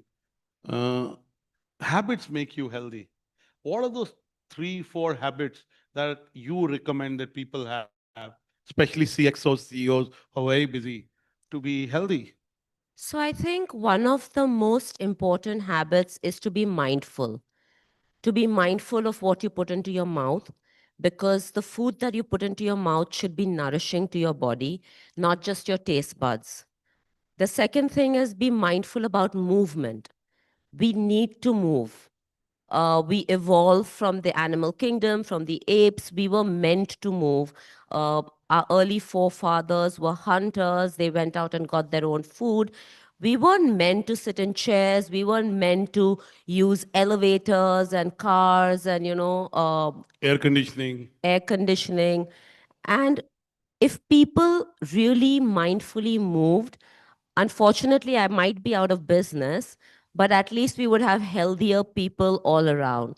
So I think that's really, really important. And another thing that I think is really important is to look at food before you consume it. Think, is this food gonna make me feel alive? Or is this food gonna make me feel dead? I won't say give up sugar and no, don't eat this, but look at food. Food is information. So when you look at food and you see vegetables, you know when you put it in your body, you're gonna get energy, you're gonna feel good. When you see a packet of chips, how many people consume a packet of chips and are ready to go? But I never eat the packet. I only eat the chips. Oh, really? Okay, yeah. I think that's better, right? Because imagine if you ate the chips with the packet. But you're right. You're so right. Yeah. And Delhi में जब छोले भटूरे खाते हो तो छोले भटूरे वालों की तो दुकान बंद करवा दोगे आप. नहीं, छोले भटूरे खाओ मगर इतना नहीं खाओ कि उसके बाद आप हिल नहीं सकते हो. And by the way, it's a serious. I was speaking in Oxford, Suraj, and I went because my daughter, because till 2 a.m. I was in Bombay and I had not done a London ticket, but my daughter insisted because she studies in a university in the US, said, if you go to Oxford, they'll also invite you to my university. So I went. And I'll tell you, I have a friend who runs a media company there. He's a Sardarji, he's a very close friend. And this is not a joke. I actually ate chole, which were very tasty, and bhatura made in olive oil. Only Sardars can fry Amazing. bhatura in olive oil, okay? I just hope that once they fry the bhatura in olive oil, they don't reuse it. Yes, Because did that would ask, be but poison. When I go next, I hope they're not using the same one. But on a serious note, next time, and this is a serious one, we should not do sitting panels. We'll do standing panels. I think we can do that right now. Yes, let's stand Come on. and do it. And what about all of you? Why don't you stand too? Yes, why don't you stand up? Yes. Yeah, I'm sure you'll have been sitting for really long. She's And right. Movement is very important. Now, Yasmin, also, one of the often said excuses, we don't have time. How do we make time for fitness, well-being? What do you have to say? small steps like what we're doing right now, instead of having a sitting conference and a sitting meeting, which isn't going to serve anyone, we can do the same thing with our ears while we're standing that we do when we're sitting, right? How many of you all do conference calls in a day? How long are your conference calls? What do you do when you're doing a They're wide. conference In your call? case, they're not What if in your conference call, you put a pair of earphones And while you're calling, walk around. Instead of just sitting in one place and doing the conference call and you walk around, you move, you have the time, you have so many calls, and that's why you're so busy. And if you just move during your conference call, you've done your movement for the day. And this idea actually came to me during COVID. We were all stuck at home. So was I, a person who was in the studio, 8 hours a day training clients. Suddenly I was sitting in front of a screen training clients, asking them to move without doing any movement on my own. And my Apple Watch told me, you need to get up and move. And I was like, okay, I mean, this is serious. Like, I've not even thought about it, because when you get involved with work, we don't think about it, including myself. So I set an alarm on my smartphone, which I'm sure, how many people have a smartphone? I set an alarm every hour, walk for 5 minutes. So I used to train for 8 hours, walking for 5 minutes, 40 minutes at the end of 8 hours. I had gotten my movement, my steps, my watch was happy, Beautiful my stuff. body was happy, my mind was the happiest. Brilliant. I remember I published Rachna Chachi's first book called Restore, and Mr. Harsh Mariwala was launching the book, and I asked him the similar question. And he said, can I tell you, Anurag, when I'm flying, I reach half an hour early, and then I'm walking at the airport for half an hour, 40 minutes. So anybody who tells you that they're busy and they cannot walk, they really are not interested. How many of you all take the buggy when you get out of the aircraft? Honestly. Nobody? Wow. Give yourselves a loud round of applause. Good. See, that applause was louder for than when I came on stage. Everyone loves applauding themselves. So give yourselves another round of applause. And I'll tell you why. Because when we're sitting in an aircraft for that long, right, our body needs to move after that, because your blood, and that's when thrombosis comes in and all these problems come in. And when you walk out of that aircraft and you have to walk to your luggage or immigration or wherever you're going, you get movement, there's blood circulation, you're feeling good after that, hydrate a lot, and you've got movement at the airport. Absolutely, she's right. I'm sure I always walk in when I fly, because when you fly a casa, you walk into Taj. We'll have a camera behind him Yes. to check. But tell me, what is the notions that people have which they've got wrong about fitness? That fitness is going to the It's gym, hard. it's pumping iron. It's an hour. It's hard. We need to spend a lot of time on fitness. Fitness is so simple. It's the little things you do in the day, like what I just told you about your walking every hour for 5 minutes. It's getting up in the morning and stretching your spine. Do you know how many directions your spine moves in? Anyone? 4. Do you know those 4 directions? There's flexion. So everyone do that with me. Come up straight, and again, and up, and flex. We're going to do it 4 times. And flex, and up. And now take your feet apart, and that's going to lateral flexion. So side bend to one side, and then to the other, and then to one, and then to the other. And we're going to do this 4 times on each side. You don't want to do it with us. You don't like me very much. And to the other. Okay, that's 4 times. And now get your hands out to the side in a goalpost position and rotate to one side and back to the center and rotate to the other side, and do it mindfully. Don't just do it one side to the other and come back. And then now inhale and rotate, exhale to the center. Inhale, rotate, exhale, center. Inhale, exhale. Last one on each side. Inhale, exhale, inhale, exhale. So that was flexion, lateral flexion, rotation. There's one more. Anyone? Extension. So let's stand with our feet closed, hands on our waist, and let's look at the sky or the ceiling in this matter, and then come back up. And then look at the ceiling and back up. Now let's add breath. Inhale, look at the ceiling. Exhale, come up. Inhale, look at the ceiling. And exhale, come up. So we've moved our spine, and if you just Beautiful. They could do this in their office, right? Isn't that easy? all the time. Thank you, Yasmin, for that. And you know what spinal movement does? It creates gap between each vertebrae of your spine, which means that you're going to breathe into your spine, elongate your spine. It's going to help your posture. It's going to help you with your breath, and it's going to feel really good. Who doesn't like to feel good? Right? It's that simple. This takes 5 minutes in the morning. I've done 4 reps of each. You can do 6 to 8 reps. Start your morning with this movement. Doesn't mean you don't do other movement, but at least when you get out of bed, instead of looking at our phone, if we just do some spinal movement, you've started your day on the right note. Brilliant. This is so good. Let me also ask you, this is about feeling good externally, and when you feel good externally, sometimes you also feel good internally. But how do you really feel good internally? Exercise, walking, movement, Hydration, hydration. movement, and eating the right kind of food. And it's not about eating food because you want to go on a diet. It's not about eating food only because you want to lose weight. It's about eating food to feel good. And which are these foods? And They are your food- vegetables. They are some of your fruits. They are having the right combination. I'm sure you've had a lot of nutritionists. I think Nicole was here before me and she must have spoken about food, but it's just also the right combination of food. And also the right portions. Yeah, the right. Like if you finish eating and you feel sleepy, that means either your combination of food wasn't good or you've just simply eaten too much.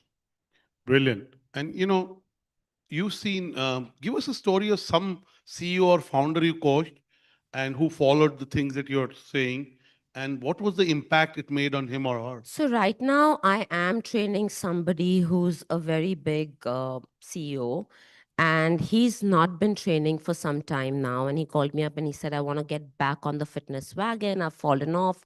And I was like, okay. He said, but I don't have too much energy.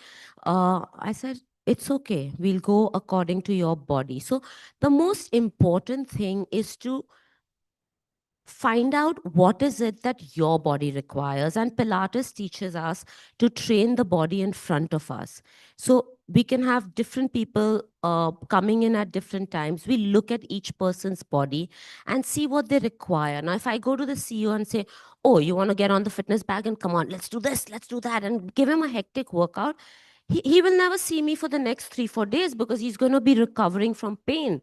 So it's about finding that right kind of movement for your body at that time, which is going to make you energized enough to come back to it the next day.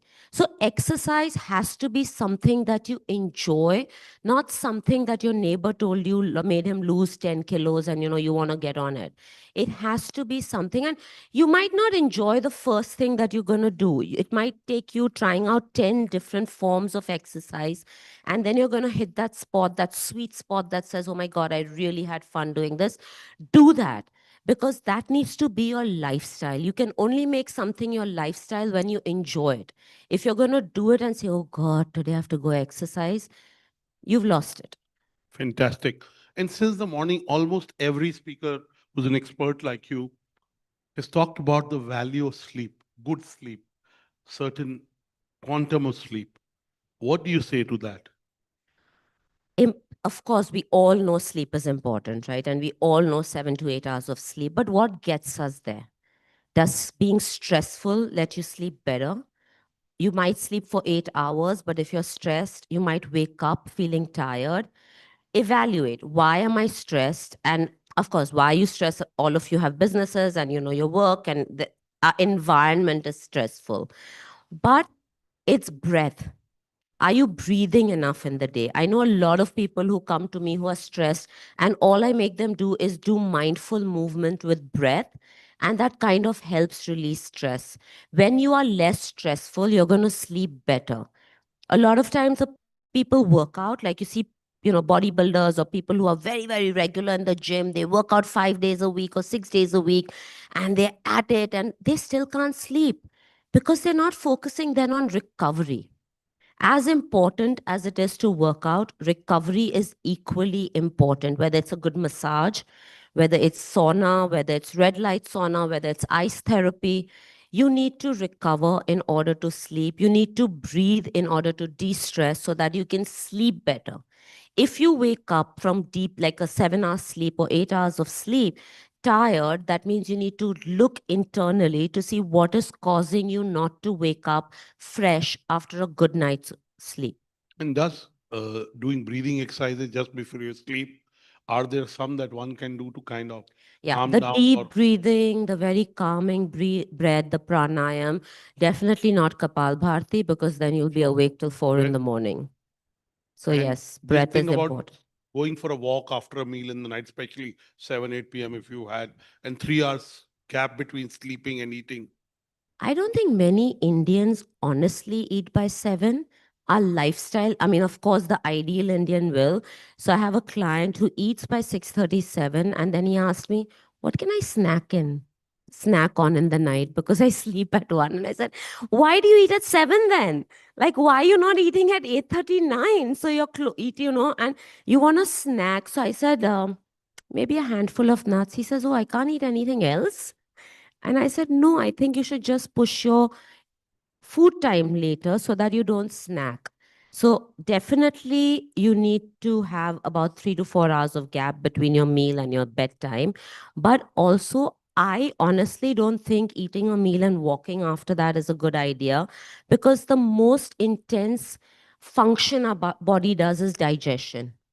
And we need to allow the body to focus on digestion, to send blood to our stomach, to digest the food, rather than then get confused with the steps that you're trying to take after dinner. An hour after your meal is a good time to walk. Sure. Ms. Karachiwala, if we met you an year later, what's your mission in life? What do you want your impact to be? Already you're very impactful, well-known and respected in what you do. But over the next 12 months, as you expand the, After 12 months, if I meet anybody in this room, after 12 months, I want them to say that, you know what, I heard you talking and I started moving. And I think for me, that would be my biggest achievement. Brilliant. Brilliant. So we can take one question because the chef said, earlier I can see Chef Rajiv Jamneja is come from Delhi, and there are other speakers. So we'll take one question from you. Julian, I know your name. So my question to you is, I mean, I'm a vegetarian, but I'm a Louder. Sorry. My question to you is, I'm a vegetarian. Vegetarian. Yeah, vegetarian. As a child, I got a lot of, how do you get your protein? Where do you get your protein from? So, what's your take on, is it a myth that, being a vegetarian, we don't get the protein enough? Just. I think there are a lot of vegetarian foods that give you protein. It depends whether you're eating all of them in a day to get the enough protein intake that your body requires at the end of the day. If you're not, then there's no. No, Chacha, I think we'll practice after this. You're not getting that kind of protein, there's no harm in taking a plant-based protein shake, which you have some very good ones in the market right now, to get that kind of protein in your daily nutrition. And pulses and soy, what about protein from them?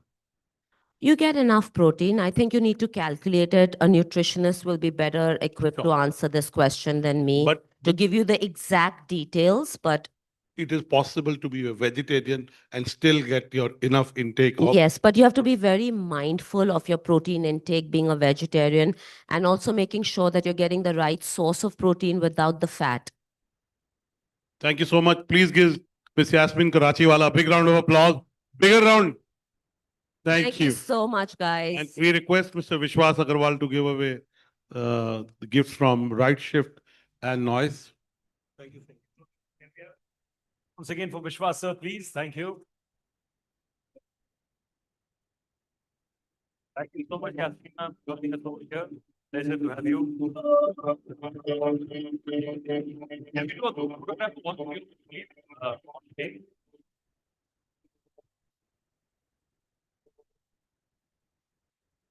So much. A little bit of clapping, joining of the hands, synchronization one after the other, not harming anyone. Thank you. So we need a few more chairs on stage for the next panel. So yeah, 4 in total, correct? We'll quickly set up the chairs for the panel. Ladies and gentlemen, we'll move to the next panel. The topic is nutrition for leaders, eating right for energy and endurance. I'll quickly repeat the topic once again for you all. This is about nutrition for leaders, eating right for energy and endurance. Since this is related to food, this is related to eating, we have the experts in that domain. We have some incredible celebrity chefs over here joining us for this session. It's going to be a pleasure to hear all of them over here. We are ready for the session. This is going to be a session which is going to be chaired on stage by Mr. Sameer Malkani, who's the director and co-founder of the FBAI. Can we please have Sameer ji on stage, please? Can we have a bigger round of applause for Sameer ji as he makes his way to the stage to moderate the session? Hello, sir. Good to see you after a long time. And joining him on stage, I'll request you to sit as per the photo arrangement, all the speakers. Can I please have Chef Ajay Chopra, Global Chef and Restaurant Consultant on stage, please? Ajay ji, thank you so much for joining us over here. Give sir a big round of applause, everybody. May I please request Chef Rajiv Janveja, Senior Vice President and Corporate Chef, Lemon Tree Hotels, to please join us over here. Thank you so much, Rajiv ji. And my next guest, Chef Manisha Bhasin, Corporate Executive Chef, ITC. Fabulous, fabulous panel. Truly the experts when it comes to understanding what to eat and what not to eat, right? Can I please request all of you to take your seats? We'll quickly update the timer. Since we are running a little late, so that's the timer. We have a little adjustment in terms of timing. And over to you, sir.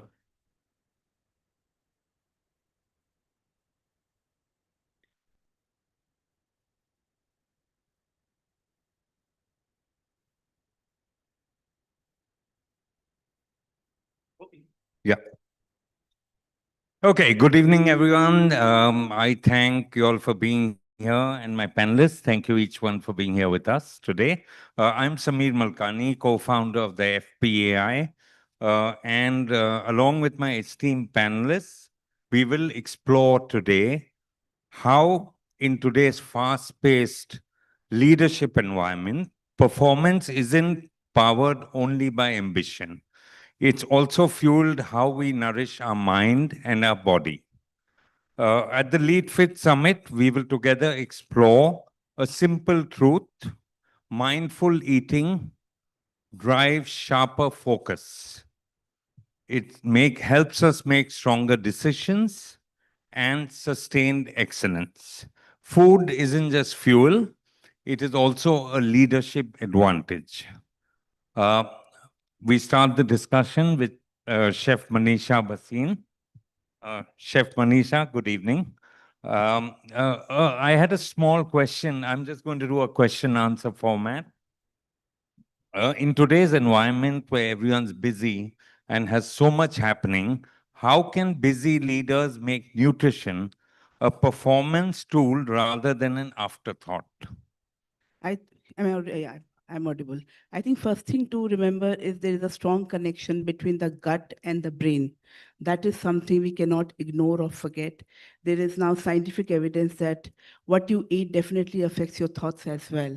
So if you keep your food pure, clean labels, that means get into more of complex carbohydrates rather than processed food, you will not have brain fog, your decision making would be sharper. And everybody has been talking about high protein diet, so that's the way to start your day with. Fabulous. Any perspective from the panelists? I think what she said is right. It's like how you feed your brain is very important in today's life. It's not that you cut off meals and cut off certain things from your food and then you stay healthy. The leaders, all the time, you have to keep feeding your brain so that you stay healthy, your brain stays healthy, and you work better. That is more important in today's time. Thank you, Chef. I have a suggestion. If there are any techies in the room, if you guys can come up with an app which can, like a bank balance, sometimes you get that green mark that you've walked 10,000 steps or you've done this, you've done that. As a chef, I very honestly, I was asking Samir, why am I even here? Because I love food, and I sometimes do mindful eating, and I'm being honest here. But if somebody can develop an app where, it can give me a pat on the back. No. Give me a pat on the. Hear my thought first. Somebody can make an app which can give a pat on my back when I've actually eaten healthy every single day, whatever I've eaten. The problem happens and arises when I have to feed in what I've eaten.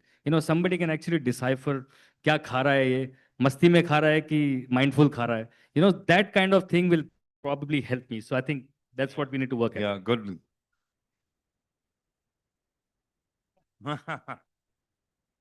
I would say also that whatever you eat happily. It's more important. Stay happy and you will be feeling better. Chef Rajiv, absolutely. It's all happiness to the mind, which leads to happiness in the body. Chef Ajay, since you do travel a lot, both personally and professionally, we've been following your travels and very interesting travels. Mindful eating. There are certain habits that need to be sustained when you're traveling, when you go for meetings, and also stress needs to be in control. All this amounts to a lot of stress. How can mindful eating habits be sustained when you're traveling? So for me, sustenance is not just a phenomena. It's a word that needs to be practiced every day. And everybody says that ghar ka khana is very healthy. But I ask them, I am not at home, so how do I make sure that ghar ka khana happens for me? So after multiple dietitians and doctor visits, I've come to this conclusion that number one, whatever you're eating, eat with satisfaction and happiness. Number two, control the happiness quotient when it comes to butter and ghee and food and fried, because that is what is going to eventually, lay out as calories and cholesterol. So mindful eating, firstly, was start from here, where we start thinking that it's my body. It is a temple of God. I need to take care of it. And that's where it actually starts for me. But then, looking at everybody's life today, where we are traveling a lot, I think 3 steps that I do which help me. Number one, I think Yasmin was also mentioning that eat at a time which has got at least 4 hours before your sleep. That's what I personally try and do. And if there is sometimes that, I've skipped a time where I've not had dinner, I skip it completely. I tell my mind it's done. Now time is up. The second thing that I do is, have 3 things in my daily diet. Number one is chia seeds whenever I can. So it kind of gives me a satiety value. One of my nutritionists has also told me that having just plain isabgol before meals and before breakfast and before dinner really helps you to not eat so much, and your quantity of the food can go down. And the number 3 thing is that, whenever I'm around a lot of fried food, I just do seafood diet. Yeah, absolutely. Thank you, Chef Ajay. Chef Rajiv, lemon tree hotels, lot of things happening. You must be traveling a lot within the properties across India. There are some, in the corporate structure, there are some myths about healthy eating, that professionals actually look at, and very often are misinformed, or a lot of things are misconstrued. What are the myths around healthy eating in the corporate world, and how do you actually break them? The biggest myth is skip your meal. And everybody feels if by skipping your meal, you will stay healthy and you will stay fit. That's the biggest thing to avoid. I think eating right food, eating nutritious food, eating food with protein at the right time is very important. As Chef Chopra said, if you eat right food at the right time, it keeps you healthy. That is more important. Somebody says, I avoid fat.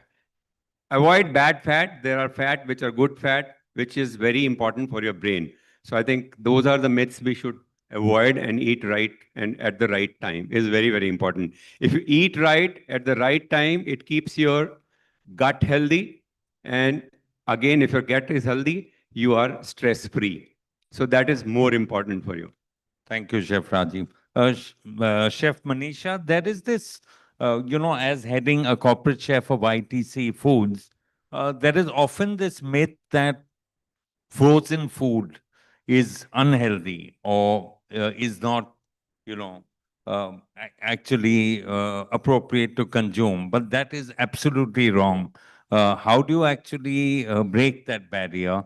And why is it healthy? I think the audience needs to know. So definitely frozen food is not healthy. Yes. Okay, it is. I'm not saying nutrition content remains the same. It's better to eat frozen food. That's a mindset, I think, which is very prevalent in India because it's a convenience food. We've grown over centuries where our mothers would make fresh food and bring it to us. Best option is fresh food. Of course, I'm not taking that away. However, with the today's work pressures, everybody has couples working. It's a convenience that also you look for. I would recommend that rather than having preserved food with chemicals and all, frozen food is the best option. If you freeze the food immediately, all the nutrients remain in that. So there's no contest on that point. Also, earlier, everybody was talking about the food which is mindful eating. Recently, there's a study which says that if you eat the same kind of food every day, for example, if you're used to having a high protein breakfast, whether it is avocado toast or an omelette, that's something that should continue. So your body knows what to expect, and exactly that enzyme triggers in your stomach and helps in better absorption. So that is also a good way to healthy eating. And also, like we were earlier discussing, that healthy does not mean lean. Yes. A lean person may not be very healthy as well. Health means whether how much of stamina you have at work, whether you have mind fog or not. So there are multiple things there. So at I think no point we should take health parameter, being thin as a health parameter. Absolutely. In fact, yeah, Chef Ajay. In my recent trip to Japan, I was quite amazed of how every single person, has such a great focus about health, when it comes to food. And if you do their calorie count, it's every meal that they have is not above 1,000 calories. Yes. And if we look at our meals, I think our meals generally top up anywhere upwards 2,500 calories. Yes. And if you look at the reason why, is because it's like Chef Manisha said, one is about your thoughtfulness, but the other thing is also about understanding what to eat, what has got more calories, what has got less calories. And your body obviously has a definition point where you have to stop that, okay, this is my intake of calories and that's it for today. Somewhere that bank balance needs to happen every single day. Otherwise, there is no control. So controlling your diet with your calorie count is very, very important. Yes. And also knowing, which foods trigger what kind of calorie counts. Okay, great. I'm going to ask this one question to each one of you all, whoever wishes to answer. What is one nutrition habit, Chef Manisha, that you personally swear by, and why? That you personally imbibe? It may sound very strange to everybody. I take 1 spoon of desi ghee every morning. Oh, lovely. On an empty stomach. I do that as a habit almost for 20 years, which today it's the latest fad. Everybody does it. But for last 20 years, I've been doing it. And it's helped me in controlling my acidity to a very large extent. It really helps your gut. Earlier, Western world made this kind of a hype that desi ghee is not good. Today, we are going back to what India has to offer to the world. Fantastic. Chef Rajiv? Well, my day starts with copper water, lemon and honey. That is one thing which I never skip. And post that is my yoga every day in the morning. Okay. Today is my 789 days. And one single day I haven't skipped doing yoga. I am a marathon runner. I haven't done any marathon less than 21 kilometers, which is half marathon. I either do half or either do full marathon. Now with my age, I have stopped doing full marathon, but I still want to do. But half marathon is one thing which actually keeps calling me back. The latest one was the BDHM at Delhi, which I did. So lemon, honey, and copper water keeps me going. Very inspirational, Chef Rajiv. Thank you. Chef Ajay? Well, I don't have any good habits like these, but I probably will start. But one thing that I do, there's a common dialogue in the movie, stress lene ka nahi dene ka. So stress is a very important part of our lives. Agreed. Whether we agree or don't agree, some people say, no, I'm a happy guy. I don't take stress. But generally, stress overrides you. And I believe in the Bible. So there's a word in the Bible that says, cast your burdens unto Jesus and he will take care of you. And I've really tried and tested that. When I cast my burdens to him, I'm actually like a free bird. So I'm then free in my mind, free in my body to do whatever I want to do. And I actually see it practically happening. So that is my health quotient, that I don't take stress because I give it to him. Fabulous. Same, likewise. Any last words before we end the panel? And let me also tell you, this lemon honey and copper water I have introduced in all my hotels. So it is available in our breakfast in the morning. Oh, lovely. Yeah. Lovely. Yeah. Chef Manisha, any last comments or words or perspectives? I think as chefs are always happy. So mindset is because you're dealing with the ingredients which are fresh. It's a touch and feel, like literally.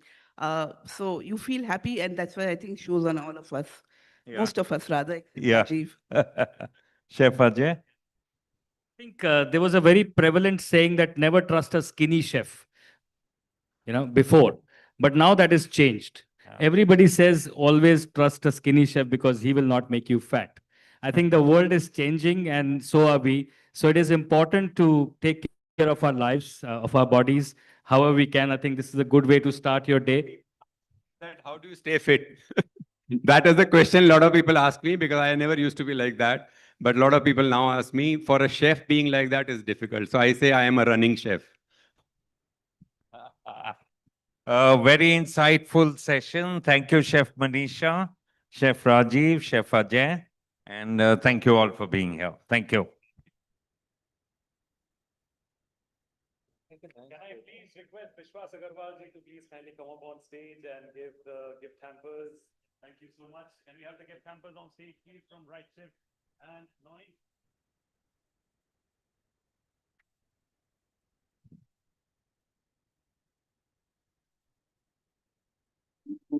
Really, everybody for getting so many wonderful timeline.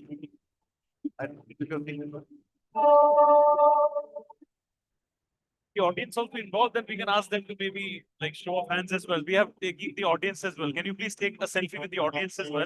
Gonna be very, very memorable. Show of hands, please, everybody. Yes. You get special culinary tips in that case from the experts. Thank you so much.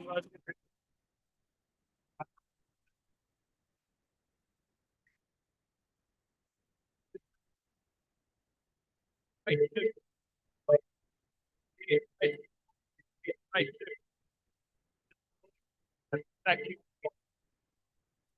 Thank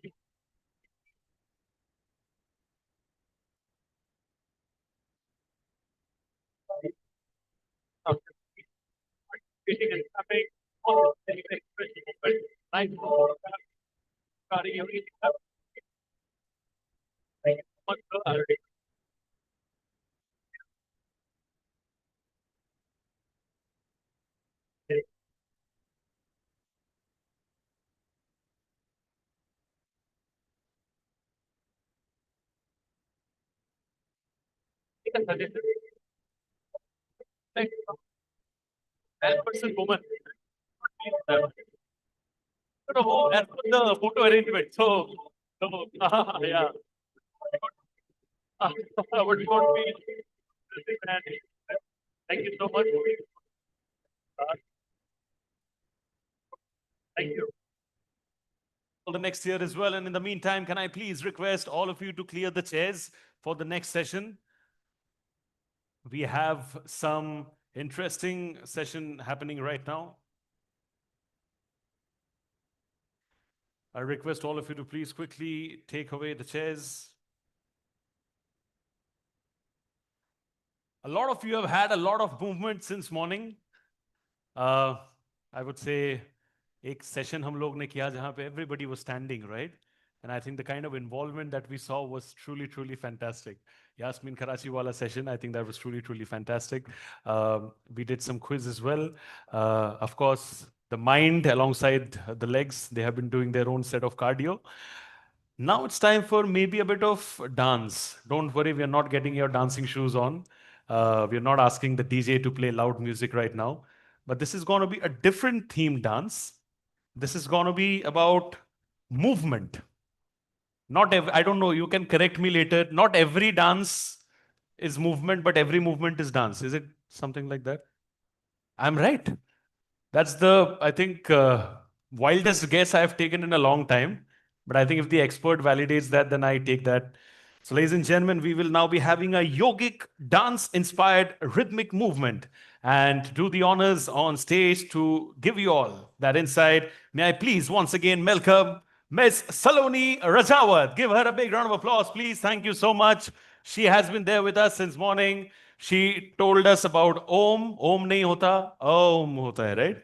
मैं खुद सीखा हूं वो चीज. And now it's time for movement. Can we please check her audio? And please set the timer for 5 minutes, please. I'm sorry, we have very limited time, so 5. Thank you so much.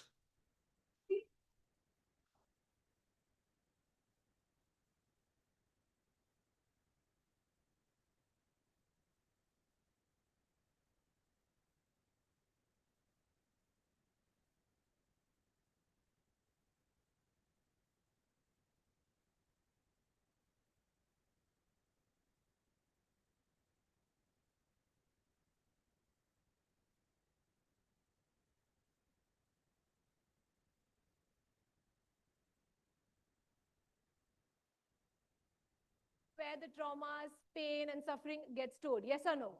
Yes. Where is it? Where is it? Hip, chest, and shoulder. And sometimes here, so we are going to shake them off. We are going to shrug them off from our body. Can we have the music, please?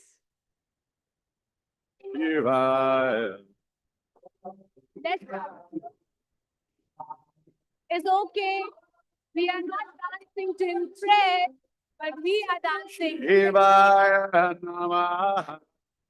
Be at your grave. I want 4 volunteers on the stage. Please. Yes. Serious. Move your Amma Shiva.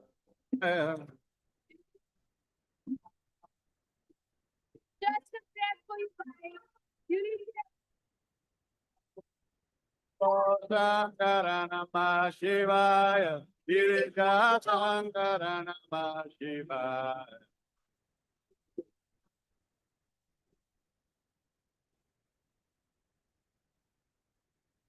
Arunachala Shiva Namah Shivaya.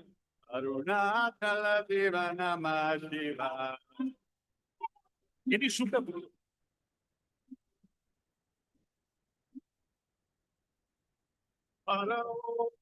Can we have more volunteers on stage, please? और लोग आएंगे और मजा आएगा. Any volunteers, please? Sir, ma'am. आ जाइए, ma'am, please. This is what we want. More people in the house. I see everybody feeling the energy, living every moment. Sir, would you want to come on stage? Please. The music loud. Can we pump up the music a little louder, please? Let's kick it.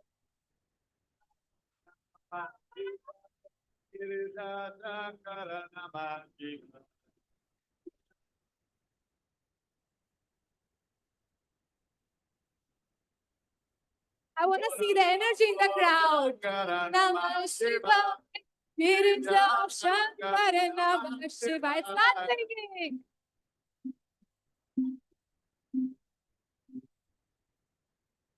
We can roll. 1, 2, 3, Roll and feel every bit of it.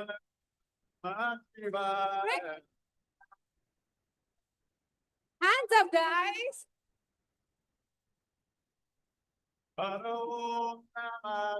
Legs forward. Om Namah Shivaya. Open your chest. It's about feeling every movement in your body. Om Namah Shivaya. One leg up. All you incredible fitness enthusiasts, we love the energy in the house. Also, get the movements right. Everybody, please raise your hands. It's time to have fun. Let's make a pair. Om Namah Shivaya. Let's make a pair. Make a pair, everybody. We're not talking about real life pairs. With We're talking about anybody beside you. Make a pair. Sir, ma'am, make a pair. Everybody, people beside you, make a pair. Change up Time for the teamwork. Om Namah Shivaya. Om Jam. Om Namah Shivaya. Down. Down. Up. Down. Up. Squat. Up. Squat. Up. Squat.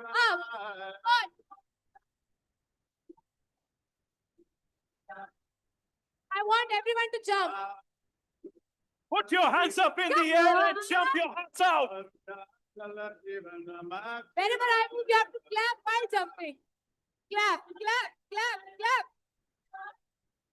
Forward. Clap, clap, clap, clap. Who claps louder? Which side way?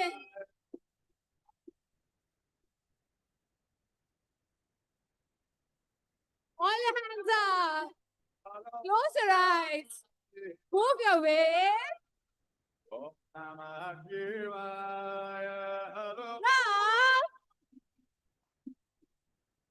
Jump, jump, jump. Move, move. Green people while you're moving. Yes, come on. Last one with the king.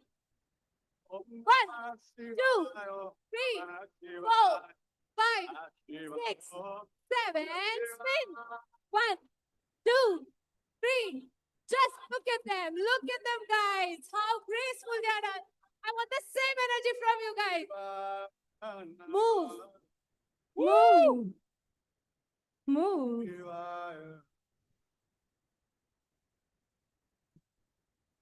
Wow. Namah Parvate Pate. Hara Hara Mahadev. You guys were amazing. Amazing. Thank you so much. I'll request you to please wait on stage. I'll request all our, I would say, performers and dancers in this moment to take their seats. And I'll request you to wait on stage.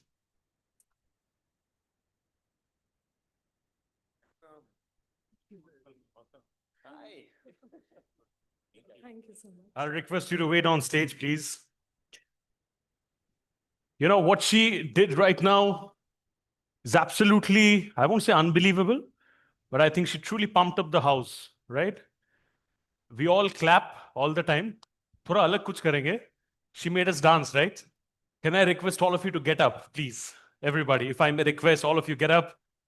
थोड़ा सा innovate करके dance करते हुए ताली बजा सकते हैं इसके लिए please ऐसे. That's what you have earned today, Saloni. Thank you so much. God bless. What a pleasure to have you. Give her the biggest round of applause, please, everybody.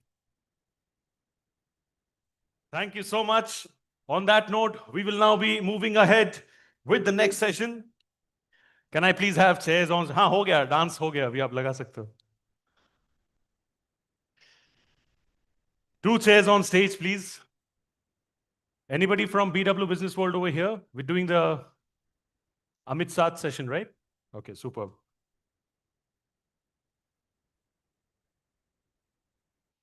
Two chairs on stage, please.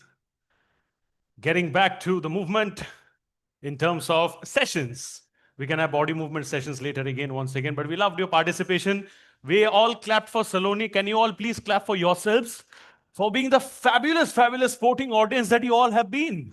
Fantastic.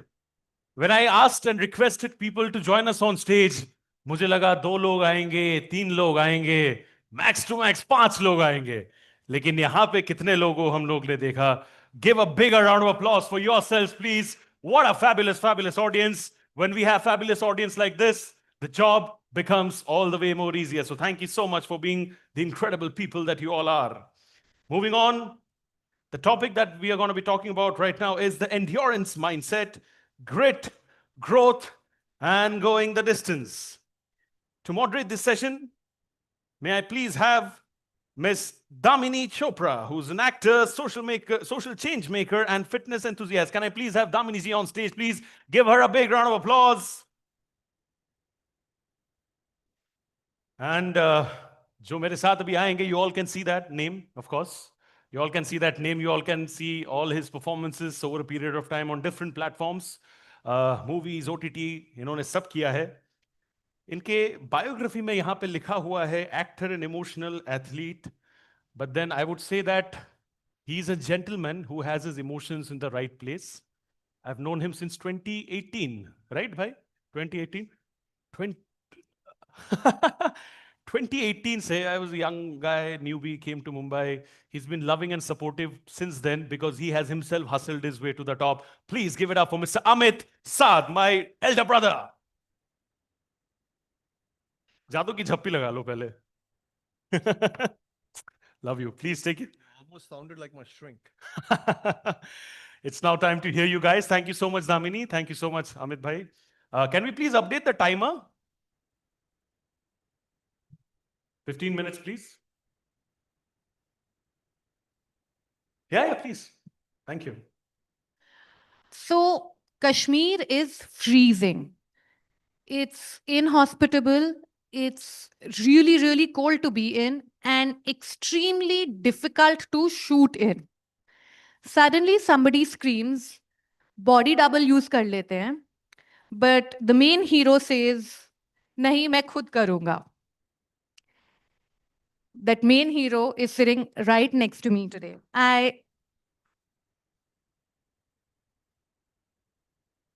I know that story because I was talking to Amit's director from the series Avrodh yesterday. And when I called him and I said, Raj, मुझे ना अमित के बारे में कुछ ऐसा जानना है जो बाकी सबको नहीं पता है. He paused. So I thought, क्या हुआ? He said, मैं बहुत ज़्यादा टाइम से वेट कर रहा हूँ कि ये कॉल मुझे कब आएगा कि कोई मुझे बोलेगा, please speak about Amit Saad. So I said, Arey, please tell me why you're saying that. He said, because if there exists a perfect person, it's Amit Saad. I said, why do you say that? He said, when you get him to start talking tomorrow, you will realize how evolved he is and how much he wants to inspire others. So I guess you guys all need to pay attention if you have to be inspired. And of course, also because I'm going to ask you details of this story when I open the floor up to questions. Anybody who doesn't know the details, you're not getting to ask your questions. Amit, before we start, I want to ask you, you call yourself an emotional athlete. Do you want to tell us what an emotional athlete is? Good evening, कैसे हैं आप सब? मेरा नमस्कार आप सबको. And मुझे बहुत साल पहले किसी ने एक चीज़ बोली थी कि try to be a nice person. जब आप एक अच्छा इंसान बनने की कोशिश करते हैं, दूसरों की मदद करते हैं, हम्बल रहते हैं, तो आपकी जो बुराइयां भी होती हैं ना, लोग भूल जाते हैं. और उनको जब किसी का फ़ोन जाता है तो उनको सिर्फ अच्छी चीज़ें याद रहती हैं.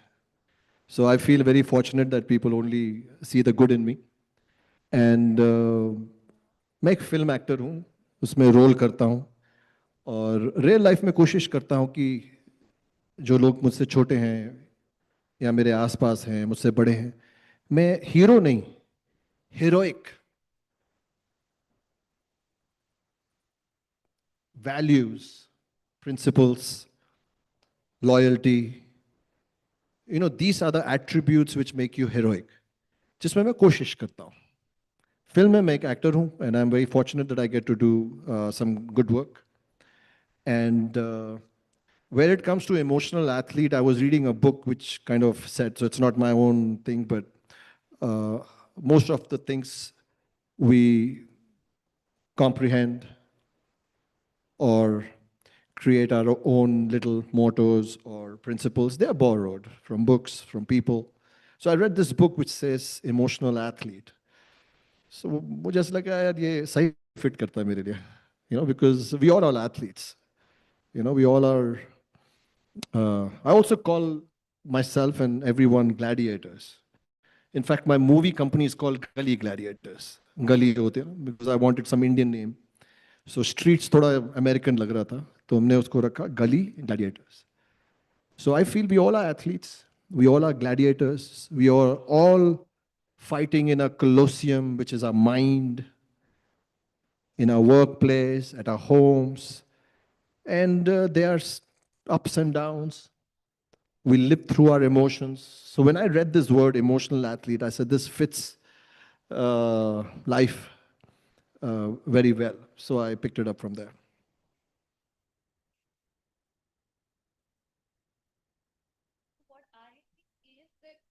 You said this in Filmfare, and you told me this outside too, that you can eat anything. आपको खाने से emotional attachment नहीं है. लेकिन I speak on behalf of me, and I think 80% of the people here will agree. खाने से emotions का फर्क तो पड़ता है यार. When we are stressed, we stress eat. When women are hormonal, we hormonally eat. When we are happy, we need sweets. So I want you to talk to me a little bit about how you overcame that, and talking about your emotions being related to Mike and Tango. Is that correct? Does that help? So these two things, कि एक तो आपने अपना ये emotional eating कैसे overcome किया, यार अगर और भी कोई struggle कर रहा है मेरी तरह, maybe this will help us. And about Mike and Tango's role in your emotions, as opposed to most of us being attached to people. I think, first of all, it's a habit. Let's not kind of put it to like male or female. I mean, I do understand every human being goes through a lot. And I'm not a doctor. I'm not qualified to speak in details. Mostly in my interviews, when people talk to me about fitness, and I kind of shy away because I'm aware that this is not my domain. I have learned through mistakes. I have done some good and some not so good things to achieve the way I have to look in some roles. So I just feel that when an actor, unless and until you're a doctor or you have studied, or if you have done some diploma, should be speaking on fitness. As an actor, to be honest, I also get a little, I want to say annoyed, but these days I don't get annoyed. So I just find it funny, actors being artists in India, being asked, and you will, right now when आप और मैं बात कर रहे थे, तो आपने कहा कि मैं अपने ऑडिशन में लीन दिखना चाहती हूँ. And like what I told you, कि ज़रूरत नहीं है. You have beautiful eyes, you have a good smile, you have a good heart, and show the camera your soul. But because we are in this toposphere, in this kind of a place that we talk so much about, oh, बाल अच्छे लग रहे, आज पतली लग रही हो, आज lean लग रहे. I just feel that I hope we kind of get out of this, of just unknowingly as well objectifying people, even when we are complimenting them. I'm saying there's nothing wrong to walk up to a lady and say, hey, your hair is looking good. But don't you think I've met you for the first time and I come up, hey, baal bade achhe lag rahe. You'll be offended. So, I mean, I'm sorry, I'm kind of going away from your question. So, to be concise, we are all masters and architects of who we are, how we want to live. And I feel that each person somewhere or the other finds their comfort, and food, yes, plays a big, it has a big social attachment and emotional, the way you said.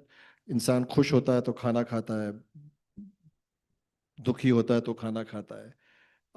But that is, I think, when you start your journey within yourself, and then you see how Like when I was younger, I used to drink a lot, and it used to make me aggressive. Huh? Uh, no, I used to drink alcohol. Alcohol, yes. Thanks, Anurag sir, for making me highlight that. And I used to get very aggressive. People at that time in my life started saying ये aggressive है. And it used to pinch me. So मैं घर जाता था, मैंने कहा मैं तो aggressive इंसान नहीं हूँ यार, मैं तो बड़ा kind इंसान हूँ. And of course इतना दम है कि कोई हाथ उठाएगा तो हाथ तोड़ देंगे, छोटे थे, but मैं aggressive नहीं हूँ. And of course over the time, I mean, not talking my life story here, I realized that this is hampering the life I want to live. ये मेरी health को परेशान कर रही है. I don't like the way I wake up. I don't like the way I am after drinking. I made an effort and I stopped. Life changed. So I feel that, to be honest, whether it's food or whether it's addiction, whether it's things that we get addicted to which harm our health, is a very individual journey. Yet we have to have this harmony as human beings collectively to your friends, to your family members, to your acquaintances, to the people you work with, to create this harmony, to create this non-judgmental environment where we can help each other rather than judging each other. Building on what you said, that you had this self-realization, Amit, मुझे लगता है that, given the line of work that we're in, rejections, anything that is not run of the mill, it forces you to become a different person. It forces you to have some kind of realization, acceptance. That's the only way you can grow or even survive. That's not the case for everyone. So अगर यहाँ पे हैं लोग जो कि बहुत सारे होंगे जो struggle कर रहे हैं कि यार मुझे let's say addiction give up करना है, या I would want to be more fit but it is impossible to do given family commitments, work commitments. Is there one step which you suggest that somebody try, a small step which can help them get to that point? I missed your part. You spoke about my two darling dogs, Mike and Tango. Pets help. Animals help. Nature helps. Plants. Go to the ocean. I talk to the ocean. I've got trees in different parts of the world. Himachal में हैं बहुत ज़्यादा क्योंकि India में है, और उत्तराखंड में है. लद्दाख में पेड़ होते नहीं हैं, हालांकि आजकल मॉनसून हमारा तिब्बत तक पहुंच रहा है. That's another topic. I'm sure Anurag sir will have some event one day on climate change. Oh yes, I forgot. So yes, pets, animals. I think they kind of take away a lot of anxiety away. So that of course helps. And you learn so much. You learn so much from pets. You learn so much from nature. So yes, I think when you kind of, I always believe that the closer you come to understanding or having a kind of a relationship with animals, which can be pets, the closer you come to nature, you become a better person. You become a happier person for sure. And to the question that you said to people who are struggling,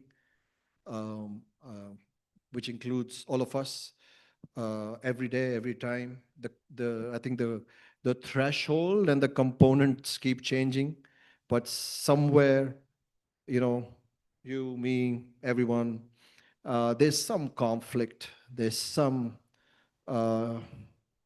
disharmony with self, there's some dissatisfaction. That's a part of life.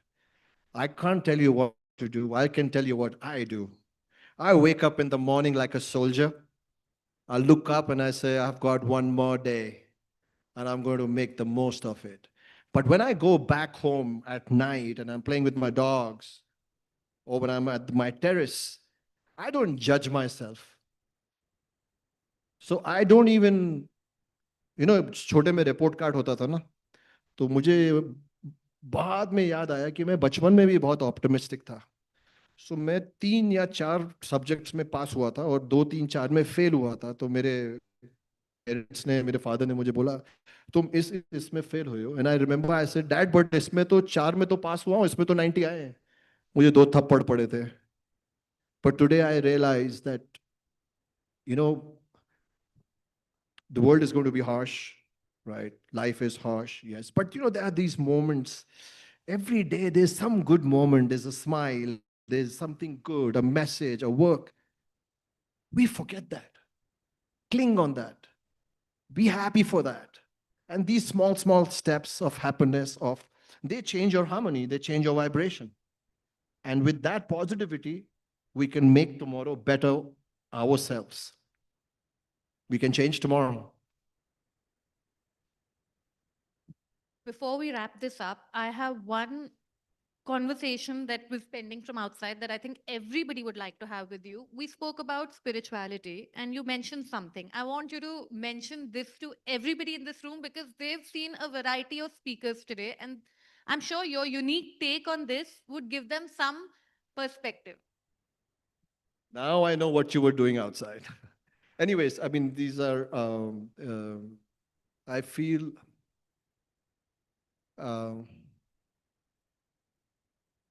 we are the soul. And I think sometimes the misconception we hold, or we think that the soul is ours. मुझे ऐसा लगता है कि the soul has this body. And there are these powerful terminologies like spiritual, and you know, I just stay away from them because I don't understand them.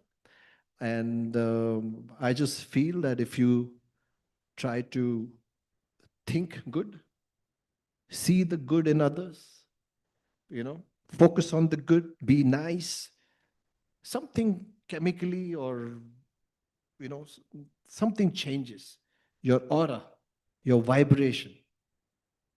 And that kind of brings a change in your life and the people you engage with.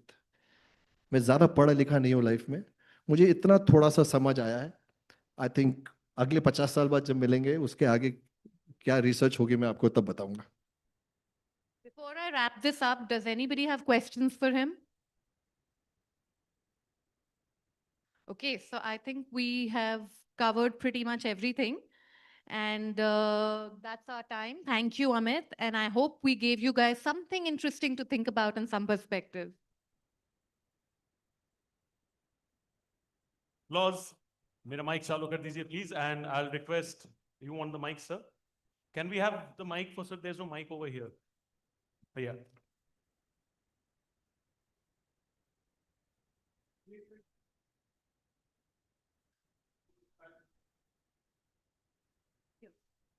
So for consistency, we had an awards, both of you would won. Okay. You know, Sir, इस तरफ आ जाइए. मैंने कहा देविका ने नहीं. You know, Amit is a friend of mine and he's a very spiritual person. He's also single. So we are doing a new show called Amit Ka Swayambar.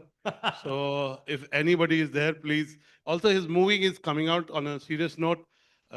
It's called Pratap. I've seen the trailer. It'll be out sometime soon. I don't know, December or Jan. But it's a lovely movie. So I hope you'll go and see. It's called Pratap.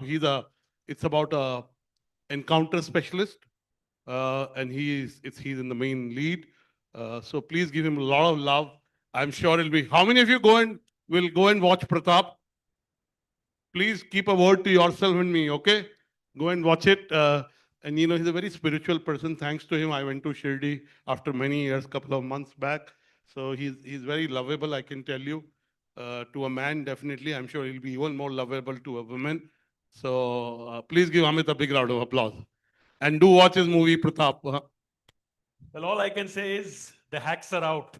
Brace yourselves, women, all the pretty women out there. Give them a big round of applause, please, everybody. What I'm going to do is I'm going to be calling up on stage Devika Kundu Sengupta, General Manager, Conferences, BW Business World, to please kindly give the gift hampers from Rightshift and Noise. And before we begin, can I have a big round of applause for Devika, please? Big role in today's event, so she deserves every bit of the appreciation. She and her entire team. We'll come to that acknowledgement later.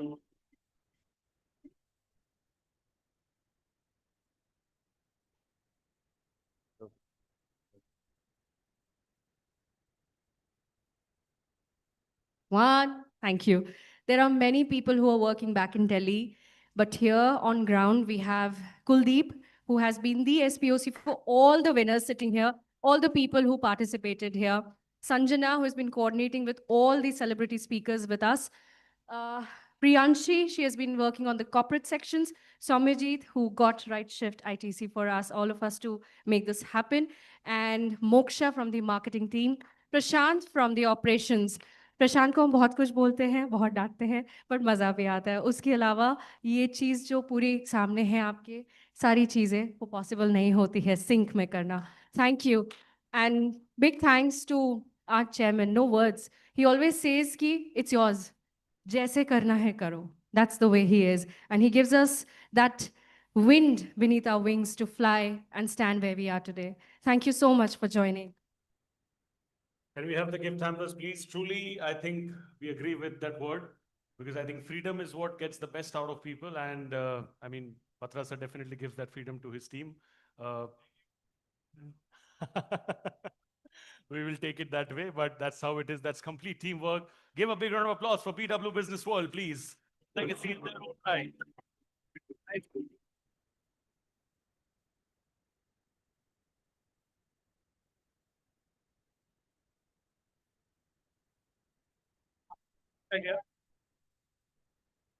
Either, I know you want to flex your chiseled physique for the women, but then बड़े भाई हो, मजाक कर रहा हूं थोड़ा. Thank you so much. Give a big round of applause once again, Damini Chopra and Amit Saad. Can we get the chairs removed, please, for the next session? Yes, last session of the day before we move to the awards. So, yes, absolutely. Can we get the chairs removed quickly, please? Thoda jaldi. Ladies and gentlemen, the topic right now for the keynote, unshakable within, building focus, balance, and most importantly, emotional strength. Each and everything, they're all correlated in the true sense of the term. We get to figure out, we get to explore, we get to learn, and most importantly, we emerge out as better and developed human beings. We have somebody truly, truly special as a speaker who's joining us for this ultimate session. Like Dr. Batra said, we've saved the best for the last, and that's exactly why we have with us over here the director of Govardhan Eco Village. He's the honorable member of ISKCON Governing Body Commission, and also a reputed author of The Art of Focus and the Art of Resilience, a man who needs no introduction, no brownie points for guessing. Please, H.G. Gaurangadas. Thank you so much. बहुत बहुत शुक्रिया यहाँ पे आने के लिए, जुड़ने के लिए.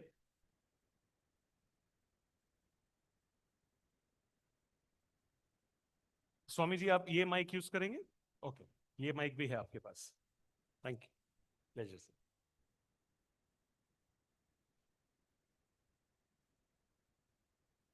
Hare Krishna. Can you hear me? Yeah, just give me a little bit of volume. A very good evening, and thank you very much, Anurag Bhai, for inviting me for yet another event of yours. I don't know how many events you organize in a year. You will make the Guinness Book of World Records for organizing maximum events in a year. I'll just take 15 minutes to explain to you a very important dimension of fitness. A lot has been talked about with respect to nutrition, physique, habits, this and that, and so many other things you must have covered in the day. I'll just add one dimension which may or may not have been covered in the day, and that is, can spirituality add fitness in your life? What's the relationship between spirituality and fitness? How does it work? Between 1990 to 2020, in those years, almost 76 million Indians emigrated out of Bharat. Today, there are almost 36 million Indians outside of India, NRIs and, people of Indian origin.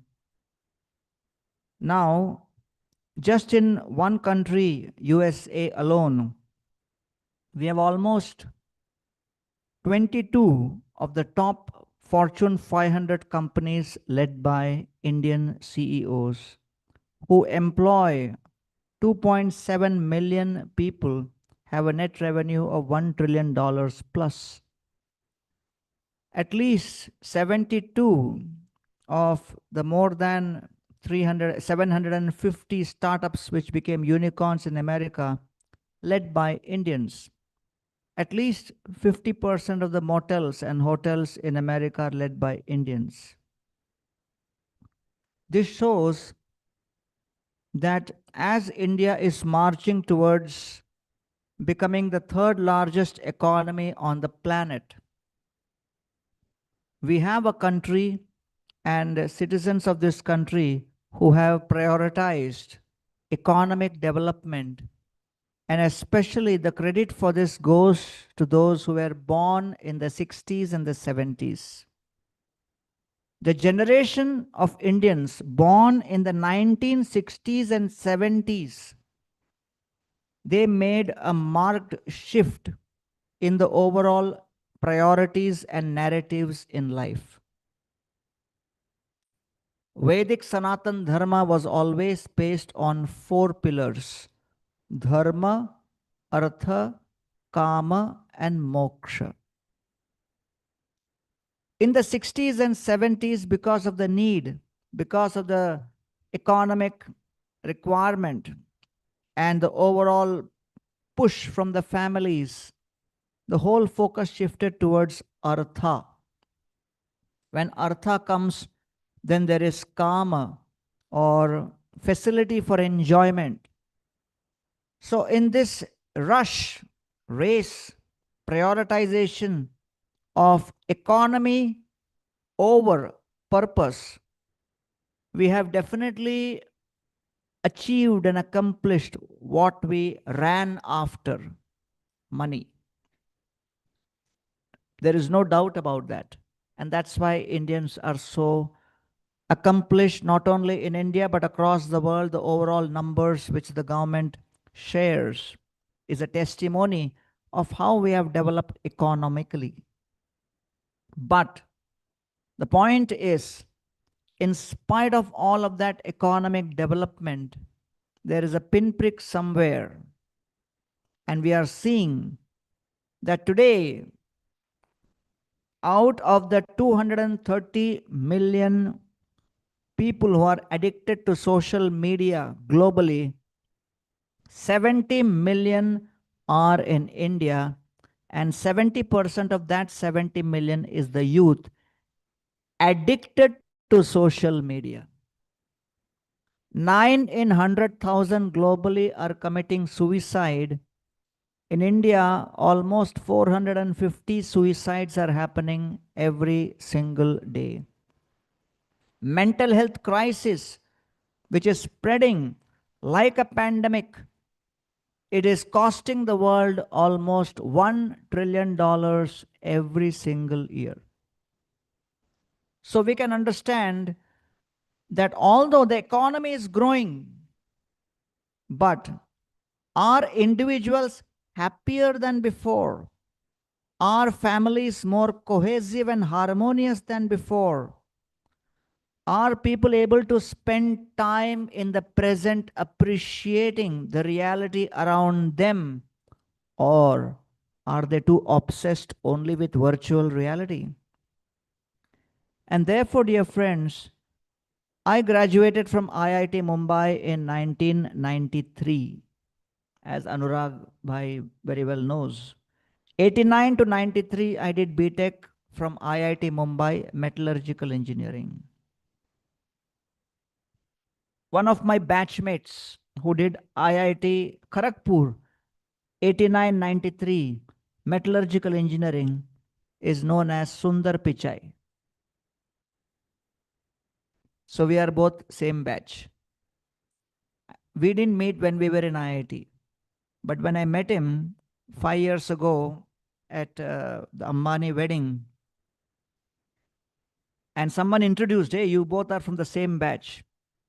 So the first comment he made was, "Hey, you look younger than me." And I said, "Naturally, because you give people Google, I give people God."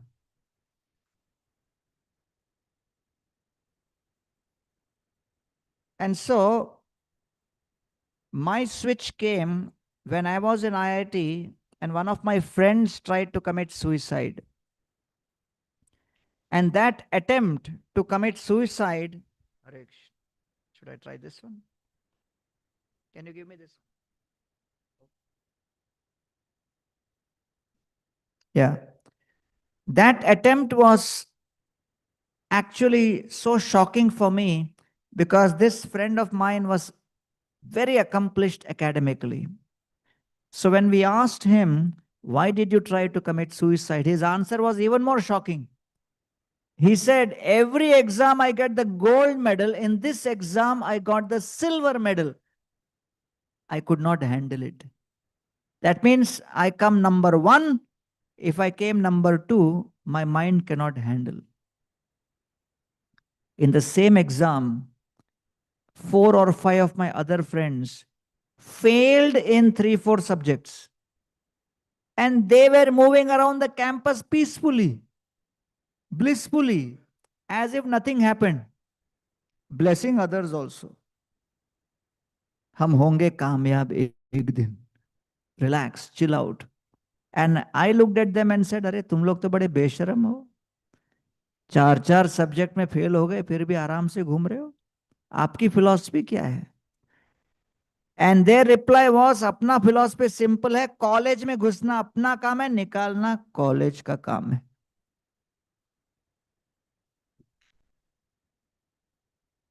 So then I started searching for what is a secret to real happiness and harmony. And then I came across the Bhagavad Gita. And the Bhagavad Gita revealed the secret of what exactly spirituality does. Because each one of you are professionals. Through your profession, through your trade, through your expertise, you are providing a solution to a problem the world is facing. And you are being paid for that. You are being recognized for that. You are being appreciated for that.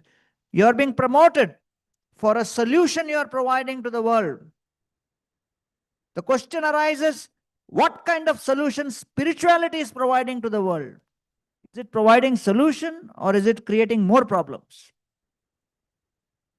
And therefore, if it is providing solution, what kind of solution is it providing which is relevant for me and my family, in my daily life, in my professional life? So that's a question. I was distributing the Bhagavad Gita in the local train and I showed it to somebody and he looked at me and he said, "Swamiji, Gita free mein hai?" I said, "Kyun free mein bhaiya? 70 rupees ki Gita hai." He said, "Swamiji, Krishna spoke Gita to Arjuna free. Why you are charging 70 rupees? I said, "Krishna spoke to Arjuna in Kurukshetra. This is Mumbai. 70 rupees transport charge hai."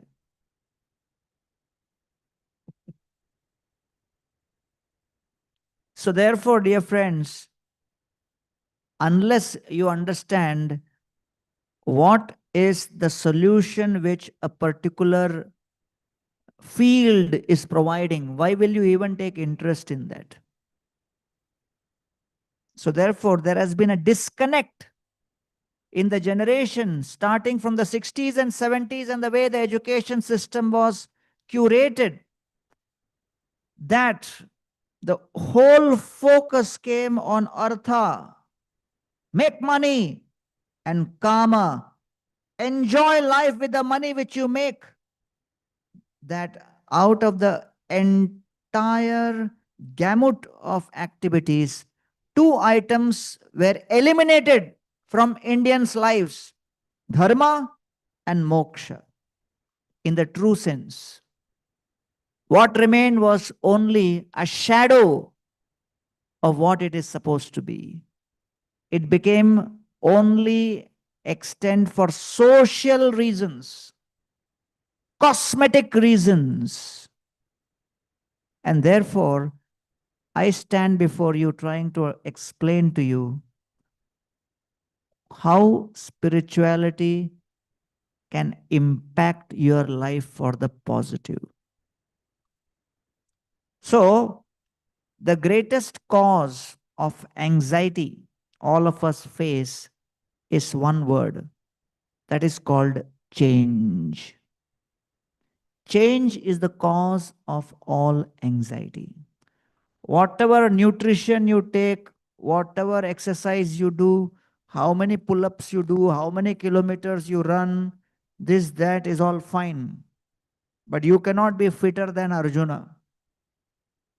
Because Arjuna was the supreme-most archer who never lost a battle, athlete par excellence. Therefore, the government of India also calls the sports excellence awards Arjuna awards.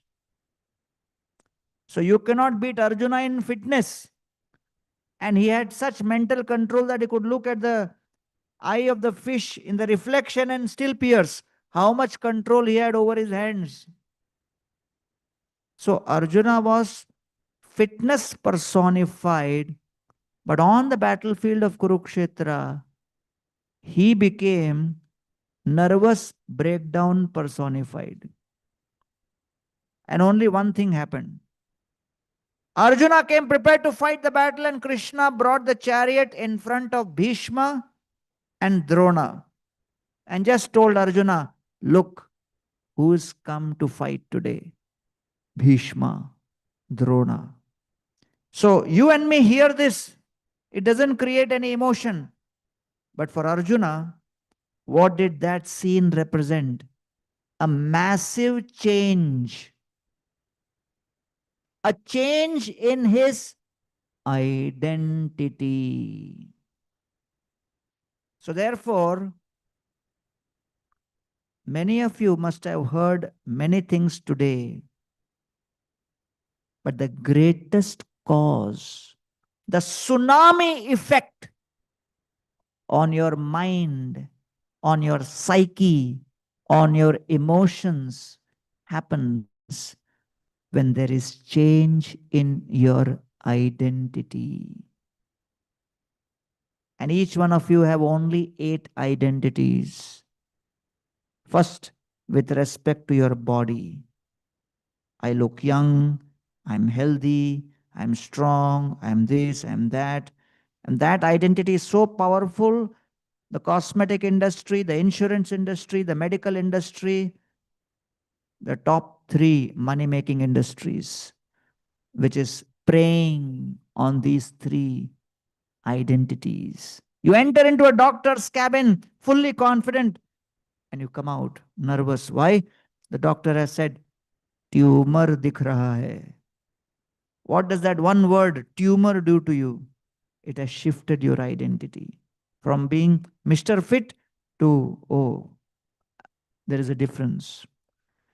Second identity is with respect to your husband or wife or a partner. When the relationship ruptures or some change happens, it affects you. You may admit it or not admit it, share it or not share it. You may have someone to share or not, that's a different thing, but it affects. Third, your identity with respect to your kids.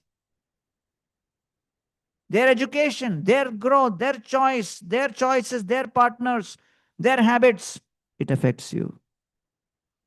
Fourth is identity with respect to your house. Fifth is identity with respect to your car and your vehicle. Sixth is identity with respect to money, net worth. Why do people commit suicides? Cafe coffee day. Why? Identity says, I am businessman, I make money, but balance sheet is showing you are bankrupt. So there is a gap between your identity and the reality. And people can't deal with it. And then the seventh is identity with respect to your social acceptance or rejection. Comparing, complaining, criticizing, the 3 cancers of the mind. People nowadays are more obsessed with what others are thinking of them rather than focusing on what they can contribute. Comparison has kidnapped contribution. And therefore, very important principle to understand that when we are trying to do what we are trying to do, okay, we really forget what we can actually contribute. There was somebody who was teaching people how to give keynote speak. So he came up and he said, when you begin your speech, you should begin with something dramatic. And that dramatic effect should be such that people don't forget it for the rest of their lives. And he said, you can begin your speech with something like, the best years of my life were spent in the arms of a woman who was not my wife. And the audience was bewildered. What is he saying? And the trainer said, that lady is my mother. And the audience loved it. So one guy from the audience goes to his village, calls the entire village and says, I have become a public speaker. So the whole village came up to see. ये कैसे speaker बन गया भैया? तो पागल लगता था. So this guy stands up on the stage. There is an audience in front of him. He's nervous. And he thought, let me begin with that formula, the secret formula, dramatic. So he stood up, nervous, shaking, but he said, the best years of my life were spent in the arms of a woman who was not my wife. And he was so nervous, he forgot the next line. And he was trying to remember what was that punchline, what was that punchline. And then he said, I can't remember who she was. So I was giving a talk in America, and in front of me was an American boy talking to me in Hindi. I looked at him and said, you look American, you speak Hindi, how come? And he said, I grew up in a multimillionaire family. But when I was 17 years old, I told my dad, you gave me everything in life except the experience of a family because you were divorced when I was 2 years old. Today, Luxembourg has a divorce rate of 88%. Spain has a divorce rate of 65%. France has a divorce rate of 55%. Russia has a divorce rate of 51%. America has a divorce rate of 46%. The global divorce rate is 44%. India still has the lowest divorce rate at 1% only. So his dad said, go to Bharat. He comes to Varanasi, sees somewhere paying guest allowed. He goes to that family and says, allow me to be in your family just for 2 years to experience what is family, exchanges of family, living together, staying together, eating together, just for 2 years. If you allow me to live as a paying guest, every month I will give 1 lakh rupee rent. That family said, why 2 years? Stay whole life. And they said, if your other friends also who want to experience, we will open 1 more room. Today, Goldman Sachs came with a report that between 2015 to 2025, the infrastructure investment required in India would be $1.4 trillion, out of which $800 billion would come from family savings. We fail to recognize the biggest contributor to the economy is the housewife. If there is no family feeling, there will be no family savings. And therefore, if we are chasing behind the American dream, 44% of children in America are born outside of marriage. Is that the future we want? And therefore, we should realize that when these identities change, it causes anxiety. And therefore, we need a 9th identity, social, and the last is career influence. These are the 8. They are constantly changing from the moment you get up in the morning till night. Therefore, everybody says, Subah uth ke prarthana kijiye, puja kijiye. What does it mean? You begin the day with a 9th identity of being a soul who's connected to the Supreme Soul. And that's what I appreciate about Prime Minister Modi. that for the first time, I see a Prime Minister of Bharat unabashedly holding his spirituality on the sleeve and demonstrating what it means to be spiritual.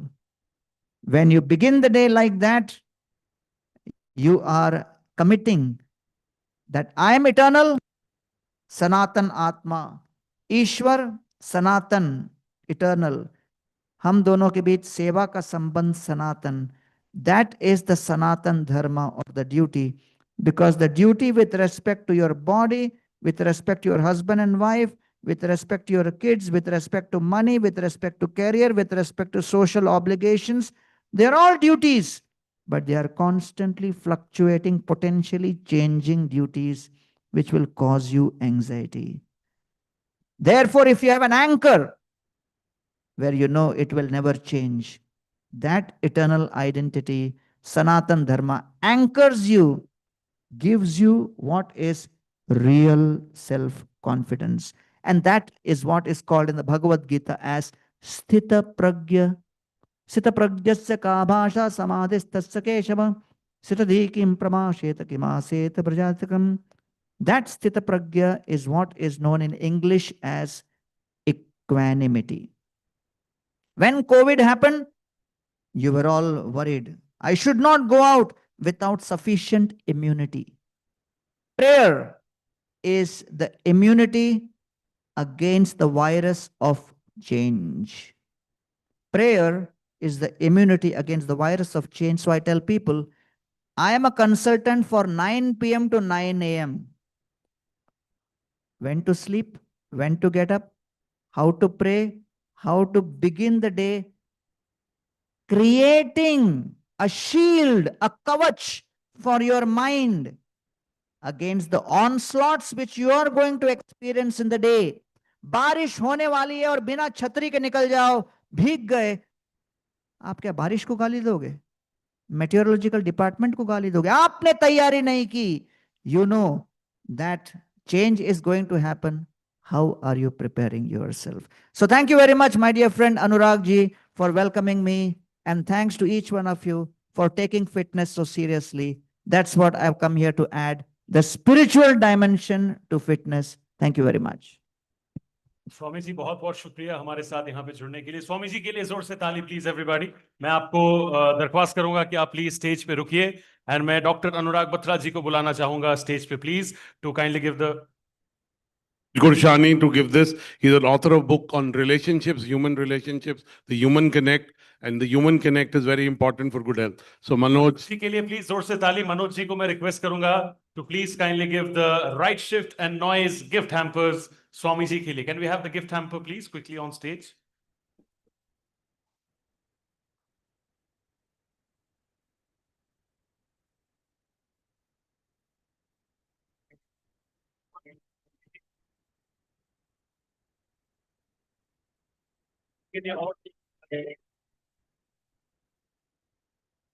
बहुत बहुत शुक्रिया.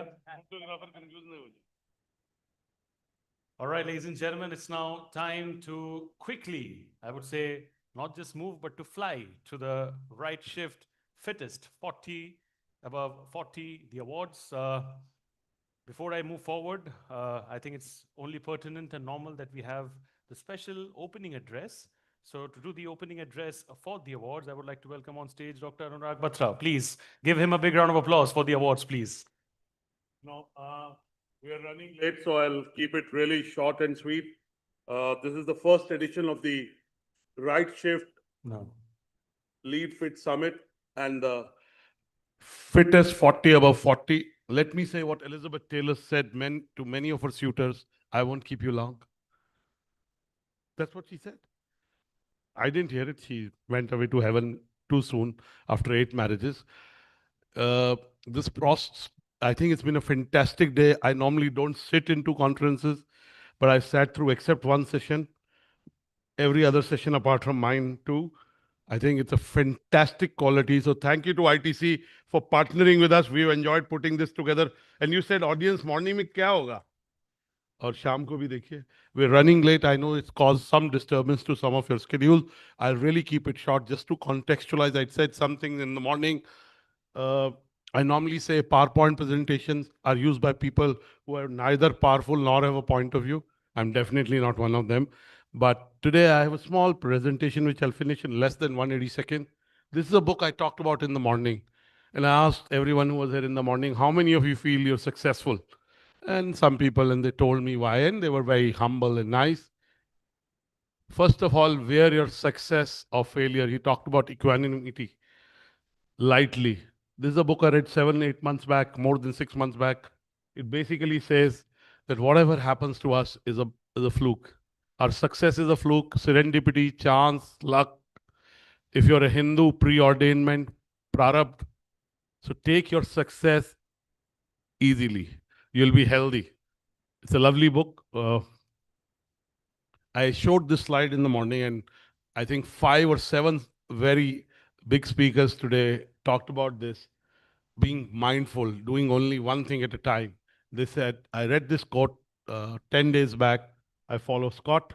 You're in a constant state of partial attention, never fully here, never fully there, always partially somewhere else. That's not presence, that's absence. Be fully where you are. When you work, work. When you are with people, be with people completely. Partial attention is wasted attention.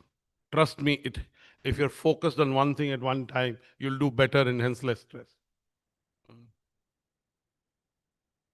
This book I read 20 years back. I gifted it to Raj. Raj gifted it to 200 people. I gifted it to 300 people 20 plus years back. It's a simple. How many, has anybody read this book? Yes. So you've given more copies than men, Mr. Saad. You never gave it to me. But what is the lesson you took away from the book? Yeah. So it can be, there are many contours to it, but the lesson I took away, and the one that I want to talk about, is spend time with your loved ones, your husband, wife, children, boyfriend, girlfriend, whatever, guru, parents, whatever, sister, brother, pets, because, that's the only thing that matters. Whoever is your loved one, spend time, because, I want to keep it 180 seconds, so I really not go. Now, this is the book, this is a Dean Ornish book. Those who are into nutrition, health, know who Dean Ornish is. And it's a lovely book. It is how to basically, Mr. Agnihotri, the filmmaker, was also talking about this book. This is a book again, Vikram Bakshi was talking about this book. Because one thing I can be authentic about is I've read these books. And I've read them before most people would have. I can't say all, but most. And I hope if I follow all of it, I will be living a healthier and a longer life. This is a book, Rachna's latest book. I have to recommend this. It is about autoimmune conditions, but it is also about health and longevity. I published Rachna's first book called Restore. How many of you know this guy? Does anybody know who this guy is? Does one of you know who this guy is? How many of you watch IPL? He's not an IPL player. So he's an Israeli climber who went with his friends to climb the Mount Everest. When he was on the base camp of Mount Everest, 2 of his friends got into life-threatening situations. So he had 2 choices, either to realize his childhood dream, he trained for 15 years to be the first Israeli to climb the Mount Everest, or to come down with these 2 people and save their lives. What do you think he did? Did he achieve his dream or did he save lives? That's why I'm showing him here. I think if you're kind to other people, you'll feel good, you'll be healthier, you'll have better relationships. People talked about social connect throughout the day, genuine relationship. So this guy's name is Yadav Ben Yehuda, and he came down and he saved 1 life. He got frostbites on his fingers. That's why. Gaurangaji, I'm talking about books one should read to be healthy. I could not have not had your book. You have many books. I've taken all of them. This is The Art of Habits. It's a lovely book, simple book, and you must. His latest book is The Art of Resilience. Again, I bought them. He sent it to me. His publisher sent it to me. I recently did a conversation with Luke, and I did my first conversation with him in COVID. And this is Luke's book. It's called The Calm Prescription, and it's about staying calm. It's tough. But if you read this book, again, very simple book. You know, it's not a preachy book. It's a very simple book, simple things. All the things that have been said throughout the day, I think this book sums it up, right? Dr. Jawar Shah is there, he's a leading homeopath. I want to end by saying what I said in the morning. If you want to be healthy and happy, by the way, Gauranga Das ji, हमने मोक्षा तो रख लिया है, हमारी colleague का नाम मोक्षा है, but हम धर्मा भी हायर करेंगे. तो हमारे पास दोनों धर्मा और मोक्षा होगा. But on a serious note, I talked about the 3 C's that you should do away with to get good health. One is comparison. Second is complaining. And third is criticism. And I talked about 3 H's for good health. First is humility. Second is hard work. And third, which is the most important, is hope. If you're hopeful, you'll find solution and stay happy. Thank you. All the best. Thank you to ITC for partnering with us on the awards. The awards get on way now. So please applaud louder for the winners. Can you applaud louder as a practice? Thank you. Thank you so much, sir. Big round of applause for Dr. Batra. Ladies and gentlemen, as you all are truly aware of, this is a special collaboration of BW Business World and ITC. So we just had the opening address from Dr. Batra. It's now time for a special address on the topic, our vision for wellness, why leadership begins with health. To do the honors on stage, I would like to welcome on stage the Honorable Business Head, Rightshift ITC Foods, Mr. Vishwas Agarwal. Can we have the biggest round of applause for Vishwas ji as I welcome him on stage for the special address? Wow, that was quick. Hello. Good evening, everyone. And thank you for being such a lovely audience. I know I am standing between you guys and the award ceremony, so I'll promise I'll make this quick. I wanted to spend a few minutes on explaining how Rightshift came to life and how we have arrived at this inspiring event, which is the first edition of Fit is 40 Above 40. So just before starting that, I wanted to share a small fact with you guys. Back in 1950, do you know what was the life expectancy of Indians? It was 37 years. And now it's almost double. It's almost 70 years. But can we say we are all living healthier or we are only living longer? Studies suggest that 60% of 40 plus people suffer from at least one of the chronic illnesses, either diabetes or heart problem or any of the joint pains. And that's the moment when we thought about making Rightshift. This is a little personal to me because the realization of this hit me when my mother fell and she got fractured. There was a surgery that had to be done, and because she also had a heart problem at 58, it was very complicated. Thankfully, she's okay. But that was a light bulb moment when we pitched this idea to the senior management of ITC that we should definitely do something about the 40 plus TG in India. Because when we looked around, there was no single brand targeting the 40 plus TG. All the products are being targeted for Gen Z, and nobody is looking at this 40 plus TG, and nobody is looking at the changing nutritional needs with age. And that's why we wanted to create a brand which offers holistic product across breakfast, snacking, main meals, dinner, and dessert options as well, to be able to offer nutrition dense products across consumption occasions. Our product philosophy was very simple. It was control, alt, delete. The way you do control, alt, delete to reset, that's why the control, alt, delete philosophy was built. Control meaning controlling the amount of things that you add in your product, replacing it with nutrition dense ingredients like nuts, seeds, oats, almonds, etc. Alter meaning change the way you make the product. For example, our namkeens are roasted, not fried. We have not used palm oil, we have replaced it with the rice bran oil. Delete meaning deleting some of the baddies completely from the entire range. So for example, we don't have any maida, we don't have any preservatives, all of them are additive free. And that's how we thought about the vision of the product. With Rightshift, the aim is to hit 10 million people and make them make the right shift by 2030. And that's why the entire event comes to life. Why Fit is 40 Above 40?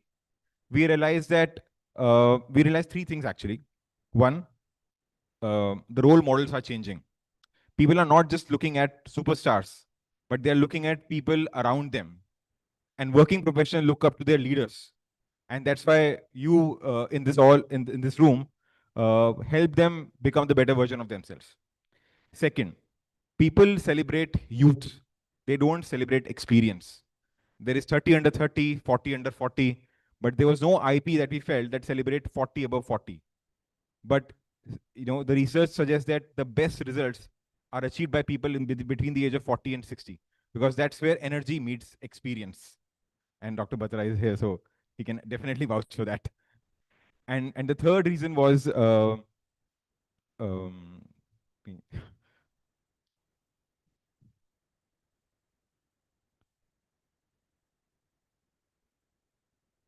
yeah, and the third reason was fitness at work is underrated.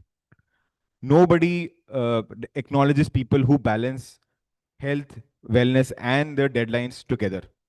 We believe somebody who's slogging for 12 hours, 14 hours a day is doing a good job, irrespective of what the mental health of the person is, irrespective of what the fitness of the person is. And that's why we wanted this IP to stand for fitness beyond 40, and how we can celebrate leaders who balance boardrooms with breathwork, disciplines with deadlines. And thanks to BW, the entire event has come to life. A big thanks to BW team, Dr. Batra, Swamijit, and the entire team. Big thanks to jury members who were there throughout the time to maybe evaluate all the nominations that had come through. As some of the jury members earlier said, there is no winner, there is no loser. We had to reward 40 people, but all 369 nominations that had received, all of them are winners in their own way. So without further ado, I would love you guys to take the stage and start the award ceremony. Thank you. Thank you so much. Can we have a big round of applause for Vishwasji, please? Truly, I believe right since morning till now, we have made the right shift, a proper shift towards fitness, learning more about that space. Thank you so much for that special address. We have the winners coming up right now, and I see a full house, which gives me a lot of happiness and joy. But all the winners, they're winning. It's a special moment for them. But it's the jury members who actually meticulously select. And it's always a difficult task when you have so many masters in their own arena to kind of pick and choose and filter. So kudos to the jury members. Can I have a big round of applause for the jury members, please? I gave you all a sneak peek about what to expect. Can I also please request the console to play the jury AV for us?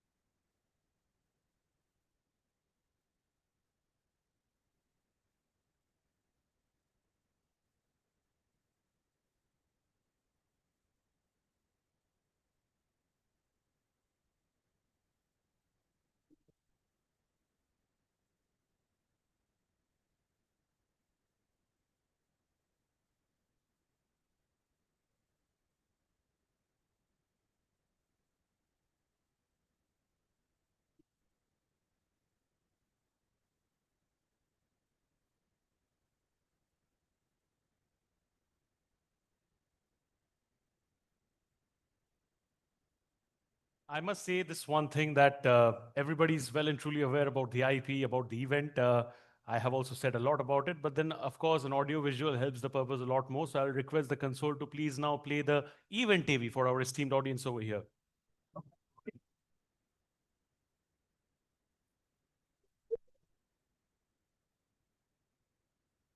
In a world where leadership meets fitness, Rise is an inspiring movement of balance, discipline, and success.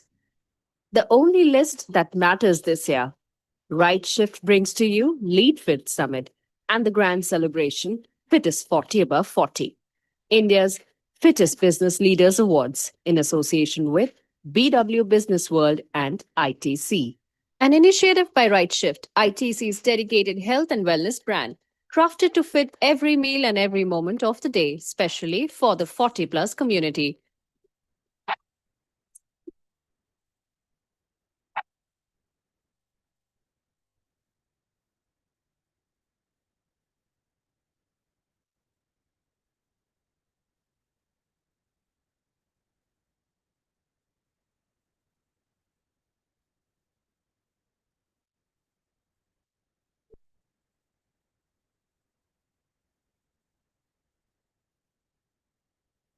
Our incredible jury who made this entire journey possible.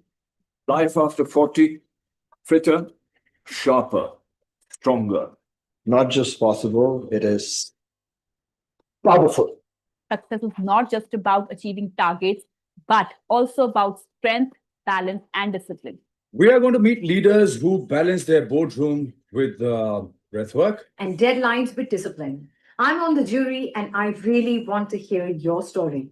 I'm on the jury and I want to hear your story. It's not just about strength, it's about getting the right balance. And fitness is what I think will make you even smarter to do that. Good luck. Hi, I'm Anurag Batra. 40 is when fitness gets the real power. 12 hours spread across 2 days, full of dynamic discussions, inspiring stories, and detailed evaluation of the shortlisted nominees. A quest to crown India's fittest 40 business leaders. The competition was fierce, and then came the thrilling app challenge, introduced by Rightshift, a special category that turned the heat up and made a great impact.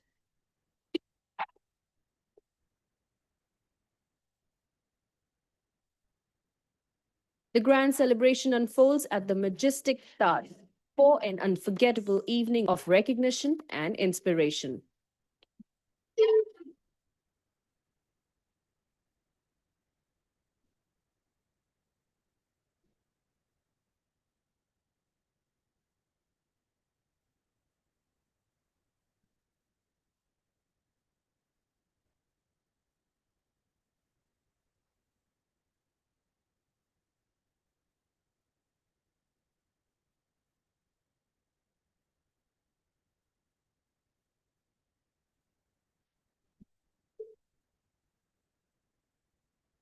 Thank you, partners, for powering this incredible journey.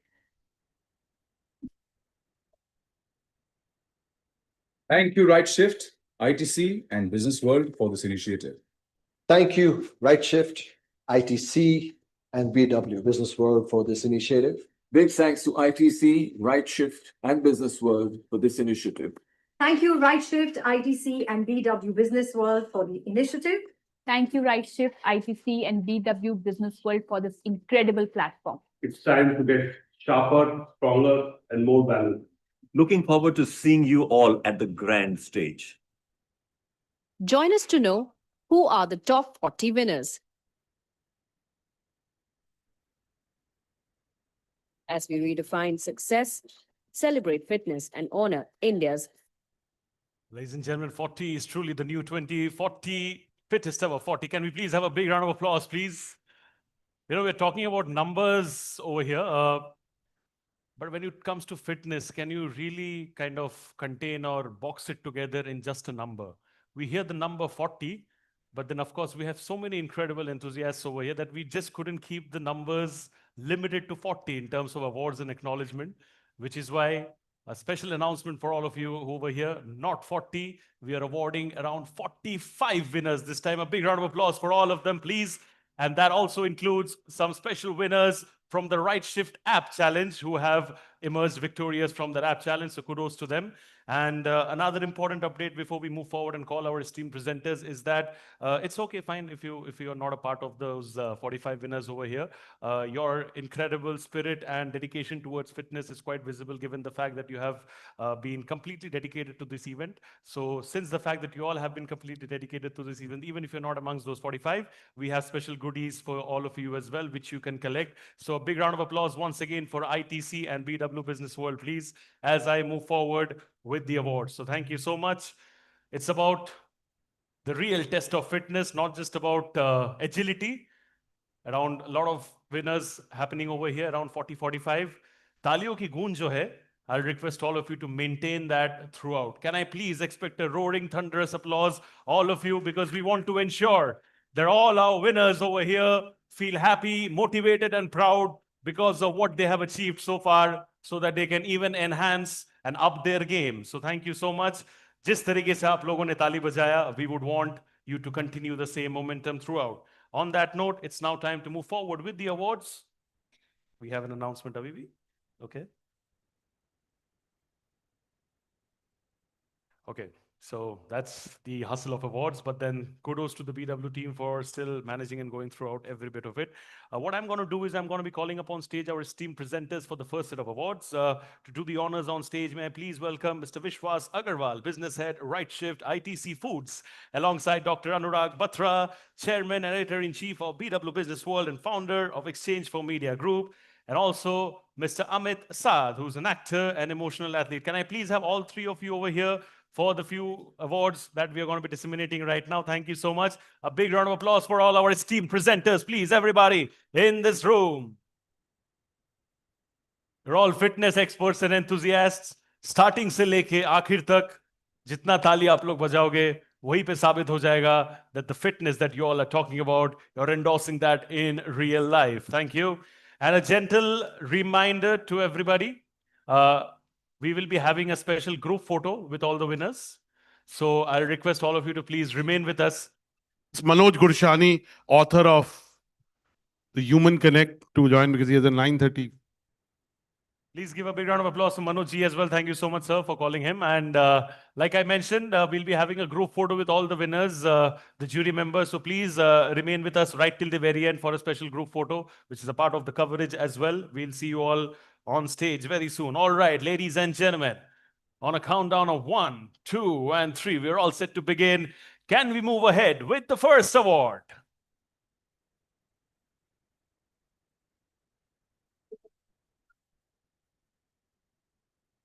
Congratulations, Mr. Ruchi Mago, HR, Employee Experience in Orange Business India. Congratulations, Ruchi ma'am. Can we have more round of applause for him, for her, please, ladies and gentlemen? Ruchi ji ke liye zor se taaliyan. Thank you so much, ma'am, for being with us throughout.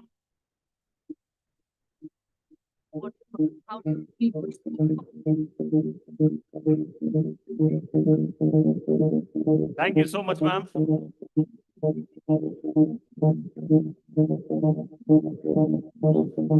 I have a request for all the winners, ma'am. I request you to go over there for two things. One is you need to get your solo photograph done with the award, and also we'll be disseminating the Rightshift and the noise gift hampers for you. So please, if you can go there. Ah, nice suggestion. We'll take that. All right. With that positive spirit, moving on to the next award, please.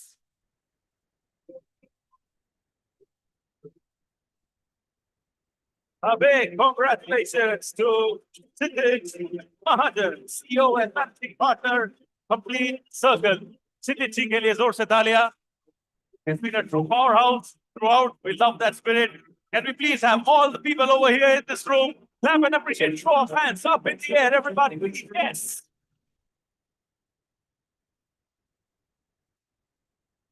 Congratulations, Siddiq ji. Big round of applause, please.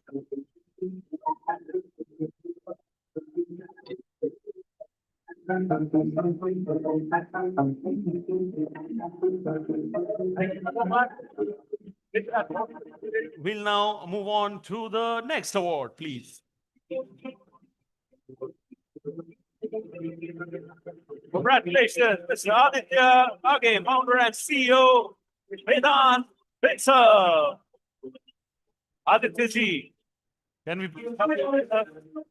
Without your important crowd to ask the things as well. It is also equal to I would say, not just the physical fitness. Congratulations. Go ahead, please.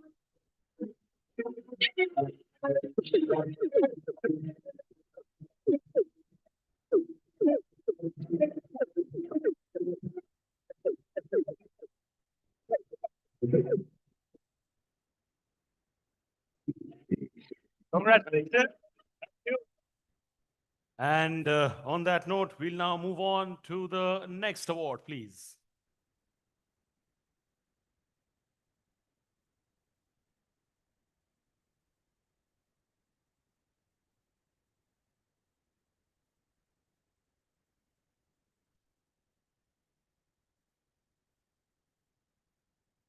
From one Aditya to the other, dominating and how.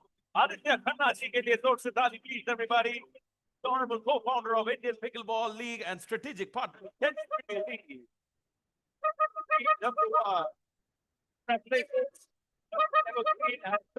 How?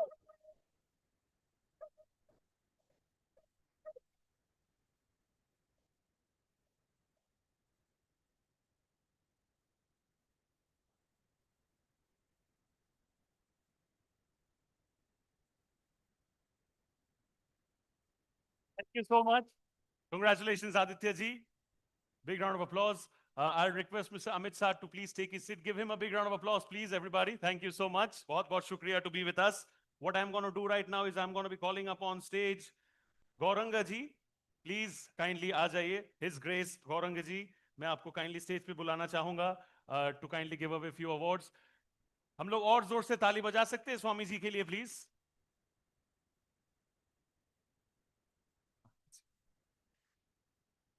बहुत बहुत शुक्रिया स्वामी जी रुकने के लिए हमारे साथ awards देने के लिए.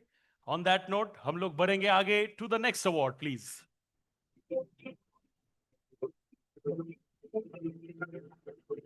Congratulations, Mr. Ashish Jain, Honorable CMD, Kundan Spaces.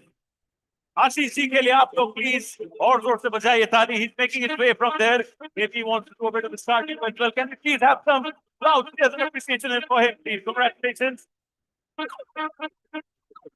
Not just great, I would say, अगर style का भी कोई award होता है तो वो भी इनको जा सकता है. It's very, very stylish that way. We love that. Congratulations, बहुत बहुत बधाई आपको. And on that note, we will move on to our next award, please.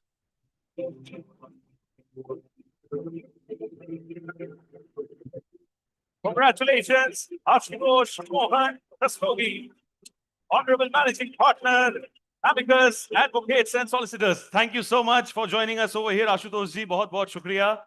उनके लिए जोर से ताली, please, everybody. Ladies and gentlemen, this is not fair. You all represent fitness and how, right? Come on, everybody, on a countdown of 1, 2, and 3. Everybody in the house, put your hands up in the air and clap and appreciate this very, very special victory.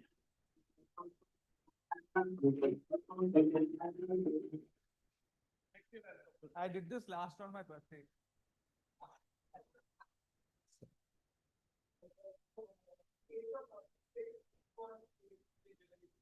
क्या बात है. Give a big round of applause for him, please. And anybody looking forward to free tips to learn this and master this, please feel free to connect during dinner. On that note, बढ़ेंगे आगे to the next award, please. Congratulations, Mr. Diganta Chakrabarti. Big round of applause for the Honorable Vice President, Digital Infrastructure Services, IT Schemes Protect. Congratulations, Diganta, sir. Now we pronounce Bengali names as Diganta, but it's actually Diganto, right? Congratulations, Diganta, sir. Lots of love and support for you.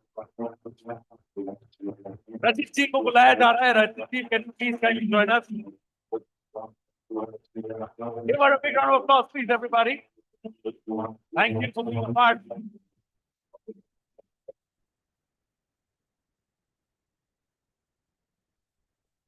Congratulations. Thank you so much.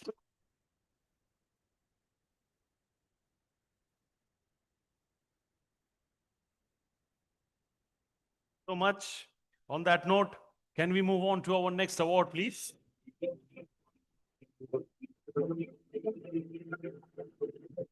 It's Dr. Shankar Nara, Chief Executive Officer, Center for Side.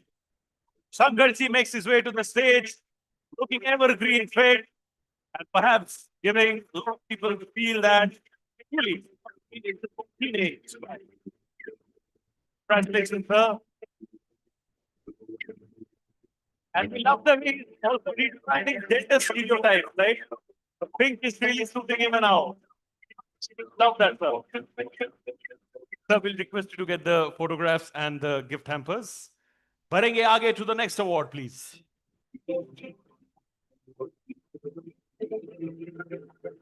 Congratulations, Dr. Pratyush Kumar Panda, Chief Executive Officer, on stage, sir, as Charity Age Foundation India. Congratulations, Pratyush sir, for being with us over here.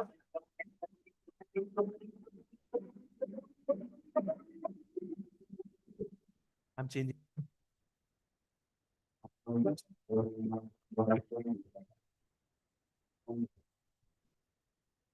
Thank you so much. बहुत shukriya. Congratulations, sir, for your victory. Swami ji नमस्ते. मैं आपको request करूंगा बैठने के लिए. स्वामी जी के लिए एक और बार जोर से ताली प्लीज. बहुत बहुत शुक्रिया सिर्फ आपके सेशन के लिए नहीं, हमारे साथ रुकने के लिए फॉर द अवार्ड्स. मैं बुलाना चाहूंगा I'll now request Mr. Zubin Shah, Director, Viveda Wellness, to please kindly join me on stage. Zubin ji ke liye zor se taali please. Welcome, sir. Swagat hai aapka. I'll request you to join us as an esteemed presenter. On that note, we'll move on to our next winner, please.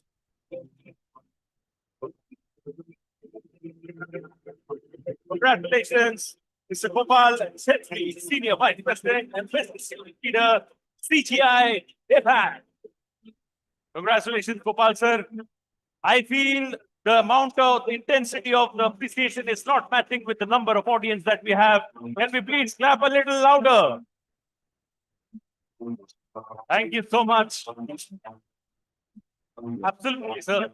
This is your moment. Please, ma'am, feel free to come on stage. We loved your dance and movement earlier. We would want you to be over here for this moment as well. Give her a big round of applause as well, please, ma'am. Thank you so much. Congratulations. This is your moment.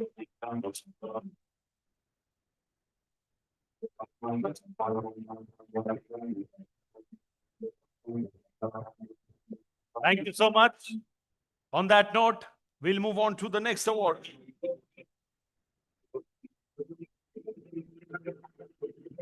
Congratulations, Himanshu Patel.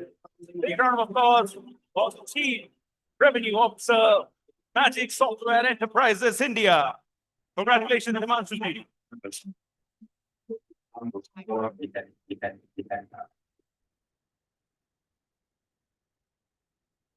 Congratulations, sir. Bigger round of applause is what he definitely deserves. Himanshu ji, thank you so much. Is there. He's associated with he's an entrepreneur with our well-being, Festival of Well-being for many years. And finally, this year I went to his resort. It's in Nasik. It's called Viveda. I checked in and I didn't want to check out. If you go to Triambakeshwar or not, it's beautiful, it's modern, and it's beautifully done. It's a combination of nature and modernity. So anyone who wants to go to Nasik, stay at Viveda. Okay? You can see it, it's beautiful. Okay? I just wanted to plug that. Thank you, sir. Congratulations. And the message is loud and clear. Anybody going to Nashik, you know where to put up. Thank you so much. What I'm going to do is I'm going to be inviting on stage Mr. Gautam Azad, noted celebrity numerologist, on stage to join us as an esteemed presenter as well, please. Gautam ji ke liye zor se taali, please. बहुत shukriya, sir. Thank you so much. On that positive note, with some incredible presenters over here, let's move forward to the next one.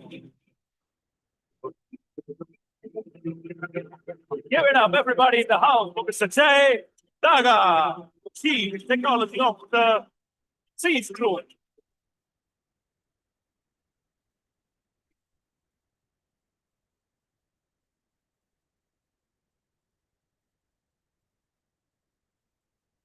Congratulations, Dagaji. Congratulations, very well done.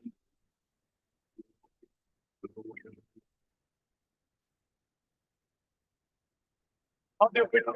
Yes, over here, you look a lot younger than your age. Clap louder. You look even younger. Please, everybody wants to get younger, right? That's the vibe. Thank you.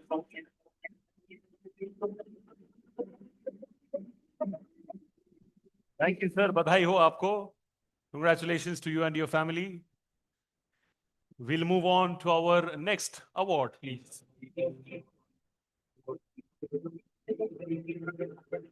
Give a big round of applause for Dr. Kalpesh Jyoti, consultant with CPN, MTN 7, Utkarsh Healthcare India. And मैं जिस position पे अभी यहाँ पे खड़ा हूँ मैं सबको देख पा रहा हूँ इनके लिए और जोर से ताली हर एक विनर के लिए उन्होंने जोर जोर से ताली बजाया है so now it's his moment so he deserves every bit of that as well. Congratulations, Dr. Kalpesh. What a pleasure to have you.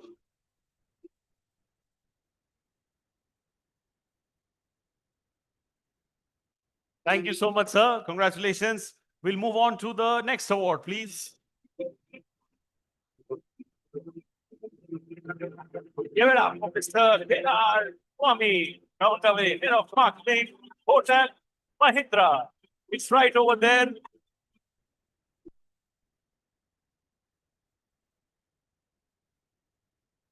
Truly symbolizing fitness and how in every way. Give it up for him, please, ladies and gentlemen. Head of marketing, Kotak Mahindra, but swag at its very best.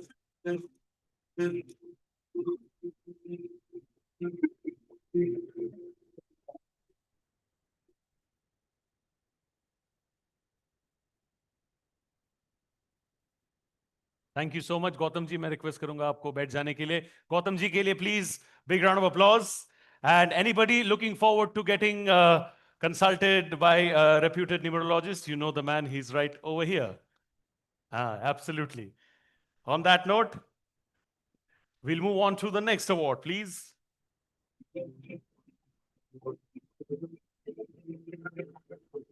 Give it up for Mr. Ketan Navin Kurve, founder and CEO, Alpha Co.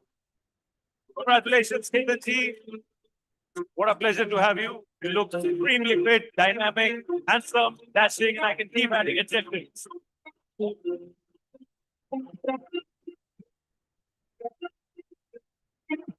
He's saying he's 47. I my eye.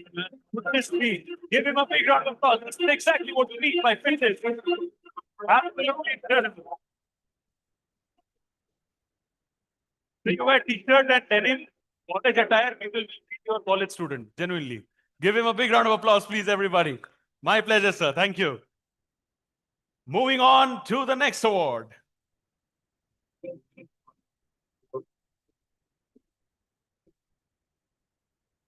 Congratulations, Mr. Manish D. Suta, Associate Partner, IPM India. Manish D, let me please have you on stage.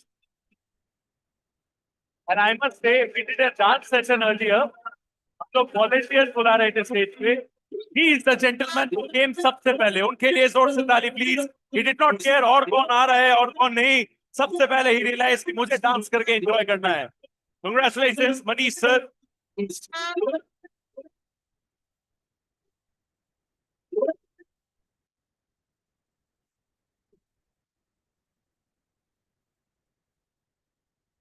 Raja, this is your moment as well.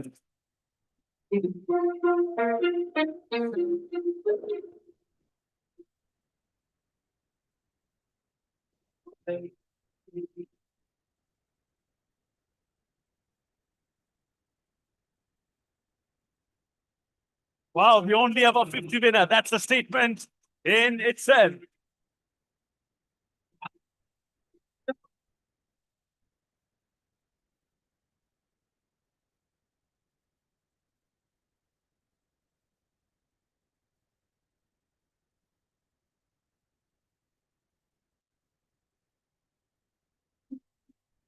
Thank you, sir.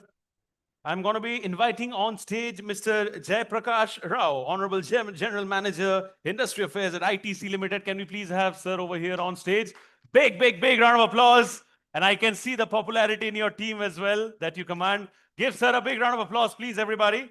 as an esteemed presenter for the next set of awards.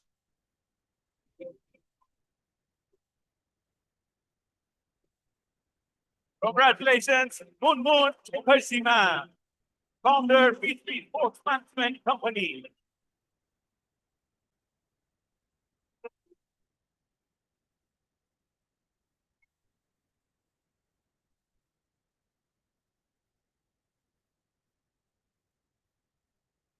I think every Bengali name is carrying eternal grace, right? We talk about Mukherjee.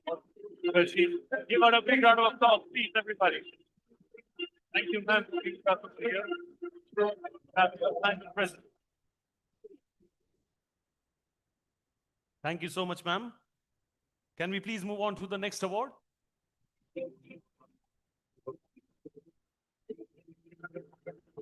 It's Nikhil Kishore Masurkar. Congratulations, Nikhil Kishore Masurkar, Chief Executive Officer at Todd Pharmaceuticals. Thank you, sir, for the part of the panel earlier. Yes, the fundamental right for everybody. And now we are loving the fact it's the most victorious to something incredible.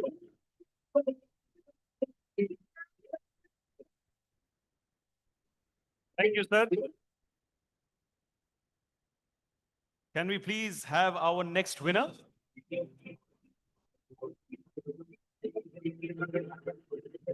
Congratulations, P. Venkataraman, CEO and founder. You too can run. Sir, inspiring everybody that you too can run, right? Super stuff. Congratulations, sir. Love that spirit. Love that vibe.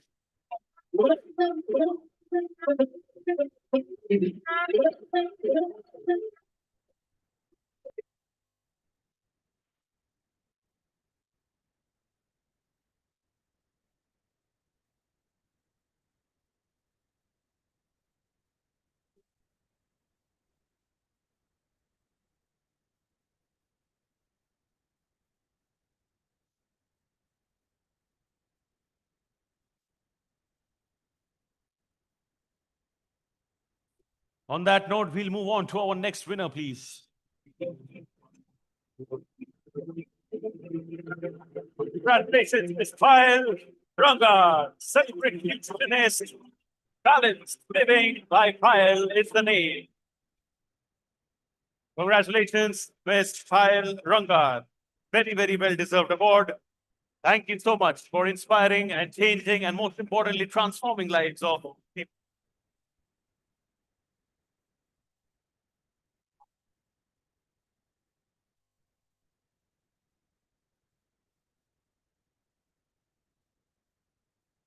Thank you so much. I'll request Jubinji to please kindly take his seat. Thank you so much. A big round of applause for him, please. And what I'm going to do is I'm going to be calling Dr. Jawahar Shah, who's a leading homeopath, on stage, please. Sir ke liye zor se taali, please, as he joins us on stage as an esteemed presenter.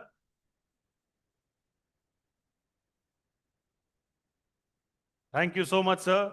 You're the leading homeopaths in the country. Anybody, I believe a lot of people actually look forward to homeopathy, so he's the man.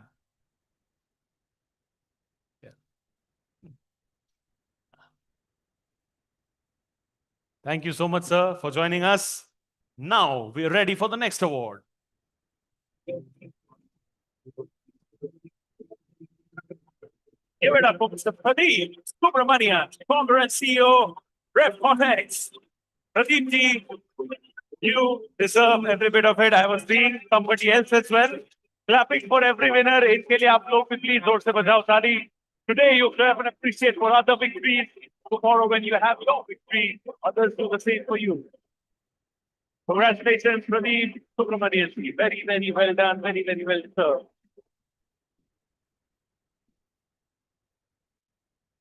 Thank you so much.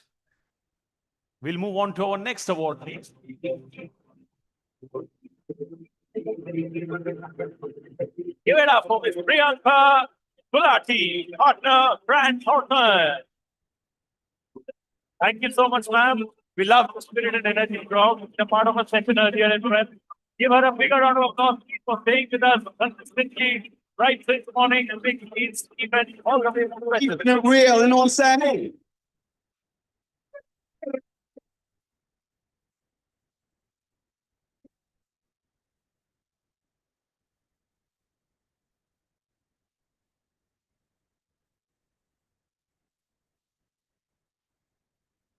So they say that any relationship that you develop in this world, the relationship with your mother is 9 months longer. So please give a big round of applause for her mom as well, please. And to all the moms in this universe, they are the ones who are actually the foundation. Thank you so much.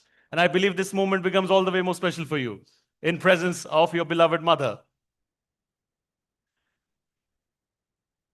Thank you, ma'am.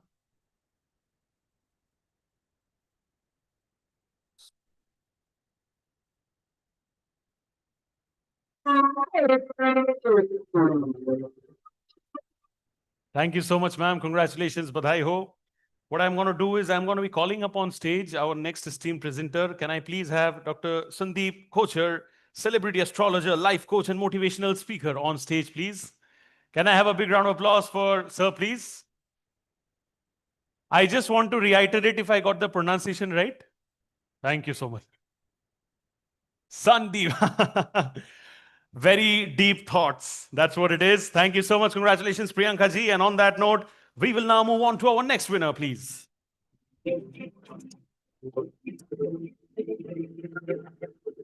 a big round of applause for Rachna Matru, partner of RNA Technology and IP attorneys. Rachna ji, can we please have you on stage? What a pleasure to have you, ma'am. Make it glorious and special, everybody in this room. अगर आप लोग नहीं बचाओगे, हम लोग करते करते आप लोगों को बचाऊंगा ताकि please everybody on the countdown of 1, 2, and 3, yes! That's how we live it. Pump it up.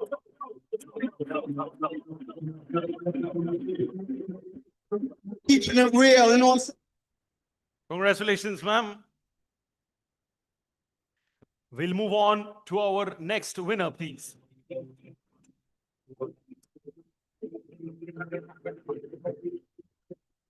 आपको सुना ही होगा Rahul Kapoor it is. Congratulations. नाम में ही कमाल है. That is what it is. Director Operations Group from Samara Capital. Do we have Rahul ji over here in this room? Do we have him?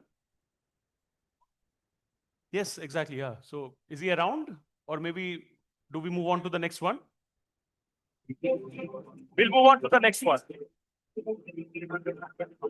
Congratulations, Rajiv Danvejaji, Senior Vice President, Corporation, Lemon Tree Hotels. Congratulations, Rajiv, sir.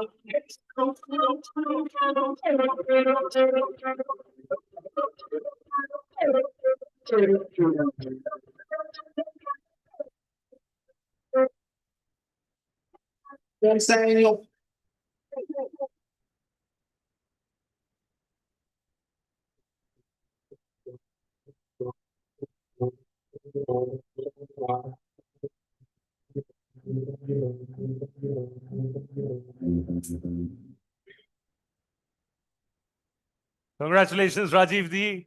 You deserve every bit of it, sir. Thank you so much for inspiring and leading like a true champion.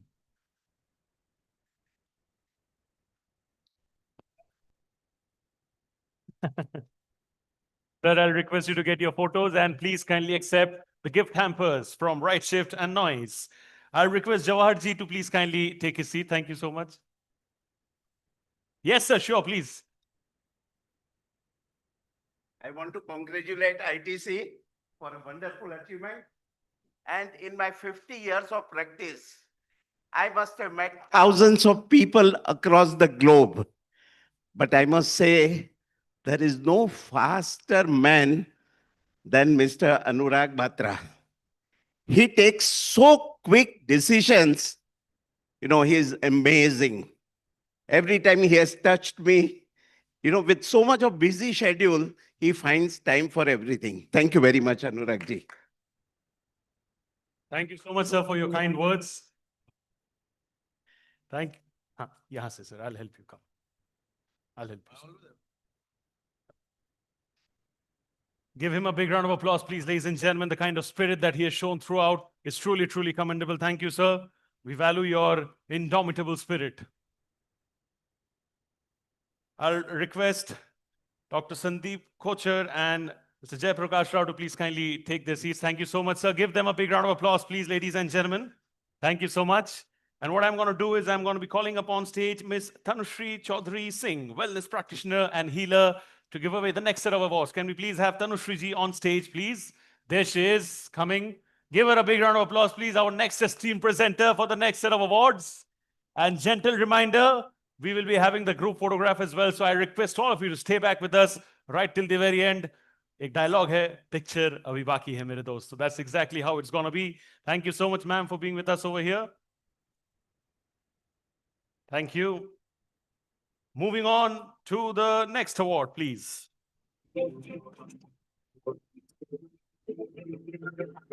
Congratulations, Ravi Kumar, the founder, Waspa Business and Managing Partner of Ventures. Thank you so much, sir. Ravi Kumar ji, that's your victory.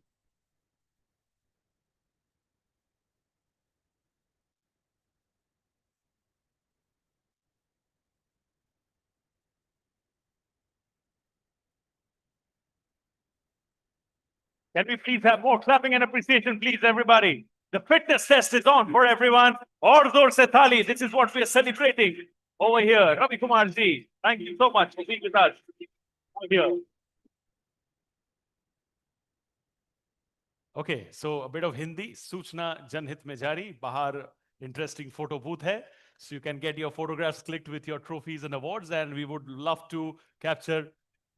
And the group photo, yes, group photo will be happening over here. So I request all of you to please wait. But then please get those special photographs framed forever and ever. On that note, we'll move on to our next award, please.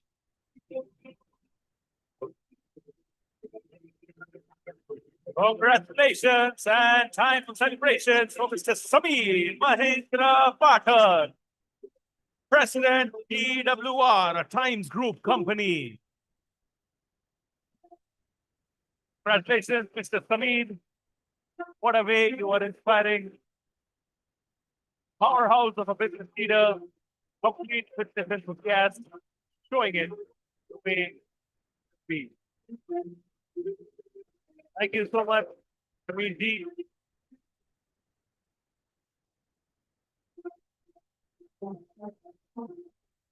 Sir, I'll request you for the photos, and I'll request you to stay back for the gift hampers from Rightshift and Noise.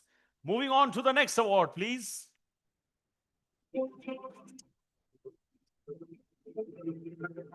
Ladies and gentlemen, it's now time to celebrate the incredible work of Mr. Sanoj Kumar, Chief Human Resource Officer, Winox.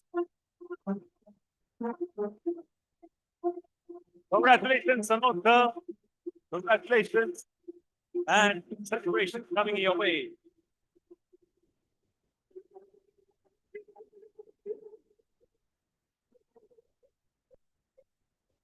Congratulations. Very, very well done. Thank you so much, sir, for Being with us over here and accepting this award. We truly value your presence.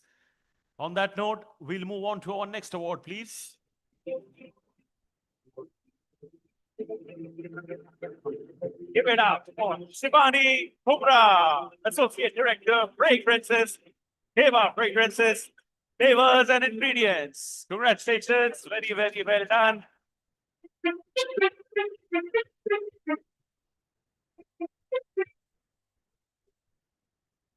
Please note the fact, kind of tricep that she has, perhaps a lot of people can only think and imagine. Give her the biggest round of applause, please. Without the tricep flex, the award is being taken. Congratulations. Can we move on to the next award, please?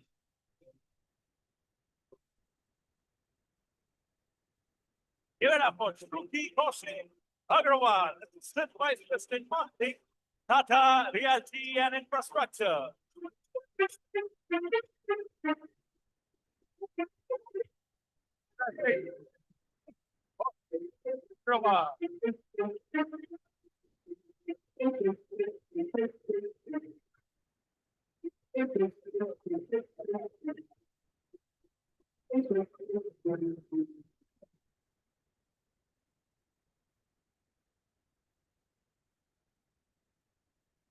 I'm going to be requesting Mr. Manoj Gursahani, author, business coach. Oh, yes, you called him later. I'm so sorry. Been a long day. Apologies, heartfelt maafi, gustaki maaf. what we'll do is we'll move on to the next award, please. Give it up for Suraj Mondia. Congratulations, sir. Honorable Vice President of Precisely.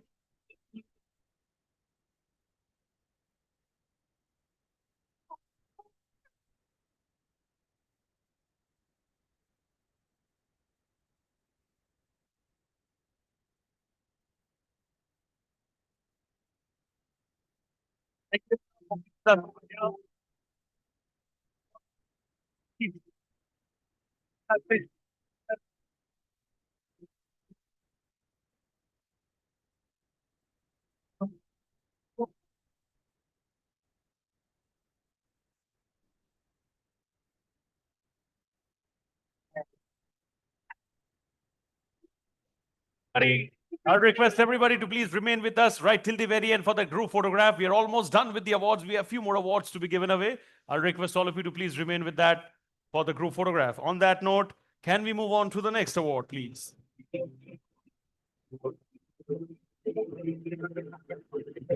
Mr. Tarun Sharma, Chief Marketing Officer, Matrix Wholesale. Tarun ji ke liye zor se thali, please, everybody. Dr. Batra wanted him to jump, but I'm sure he'll be jumping in joy. So this incredible victory is coming to play. Congratulations.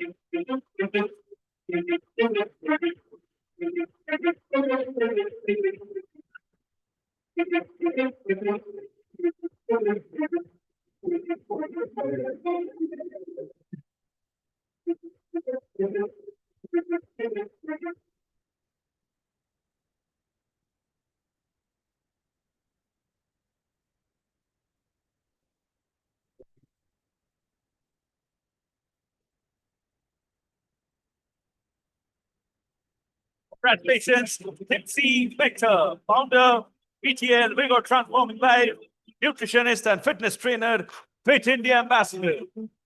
PTL, Vigor Transforming Lives. Congratulations, Ms. Tipsy.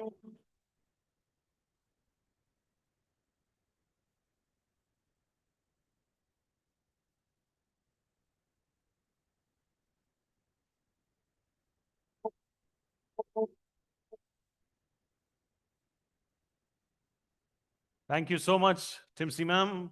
And on that note, we'll now move on to our next award, please.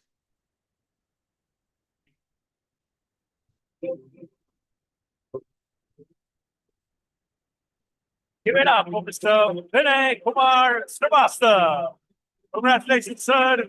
That is the Honorable Vice President, Procurement for Sporta Technology. Give it up for congratulations to Vinay, sir. Thank you so much for joining us.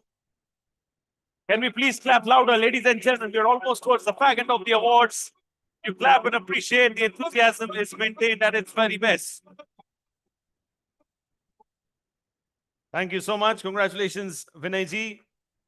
All right, so we have a couple of videos to be played of winners who unfortunately couldn't join us, but I'm sure they'll be seeing the videos later on. So we will be, I'm sure, requesting all of you to please kindly clap and appreciate, because बाद में जब वो लोग videos देखेंगे, वो लोग तब खुश होंगे. So can we please move on to the next award?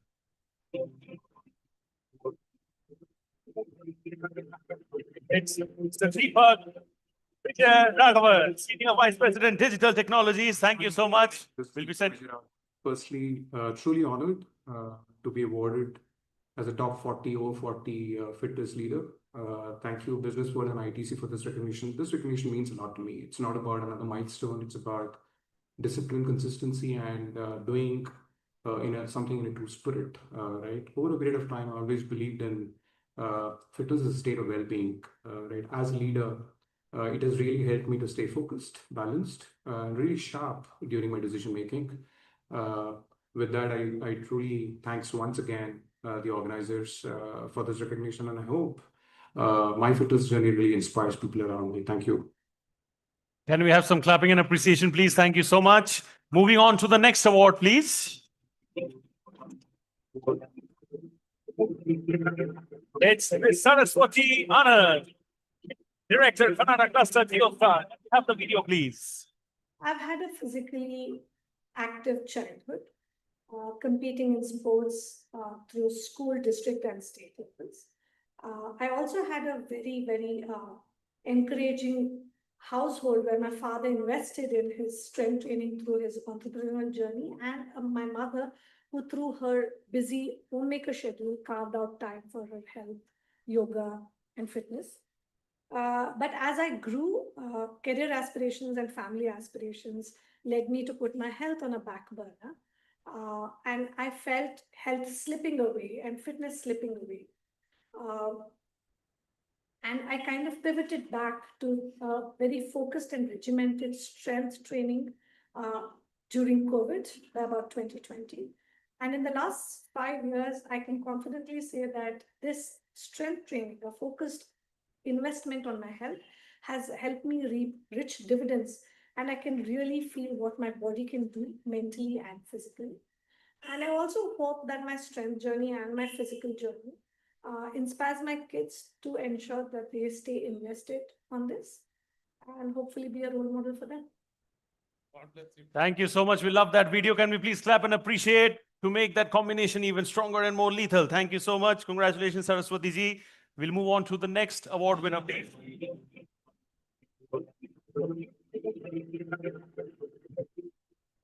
Congratulations, Mr. Raman Arora. I was the CEO, Leap Commerce. Truly. Hi, I'm Raman. Truly grateful to BW India for this recognition. It really means a lot. You know, my Garmin used to tell me the time. Now it tells me when to sleep, eat, and apparently when I'm unproductive too. But honestly, fitness has become more than numbers. It's a reset button. Cycling, lifting, training, they keep me grounded, focused, and ready for whatever the day throws. A big thanks to my wife Saloni for pushing me and my daughters for reminding me why I started. At 40 and beyond, this isn't the finish line. It's the start of a stronger chapter. Thank you.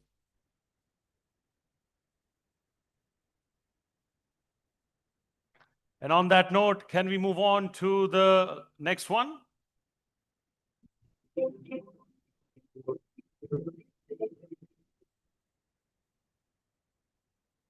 I think this one of number 45. I request you to give that one.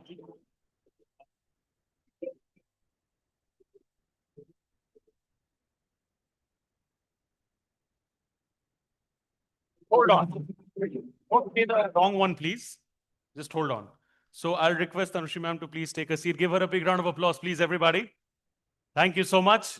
So we have had the awards. We also had the Rightshift app challenge, and we have had some emerging victorious winners over here. So we will be awarding them as well. So we'll be going ahead with those winners right now. Can we please play the AV? App challenge.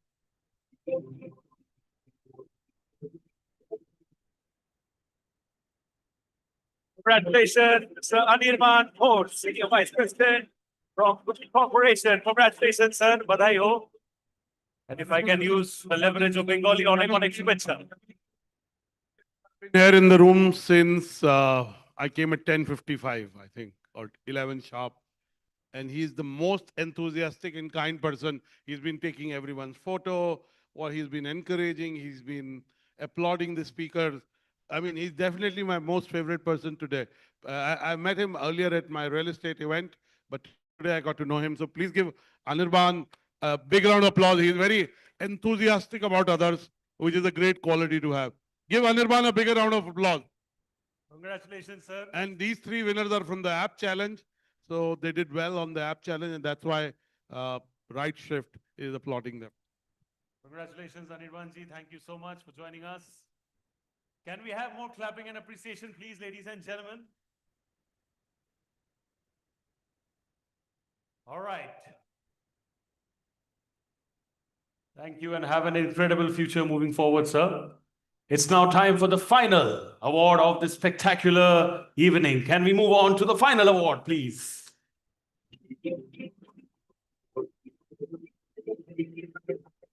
A big round of applause for Ahmed Sahika, Director of Board Advisory Services Private Limited. We love the smile on sir's face as he makes his way to the stage. Congratulations, sir. बहुत congratulations, बहुत बधाई, sir.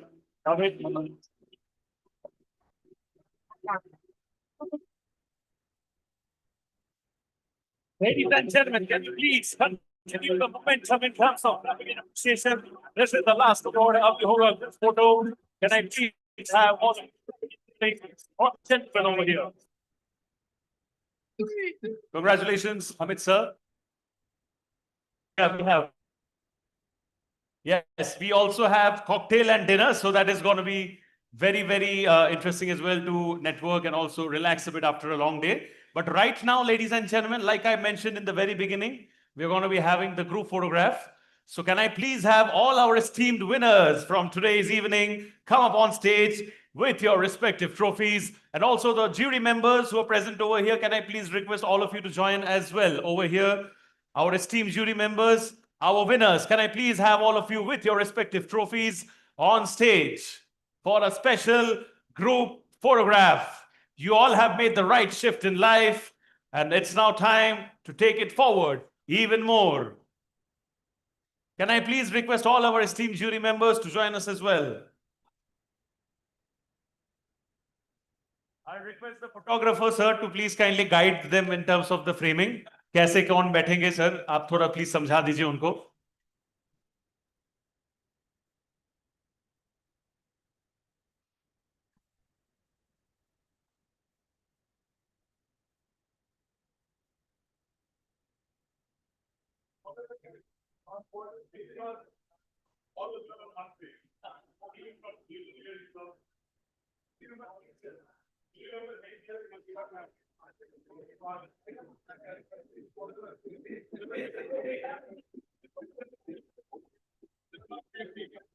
Do we have more jury members in the room? Please, if I can please request the jury members to join us as well.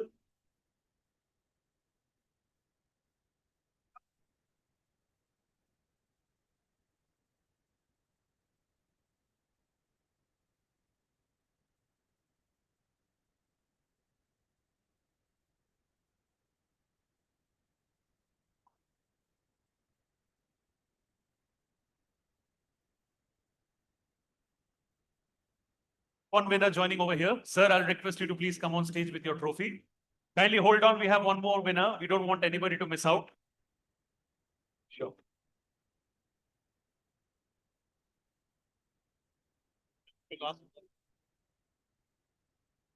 I just wanted to take 30 seconds here.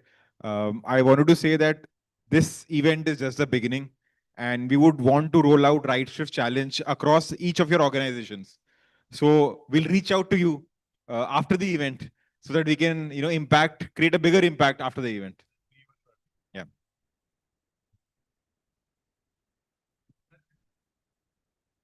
Yes, he's there, sir. I hope we have all our winners over here, and if any jury member is present, can I please request you to join us over here as well? Smile at its very best. Love it. Thank you so much. Priyanshi, Devika, Somajit, Moksha, can you all please join? Everybody over here. Kuldeep. Can I have the entire BW Business World team, and can I call the ITC team as well? Please join the entire ITC team. It's a collaboration. I'll join later, sir. I'll join.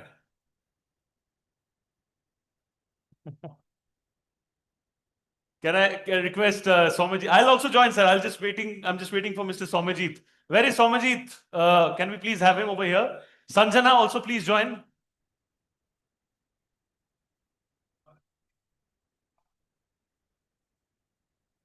Please, Somajit, join Devika, the entire BW Business World team, the entire ITC team. And after the photos are taken, I'll just quickly request for 30 seconds of your time on stage. I have one and more announcement to be made.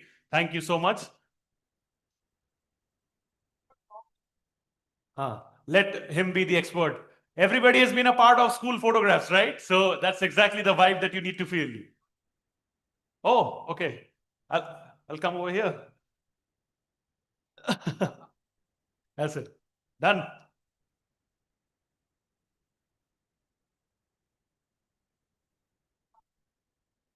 ये तो normal वाला हो गया, अभी एक hip hip हुरे वाला भी करे. On a countdown of 1, 2, 3, hip hip hooray! There's cocktails and dinner, and just 30 seconds of your time, please. From all the eminent people with whom I have worked, and also my mother, my parents, can I please request all of you to remain over here? I have learned that gratitude should be the ultimate attitude in life. All you winners, you have done incredibly well, and you continue to do incredibly well to help empower the country. Can you please clap for yourselves first? I will request all of you to please kindly clap for the BW Business World and ITC team for putting this initiative together. As without their support and without the initiative, this couldn't have been done. Can I please request all of you to clap and appreciate the efforts of the videographers and the photographers who have done an incredible job? All the console members who have been working hard, can I please request all of you to clap for them? And lastly, all the hotel staff, everybody who has put together this event, thank you so much. We'll see you all very soon. God bless, take care, stay safe, and thank you. See you very soon. Thank you, thank you, thank you, thank you. Pleasure, pleasure, pleasure. Thank you, thank you. Thank you, sir. Thank you. Thank you, thank you. Thank you, thank you, thank you so much. Well done, sir. Thank you, thank you. Thank you so much. Thank you. All right. Thank you to myself.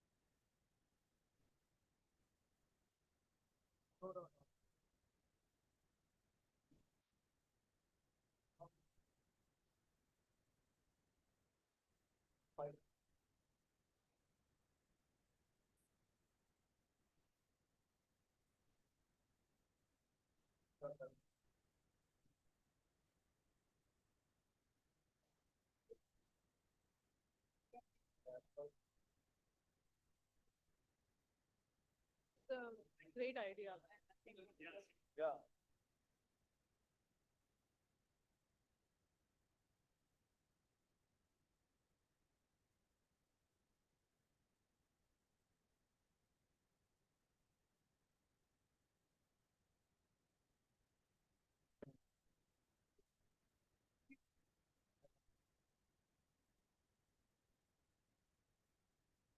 But not the fancy ones like the art of painting or more the commercial. The real estate and the plant and machinery.